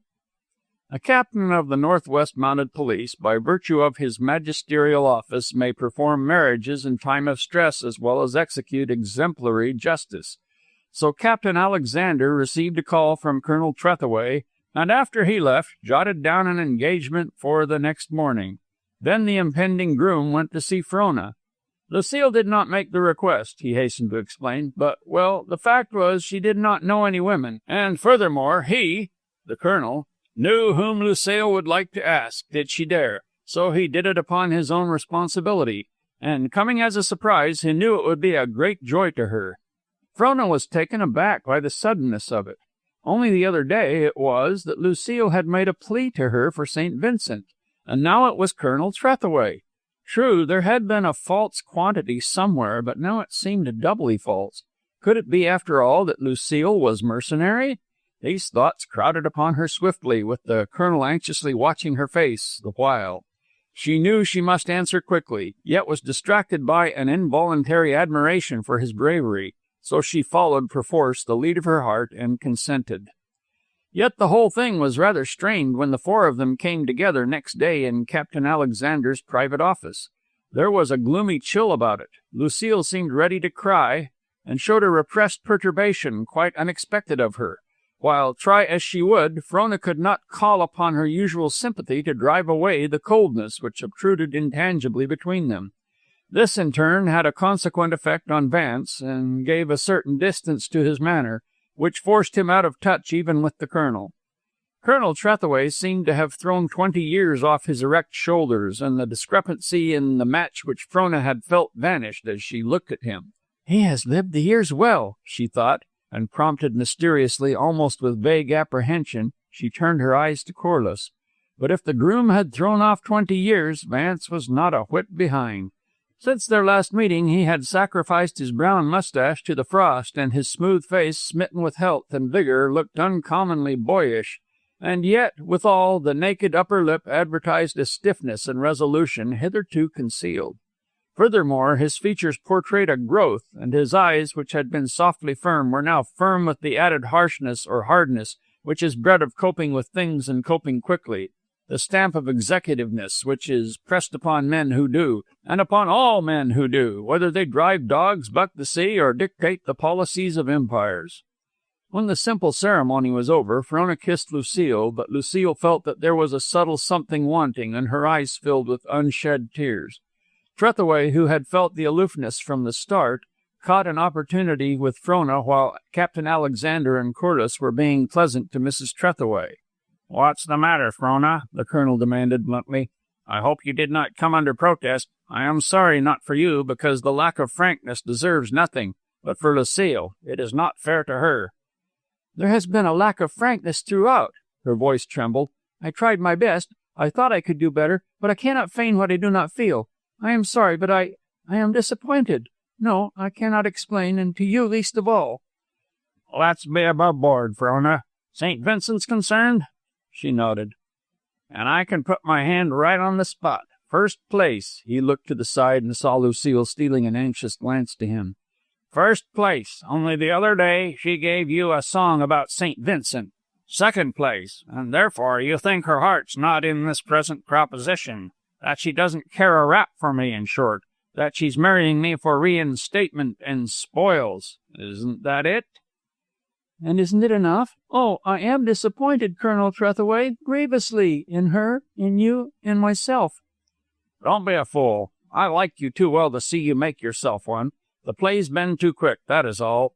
Your eye lost it. Listen, we've kept it quiet, but she's in with the elect on French Hill. Her claims prospected the richest of the outfit. Present indication $500,000 at least. In her own name, no strings attached. Couldn't she take that and go anywhere in the world and reinstate herself? And for that matter, you might presume that I am marrying her for spoils. Frona, she cares for me, and in your ear she's too good for me. My hope is that the future will make up. But never mind that. Haven't got the time now. You consider her affection sudden, eh? Let me tell you, we've been growing into each other from the time I came into the country, and with our eyes open. St. Vincent? Pshaw! I knew it all the time. She got it into her head that the whole of him wasn't worth a little finger of you, and she tried to break things up.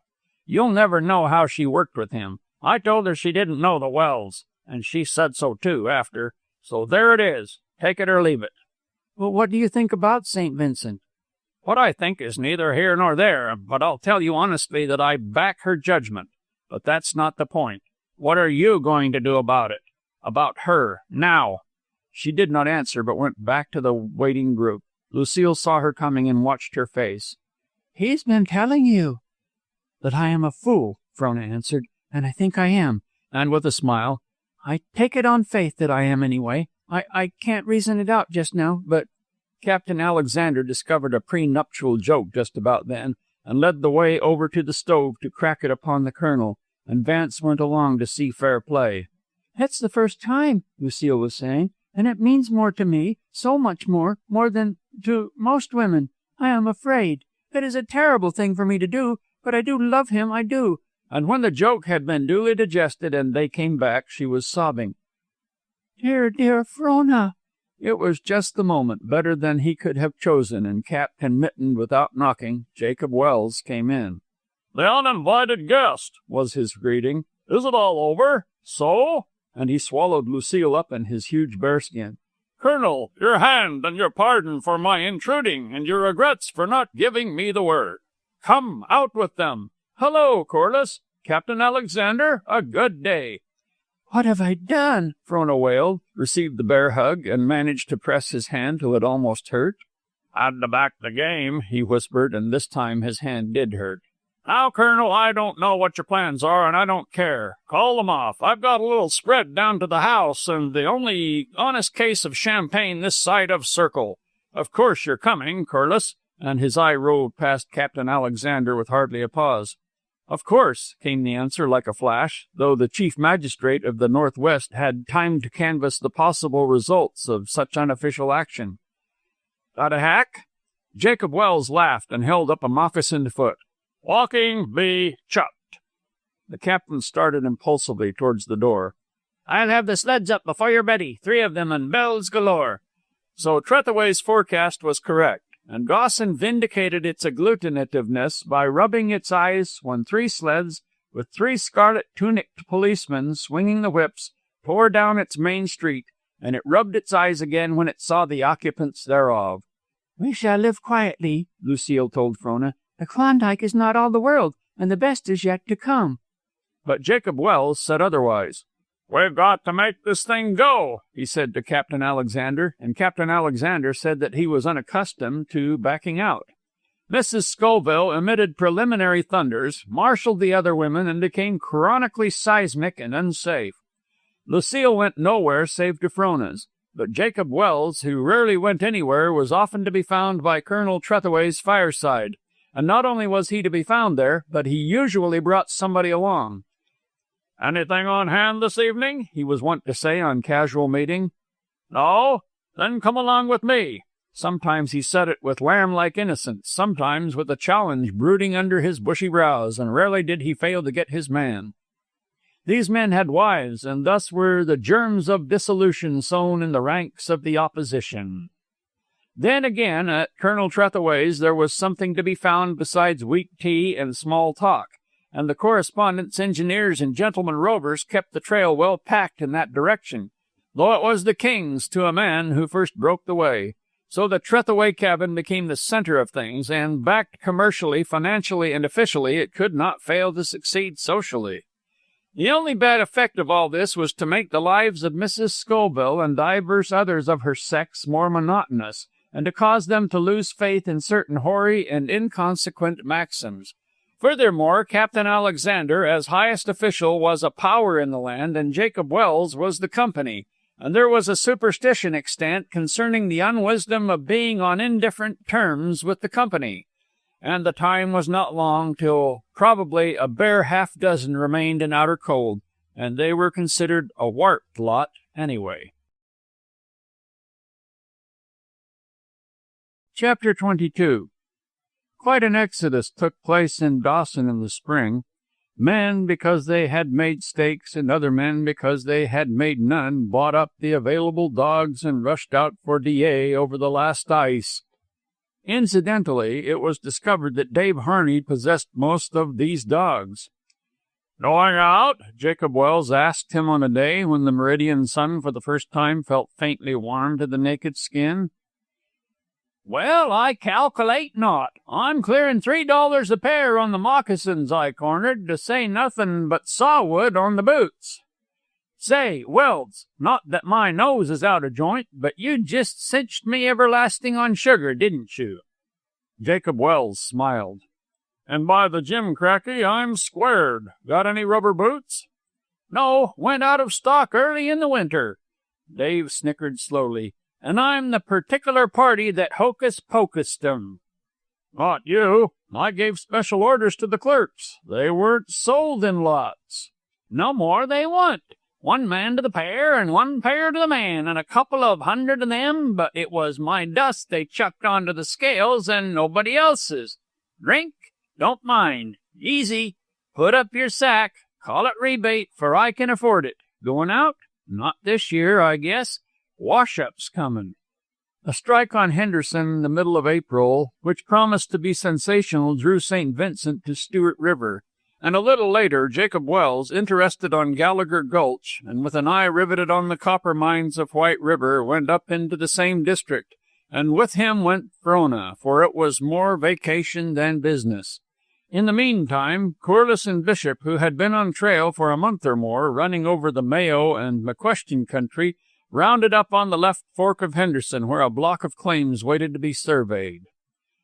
But by May, spring was so far advanced that travel on the creeks became perilous, and on the last of the thawing ice the miners traveled down to the bunch of islands below the mouth of the Stewart, where they went into temporary quarters or crowded the hospitality of those who possessed cabins. Corliss and Bishop located on Split Up Island, so called through the habit parties from the outside had of dividing there and going several ways, where Tommy McPherson was comfortably situated. A couple of days later, Jacob Welles and Frona arrived from a hazardous trip out of White River and pitched tent on the high ground at the upper end of Split Up. A few chicacos, the first of the spring rush, strung in exhausted and went into camp against the breaking of the river.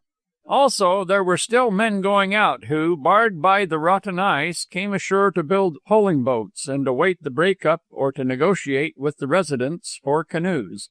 Notably among these was the Baron Coubertin. "Ah, excruciating! Magnificent, is it not?" So Frona first ran across him on the following day. "What?" she asked, giving him her hand. You, doffing his cap. "It is delight." "I am sure," she began. No, he shook his curly mop warmly. "It is not you. See?" He turned to a Peterborough, for which McPherson had just mulcted him of thrice its value. "The canoe, is it not what you Yankees call a butte?" "Oh, the canoe," she repeated with a failing inflection of chagrin. No, pardon." He stamped angrily upon the ground. "It is not so. It is not you. It is not the canoe. It is, I have it now. It is your promise. One day, do you not remember, at Madame Scoville's we talked of the canoe and of my ignorance, which was sad, and you promised, you said, I would give you your first lesson. And is it not delightful? Listen, do you not hear? The rippling, the rippling, deep down at the heart of things. Soon will the water run free. Here is the canoe. Here we meet. The first lesson. Delightful, delightful." The next island below Split Up was known as Roubeau's Island and was separated from the former by a narrow back channel. Here, when the bottom had about dropped out of the trail, and with dogs swimming as often as not, arrived St. Vincent, the last man to travel the winter trail. He went into the cabin of John Borg, a taciturn, gloomy individual prone to segregate himself from his kind. It was the mischance of St. Vincent's life that of all cabins he chose Borg's for an abiding place against the break-up. "All right," the man said when questioned by him. "Throw your blankets into the corner. Bella'll clear the litter out of the spare bunk." Not till evening did he speak again, and then, "You're big enough to do your own cooking. When the woman's done with the stove, you can fire away." The woman, or Bella, was a comely Indian girl, young, and the prettiest St. Vincent had run across. Instead of the customary greased swarthiness of the race, her skin was clear and of a light bronze tone, and her features less harsh, more felicitously curved than those common to the blood. After supper, Borg, both elbows on table and huge misshapen hands supporting chin and jaws, sat puffing stinking sea-wash tobacco and staring straight before him. It would have seemed ruminative, the stare, had his eyes been softer or had he blinked. As it was, his face was set and trance-like. "Have you been in the country long?" St. Vincent asked, endeavoring to make conversation. Borg turned his sullen black eyes upon him and seemed to look into him and through him and beyond him, and still regarding him, to have forgotten all about him. It was as though he pondered some great and weighty matter, probably his sins, the correspondent mused nervously, rolling himself a cigarette. When the yellow cube had dissipated itself in curling fragrance, and he was deliberating about rolling a second, Borg suddenly spoke. 15 years, he said, and returned to his tremendous cogitation. Thereat, and for half an hour thereafter, St. Vincent, fascinated, studied his inscrutable countenance. To begin with, it was a massive head, abnormal and top-heavy, and its only excuse for being was the huge bull throat which supported it. It had been cast in a mold of elemental generousness, and everything about it partook of the asymmetrical crudeness of the elemental. The hair, rank of growth, thick and unkempt, matted itself here and there into curious splotches of gray, and again, grinning at age, twisted itself into curling locks of lusterless black, locks of unusual thickness, like crooked fingers, heavy and solid. The shaggy whiskers, almost bare in places, and in others massing into bunch-grass-like clumps, were plentifully splashed with gray. They rioted monstrously over his face and fell raggedly to his chest, but failed to hide the great hollowed cheeks or the twisted mouth. The latter was thin-lipped and cruel, but cruel only in a passionless sort of way. But the forehead was the anomaly. The anomaly required to complete the irregularity of the face, for it was a perfect forehead, full and broad and rising superbly strong to its high dome. It was as the seat and bulwark of some vast intelligence. Omniscience might have brooded there. Bella, washing the dishes and placing them away on the shelf behind Borg's back, dropped a heavy tin cup. The cabin was very still, and the sharp rattle came without warning. On the instant, with a brute roar, the chair was overturned, and Borg was on his feet, eyes blazing and face convulsed. Bella gave an inarticulate, animal-like cry of fear and cowered at his feet. St. Vincent felt his hair bristling, and an uncanny chill like a jet of cold air played up and down his spine. Then Borg righted the chair and sank back into his old position, chin on hands and brooding ponderously. Not a word was spoken, and Bella went on unconcernedly with the dishes, while St. Vincent rolled a shaky cigarette and wondered if it had been a dream. Jacob Wells laughed when the correspondent told him. "Just his way," he said, "for his ways are like his looks, unusual. He's an unsociable beast. Been in the country more years than he can number acquaintances. Truth to say, I don't think he has a friend in all Alaska, not even among the Indians, and he's chummed thick with them off and on. Johnny Sorehead, they call him, but it might as well be Johnny Break-em-head, for he's got a quick temper and a rough hand. Temper. Some little misunderstanding popped up between him and the agent at Arctic City. He was in the right, too, agent's mistake, but he tabooed the company on the spot and lived on straight meat for a year. Then I happened to run across him at Tanana Station, and after due explanations, he consented to buy from us again." "Got the girl from up the headwaters of the White," Bill Brown told St. Vincent. "Wells thinks he's pioneering in that direction, but Borg could give him cards and spades on it, and then went out. He's been over the ground years ago. A strange sort of chap. Wouldn't hanker to be bunkmates with him." But St. Vincent did not mind the eccentricities of the man, for he spent most of his time on Split Up Island with Frona and the Baron. One day, however, and innocently, he ran foul of him. Two Swedes hunting tree squirrels from the other end of Roubeau Island had stopped to ask for matches and to yarn a while in the warm sunshine of the clearing. St. Vincent and Borg were accommodating them, the latter for the most part in meditative monosyllables. Just to the rear, by the cabin door, Bella was washing clothes. The tub was a cumbersome homemade affair, and half full of water, was more than a match for an ordinary woman. The correspondent noticed her struggling with it and stepped back quickly to her aid. With the tub between them, they proceeded to carry it to one side in order to dump it where the ground drained from the cabin. St. Vincent slipped in the thawing snow, and the soapy water splashed up. Then Bella slipped, and then they both slipped. Bella giggled and laughed, and St. Vincent laughed back. The spring was in the air and in their blood, and it was very good to be alive. Only a wintry heart could deny a smile on such a day. Bella slipped again, tried to recover, slipped with the other foot, and sat down abruptly. Laughing gleefully, both of them, the correspondent caught her hands to pull her to her feet. With a bound and a bellow, Borg was upon them. Their hands were torn apart, and St. Vincent thrust heavily backward.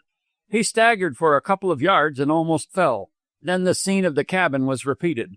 Bella cowered and grovelled in the muck, and her lord towered wrathfully over her. "Look you," he said in stifled gutturals, turning to St. Vincent. "You sleep in my cabin and you cook. That is enough. Let my woman alone." Things went on after that as though nothing had happened. St. Vincent gave Bella a wide berth and seemed to have forgotten her existence.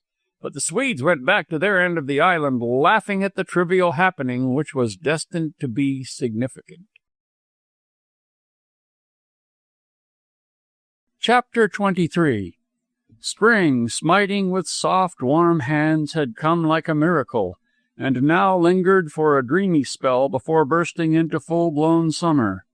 The snow had left the bottoms and valleys and nestled only on the north slopes of the ice-scarred ridges. The glacial drip was already in evidence in every creek and roaring spate. Each day the sun rose earlier and stayed later. It was now chill day by 3 o'clock, and mellow twilight at noon. Soon a golden circle would be drawn around the sky, and deep midnight become bright as high noon. The willows and aspens had long since budded, and were now decking themselves in liveries of fresh young green, and the sap was rising in the pines.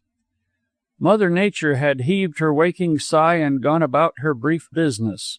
Crickets sang of nights in the stilly cabins, and in the sunshine mosquitoes crept from out hollow logs and snug crevices among the rocks, big, noisy, harmless fellows that had procreated the year gone, lain frozen through the winter, and were now rejuvenated to buzz through swift senility to second death. All sorts of creeping, crawling, fluttering life came forth from the warming earth and hastened to mature, reproduce, and cease. Just a breath of balmy air, and then the long, cold frost again. Ah, they knew it well and lost no time. Sand martins were driving their ancient tunnels into the soft clay banks, and robins singing on the spruce-garbed islands. Overhead, the woodpecker knocked insistently, and in the forest depths the partridge boomed and strutted in virile glory. But in all this nervous haste, the Yukon took no part. For many 1,000 miles it lay cold, unsmiling, dead. Wild fowl, driving up from the south in wind-jamming wedges, halted, looking vainly for open water, and quested dauntlessly on into the north. From bank to bank stretched the savage ice. Here and there the water burst through and flooded over, but in the chill nights froze solidly as ever. Tradition has it that of old time the Yukon lay unbroken through 3 long summers, and on the face of it there be traditions less easy of belief. So summer waited for open water, and the tardy Yukon took to stretching of days and cracking its stiff joints. Now an air hole ate into the ice and ate, or a fissure formed and grew and failed to freeze again. Then the ice rippled from the shore and uprose bodily a yard, but still the river was loth to loose its grip. It was a slow travail, and man, used to nursing nature with pygmy skill, able to burst waterspouts and harness waterfalls, could avail nothing against the billions of frigid tons which refused to run down the hill to Bering Sea. On Split Up Island, all were ready for the break-up. Waterways have ever been first highways, and the Yukon was the sole highway in all the land. So those bound up river pitched their poling boats and shod their poles with iron, and those bound down caulked their scows and barges and shaped spare sweeps with axe and drawing knife. Jacob Welles loafed and joyed in the utter cessation from work, and Frona joyed with him in that it was good. But Baron Coubertin was in a fever at the delay. His hot blood grew riotous after the long hibernation, and the warm sunshine dazzled him with warmer fancies. Oh, it will never break, never. And he stood gazing at the surly ice and raining politely phrased anathema upon it. It is a conspiracy, poor La Bijou, a conspiracy.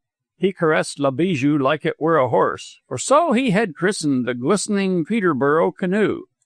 Frona and St. Vincent laughed and preached him the gospel of patience, which he proceeded to tuck away into the deepest abysses of perdition, till interrupted by Jacob Welles.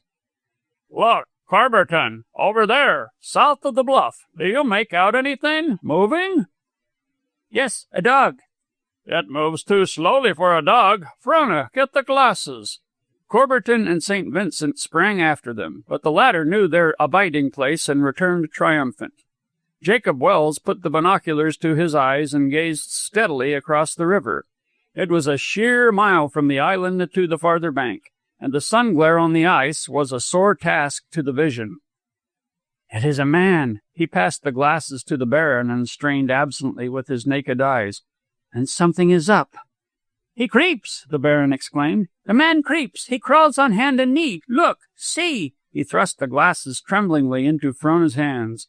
Looking across the void of shimmering white, it was difficult to discern a dark object of such size when dimly outlined against an equally dark background of brush and earth. But Frona could make the man out with fair distinctness, and as she grew accustomed to the strain, she could distinguish each movement, and especially so when he came to a wind-thrown pine. She watched painfully. Twice, after tortuous effort, squirming and twisting, he failed in breasting the big trunk, and on the third attempt, after infinite exertion, he cleared it only to topple helplessly forward and fall on his face in the tangled undergrowth. "It is a man." She turned the glasses over to St. Vincent. "And he is crawling feebly. He fell just then this side of the log." "Does he move?" Jacob Welles asked, and on a shake of St. Vincent's head, brought his rifle from the tent. He fired 6 shots skyward in rapid succession. "He moves." The correspondent followed him closely. "He is crawling to the bank. Ah, no, one moment. Yes, he lies on the ground and raises his hat or something on a stick. He is waving it."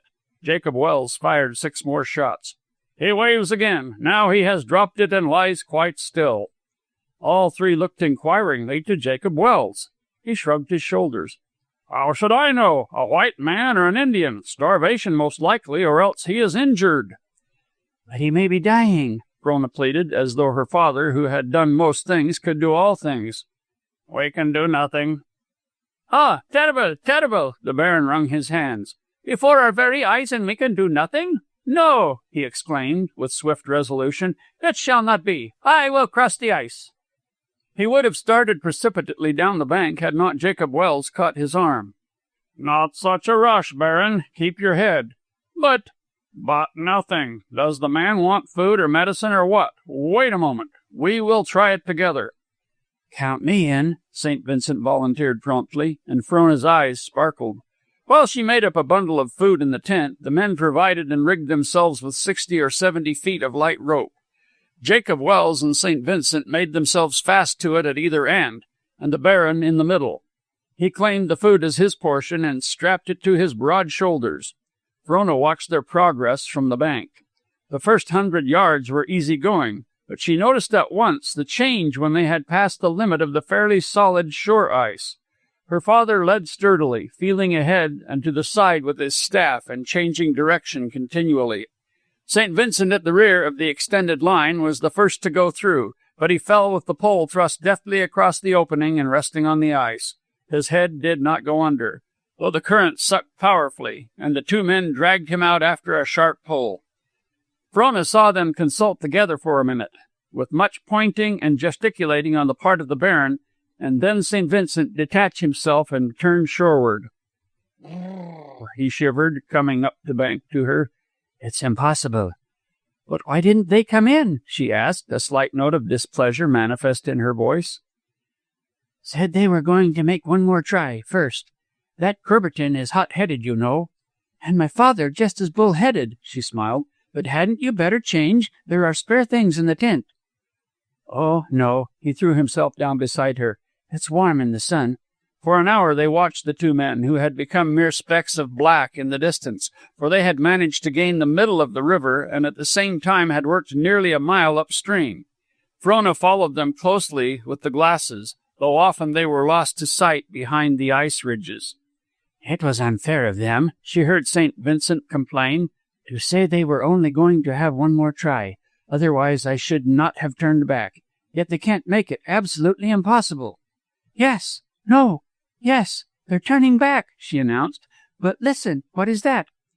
A hoarse rumble like distant thunder rose from the midst of the ice. She sprang to her feet. Gregory, the river can't be breaking. No, surely not. See, it is gone. The noise which had come from above had died away downstream. But there! Another rumble, hoarser and more ominous than before, lifted itself and hushed the robins and the squirrels. When abreast of them, it sounded like a railroad train on a distant trestle. A third rumble, which approached a roar and was of greater duration, began from above and passed by. Oh, why don't they hurry? The two specks had stopped, evidently in conversation. She ran the glasses hastily up and down the river. Though another roar had risen, she could make out no commotion. The ice lay still and motionless. The robins resumed their singing, and the squirrels were chattering with spiteful glee. Don't fear, Frona. St. Vincent put his arm about her protectingly. If there is any danger, they know it better than we, and they are taking their time. I never saw a big river break up, she confessed, and resigned herself to the waiting. The roars rose and fell sporadically, but there were no other signs of disruption, and gradually the two men, with frequent duckings, worked inshore. The water was streaming from them, and they were shivering severely as they came up the bank. At last! Frona had both her father's hands in hers. I thought you would never come back. There, run and get dinner, Jacob Welles laughed. There was no danger. What was it? Stewart's River's broken and sending its ice down under the Yukon ice. We could hear the grinding plainly out there. Ah, and it was terrible, cried the Baron. And that poor man, we cannot save him. Yes, we can. We'll have a try with the dogs after dinner. Hurry, Frona. But the dogs were a failure. Jacob Welles picked out the leaders as the more intelligent, and with grub packs on them drove them out from the bank. They could not grasp what was demanded of them. Whenever they tried to return, they were driven back with sticks and clods and imprecations. This only bewildered them, and they retreated out of range, whence they raised their wet, cold paws and whined pitifully to the shore. If they could only make it once, they would understand, and then it would go like clockwork. Ah, would you? Go on. Chook, Miriam, chook! The thing is to get the first one across. Jacob Welles finally succeeded in getting Miriam, lead dog to Frona's team, to take the trail left by him and the Baron. The dog went on bravely, scrambling over, floundering through, and sometimes swimming. But when she had gained the farthest point reached by them, she sat down helplessly. Later on, she cut back to the shore at a tangent, landing on the deserted island above, and an hour afterwards trotted into camp minus the grub pack. Then the two dogs, hovering just out of range, compromised matters by devouring each other's burdens, after which the attempt was given over and they were called in. During the afternoon the noise increased in frequency and by nightfall was continuous, but by morning it had ceased utterly. The river had risen 8 feet, and in many places was running over its crust. Much cracking and splitting were going on, and fissures leaping into life and multiplying in all directions. "The undertow ice has jammed below among the islands," Jacob Welles explained. "That's what caused the rise. Then again, it has jammed at the mouth of the Stewart and is backing up. When that breaks through, it will go down underneath and stick on the lower jam." And then? The Baron exulted. "La Bijou will swim again." As the light grew stronger, they searched for the man across the river. He had not moved, but in response to their rifle shots waved feebly. "Nothing for it till the river breaks, Baron, and then a dash with La Bijou. St. Vincent, you had better bring your blankets up and sleep here tonight. We'll need 3 paddles, and I think we can get McPherson." "No need," the correspondent hastened to reply. "The back channel is like adamant, and I'll be up by daybreak." "But I? Why not?" Baron Curberton demanded. Frona laughed. "Remember, we haven't given you your first lessons yet." "And there'll hardly be time tomorrow," Jacob Welles added. "When she goes with a rush. St. Vincent, McPherson, and I will have to make the crew, I'm afraid. Sorry, Baron. Stay with us another year, and you'll be fit." But Baron Curberton was inconsolable and sulked for a full half-hour. Chapter 24. "Awake, you dreamers, wake!" Frona was out of her sleeping furs at Del Bishop's first call, but ere she had slipped a skirt on and bare feet into moccasins, her father, beyond the blanket curtain, had thrown back the flaps of the tent and stumbled out. The river was up. In the chill gray light she could see the ice rubbing softly against the very crest of the bank. It even topped it in places, and the huge cakes worked inshore many feet. 100 yards out, the white field merged into the dim dawn and the gray sky. Subdued splits and splutters whispered from out the obscureness, and a gentle grinding could be heard. "When will it go?" she asked of Del. "Not a bit too lively for us. See there?" He pointed with his toe to the water lapping out from under the ice and creeping greedily towards them. "A foot rise every 10 minutes. Danger?" he scoffed. "Not on your life. It's got to go. Them islands," waving his hand indefinitely downriver, "can't hold up under more pressure. If they don't let go the ice'll scour them clean out of the bed of the Yukon. Sure. But I've got to be chasing back. Lower ground down our way. 15 inches on the cabin floor, and McPherson and Corliss hustling perishables into the bunks." "Tell McPherson to be ready for a call," Jacob Welles shouted after him, and then to Frona. "Now's the time for St. Vincent to cross the back channel." The Baron, shivering barefooted, pulled out his watch. 10 minutes to 3, he chattered. "Hadn't you better go back and get your moccasins?" Frona asked. "There will be time." "And miss the magnificence? Hark!" From nowhere in particular, a slow, brisk crackling arose, then died away. The ice was in motion. Slowly, very slowly, it proceeded downstream. There was no commotion, no ear-splitting thunder, no splendid display of force, simply a silent flood of white, an orderly procession of tight-packed ice, packed so closely that not a drop of water was in evidence. It was there somewhere down underneath, but it had to be taken on faith. There was a dull hum or muffled grating, but so low in pitch that the ear strained to catch it. "Ah, where is the magnificence? It is a fake!" The Baron shook his fists angrily at the river, and Jacob Wells's thick brows seemed to draw down in order to hide the grim smile in his eyes. "Ha, ha! I laugh! I snap my fingers! See! I defy!" As the challenge left his lips, Baron Curberton stepped upon a cake which rubbed lightly past at his feet. So unexpected was it that when Jacob Welles reached after him, he was gone. The ice was picking up in momentum, and the hum growing louder and more threatening. Balancing gracefully like a circus rider, the Frenchman whirled away along the rim of the bank. 50 precarious feet he rode, his mount becoming more unstable every instant, and he leaped neatly to the shore. He came back laughing and received for his pains 2 or 3 of the choicest phrases Jacob Welles could select from the essentially masculine portion of his vocabulary. "And for why?" Curberton demanded, stung to the quick. "For why?" Jacob Welles mimicked wrathfully, pointing into the sleek stream sliding by. A great cake had driven its nose into the bed of the river 30 feet below and was struggling to upend. All the frigid flood behind crinkled and bent back like so much paper. Then the stalled cake turned completely over and thrust its muddy nose skyward. But the squeeze caught it, while cake mounted cake at its back, and its 50 feet of muck and gouge were hurled into the air. It crashed upon the moving mass beneath, and flying fragments landed at the feet of those that watched. Caught broadside in a chaos of pressures, it crumbled into scattered pieces and disappeared. "Hod!" The Baron spoke the word reverently and with awe. Frona caught his hand on the one side and her father's on the other. The ice was now leaping past in feverish haste. Somewhere below a heavy cake butted into the bank, and the ground swayed under their feet. Another followed it, nearer the surface, and as they sprang back, upreared mightily, and with a ton or so of soil on its broad back, bowled insolently onward. And yet another, reaching inshore like a huge hand, ripped 3 careless pines out by the roots, and bore them away. Day had broken, and the driving white gorged the Yukon from shore to shore. What of the pressure of bent water behind, the speed of the flood had become dizzying. Down all its length, the bank was being gashed and gouged, and the island was jarring and shaking to its foundations. "Oh, great, great!" Frona sprang up and down between the men. "Where is your fake, Baron?" "Ah!" He shook his head. "Ah! I was wrong. I am miserable. But the magnificence! Look!"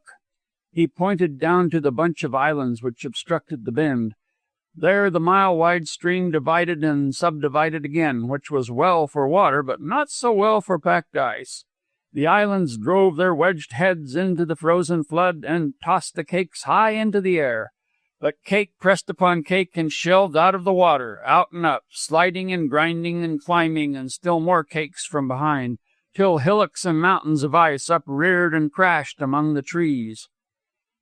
"A likely place for a jam," Jacob Welse said. "Get the glasses, Frona." He gazed through them long and steadily. "It's growing, spreading out. A cake at the right time and the right place." "But the river is falling," Frona cried. The ice had dropped 6 feet below the top of the bank, and the Baron Corberton marked it with a stick. "Our man's still there, but he doesn't move." It was clear day, and the sun was breaking forth in the northeast. They took turnabout with the glasses in gazing across the river. "Look, is it not marvelous?" Corberton pointed to the mark he had made. The water had dropped another foot. "Ah, too bad, the jam. There will be none." Jacob Welse regarded him gravely. "Ah, there will be?" he asked, picking up hope. Frona looked inquiringly at her father. "Jams are not always nice," he said with a short laugh. "It all depends where they take place and where you happen to be." "But the river, look, it falls. I can see it before my eyes." "It is not too late." He swept the island-studded bend and saw the ice mountains larger and reaching out one to another. "Go into the tent, Corberton, and put on the pair of moccasins you'll find by the stove. Go on. You won't miss anything. And you, Frona, start the fire and get the coffee under way." Half an hour after, though the river had fallen 20 feet, they found the ice still pounding along. "Now the fun begins. Here, take a squint, you hot-headed gull. The left-hand channel, man. Now she takes it." Corberton saw the left-hand channel close, and then a great white barrier heave up and travel from island to island. The ice before them slowed down and came to rest.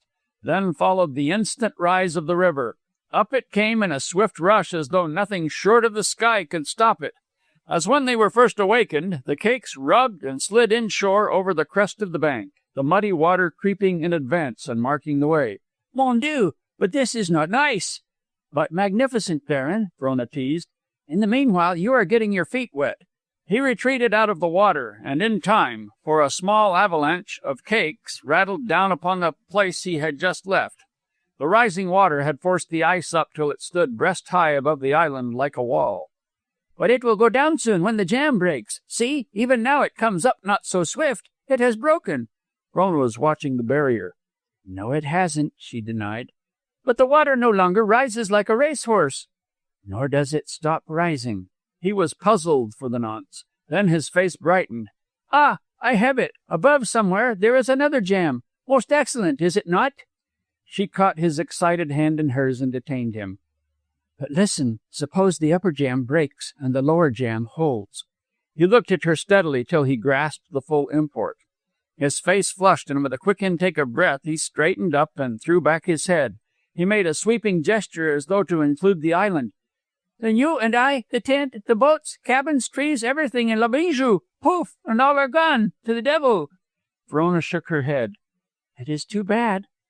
Bad? Pardon, magnificent. No, no, Baron, not that, but that you are not an Anglo-Saxon. The race could well be proud of you. And you, Frona, would you not glorify the French? At it again, eh? Throwing bouquets at yourselves. Del Bishop grinned at them and made to depart as quickly as he had come. But twist yourselves. Some sick men in a cabin down here. Got to get 'em out. You're needed. And don't be all day about it, he shouted over his shoulder as he disappeared among the trees. The river was still rising, though more slowly, and as soon as they left the high ground, they were splashing along ankle-deep in the water. Winding in and out among the trees, they came upon a boat which had been hauled out the previous fall. Who had managed to get into the country thus far over the ice had piled themselves into it, also their tents, sleds, and dogs. But the boat was perilously near the ice gorge, which growled and wrestled and overtopped it a bare dozen feet away. "Come, get out of this, you fools!" Jacob Welles shouted as he went past. Del Bishop had told them to get the hell out of there when he ran by, and they could not understand. One of them turned up an unheeding, terrified face. Another lay prone and listless across the thwarts as though bereft of strength, while the third, with the face of a clerk, rocked back and forth and moaned monotonously. My God! My God! The Baron stopped long enough to shake him. Damn! He cried. Your legs, man! Not God, but your legs! Hump yourself! Yes, hump! Get a move on! Twist! Get back from the bank! The woods! The trees! Anywhere! He tried to drag him out, but the man struck at him savagely and held back. How one collects the vernacular, he confided proudly to Frona as they hurried on. Twist! It is a strong word and suitable. You should travel with Del, she laughed. He'd increase your stock in no time. You don't say so. Yes, but I do. Your idioms. I shall never learn. And he shook his head despairingly with both his hands. They came out in a clearing where a cabin stood close to the river. On its flat earth roof, 2 sick men swathed in blankets were lying, while Bishop Corliss and Jacob Welles were splashing about inside the cabin after the clothes bags and general outfit. The mean depth of the flood was a couple of feet, but the floor of the cabin had been dug out for purposes of warmth, and there the water was to the waist. Keep the tobacco dry, one of the sick men said feebly from the roof. Tobacco hell, his companion advised. Look out for the flour and the sugar, he added as an afterthought. That's 'cause Bill, he don't smoke, miss, the first man explained. But keep an eye on it, won't you? He pleaded. Here now, shut up. Del tossed the canister beside him, and the man clutched it as though it were a sack of nuggets. Can I be of any use? She asked, looking up at them. No, scurvy. Nothing'll do 'em any good but God's country and raw potatoes. The pocket miner regarded her for a moment. What are you doing here anyway? Get on back to high ground. But with a groan and a crash, the ice wall bulged in. A 50-ton cake ended over, splashing them with muddy water, and settled down before the door. A smaller cake drove against the out-jutting corner logs, and the cabin reeled. Herberton and Jacob Welles were inside. After you, Frona heard the Baron, and then her father's short, amused laugh, and the gallant Frenchman came out last, squeezing his way between the cake and the logs. Say, Bill, if that there lower gem holds, we're goners, the man with the canister called to his partner. Aye, that it will, came the answer. Below Nulato I saw Bixby Island swept clean as my old mother's kitchen floor. The men came hastily together about Frona.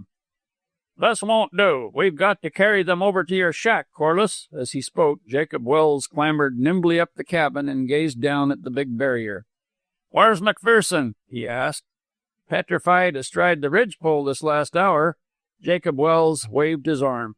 It's breaking. There she goes. No kitchen floor this time. Bill, with my respects to your old woman, called he of the tobacco.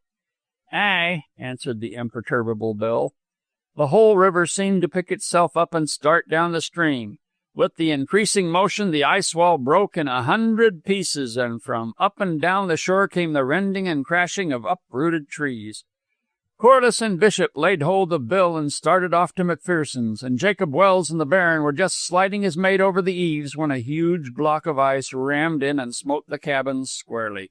Frona saw it and cried a warning, but the tiered logs were overthrown like a house of cards.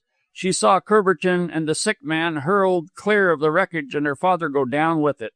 She sprang to the spot, but he did not rise. She pulled at him to get his mouth above water, but at full stretch his head barely showed. Then she let go and felt about with her hands till she found his right arm jammed between the logs. These she could not move, but she thrust between them one of the roof poles which had underlaid the dirt and moss.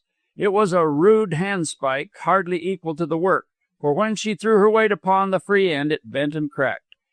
Heedful of the warning, she came in a couple of feet and swung upon it tentatively and carefully till something gave, and Jacob Wells shoved his muddy face into the air.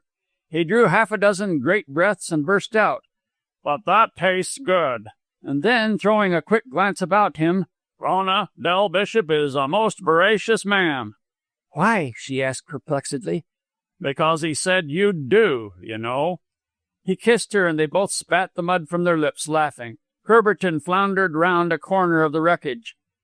"Never was there such a man!" he cried gleefully. "He is mad, crazy. There is no appeasement. His skull is cracked by the fall, and his tobacco is gone. It is chiefly the tobacco which is lamentable."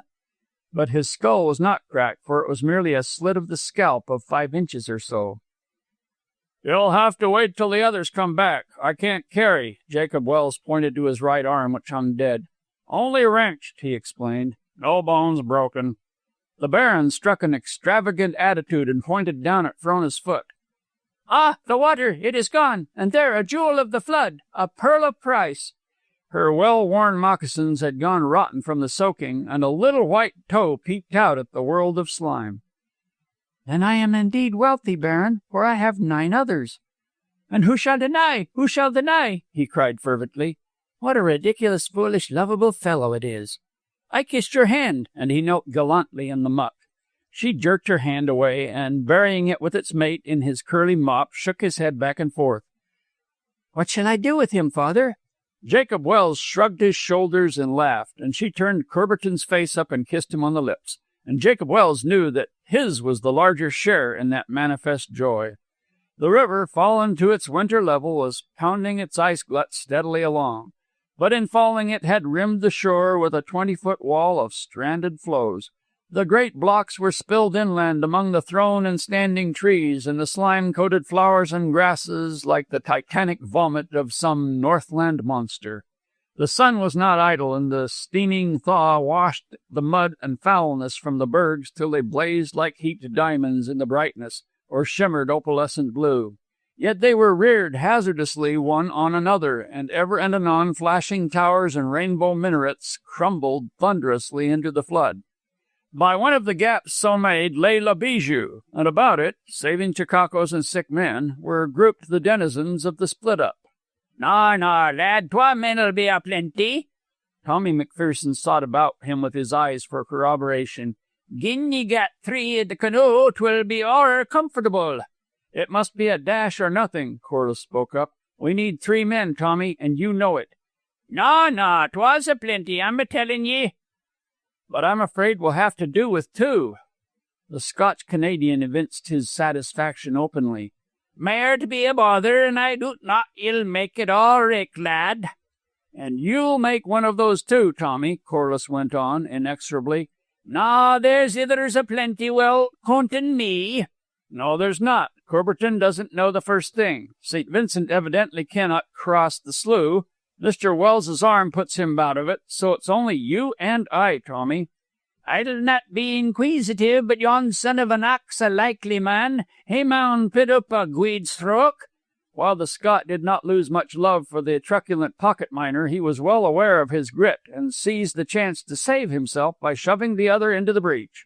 Del Bishop stepped into the center of the little circle, paused, and looked every man in the eyes before he spoke. "Is there a man here'll say I'm a coward?" he demanded without preface. Again he looked each one in the eyes. "Or is there a man who'll even hint that I ever did a cur-like act?" And yet again he searched the circle. Well and good. I hate the water, but I've never been afraid of it. I don't know how to swim, yet I've been over the side more times than it's good to remember. I can't pull an oar without batting my back on the bottom of the boat. As for steering, well, authorities say there's 32 points to the compass, but there's at least 30 more when I get started. As sure as God made little apples, I don't know my elbow from my knee about a paddle. I've capsized damn near every canoe I've ever set foot in. I've gone right through the bottom of 2. I've turned turtle in the canyon and been pulled out below the White Horse. I can only keep stroke with one man, and that man's yours truly. But, gentlemen, if the call comes, I'll take my place in La Bijou and take her to hell if she don't turn over on the way." Baron Curberton threw his arms about him, crying, "As sure as God made little apples, thou art a man." Tommy's face was white, and he sought refuge in speech from the silence which settled down. "I'll deny I lift a guid paddle, nor that my wind is fair, but gin ye gang I'll tide the way, the next jam will be on us. For my part, I consider it aye rash. Bide away till the river's clear, say I." "It's no go, Tommy," Jacob Wells admonished. "You can't cash excuses here." "But, mon, it doesna need discrimination." "That'll do," from Corliss. "You're coming." "I'll naething of the sort, I'll—" "Shut up." Dell had come into the world with lungs of leather and larynx of brass, and when he thus jerked out the stops, the Scotsman quailed and shrank down. "Oh, he is! Oh, he is!" In contrast to Dell's siren tones, Frona's were purest silver as they rippled down island through the trees. "Oh, he is! Oh, he is! Open water! And wait a minute, I'll be with you."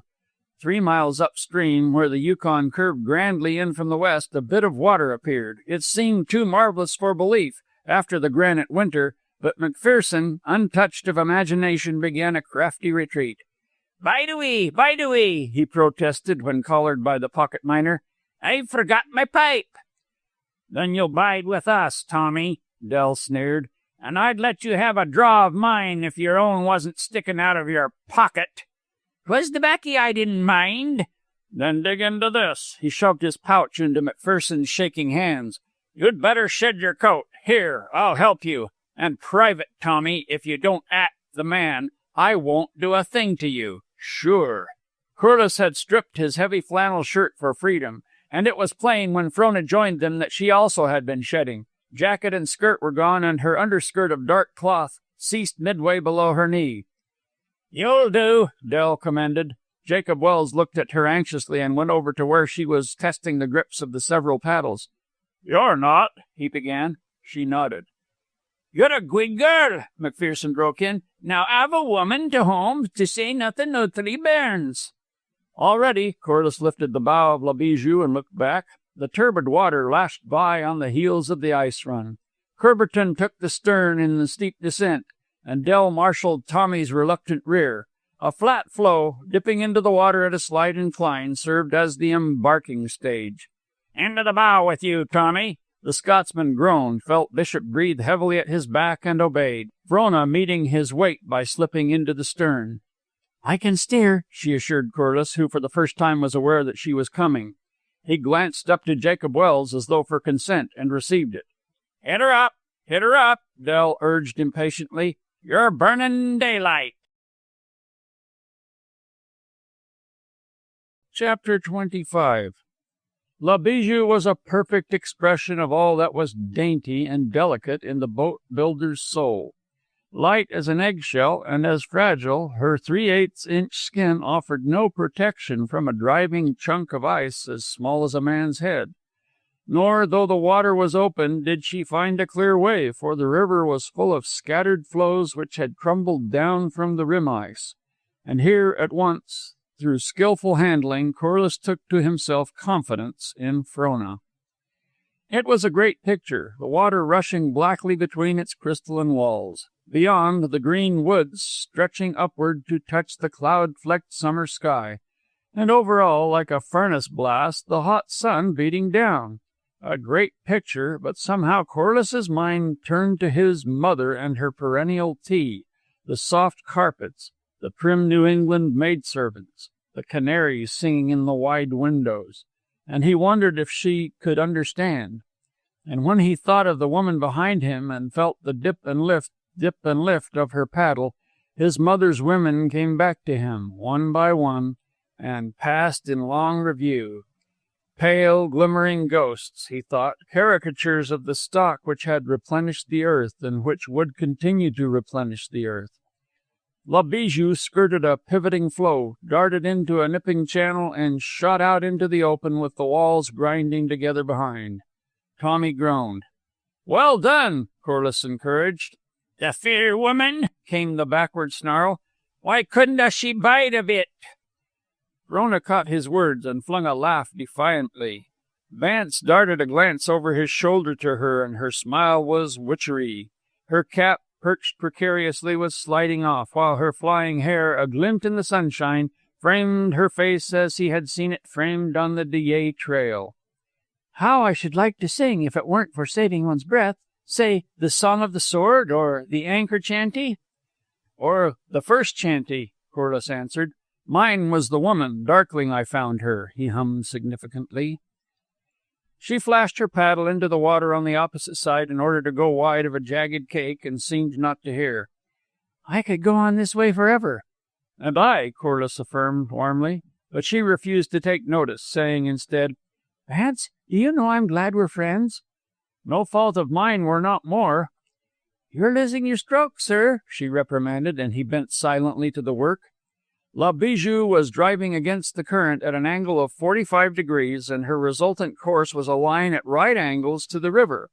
Thus she would tap the western bank directly opposite the starting point, where she could work upstream in the slacker flood.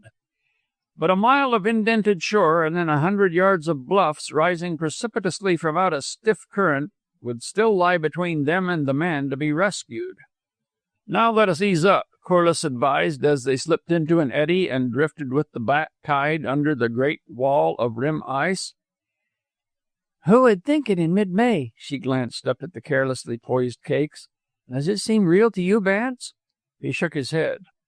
"More to me. I know that I, Frona in the flesh, am here, in a Peterborough, paddling for dear life, with 2 men, year of our Lord 1898, Alaska, Yukon River. This is water. That is ice. My arms are tired, my heart up a few beats, and I am sweating, and yet it seems all a dream. Just think, a year ago I was in Paris." She drew a deep breath and looked out over the water to the further shore, where Jacob Wells's tent, like a snowy handkerchief, sprawled against the deep green of the forest. "I do not believe there is such a place," she added. "There is no Paris." "And I was in London a 12-month past," Corliss meditated. "But I have undergone a new incarnation. London? There is no London now. It is impossible. How could there be so many people in the world? This is the world, and we know of fact that there are very few people in it, else there could not be so much ice and sea and sky. Tommy here, I know, thinks fondly of a place he calls Toronto. He mistakes. It exists only in his mind, a memory of a former life he knew. Of course he does not think so. That is but natural, for he is no philosopher, nor does he bother." "Wheest, will ye?" Tommy fiercely whispered. "Your gabble'll bring it down about our heads." Life is brief in the Northland, and fulfillment ever clutters the heels of prophecy. A premonitory tremor sighed down the air, and the rainbow wall swayed above them. The 3 paddles gripped the water with common accord. La Bijou leaped out from under. Broadside after broadside flared and crashed, and 1,000 frigid tons thundered down behind them. The displaced water surged forward in a foamy upstanding circle, and La Bijou, striving wildly to rise, ducked through the stiff overhang of the crest and wallowed, half full, in the trough. "Didn't I tell ye gabbling fules?" "Sit still and bail," Corliss checked him sharply, "or you'll not have the comfort of telling us anything." He shook his head at Frona, and she winked back. Then they both chuckled, much like children, over an escapade which looks disastrous but turns out well. Creeping timidly under the shadow of the impending avalanches, La Bijou slipped noiselessly up the last eddy. A corner of the bluff rose savagely from the river, a monstrous mass of naked rock, scarred and battered of the centuries, hating the river that gnawed it ever, hating the rain that graved its grim face with unsightly seams, hating the sun that refused to mate with it, whereof green life might come forth and hide its hideousness. The whole force of the river hurled in against it, waged furious war along its battlements, and caromed off into midstream again. Down all its length the stiff waves stood in serried rows, and its crevices and water-torn caverns were a-bellow with unseen strife. "Now, bend to it, your best!" It was the last order Corliss could give, for in the din they were about to enter a man's voice were like a cricket's chirp amid the growling of an earthquake. La Bijou sprang forward, cleared the eddy with a bound, and plunged into the thick. Dip and lift, dip and lift. The paddles worked with rhythmic strength. The water rippled and tore and pulled all ways at once, and the fragile shell, unable to go all ways at once, shook and quivered with the shock of resistance. It veered nervously to the right and left, but Frona held it with a hand of steel. A yard away, a fissure in the rock grinned at them. La Bijou leaped and shot ahead, and the water, slipping away underneath, kept her always in one place. Now they surged out from the fissure, now in, ahead for half a yard, then back again, and the fissure mocked their toil. 5 minutes, each of which sounded a separate eternity, and the fissure was past. 10 minutes, and it was 100 feet astern.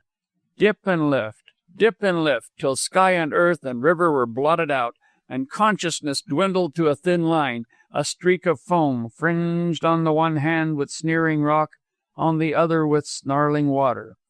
That thin line summed up all. Somewhere below was the beginning of things. Somewhere above, beyond the roar and traffic, was the end of things, and for that end they strove.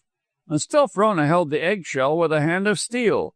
What they gained they held, and fought for more, inch by inch, dip and lift, and all would have been well but for the flutter of Tommy's soul.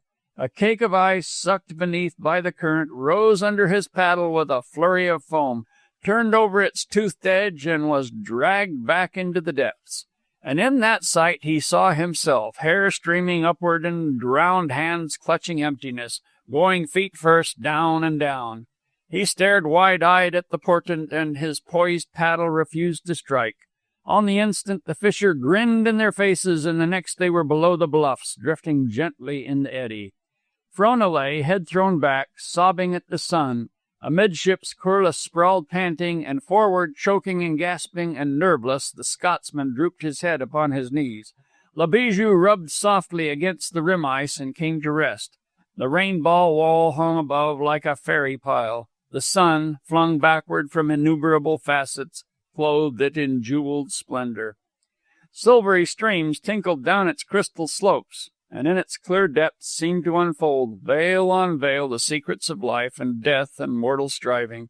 Vistas of pale shimmering azure, opening like dream visions and promising, down there in the great cool heart, infinite rest, infinite cessation and rest. The topmost tower, delicately massive, a score of feet above them, swayed to and fro gently, like the ripple of wheat in light summer airs. But Corliss gazed at it unheeding. Just to lie there on the marge of the mystery, just to lie there and drink the air in great gulps and do nothing, he asked no more. A dervish, whirling on heel till all things blur, may grasp the essence of the universe and prove the Godhead indivisible, and so a man plying a paddle, and plying, may shake off his limitations and rise above time and space. And so Corliss. But gradually his blood ceased its mad pounding, and the air was no longer nectar-sweet, and a sense of things real and pressing came back to him. "We've got to get out of this," he said. His voice sounded like a man's whose throat has been scorched by many and long potations. It frightened him, but he limply lifted a shaking paddle and shoved off. "Yes, let us start, by all means," Frona said in a dim voice which seemed to come to him from a far distance. Tommy lifted his head and gazed about. "I doot we'll just hae to gie it up." "Bend to it." "Ye'll try it anither?" "Bend to it," Corliss repeated. "Till your heart bursts, Tommy," Frona added. Once again they fought up the thin line, and all the world vanished, save the streak of foam and the snarling river and the grinning fissure. But they passed it inch by inch, and the broad bend welcomed them from above, and only a rocky buttress of implacable hate, around whose base howled the tides of an equal hate, stood between. Then La Bijou leaped and throbbed and shook again, and the current slid out from under, and they remained ever in one place. dip and lift, through an infinity of time and torture and travail, till even the line dimmed and faded and the struggle lost its meaning. Their souls became merged in the rhythm of the toil. Ever lifting, ever falling, they seemed to have become great pendulums of time. And before and behind glimmered the eternities, and between the eternities, ever lifting, ever falling, they pulsed in vast, rhythmical movement. They were no longer humans, but rhythm. They surged in till their paddles touched the bitter rock, but they did not know. Surged out where chance piloted them unscathed through the lashing ice, but they did not see, nor did they feel the shock of the smitten waves, nor the driving spray that cooled their faces. La Bijou veered out into the stream, and their paddles, flashing mechanically in the sunshine, held her to the return angle across the river. As time and matter came back to them and Split-up Island dawned upon their eyes like the foreshore of a new world, they settled down to the long, easy stroke wherein breath and strength may be recovered. A third attempt would have been useless, Corliss said in a dry, cracked whisper, and Frona answered, "Yes, our hearts would have surely broken." Life and the pleasant campfire and the quiet rest in the noonday shade came back to Tommy as the shore drew near, and more than all, blessed Toronto, its houses that never moved and its jostling streets. Each time his head sank forward and he reached out and clutched the water with his paddle, the streets enlarged as though gazing through a telescope and adjusting to a nearer focus. And each time the paddle drove clear and his head was raised, the island bounded forward. His head sank, and the streets were of the size of life. It raised, and Jacob Wells and the two men stood on the bank 3 lengths away. "Didn't I tell ye?" he shouted to them triumphantly. But Frona jerked the canoe parallel to the bank, and he found himself gazing at the long upstream stretch. He arrested a stroke midway, and his paddle clattered in the bottom. "Pick it up." Corliss's voice was sharp and relentless. "I'll do naething of the kind." He turned a rebellious face on his tormentor and ground his teeth in anger and disappointment. The canoe was drifting down with the current, and Frona merely held it in place. Corliss crawled forward on his knees. "I don't want to hurt you, Tommy," he said in a low, tense voice. "So, well, just pick it up. That's a good fellow." "I'll no." "Then I shall kill you," Corliss went on, in the same calm, passionless way, at the same time drawing his hunting knife from its sheath. "And if I dinna?" the Scotsman queried stoutly, though cowering away. Corliss pressed gently with the knife. The point of the steel entered Tommy's back just where the heart should be, passed slowly through the shirt and bit into the skin. Nor did it stop there, nor did it quicken, but just as slowly held on its way. He shrank back, quivering. There, man! Hit it up!" he shrieked. "I mun gie in." Frona's face was quite pale, but her eyes were hard, brilliantly hard, and she nodded approval. "We're going to try this side and shoot across from above," she called to her father. "What? I can't hear. Tommy? Oh, his heart's weak. Nothing serious." She saluted with her paddle. "We'll be back in no time, father mine. In no time." Stewart River was wide open, and they ascended it 1/4 of a mile before they shot its mouth and continued up the Yukon. But when they were well abreast of the man on the opposite bank, a new obstacle faced them. A mile above, a wreck of an island clung desperately to the riverbed. Its tail dwindled to a sand spit which bisected the river as far down as the impassable bluffs. Further, a few 100,000 tons of ice had grounded upon the spit and upreared a glittering ridge. "We'll have to portage," Corliss said as Frona turned the canoe from the bank. La Bijou darted across the narrower channel to the sand spit and slipped up a little ice ravine where the walls were less precipitous. They landed on an out-jutting cake which, without support, overhung the water for sheer 30 feet. How far its other end could be buried in the mass was matter for conjecture. They climbed to the summit, dragging the canoe after them, and looked out over the dazzle. Floe was piled upon floe in titanic confusion. Huge blocks topped and overtopped one another, only to serve as pedestals for great white masses which blazed and scintillated in the sun like monstrous jewels.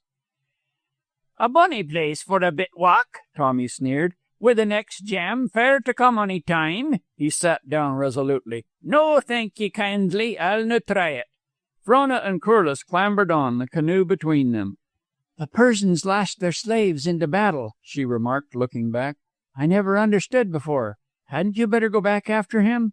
Corliss kicked him up, whimpering, and forced him to go on in advance. The canoe was an affair of little weight, but its bulk on the steep rises and sharp turns taxed their strength. The sun burned down upon them. Its white glare hurt their eyes. The sweat oozed out from every pore, and they panted for breath. "Oh, Vance, do you know?" "What?" He swept the perspiration from his forehead and flung it from him with a quick flirt of the hand. "I wish I had eaten more breakfast." He grunted sympathetically. They had reached the midmost ridge and could see the open river, and beyond quite clearly the man in his signal of distress. Below, pastoral in its green quiet, lay Split Up Island. They looked up to the broad bend of the Yukon, smiling lazily as though it were not capable at any moment of spewing forth a flood of death. At their feet the ice sloped down into a miniature gorge, across which the sun cast a broad shadow. "Go on, Tommy," Frona bade. "We're halfway over, and there's water down there." "It's water you'd be thinking on, is it?" he snarled. "And you a-leading a buddy to his death?"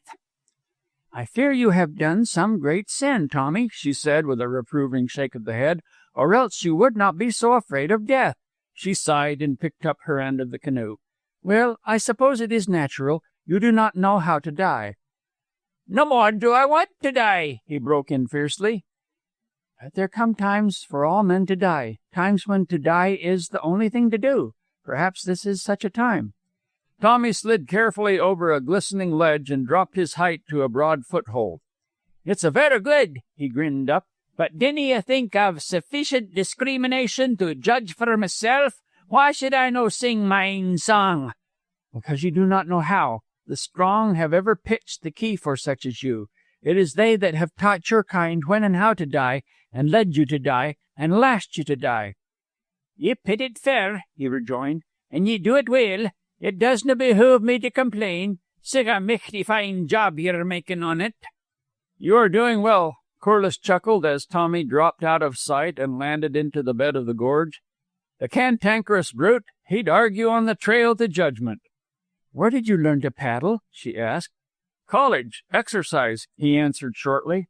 "But isn't that fine? Look!" The melting ice had formed a pool in the bottom of the gorge. Frona stretched out full length and dipped her hot mouth into its coolness, and lying as she did, the soles of her dilapidated moccasins, or rather the soles of her feet, for moccasins and stockings had gone in shreds, were turned upward. They were very white, and from contact with the ice were bruised and cut. Here and there the blood oozed out, and from one of the toes it streamed steadily. "So wee and pretty and salt-like," Tommy jibed. "One wouldn't think they could lead a strong man to hell." "By the way you grumble, they're leading you fast enough," Corliss answered angrily. 40 miles an hour, Tommy retorted as he walked away, gloating over having the last word. "One moment. You've 2 shirts. Lend me one." The Scotsman's face lighted inquisitively till he comprehended. Then he shook his head and started on again. Frona scrambled to her feet. "What's the matter?" "Nothing. Sit down." "What is the matter?" Corliss put his hands on her shoulders and pressed her back. "Your feet. You can't go on in such shape. They're in ribbons. See?" He brushed the sole of one of them and held up a blood-dripping palm. "Why didn't you tell me?" "Oh, they don't bother much." "Give me one of your skirts," he demanded. "I?" she faltered. "I only have one." He looked about him. Tommy had disappeared among the ice floes. "He must be getting on," Frona said, attempting to rise, but he held her back. "Not another step till I fix you. Here goes, so shut your eyes." She obeyed, and when she opened them he was naked to the waist, and his undershirt, torn in strips, was being bound about her feet. "You were in the rear, and I did not know." "Don't apologize, pray," she interrupted. "I could have spoken." "I'm not. I'm reproaching you. Now the other one. Put it up." The nearness of her bred a madness, and he touched his lips lightly to the same white little toe that had won the Baron Corberton a kiss. Though she did not draw back, her face flushed, and she thrilled as she had thrilled once before in her life. "You take advantage of your own goodness," she rebuked him. "Then I will doubly advantage myself." "Please don't," she begged. "And why not? It is a custom of the sea to broach the spirits as the ship prepares to sink. And since this is a sort of forlorn hope, you know, why not?" But what, Miss Prim?" Oh, of all things, you know I do not deserve that. If there were nobody else to be considered, why, under the circumstances—" He drew the last knot tight and dropped her foot. "Damn St. Vincent, anyway. Come on." "So would I, were I you," she laughed, taking up her end of the canoe. "But how you have changed, Vance. You are not the same man I met on the DA trail. You hadn't learned to swear then, among other things." "No, I'm not the same, for which I thank God and you. Only I think I am honester than you. I always live up to my philosophy." "Now confess that's unfair. You ask too much under the circumstances." "Only a little tow." "Or else, I suppose, you just care for me in a kind of big brotherly way, in which case, if you really wish it, you may." "Do keep quiet," he broke in roughly, "or I'll be making a gorgeous fool of myself." "Kiss all my toes," she finished. He grunted, but did not deign a reply. The work quickly took their breath, and they went on in silence till they descended the last steep to where McPherson waited by the open river. "Dell hates St. Vincent," she said boldly. "Why?" "Yes, it seems that way." He glanced back at her curiously. "And wherever he goes, Dell lugs an old Russian book, which he can't read, but which he nevertheless regards in some sort of way as St. Vincent's nemesis. And do you know, Frona, he has such faith in it that I can't help catching a little myself. I don't know whether you'll come to me or whether I'll go to you, but—" She dropped her end of the canoe and broke out in laughter. He was annoyed, and a hurt spread of blood ruddied his face. "If I have—" "Stupid," she laughed. "Don't be silly, and above all, don't be dignified. It doesn't exactly become you at the present moment. Your hair all tangled, a murderous knife in your belt, and naked to the waist like a pirate stripped for battle. Be fierce, frown, swear, anything, but please don't be dignified. I do wish I had my camera. In after years I could say, 'This, my friends, is Corliss, the great Arctic explorer,' just as he looked at the conclusion of his world-famous trip through darkest Alaska." He pointed an ominous finger at her and said sternly, "Where is your skirt?" She involuntarily looked down, but its tatterdemalion presence relieved her, and her face jerked up scarlet. "You should be ashamed." "Please, please, do not be dignified," he laughed. "Very true, it doesn't exactly become you at the present moment. Now, if I had my camera—" "Do be quiet and go on," she said. "I hope the sun takes the skin all off your back," she panted vindictively as they slid the canoe down the last shelf and dropped it into the water. 10 minutes later they climbed the ice wall and on and up the bank, which was partly a hillside, to where the signal of distress still fluttered. Beneath it on the ground lay stretched the man. He lay very quietly, and the fear that they were too late was upon them when he moved his head slightly and moaned. His rough clothes were in rags, and the black, bruised flesh of his feet showed through the remnants of his moccasins. His body was thin and gaunt, without flesh pads or muscles, while the bones seemed ready to break through the tight-stretched skin. As Corliss felt his pulse, his eyes fluttered open and stared glassily. Frona shuddered. "Man, it's fair gruesome," McPherson muttered, running his hand up a shrunken arm. "You go on to the canoe, Frona," Corliss said. "Tommy and I will carry him down." But her lips set firmly. Though the descent was made easier by her aid, the man was well shaken by the time they laid him in the bottom of the canoe, so well shaken that some last shreds of consciousness were aroused. He opened his eyes and whispered hoarsely, "Jacob Wells, dispatches from the outside." He plucked feebly at his open shirt, and across his emaciated chest they saw the leather strap, to which doubtless the dispatch pouch was slung. At either end of the canoe there was room to spare, but amidships Corliss was forced to paddle with the man between his knees. Le Bijou swung blithely from the bank. It was downstream at last, and there was little need for exertion. Vance's arms and shoulders and back, a bright scarlet, caught Frona's attention. "My hopes are realized," she exulted, reaching out and softly stroking a burning arm.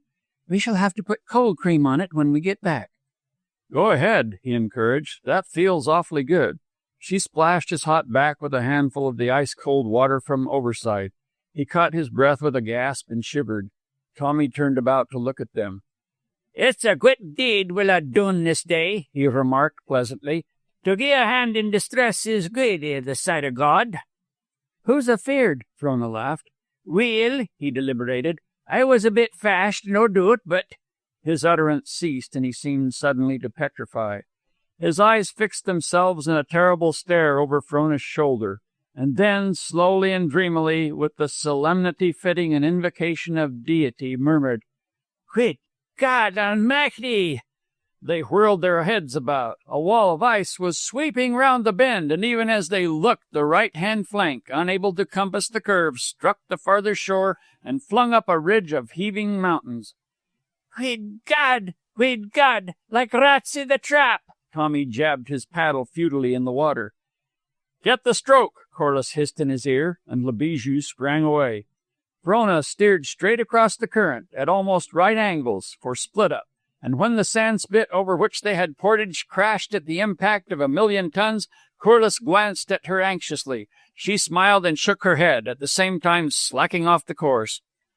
"We can't make it," she whispered, looking back at the ice a couple of 100 feet away.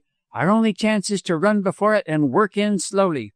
She cherished every inward inch jealously, holding the canoe up as sharply as she dared, and at the same time maintaining a constant distance ahead of the ice rim. "I canna stand the pace," Tommy whimpered once, but the silence of Corliss and Frona seemed ominous, and he kept his paddle going. At the very fore of the ice was a floe 5 or 6 feet thick and a couple of acres in extent.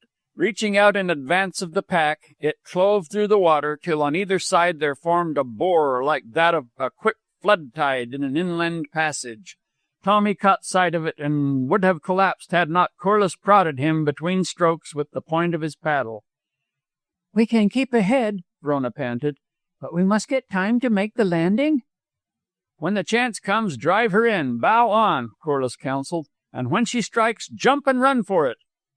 "Climb, rather. I'm glad my skirt is short." Repulsed by the bluffs of the left bank, the ice was forced towards the right. The big floe in advance drove in upon the precise point of Split Up Island. "If you look back, I'll brain you with the paddle," Corliss threatened. "Aye," Tommy groaned, but Corliss looked back, and so did Frona. The great berg struck the land with an earthquake shock. For 50 feet, the soft island was demolished. A score of pines swayed frantically and went down, and where they went down rose up a mountain of ice, which rose and fell and rose again. Below, and but a few feet away, Del Bishop ran out to the bank, and above the roar they could hear faintly his, "Hit her up! Hit her up!" Then the ice rim wrinkled up, and he sprang back to escape it. "The first opening," Corliss gasped. Frona's lips spread apart. She tried to speak but failed, then nodded her head that she had heard. They swung along in rapid rhythm under the rainbow wall, looking for a place where it might be quickly cleared, and down all the length of Split Up Island they raced vainly, the shore crashing behind them as they fled. As they darted across the mouth of the back channel to Roubeau Island, they found themselves heading directly for an opening in the rim ice. La Bijou drove into it full tilt and went half her length out of water on a shelving cake. The three of them leaped together, but while the two of them gripped the canoe to run it up, Tommy, in the lead, strove only to save himself, and he would have succeeded had he not slipped and fallen midway in the climb. He half arose, slipped, and fell again. Corliss, hauling on the bow of the canoe, trampled over him. He reached up and clutched the gunwale. They did not have the strength, and this clog brought them at once to a standstill. Corliss looked back and yelled for him to let go, but he only turned upward a piteous face like that of a drowning man and clutched more tightly. Behind them the ice was thundering. The first flurry of coming destruction was upon them.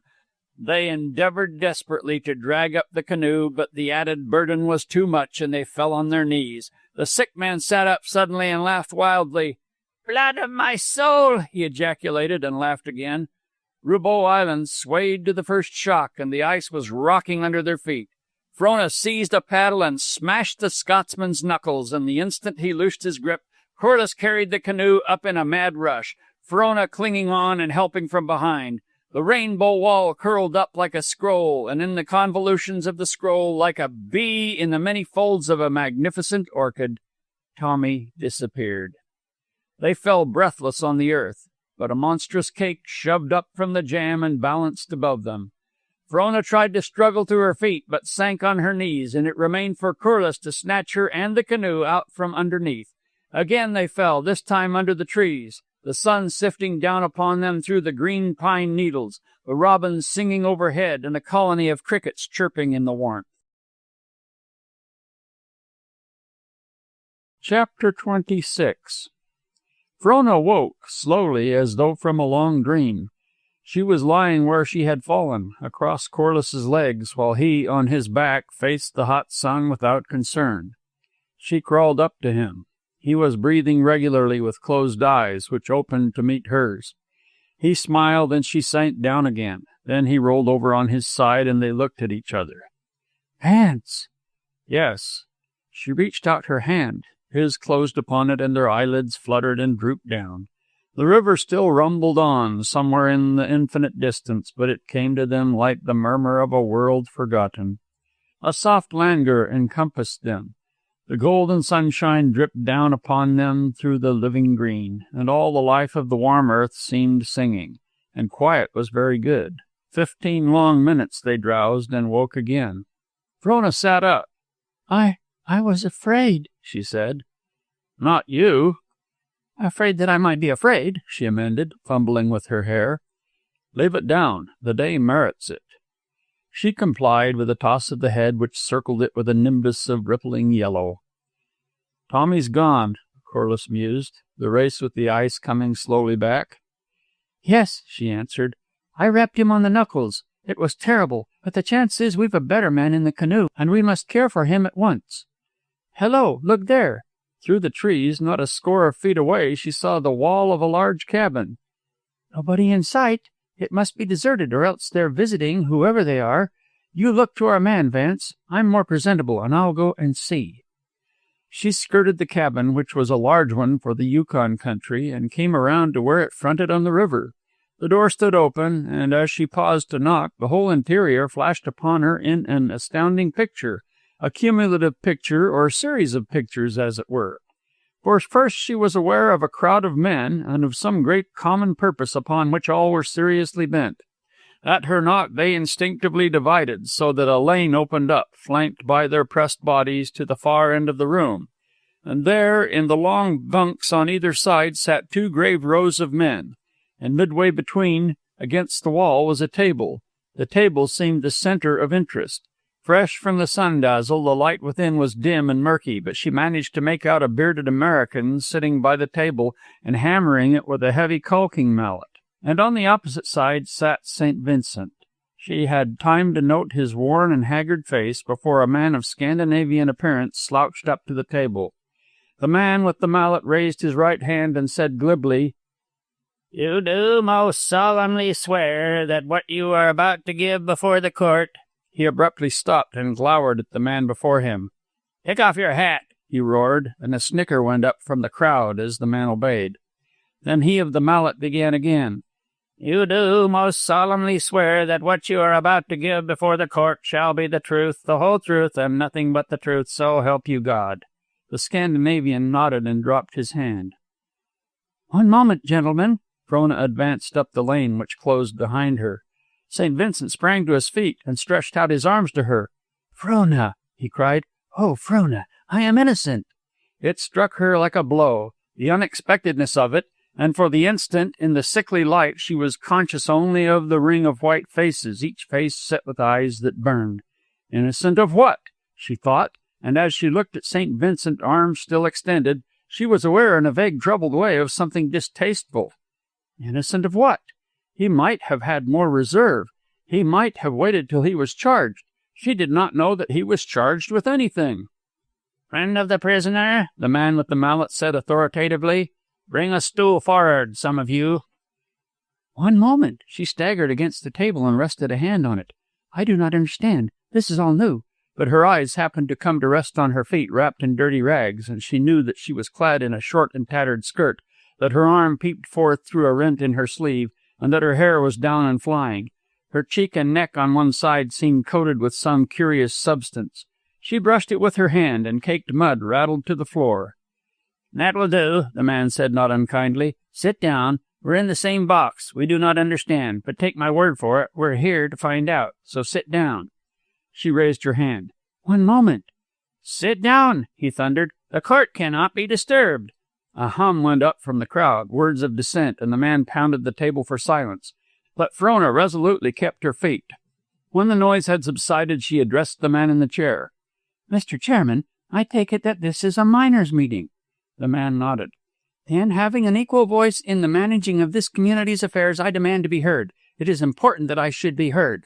But you're out of order, Welles, a half a dozen voices prompted.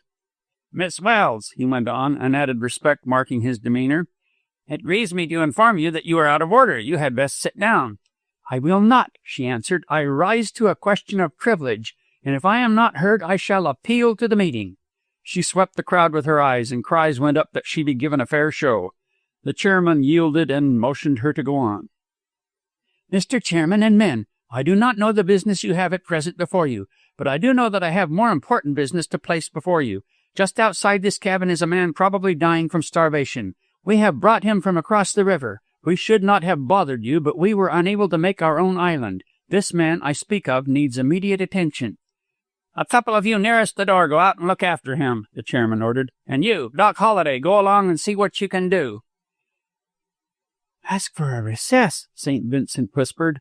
Frona nodded her head. And, Mr. Chairman, I make a motion for a recess until the man is cared for. Cries of, no recess, and go on with the business greeted the putting of it, and the motion was lost. Now, Gregory, with a smile and salutation as she took the stool beside him, what is it? He gripped her hand tightly. Don't believe them, Frona. They are trying to, with a gulping swallow, to kill me. Why? Do be calm. Tell me. Why, last night, he began hurriedly, but broke off to listen to the Scandinavian previously sworn, who was speaking with ponderous slowness. I wake wide open quick, he was saying. I come to the door. I there hear one shot more. He was interrupted by a warm-complexioned man clad in faded mackinaws. What did you think? He asked. The witness queried, his face dark and troubled with perplexity. When you came to the door, what was your first thought?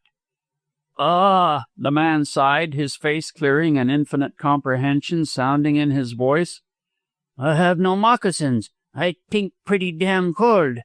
His satisfied expression changed to naive surprise when an outburst of laughter greeted his statement, but he went on stolidly.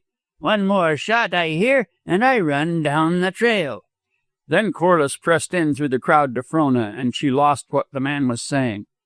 What's up? The engineer was asking. Anything serious? Can I be of any use? Yes, she caught his hand gratefully. Get over the back channel somehow and tell my father to come. Tell him that Gregory St. Vincent is in trouble, that he is charged with— What are you charged with, Gregory? She asked, turning to him. Murder.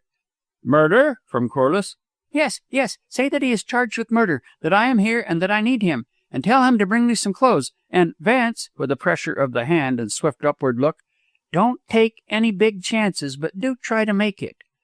Oh, I'll make it all right. He tossed his head confidently and proceeded to elbow his way towards the door. Who is helping you in your defense? She asked St. Vincent. He shook his head. No, they wanted to appoint someone, a renegade lawyer from the States, Bill Brown, but I declined him. He's taken the other side now. It's lynch law, you know, and their minds are made up. They're bound to get me. I wish there were time to hear your side. But, Frona, I am innocent. Shh! She laid her hand on his arm to hush him and turned her attention to the witness. So that newspaper feller, he fight like anything, but Pierre and me, we pull him into the shack. He cry and stand in one place. Who cried? Interrupted the prosecuting lawyer. That feller there, the Scandinavian pointed directly at St. Vincent. And I make a light. The slush lamp I find spilled over most everything, but I have a candle in my pocket. It is good practice to carry a candle in the pocket, he affirmed gravely. And Borg, he lay on the floor dead, and the squaw say he did it, and then she died too. Say who did it? And his accusing finger singled out St. Vincent. Him, that feller there. Did she? Frona whispered. Yes, St. Vincent whispered back. She did, but I cannot imagine what prompted her. She must have been out of her head. The warm-faced man in the faded mackinaws then put the witness through a searching examination which Frona followed closely, but which elicited little new. You have the right to cross-examine the witness, the chairman informed St. Vincent. Any questions you want to ask? The correspondent shook his head. Go on, Frona urged. What's the use? He asked hopelessly. I'm foredoomed. The verdict was reached before the trial began. One moment, please. Frona's sharp command arrested the retiring witness. "You do not know of your own knowledge who committed this murder?" The Scandinavian gazed at her with a bovine expression on his leaden features, as though waiting for her question to percolate to his understanding. "You did not see who did it?" she asked again. Yes, that feller there," accusative finger to the fore. "She say he did." There was a general smile at this. "But you did not see it?" "I hear some shooting." "But you did not see who did the shooting?" No, but she said—" "That will do, thank you," she said sweetly, and the man retired. The prosecution consulted its notes. "Pierre Laflitche" was called out. A slender, swart-skinned man, lithe of figure and graceful, stepped forward to the open space before the table.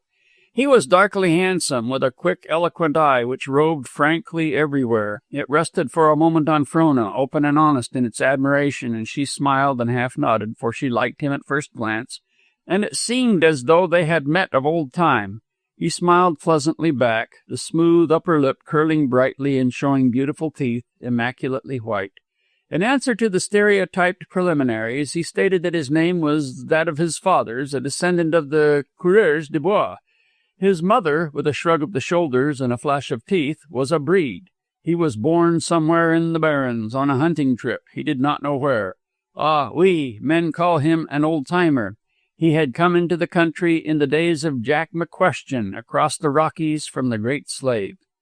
On being told to go ahead with what he knew of the matter at hand, he deliberated a moment as though casting about for the best departure. "In the spring it is good to sleep with the open door," he began, his words sounding clear and flute-like and marked by haunting memories of the accents of his forebears put into the tongue. "And so I sleep last night, but I sleep like the cat. The fall of the leaf, the breath of the wind, and my ears whisper to me, whisper, whisper, all the night long.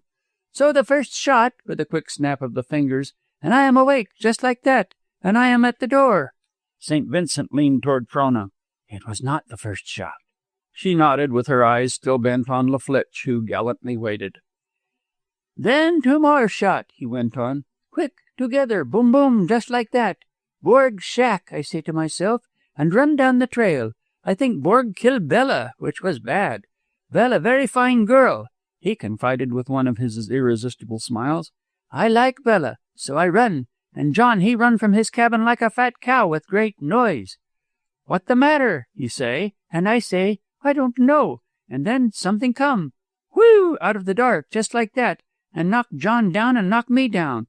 We grab everything all at once. It is a man. He is in undress. He fight, he cry, 'Oh, oh, oh,' just like that. We hold him tight, and by pretty quick he stop. Then we get up, and I say, 'Come along back.'" "Who was the man?" Laflitche turned partly and rested his eyes on St. Vincent. "Go on." "So, the man he will not go back, but John and I say yes, and he go." "Did he say anything?" "I ask him what the matter, but he cry, he sob, 'Hush-chush, hush-chush,' just like that." "Did you say anything particular about him?" Laflitche's brows drew up interrogatively. "Anything uncommon, out of the ordinary?" Oui, blood on the hands." Disregarding the murmur in the room, he went on, his facile play of features and gesture giving dramatic value to the recital. "John make a light and Bella groan, like the hair seal when you shoot him in the body. Just like that when you shoot him in the body under the flipper, and Borg lay over in the corner. I look, he no breathe tall. Then Bella open her eyes, and I look in her eyes, and I know she know me, Laflitche. 'Who did it, Bella?' I ask, and she roll her head on the floor and whisper so low, so slow, 'Him dead?' I know she mean Borg, and I say yes. Then she lift up on one elbow and look about quick in big hurry, and when she see St. Vincent, she look no more, only she look at Vincent all the time. Then she point at him just like that." Suiting the action to the word, Laflitche turned and thrust a wavering finger at the prisoner. "And she say, 'Him, him, him.' And I say, 'Bella, who did it?' And she say, 'Him, him, him. St. Vincha, him do it.' And then—" Laflitche's head fell limply forward on his chest and came back naturally erect as he finished with a flash of teeth. "Dead." The warm-faced man, Bill Brown, put the quarter breed through the customary direct examination, which served to strengthen his testimony and to bring out the fact that a terrible struggle must have taken place in the killing of Borg. The heavy table was smashed, the stool and the bunk board splintered, and the stove overthrown. "Never did I see anything like it," LaFlitch concluded his description of the wreck. "No, never." Brown turned him over to Frona with a bow, which a smile of hers paid for in full. She did not deem it unwise to cultivate cordiality with the lawyer. What she was working for was time for her father to come, time to be closeted with St. Vincent and learn all the details of what really had occurred. So she put questions, interminable questions to LaFlitch. Twice only did anything of moment crop up. "You spoke of the first shot, Mr. LaFlitch. Now, the walls of a log cabin are quite thick. Had your door been closed, do you think you could have heard that first shot?" He shook his head, though his dark eyes told her he divined the point she was endeavoring to establish. "And had the door of Borg's cabin been closed, would you have heard?" Again he shook his head. "Then, Mr. LaFlitch, when you say the first shot, you do not mean necessarily the first shot fired, but rather the first shot you heard fired." He nodded, and though she had scored her point, she could not see that it had any material bearing after all. Again she worked up craftily to another and stronger climax, though she felt all the time that LaFlitch fathomed her. "You say it was very dark, Mr. LaFlitch." "Ah, oui, quite dark." "How dark? How did you know it was John you met?" "John make much noise when he run. I know that kind of noise." "Could you see him so as to know that it was he?" "Ah, no." "Then, Mr. LaFlitch," she demanded triumphantly, "will you please state how you knew there was blood on the hands of Mr. St. Vincent?" His lip lifted in a dazzling smile, and he paused a moment.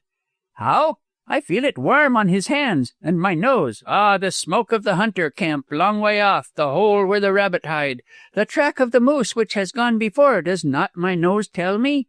He flung his head back, and then with tense face, eyes closed, nostrils quivering and dilated, he simulated the quiescence of all the senses save one, and the concentration of his whole being on that one. Then his eyes fluttered partly open, and he regarded her dreamily.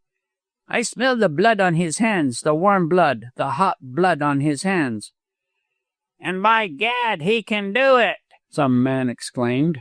And so convinced was Frona that she glanced involuntarily at St. Vincent's hands, and saw there the rusty brown stains on the cuffs of his flannel shirt. As LaFlitch left the stand, Bill Brown came over to her and shook hands. "No more than proper I should know the lawyer for the defense," he said good-naturedly, running over his notes for the next witness. "But don't you think it is rather unfair to me?" she asked brightly. "I have not had time to prepare my case. I know nothing about it except what I have gleaned from your two witnesses. Don't you think, Mr. Brown," her voice rippling along in persuasive little notes, "don't you think it would be advisable to adjourn the meeting until tomorrow?" He deliberated, looking at his watch. "Wouldn't be a bad idea. It's 5 o'clock anyway, and the men ought to be cooking their suppers." She thanked him, as some women can without speech, yet as he looked down into her face and eyes, he experienced a subtler and greater satisfaction than if she had spoken. He stepped to his old position and addressed the room. "On consultation of the defense and the prosecution, and upon consideration of the lateness of the hour and the impossibility of finishing the trial within a reasonable limit, I take the liberty of moving an adjournment until 8 o'clock tomorrow morning." "The ayes have it," the chairman proclaimed, coming down from his place and proceeding to build the fire, for he was a part owner of the cabin and cook for his crowd. Chapter 27. Frona turned to St. Vincent as the last of the crowd filed out. He clutched her hands spasmodically like a drowning man. "Do believe me, Frona. Promise me." Her face flushed. "You are excited," she said, "or you would not say such things. Not that I blame you," she relented. "I hardly imagine the situation can be anything else but exciting." "Yes, and well I know it," he answered bitterly. "I am acting like a fool, and I can't help it. The strain has been terrible, and as though the horror of Borg's end were not enough, to be considered the murderer and hailed up for mob justice. Forgive me, Frona. I am beside myself. Of course, I know that you will believe me." "Then tell me, Gregory." "In the first place, the woman, Bella, lied. She must have been crazed to make that dying statement when I fought as I did for her and Borg. That is the only explanation." "Begin at the beginning," she interrupted. "Remember, I know nothing." He settled himself more comfortably on the stool and rolled a cigarette as he took up the history of the previous night. "It must have been about 1 a.m. when I was awakened by the lighting of the slush lamp. I thought it was Borg, wondering what he was prowling about for, and was on the verge of dropping off to sleep when, though I do not know what prompted me, I opened my eyes. 2 strange men were in the cabin. Both wore masks and fur caps with the flaps pulled down, so that I could see nothing of their faces save the glistening of the eyes through the eye slits. I had no first thought, unless it was that danger threatened. I lay quietly for a second and deliberated. Borg had borrowed my pistol, and I was actually unarmed. My rifle was by the door. I decided to make a rush for it, but no sooner had I struck the floor than one of the men turned on me, at the same time firing his revolver. That was the first shot, and the one Laflitch did not hear. It was in the struggle afterwards that the door was burst open, which enabled him to hear the last 3. Well, I was so close to the man, and my leap out of the bed was so unexpected that he missed me. The next moment we grappled and rolled on the floor. Of course, Borg was aroused, and the second man turned his attention to him and Bella. It was this second man who did the killing, for my man naturally had his hands full. You heard the testimony. From the way the cabin was wrecked, you can picture the struggle. We rolled and tossed about and fought till stools, table, and shelves, everything was smashed. Oh, Frona, it was terrible. Borg fighting for his life, Bella helping him, though wounded and groaning, and I unable to aid. But finally, in a very short while, I began to conquer the man with whom I was struggling. I had got him down on his back, pinioned his arms with my knees, and was slowly throttling him when the other man finished the work and turned on me also. What could I do? 2 to 1, and winded, so I was thrown into the corner, and they made their escape. I confess that I must have been badly rattled by that time, for as soon as I caught my breath, I took out after them, and without a weapon. Then I collided with Laflitch and John, and you know the rest. Only, he knit his brows in puzzlement, only I cannot understand why Bella should accuse me. He looked at her appealingly, and though she pressed his hand sympathetically, she remained silent, weighing pro and con what she had heard.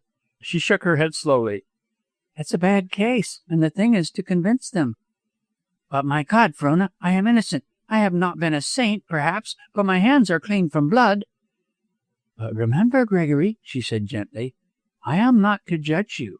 Unhappily, it rests with the men of this miners' meeting, and the problem is, how are they to be convinced of your innocence? The 2 main points are against you. Bella's dying words and the blood on your sleeve. The place was areek with blood, St. Vincent cried passionately, springing to his feet. I tell you, it was areek. How could I avoid floundering in it, fighting as I was for my life? Can you not take my word?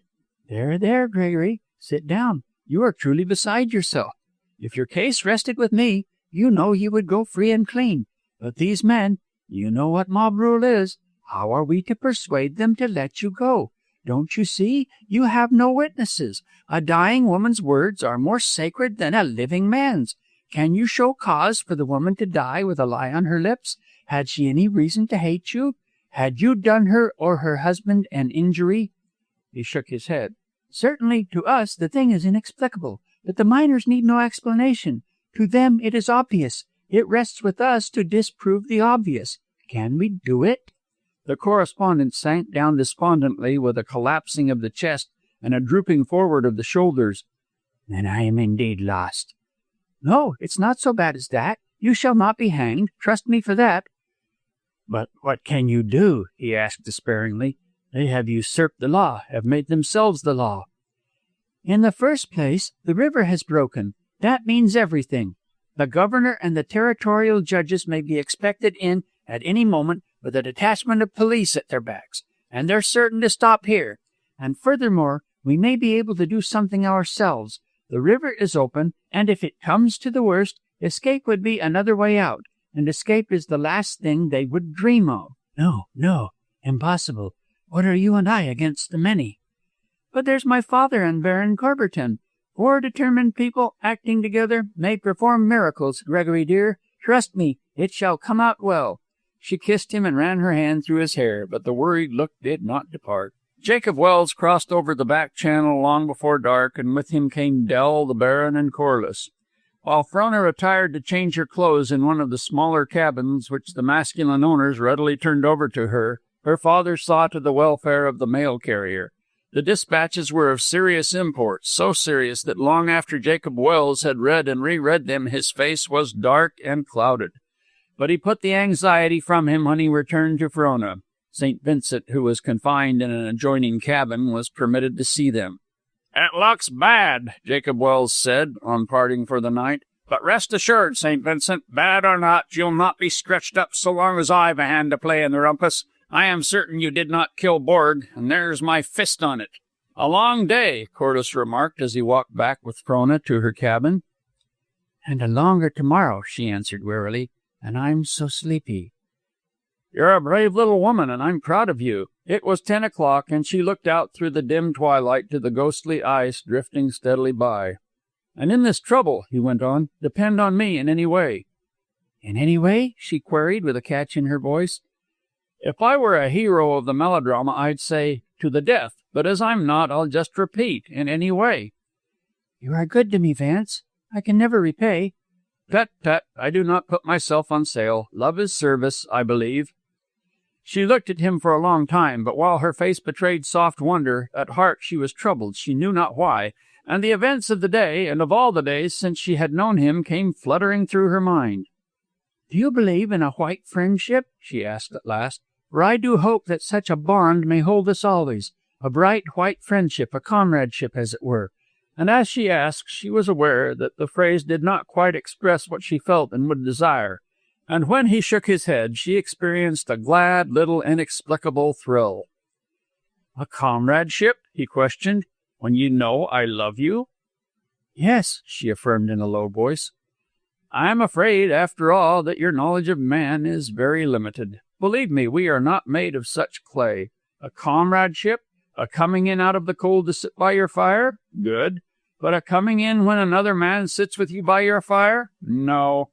Comradeship would demand that I delight in your delights, and yet do you think for a moment that I could see you with another man's child in your arms, a child which might have been mine, with that other man looking out at me through the child's eyes, laughing at me through his mouth? I say, do you think I could delight in your delights? No, no, love cannot shackle itself with white friendships." She put her hand on his arm. "Do you think I am wrong?" he asked, bewildered by the strange look in her face. She was sobbing quietly. "You are tired and overwrought. So there, good night. You must get to bed." "No, don't go, not yet." And she arrested him. No, I am foolish. As you say, I am tired. But listen, Vance. There is much to be done. We must plan tomorrow's work. Come inside. Father and Baron Curberton are together, and if the worst comes, we four must do big things." "Spectacular," Jacob Welles commented when Frona had briefly outlined the course of action and assigned them their parts. "But its very unexpectedness ought to carry it through." "A coup d'etat," was the Baron's verdict. "Magnificent! Ah, I feel warm all over at the thought. Hands up, I cry, thus and very fierce." "And if they do not hold up their hands?" he appealed to Jacob Welles. "Then shoot. Never bluff when you're behind a gun, Corberton. It's held by good authorities to be unhealthy." "And you are to take charge of La Bijou, Vance," Frona said. "Father thinks there will be little ice tomorrow if it doesn't jam tonight. All you've to do is to have the canoe by the bank just before the door. Of course, you won't know what is happening until St. Vincent comes running. Then in with him, and away you go, Dawson. So I'll say good night and goodbye now, for I may not have the opportunity in the morning." "And keep the left-hand channel till you're past the bend," Jacob Welles counseled him. "Then take the cut-offs to the right and follow the swiftest water. Now off with you and into your blankets. It's 70 miles to Dawson, and you'll have to make it at one clip." Chapter 28.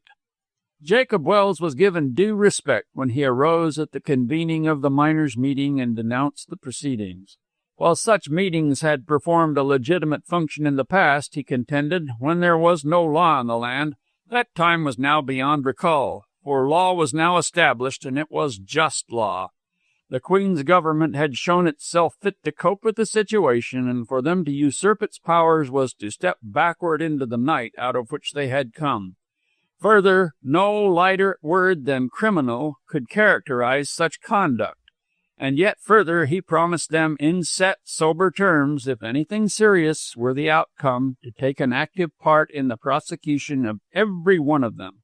At the conclusion of his speech, he made a motion to hold the prisoner for the territorial court and to adjourn, but was voted down without discussion. "Don't you see?" St. Vincent said to Frona. "There is no hope." "But there is. Listen." And she swiftly outlined the plot of the night before. He followed her in a half-hearted way, too crushed to partake of her enthusiasm. "It's madness to attempt it," he objected when she had done. "And it looks very much like hanging not to attempt it," she answered a little spiritedly. "Surely you will make a fight?" "Surely," he replied hollowly. The first witnesses were two Swedes, who told of the wash-tub incident when Borg had given way to one of his fits of anger. Trivial as the incident was, in the light of subsequent events, it at once became serious. It opened the way for the imagination into a vast familiar field. It was not so much what was said as what was left unsaid. Men born of women, the rudest of them, knew life well enough to be aware of its significance. A vulgar common happening, capable of but one interpretation. Heads were wagged knowingly in the course of the testimony, and whispered comments went the rounds. Half a dozen witnesses followed in rapid succession, all of whom had closely examined the scene of the crime and gone over the island carefully, and all of whom were agreed that there was not the slightest trace to be found of the two men mentioned by the prisoner in his preliminary statement. To Frona's surprise, Del Bishop went upon the stand. She knew he disliked St. Vincent, but could not imagine any evidence he could possess which would bear upon the case. Being sworn, and age and nationality ascertained, Bill Brown asked him his business. "Pocket miner," he challenged back, sweeping the assemblage with an aggressive glance. Now it happens that a very small class of men follow pocketing, and that a very large class of men, miners too, disbelieve utterly in any such method for obtaining gold.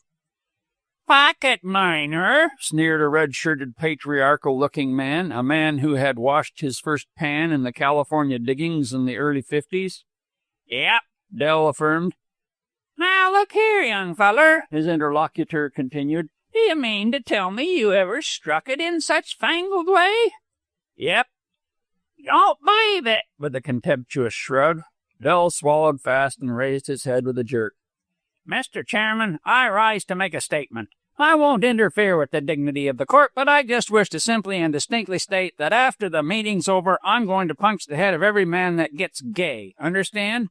"You're out of order," the chairman replied, rapping the table with the caulking mallet.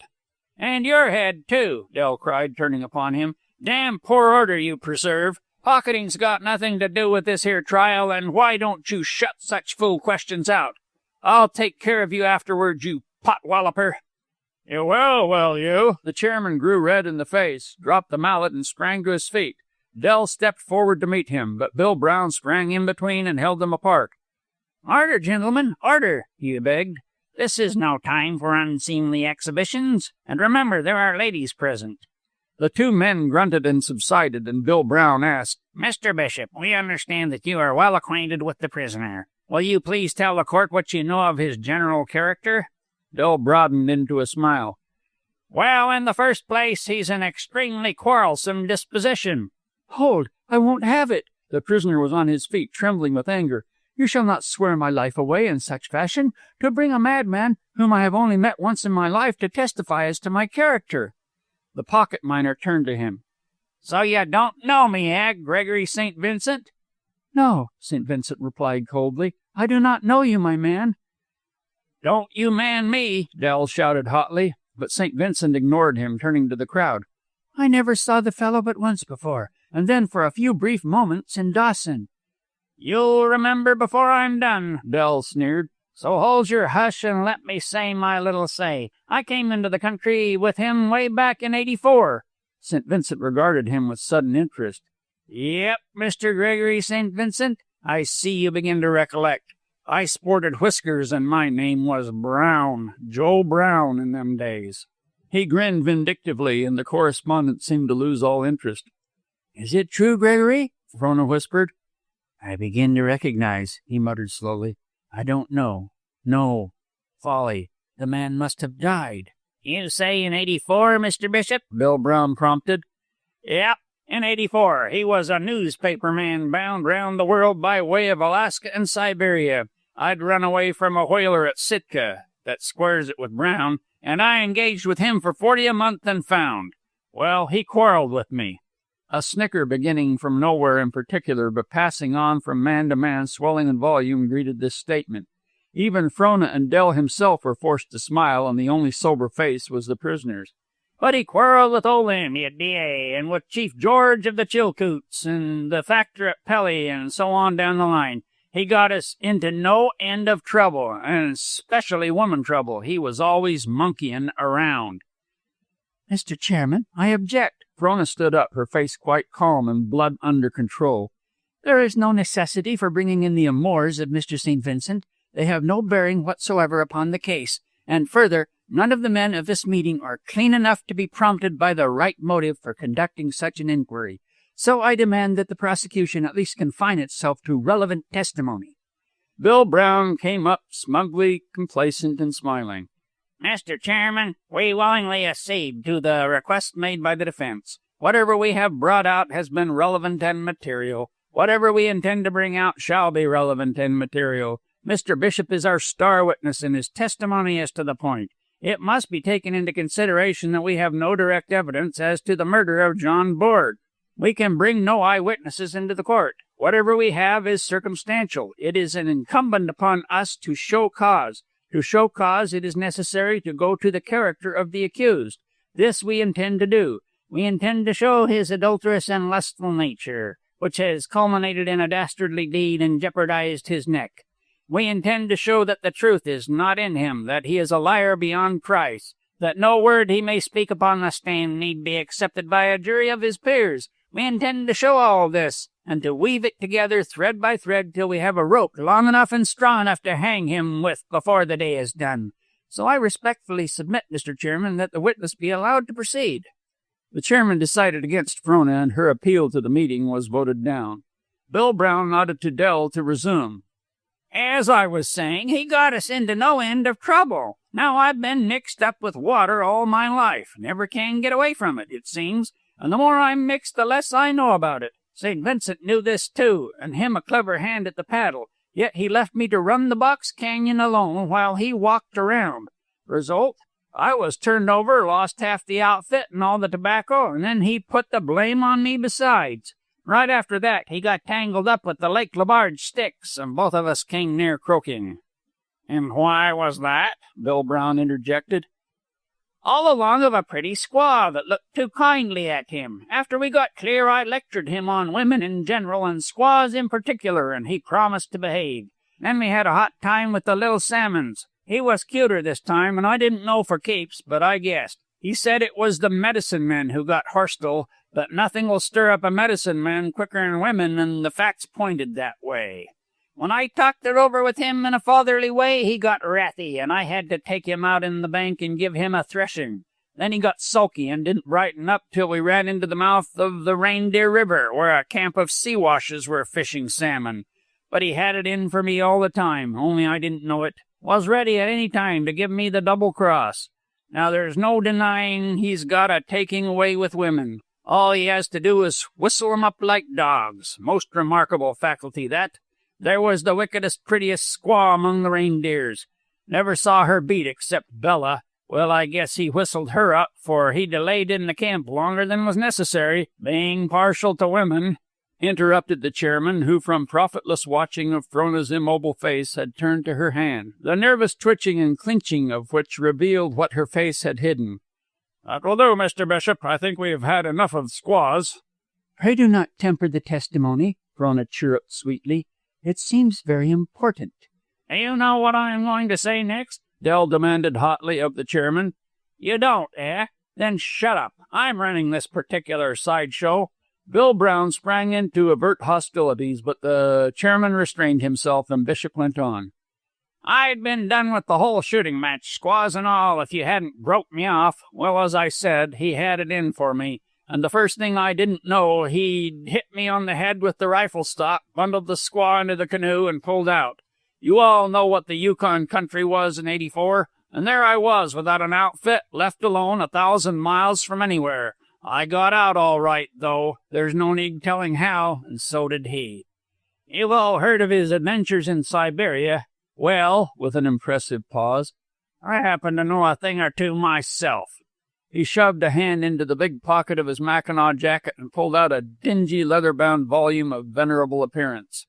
I got this from Pete Whipple's old woman, Whipple of El Dorado. It concerns her granduncle or great-granduncle, I don't know which. And if there's anybody here can read Russian, why, it'll go into the details of that Siberian trip. But as there's no one here that can... Corberton, he can read it, someone called in the crowd. A way was made for the Frenchman forthwith, and he was pushed and shoved protestingly to the front. Savvy the lingo? Dell demanded. Yes, but so poorly, so miserable, Corberton demurred. It is a long time. I forget. Go ahead. We won't criticize. No, but... Go ahead, the chairman commanded.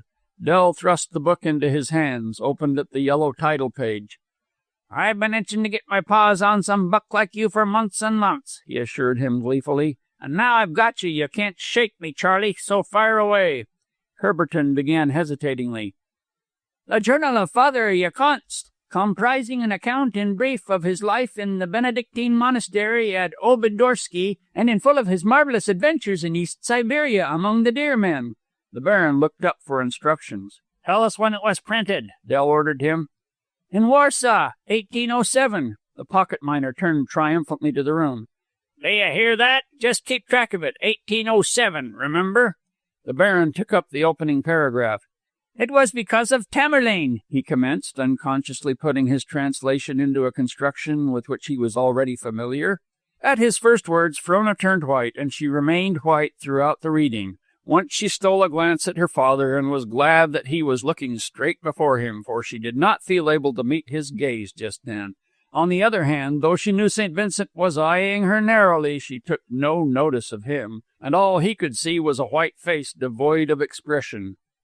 When Tamerlane swept with fire and sword over Eastern Asia, Corberton read slowly, states were disrupted, cities overthrown, and tribes scattered like stardust. A vast people was hurled broadcast over the land, fleeing before the conquerors. Before the mad lust of the conquerors. These refugees swung far into Siberia, circling to the north and east, and fringing the rim of the polar basin with a spray of Mongol tribes.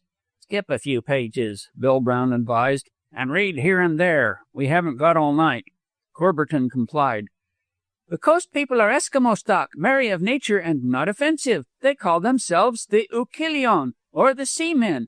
From them I bought dogs and food, but they are subject to the Chow Chuen, who live in the interior and are known as the Deer Men. The Chow Chuen are a fierce and savage race. When I left the coast, they fell upon me, took from me my goods, and made me a slave.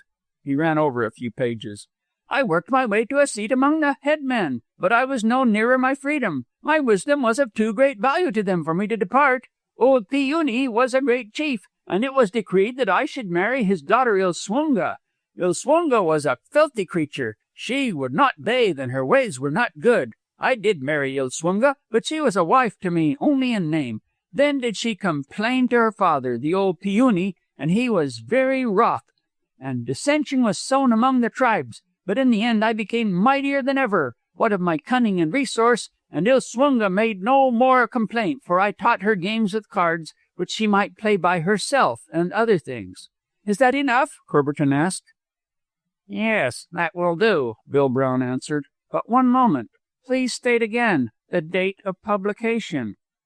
1807, in Warsaw. Hold on, Baron, Del Bishop spoke up. Now that you're on the stand, I've got a question or so to slap into you. He turned to the courtroom.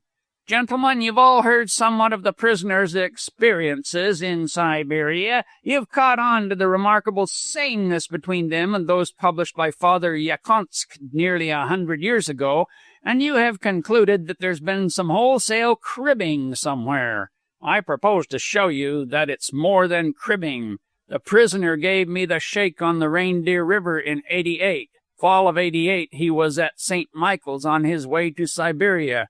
89 and 90 he was, by his talk, cutting up antics in Siberia. 91 he came back to the world, working the conquering hero graft in Frisco. Now let's see if the Frenchman can make us wise. You were in Japan? He asked. Herberton, who had followed the dates, made a quick calculation and could but illy conceal his surprise. He looked appealingly to Frona, but she did not help him. Yes, he said finally. And you met the prisoner there? Yes. What year was it? There was a general craning forward to catch the answer. 1889, and it came unwillingly. Now, how can that be, Baron? Dell asked in a wheedling tone. The prisoner was in Siberia at that time. Herberton shrugged his shoulders that it was no concern of his and came off the stand. An impromptu recess was taken by the courtroom for several minutes, wherein there was much whispering and shaking of heads. That's all a lie. St. Vincent leaned close to Frona's ear, but she did not hear. Appearances are against me, but I can explain it all. But she did not move a muscle, and he was called to the stand by the chairman. She turned to her father, and the tears rushed up into her eyes when he rested his hand on hers. Do you care to pull out? He asked after a momentary hesitation. She shook her head, and St. Vincent began to speak. It was the same story he had told her, though told now a little more fully, and in no wise did it conflict with the evidence of Laflitch and John. He acknowledged the wash-tub incident, caused, he explained, by an act of simple courtesy on his part and by John Borg's unreasoning answer. He acknowledged that Bella had been killed by his own pistol, but stated that the pistol had been borrowed by Borg several days previously and not returned. Concerning Bella's accusation, he could say nothing. He could not see why she should die with a lie on her lips. He had never in the slightest way incurred her displeasure, so even revenge could not be advanced. It was inexplicable. As for the testimony of Bishop, he did not care to discuss it. It was a tissue of falsehood, cunningly interwoven with truth. It was true the man had gone into Alaska with him in 1888, but his version of the things which happened there was maliciously untrue. Regarding the Baron, there was a slight mistake in the dates. That was all. In questioning him, Bill Brown brought out one little surprise. From the prisoner's story, he had made a hard fight against the two mysterious men. If, Brown asked, such were the case, how can you explain away the fact that you came out of the struggle unmarked? On examination of the body of John Borg, many bruises and contusions were noticeable. How is it, if you put up such a stiff fight, that you escaped being battered? St. Vincent did not know, though he confessed to feeling stiff and sore all over. It did not matter anyway. He had killed neither Borg nor his wife. That much he did know. Frona prefaced her argument to the meeting with a pithy discourse on the sacredness of human life, the weaknesses and dangers of circumstantial evidence, and the rights of the accused wherever doubt arose. Then she plunged into the evidence, stripping off the superfluous and striving to confine herself to facts. In the first place, she denied that a motive for the deed had been shown. As it was, the introduction of such evidence was an insult to their intelligence, and she had sufficient faith in their manhood and perspicacity to know that such puerility would not sway them in the verdict they were to give. And on the other hand, in dealing with the particular points at issue, she denied that any intimacy had been shown to have existed between Bella and St. Vincent, and she denied further that it had been shown that any intimacy had been attempted on the part of St. Vincent. Viewed honestly, the wash-tub incident, the only evidence brought forward, was a laughable little affair portraying how the simple courtesy of a gentleman might be misunderstood by a mad boor of a husband. She left it to their common sense. They were not fools. They had striven to prove the prisoner bad-tempered. She did not need to prove anything of the sort concerning John Borg. They all knew his terrible fits of temper. They all knew that his temper was proverbial in the community, that it had prevented him from having friends and had made him many enemies. Was it not very probable, therefore, that the masked men were two such enemies?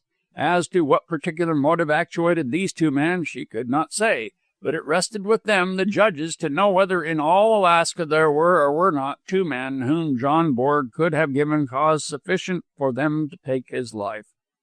Witness had testified that no traces had been found of these two men, but the witness had not testified that no traces had been found of St. Vincent, Pierre Lafitch, or John the Swede, and there was no need for them to so testify. Everybody knew that no footmarks were left when St. Vincent ran up the trail, and when he came back with La Flitche and the other man. Everybody knew the condition of the trail, that it was a hard-packed groove in the ground on which a soft moccasin could leave no impression, and that had the ice not gone down the river, no traces would have been left by the murderers in passing Frona to the mainland. At this juncture, La Flitche nodded his head in approbation, and she went on. Capital had been made of the blood on St. Vincent's hands. If they chose to examine the moccasins at that moment on the feet of Mr. La Flitche, they would also find blood. That did not argue that Mr. La Flitche had been a party to the shedding of the blood. Mr. Brown had drawn attention to the fact that the prisoner had not been bruised or marked in the savage encounter which had taken place. She thanked him for having done so. John Borg's body showed that it had been roughly used. He was a larger, stronger, heavier man than St. Vincent. If, as charged, St. Vincent had committed the murder, and necessarily therefore engaged in a struggle severe enough to bruise John Borg, how was it that he had come out unharmed? That was a point worthy of consideration. Another one was, why did he run down the trail? It was inconceivable if he had committed the murder that he should, without dressing or preparation for escape, run towards the other cabins. It was, however, easily conceivable that he should take up the pursuit of the real murderers, and in the darkness, exhausted, breathless, and certainly somewhat excited, run blindly down the trail. Her summing up was a strong piece of synthesis, and when she had done, the meeting applauded her roundly, but she was angry and hurt, for she knew the demonstration was for her sex rather than for her cause and the work she had done. Bill Brown, somewhat of a shyster, and his ear ever cocked to the crowd, was not above taking advantage when opportunity offered, and when it did not offer, to dogmatize artfully. In this his native humor was a strong factor, and when he had finished with the mysterious masked men, they were as exploded sun myths, which phrase he promptly applied to them. They could not have got off the island.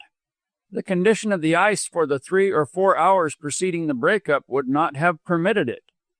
The prisoner had implicated none of the residents of the island, while every one of them, with the exception of the prisoner, had been accounted for elsewhere.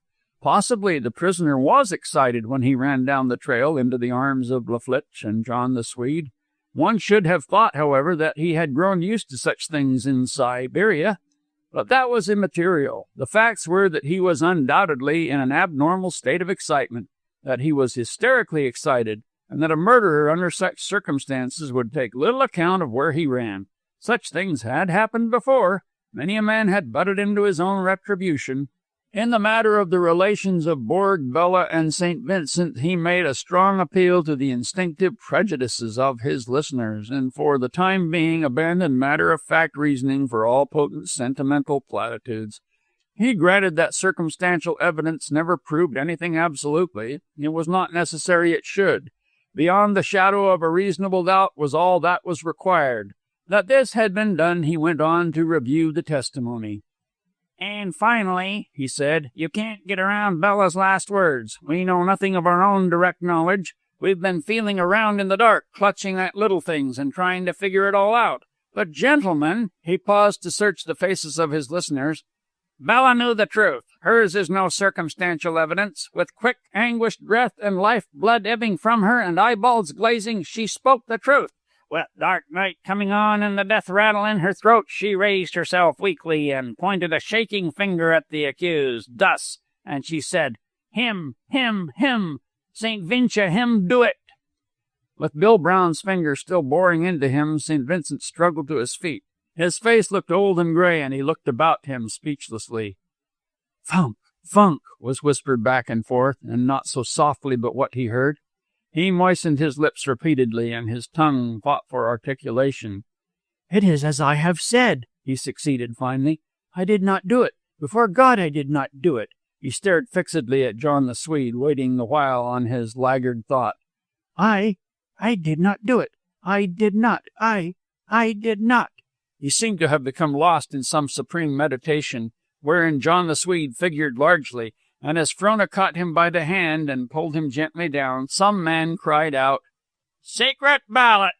But Bill Brown was on his feet at once. No, I say no, an open ballot. We are men, and as men are not afraid to put ourselves on record.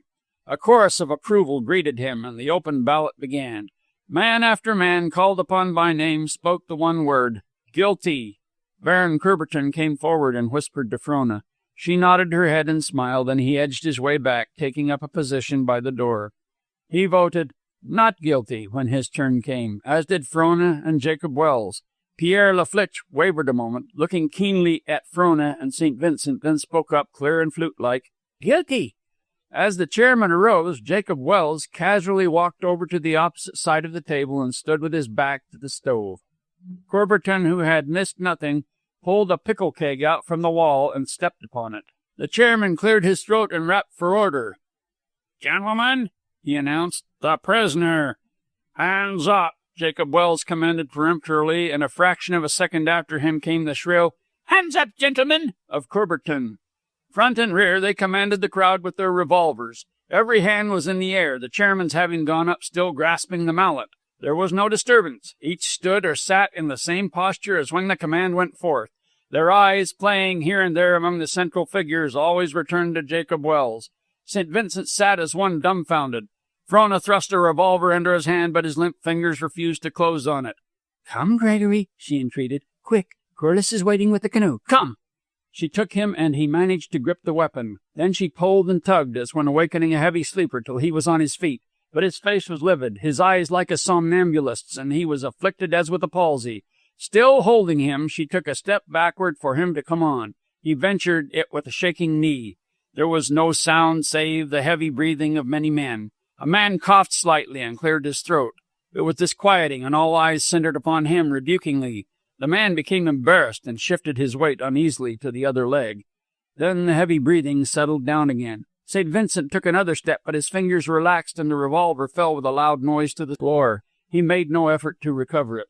Frona stooped hurriedly, but Pierre Laflitche had set his foot upon it. She looked up and saw his hands above his head and his eyes fixed absently on Jacob Welles. She pushed at his leg, and the muscles were tense and hard, giving the lie to the indifference in his face. St. Vincent looked down helplessly as though he could not understand. But this delay drew the attention of Jacob Welles, and as he tried to make out the cause, the chairman found his chance. Without crooking, his right arm swept out and down, the heavy caulking mallet leaping from his hand. It spanned the short distance and smote Jacob Welles below the ear. His revolver went off as he fell, and John the Swede grunted and clapped a hand to his thigh. Simultaneous with this, the Baron was overcome. Del Bishop, with hands still above his head and eyes fixed innocently before him, had simply kicked the pickle keg out from under the Frenchman and brought him to the floor. His bullet, however, sped harmlessly through the roof. Laflitche seized Frona in his arms. St. Vincent, suddenly awakening, sprang for the door, but was tripped up by the breed's ready foot. The chairman pounded the table with his fist and concluded his broken sentence. "Gentlemen, the prisoner is found guilty as charged." Chapter 29. Frona had gone at once to her father's side, but he was already recovering. Curberton was brought forward with a scratched face, sprained wrist, and an insubordinate tongue. To prevent discussion and to save time, Bill Brown claimed the floor. "Master Chairman, while we condemn the attempt on the part of Jacob Welles, Frona Welles, and Baron Curberton to rescue the prisoner and thwart justice, we cannot, under the circumstances, but sympathize with them. There is no need that I should go further into this matter. You all know, and doubtless, under a like situation, would have done the same. And so, in order that we may expeditiously finish the business, I make a motion to disarm the 3 prisoners and let them go." The motion was carried, and the 2 men searched for weapons. Frona was saved this by giving her word that she was no longer armed. The meeting then resolved itself into a hanging committee and began to file out of the cabin. "Sorry I had to do it," the chairman said, half apologetically, half defiantly. Jacob Welles smiled. "You took your chance," he answered, "and I can't blame you. I only wish I'd got you, though." Excited voices arose from across the cabin. "Here, you! Leggo! Step on his fingers, Tim! Break that grip! Ouch! Ow! Pry his mouth open!" Frona saw a knot of struggling men about St. Vincent and ran over. He had thrown himself down on the floor, and tooth and nail was fighting like a madman. Tim Duggan, the stalwart Celt, had come to close quarters with him, and St. Vincent's teeth were sunk into the man's arm. "Smash him, Tim! Smash him!" "How can I, ye fool? Get a pry in his mouth, will ye?" One moment, please. The men made way for her, drawing back and leaving St. Vincent and Tim. Frona knelt down by him. Leave go, Gregory. Do leave go. He looked up at her, and his eyes did not seem human. He breathed stertorously, and in his throat were queer little gasping noises of one overwrought. It is I, Gregory. She brushed her hand soothingly across his brow. Don't you understand? It is I, Frona. Do leave go. His whole body slowly relaxed, and a peaceful expression grew upon his face. His jaw dropped, and the man's arm was withdrawn. Now listen, Gregory. Though you are to die— But I cannot, he groaned. You said that I could trust to you, that all would come well. She thought of the chance which had been given, but said nothing. Oh, Frona, Frona, he sobbed and buried his face in her lap. At least you can be a man. It is all that remains. Come on, Tim Duggan commanded. Sorry to bother you, miss, but we've got to fetch him along. Drag him out, you fellies. Catch him by the legs, Blackie, and you too, Johnson. St. Vincent's body stiffened at the words. The rational gleam went out of his eyes, and his fingers closed spasmodically on Frona's. She looked entreaty at the men, and they hesitated. Give me a minute with him, she begged. Just a minute. He ain't worth it, Duggan sneered after they had drawn apart. Look at him. It's a damn shame, corroborated Blackie, squinting sideways at Frona, whispering in St. Vincent's ear, the while her hand wandered caressingly through his hair. What she said they did not hear, but she got him on his feet and led him forward. He walked as a dead man might walk, and when he entered the open air, gazed forth wonderingly upon the muddy sweep of the Yukon. The crowd had formed by the bank, about a pine tree. A boy, engaged in running a rope over one of the branches, finished his task and slid down the trunk to the ground. He looked quickly at the palms of his hands and blew upon them, and a laugh went up. A couple of wolf dogs on the outskirts bristled up to each other and bared their fangs. Men encouraged them. They closed in and rolled over, but were kicked aside to make room for St. Vincent. Corliss came up the bank to Frona. "What's up?" he whispered. "Is it off?" She tried to speak, but swallowed and nodded her head. This way, Gregory. She touched his arm and guided him to the box beneath the rope. Corliss, keeping step with them, looked over the crowd speculatively and felt into his jacket pocket. "Can I do anything?" he asked, gnawing his underlip impatiently. "Whatever you say goes, Frona. I can stand them off." She looked at him, aware of pleasure in the sight. She knew he would dare it, but she knew also that it would be unfair. St. Vincent had had his chance, and it was not right that further sacrifice should be made. "No, Vance, it is too late. Nothing can be done." "At least let me try," he persisted. "No, it is not our fault that our plan failed, and, her eyes filled. Please do not ask it of me." "Then let me take you away. You cannot remain here." "I must," she answered simply, and turned to St. Vincent, who seemed dreaming. Blackie was tying the hangman's knot in the rope's end, preparatory to slipping the noose over St. Vincent's head. "Kiss me, Gregory," she said, her hand on his arm. He started at the touch, and saw all eager eyes centered upon him and the yellow noose, just shaped, in the hands of the hangman. He threw up his arms as though to ward it off, and cried loudly, "No, no! Let me confess! Let me tell the truth! Then you'll believe me!" Bill Brown and the chairman shoved Blackie back, and the crowd gathered in. Cries and protestations rose from its midst. "No, you don't!" A boy's shrill voice made itself heard. "I'm not going to go. I climbed the tree and made the rope fast, and I've got a right to stay." "You're only a kid," replied a man's voice, "and it ain't good for you." "I don't care, and I'm not a kid. I'm used to such things, and anyway, I climbed the tree. Look at my hands."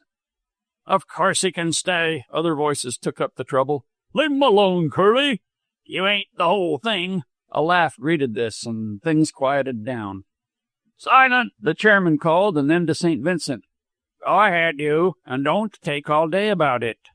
"Give us a chance to hear," the crowd broke out again. "Put 'em on the box! Put 'em on the box!" St. Vincent was helped up and began with eager volubility. "I didn't do it, but I saw it done. There weren't two men, only one. He did it, and Bella helped him." A wave of laughter drowned him out. "Not so fast," Bill Brown cautioned him. "Kindly explain how Bella helped this man kill herself. Begin at the beginning." "That night, before he turned in, Borg set his burglar alarm." "Burglar alarm?" That's what I called it. A tin bread pan attached to the latch so the door couldn't open without tumbling it down. He said it every night as though he were afraid of what might happen. The very thing which did happen, for that matter. On the night of the murder, I awoke with the feeling that someone was moving around. The slush lamp was burning low, and I saw Bella at the door. Borg was snoring. I could hear him plainly. Bella was taking down the bread pan, and she exercised great care about it. Then she opened the door, and an Indian came in softly. He had no mask, and I should know him if ever I see him again, for a scar ran along the forehead and down over one eye. I suppose you sprang out of bed and gave the alarm? No, I didn't, St. Vincent answered with a defiant toss of the head, as though he might as well get the worst over with. I just lay there and waited. What did you think? That Bella was in collusion with the Indian, and that Borg was to be murdered. It came to me at once. And you did nothing? Nothing. His voice sank, and his eyes dropped to Frona, leaning against the box beneath him and steadying it. She did not seem to be affected. Bella came over to me, but I closed my eyes and breathed regularly. She held the slush lamp to me, but I played sleep naturally enough to fool her.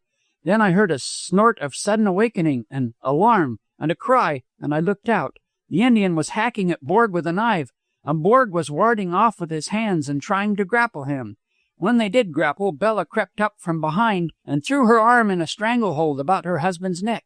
She put her knee into the small of his back and bent him backward, and with the Indian helping, threw him to the floor. And what did you do? I watched. Had you a revolver? Yes. The one you previously said John Borg had borrowed? Yes, but I watched. Did John Borg call for help? Yes. Can you give his words? He called, St. Vincent! Oh, St. Vincent! Oh, my God! Oh, St. Vincent, help me! He shuddered at the recollection and added, It was terrible. I should say so, Brown grunted. And you? I watched, was the dogged reply, while a groan went up from the crowd.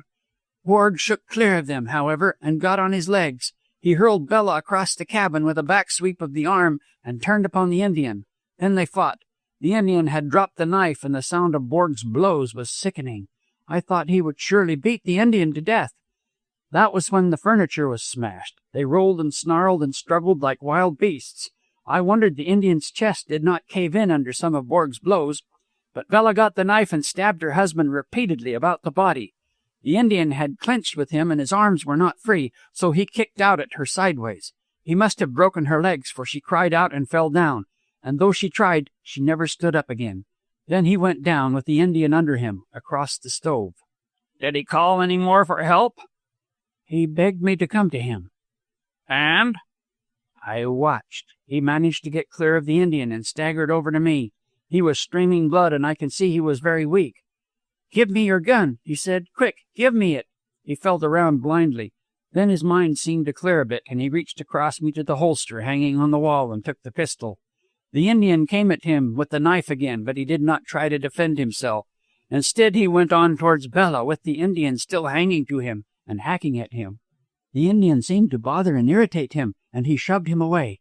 He knelt down and turned Bella's face up to the light, but his own face was covered with blood, and he could not see. So he stopped long enough to brush the blood from his eyes. He appeared to look in order to make sure. Then he put the revolver to her breast and fired. The Indian went wild at this and rushed at him with the knife, at the same time knocking the pistol out of his hand. It was then the shelf at the slush lamp was knocked down. They continued to fight in the darkness, and there were more shots fired, though I do not know by whom. I crawled out of the bunk, but they struck against me in their struggles, and I fell over Bella.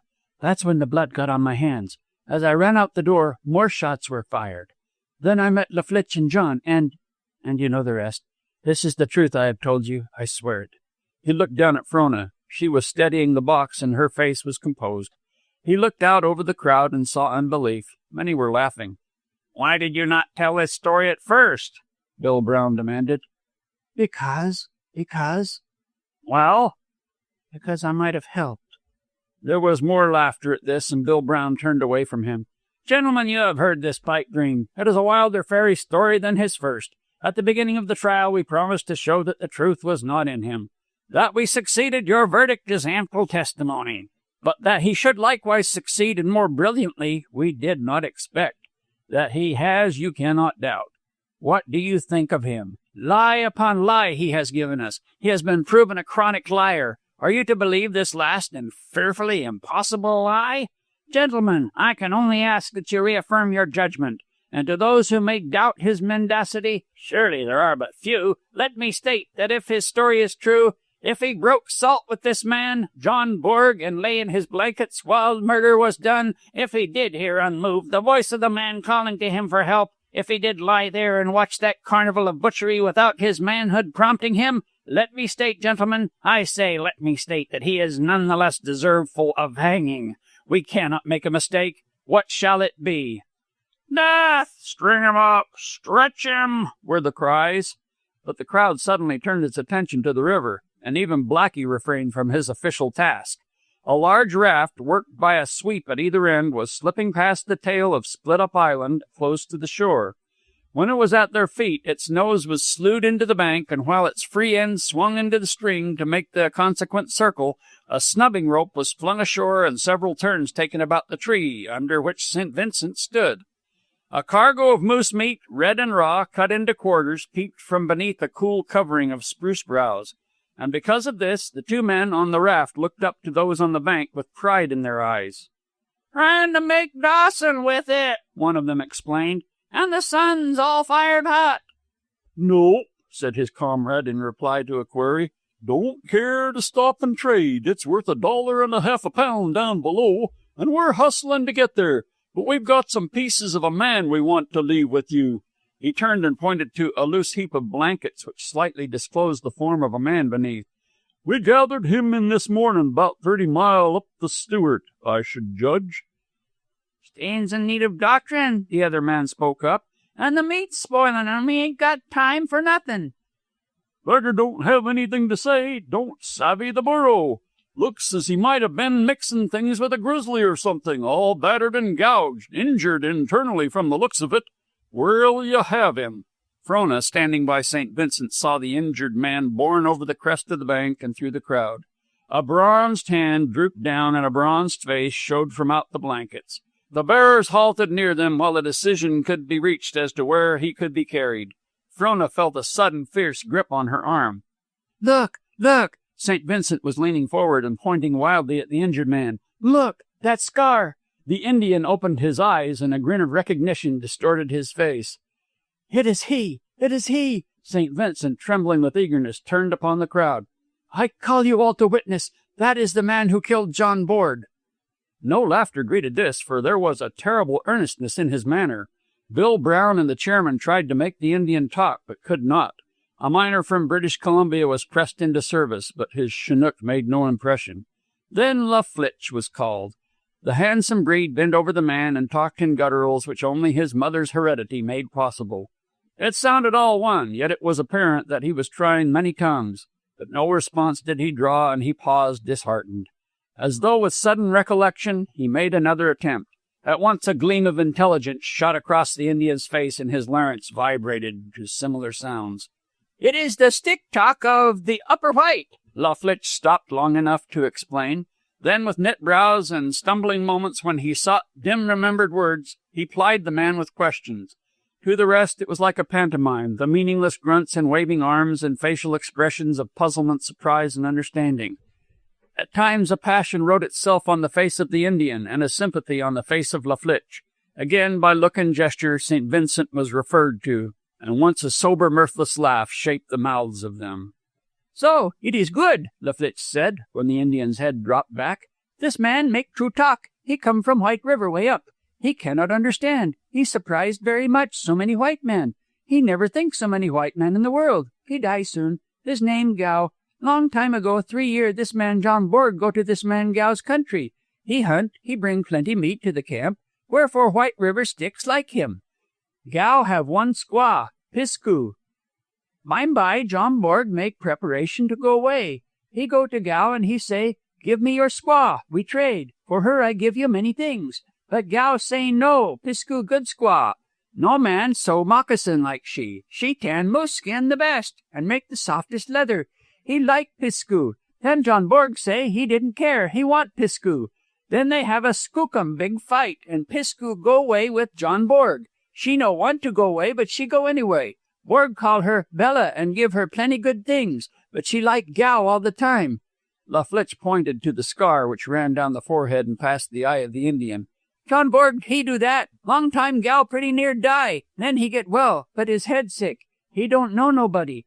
Don't know his father, his mother, or anything. Just like a little baby. Just like that. Then one day, quick, click, something snap, and his head get well all at once. He know his father and mother. He remember Pisku. He remember everything. His father say, John Borg go down river. Then Gal go down river. Springtime. Ice very bad. He very much afraid. So many white men. And when he come to this place, he travel by night.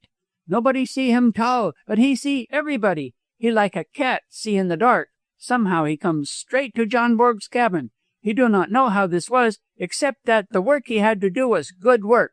St. Vincent pressed Frona's hand, but she shook her fingers clear and withdrew a step. He see Pisco feed the dogs, and he have talk with her. That night he come, and she open the door. When you know that which was done, St. Vincent do nothing. Borg kill Bella. Gal kill Borg. Borg kill Gal, for Gal die pretty quick. Borg have strong arm. Gal sick inside, all smashed up. Gal no care. Pisco dead. After that he go cross ice to the land. I tell him all you people say it cannot be. No man can cross the ice at that time. He laugh and say that it is, and what is must be. Anyway, he have very hard time, but he get cross all right. He very sick inside. By he cannot walk, he crawl. Long time he come to Stewart River. Can go no more, so he lay down to die. 2 white men find him and bring him to this place. He don't care. He die anyway. La Flitche finished abruptly, but nobody spoke. Then he added, I think Gal damn good man. Frona came up to Jacob Welles. Take me away, father, she said. I am so tired. Chapter 30. Next morning, Jacob Welles, for all of the company and his millions in mines, chopped up the day's supply of firewood, lighted a cigar, and went down the island in search of Baron Coubertin. Frona finished the breakfast dishes, hung out the robes to air, and fed the dogs. Then she took a worn Wordsworth from her clothes bag and, out by the bank, settled herself comfortably in a seat formed by 2 uprooted pines. But she did no more than open the book, for her eyes strayed out and over the Yukon to the eddy below the bluffs, and the bend above, and the tail of the spit which lay in the midst of the river. The rescue and the race were still fresh with her, though there were strange lapses here and there of which she remembered little. The struggle by the fissure was immeasurable. She knew not how long it lasted, and the race down Split Up to Roubeau Island was a thing of which her reason convinced her, but of which she recollected nothing. The whim seized her, and she followed Corliss through the 3 days' events, but she tacitly avoided the figure of another man whom she would not name. Something terrible was connected therewith, she knew, which must be faced sooner or later, but she preferred to put that moment away from her. She was stiff and sore of mind as well as of body, and will and action were for the time being distasteful. It was more pleasant even to dwell on Tommy of the bitter tongue and craven heart, and she made a note that the wife and children in Toronto should not be forgotten when the Northland paid its dividends to the Welles. The crackle of a foot on a dead willow twig roused her, and her eyes met St. Vincent's. You have not congratulated me upon my escape, he began breezily, but you must have been dead tired last night. I know I was, and you had that hard pull on the river besides. He watched her furtively, trying to catch some cue as to her attitude and mood. You're a heroine, that's what you are, Frona, he began again with exuberance. And not only did you save the mailman, but by the delay you wrought in the trial, you saved me. If one more witness had gone on the stand that first day, I should have been duly hanged before Gal put in an appearance. Fine chap, Gal. Too bad he's going to die. I am glad that I could be of help, she replied, wondering the while what she could say. And of course I am to be congratulated. Your trial is hardly a thing for congratulation, she spoke up quickly, looking him straight in the eyes for the moment. I am glad that it came out as it did, but surely you cannot expect me to congratulate you. Oh, with long-drawn inflection. So that's where it pinches. He smiled good-humoredly and moved as though to sit down, but she made no room for him, and he remained standing. I can certainly explain that there have been women. Frona had been clenching her hand nervously, but at the word burst out in laughter. Women? She queried. Women? She repeated. Do not be ridiculous, Gregory. After the way you stood by me through the trial, he began reproachfully, I thought. Oh, you do not understand, she said hopelessly. You do not understand. Look at me, Gregory, and see if I can make you understand. Your presence is painful to me. Your kisses hurt me. The memory of them still burns my cheek, and my lips feel unclean. And why? Because of women, which you may explain away? How little do you understand? But shall I tell you? Voices of men came to her from down the river bank and the splashing of water. She glanced quickly and saw Del Bishop guiding a poling boat against the current, and Corliss on the bank bending to the tow rope. Shall I tell you why, Gregory St. Vincent? She said again. Tell you why your kisses have cheapened me? Because you broke the faith of food and blanket. Because you broke salt with a man and then watched that man fight unequally for life without lifting your hand. Why, I had rather you had died in defending him. The memory of you would have been good. Yes, I had rather you had killed him yourself. At least it would have shown there was blood in your body. So this is what you would call love, he began scornfully, his fretting, fuming devil beginning to rouse. A fair weather love, truly, but Lord, how we men learn. I had thought you were well lessoned, she retorted. What of the other women? What do you intend to do? He demanded, taking no notice. I am not an easy man to cross. You cannot throw me over with impunity. I shall not stand for it, I warn you. You have dared do things in this country which would blacken you were they known. I have ears. I have not been asleep. You will find it no child's play to explain away things which you may declare most innocent. She looked at him with a smile which carried pity in its cold mirth, and it goaded him. I am down, a thing to make jest upon, a thing to pity, but I promise you that I can drag you with me. My kisses have cheapened you, eh? Then how must you have felt at Appy Camp on the DA trail? As though in answer, Corliss swung down upon them with the tow rope. Frona beckoned a greeting to him. Vance, she said, the mail carrier has brought important news to Father, so important that he must go outside. He starts this afternoon with Baron Coubertin in La Bijou. Will you take me down to Dawson? I should like to go at once, today. He suggested you, she added shyly, indicating St. Vincent. End of A Daughter of the Snows by Jack London.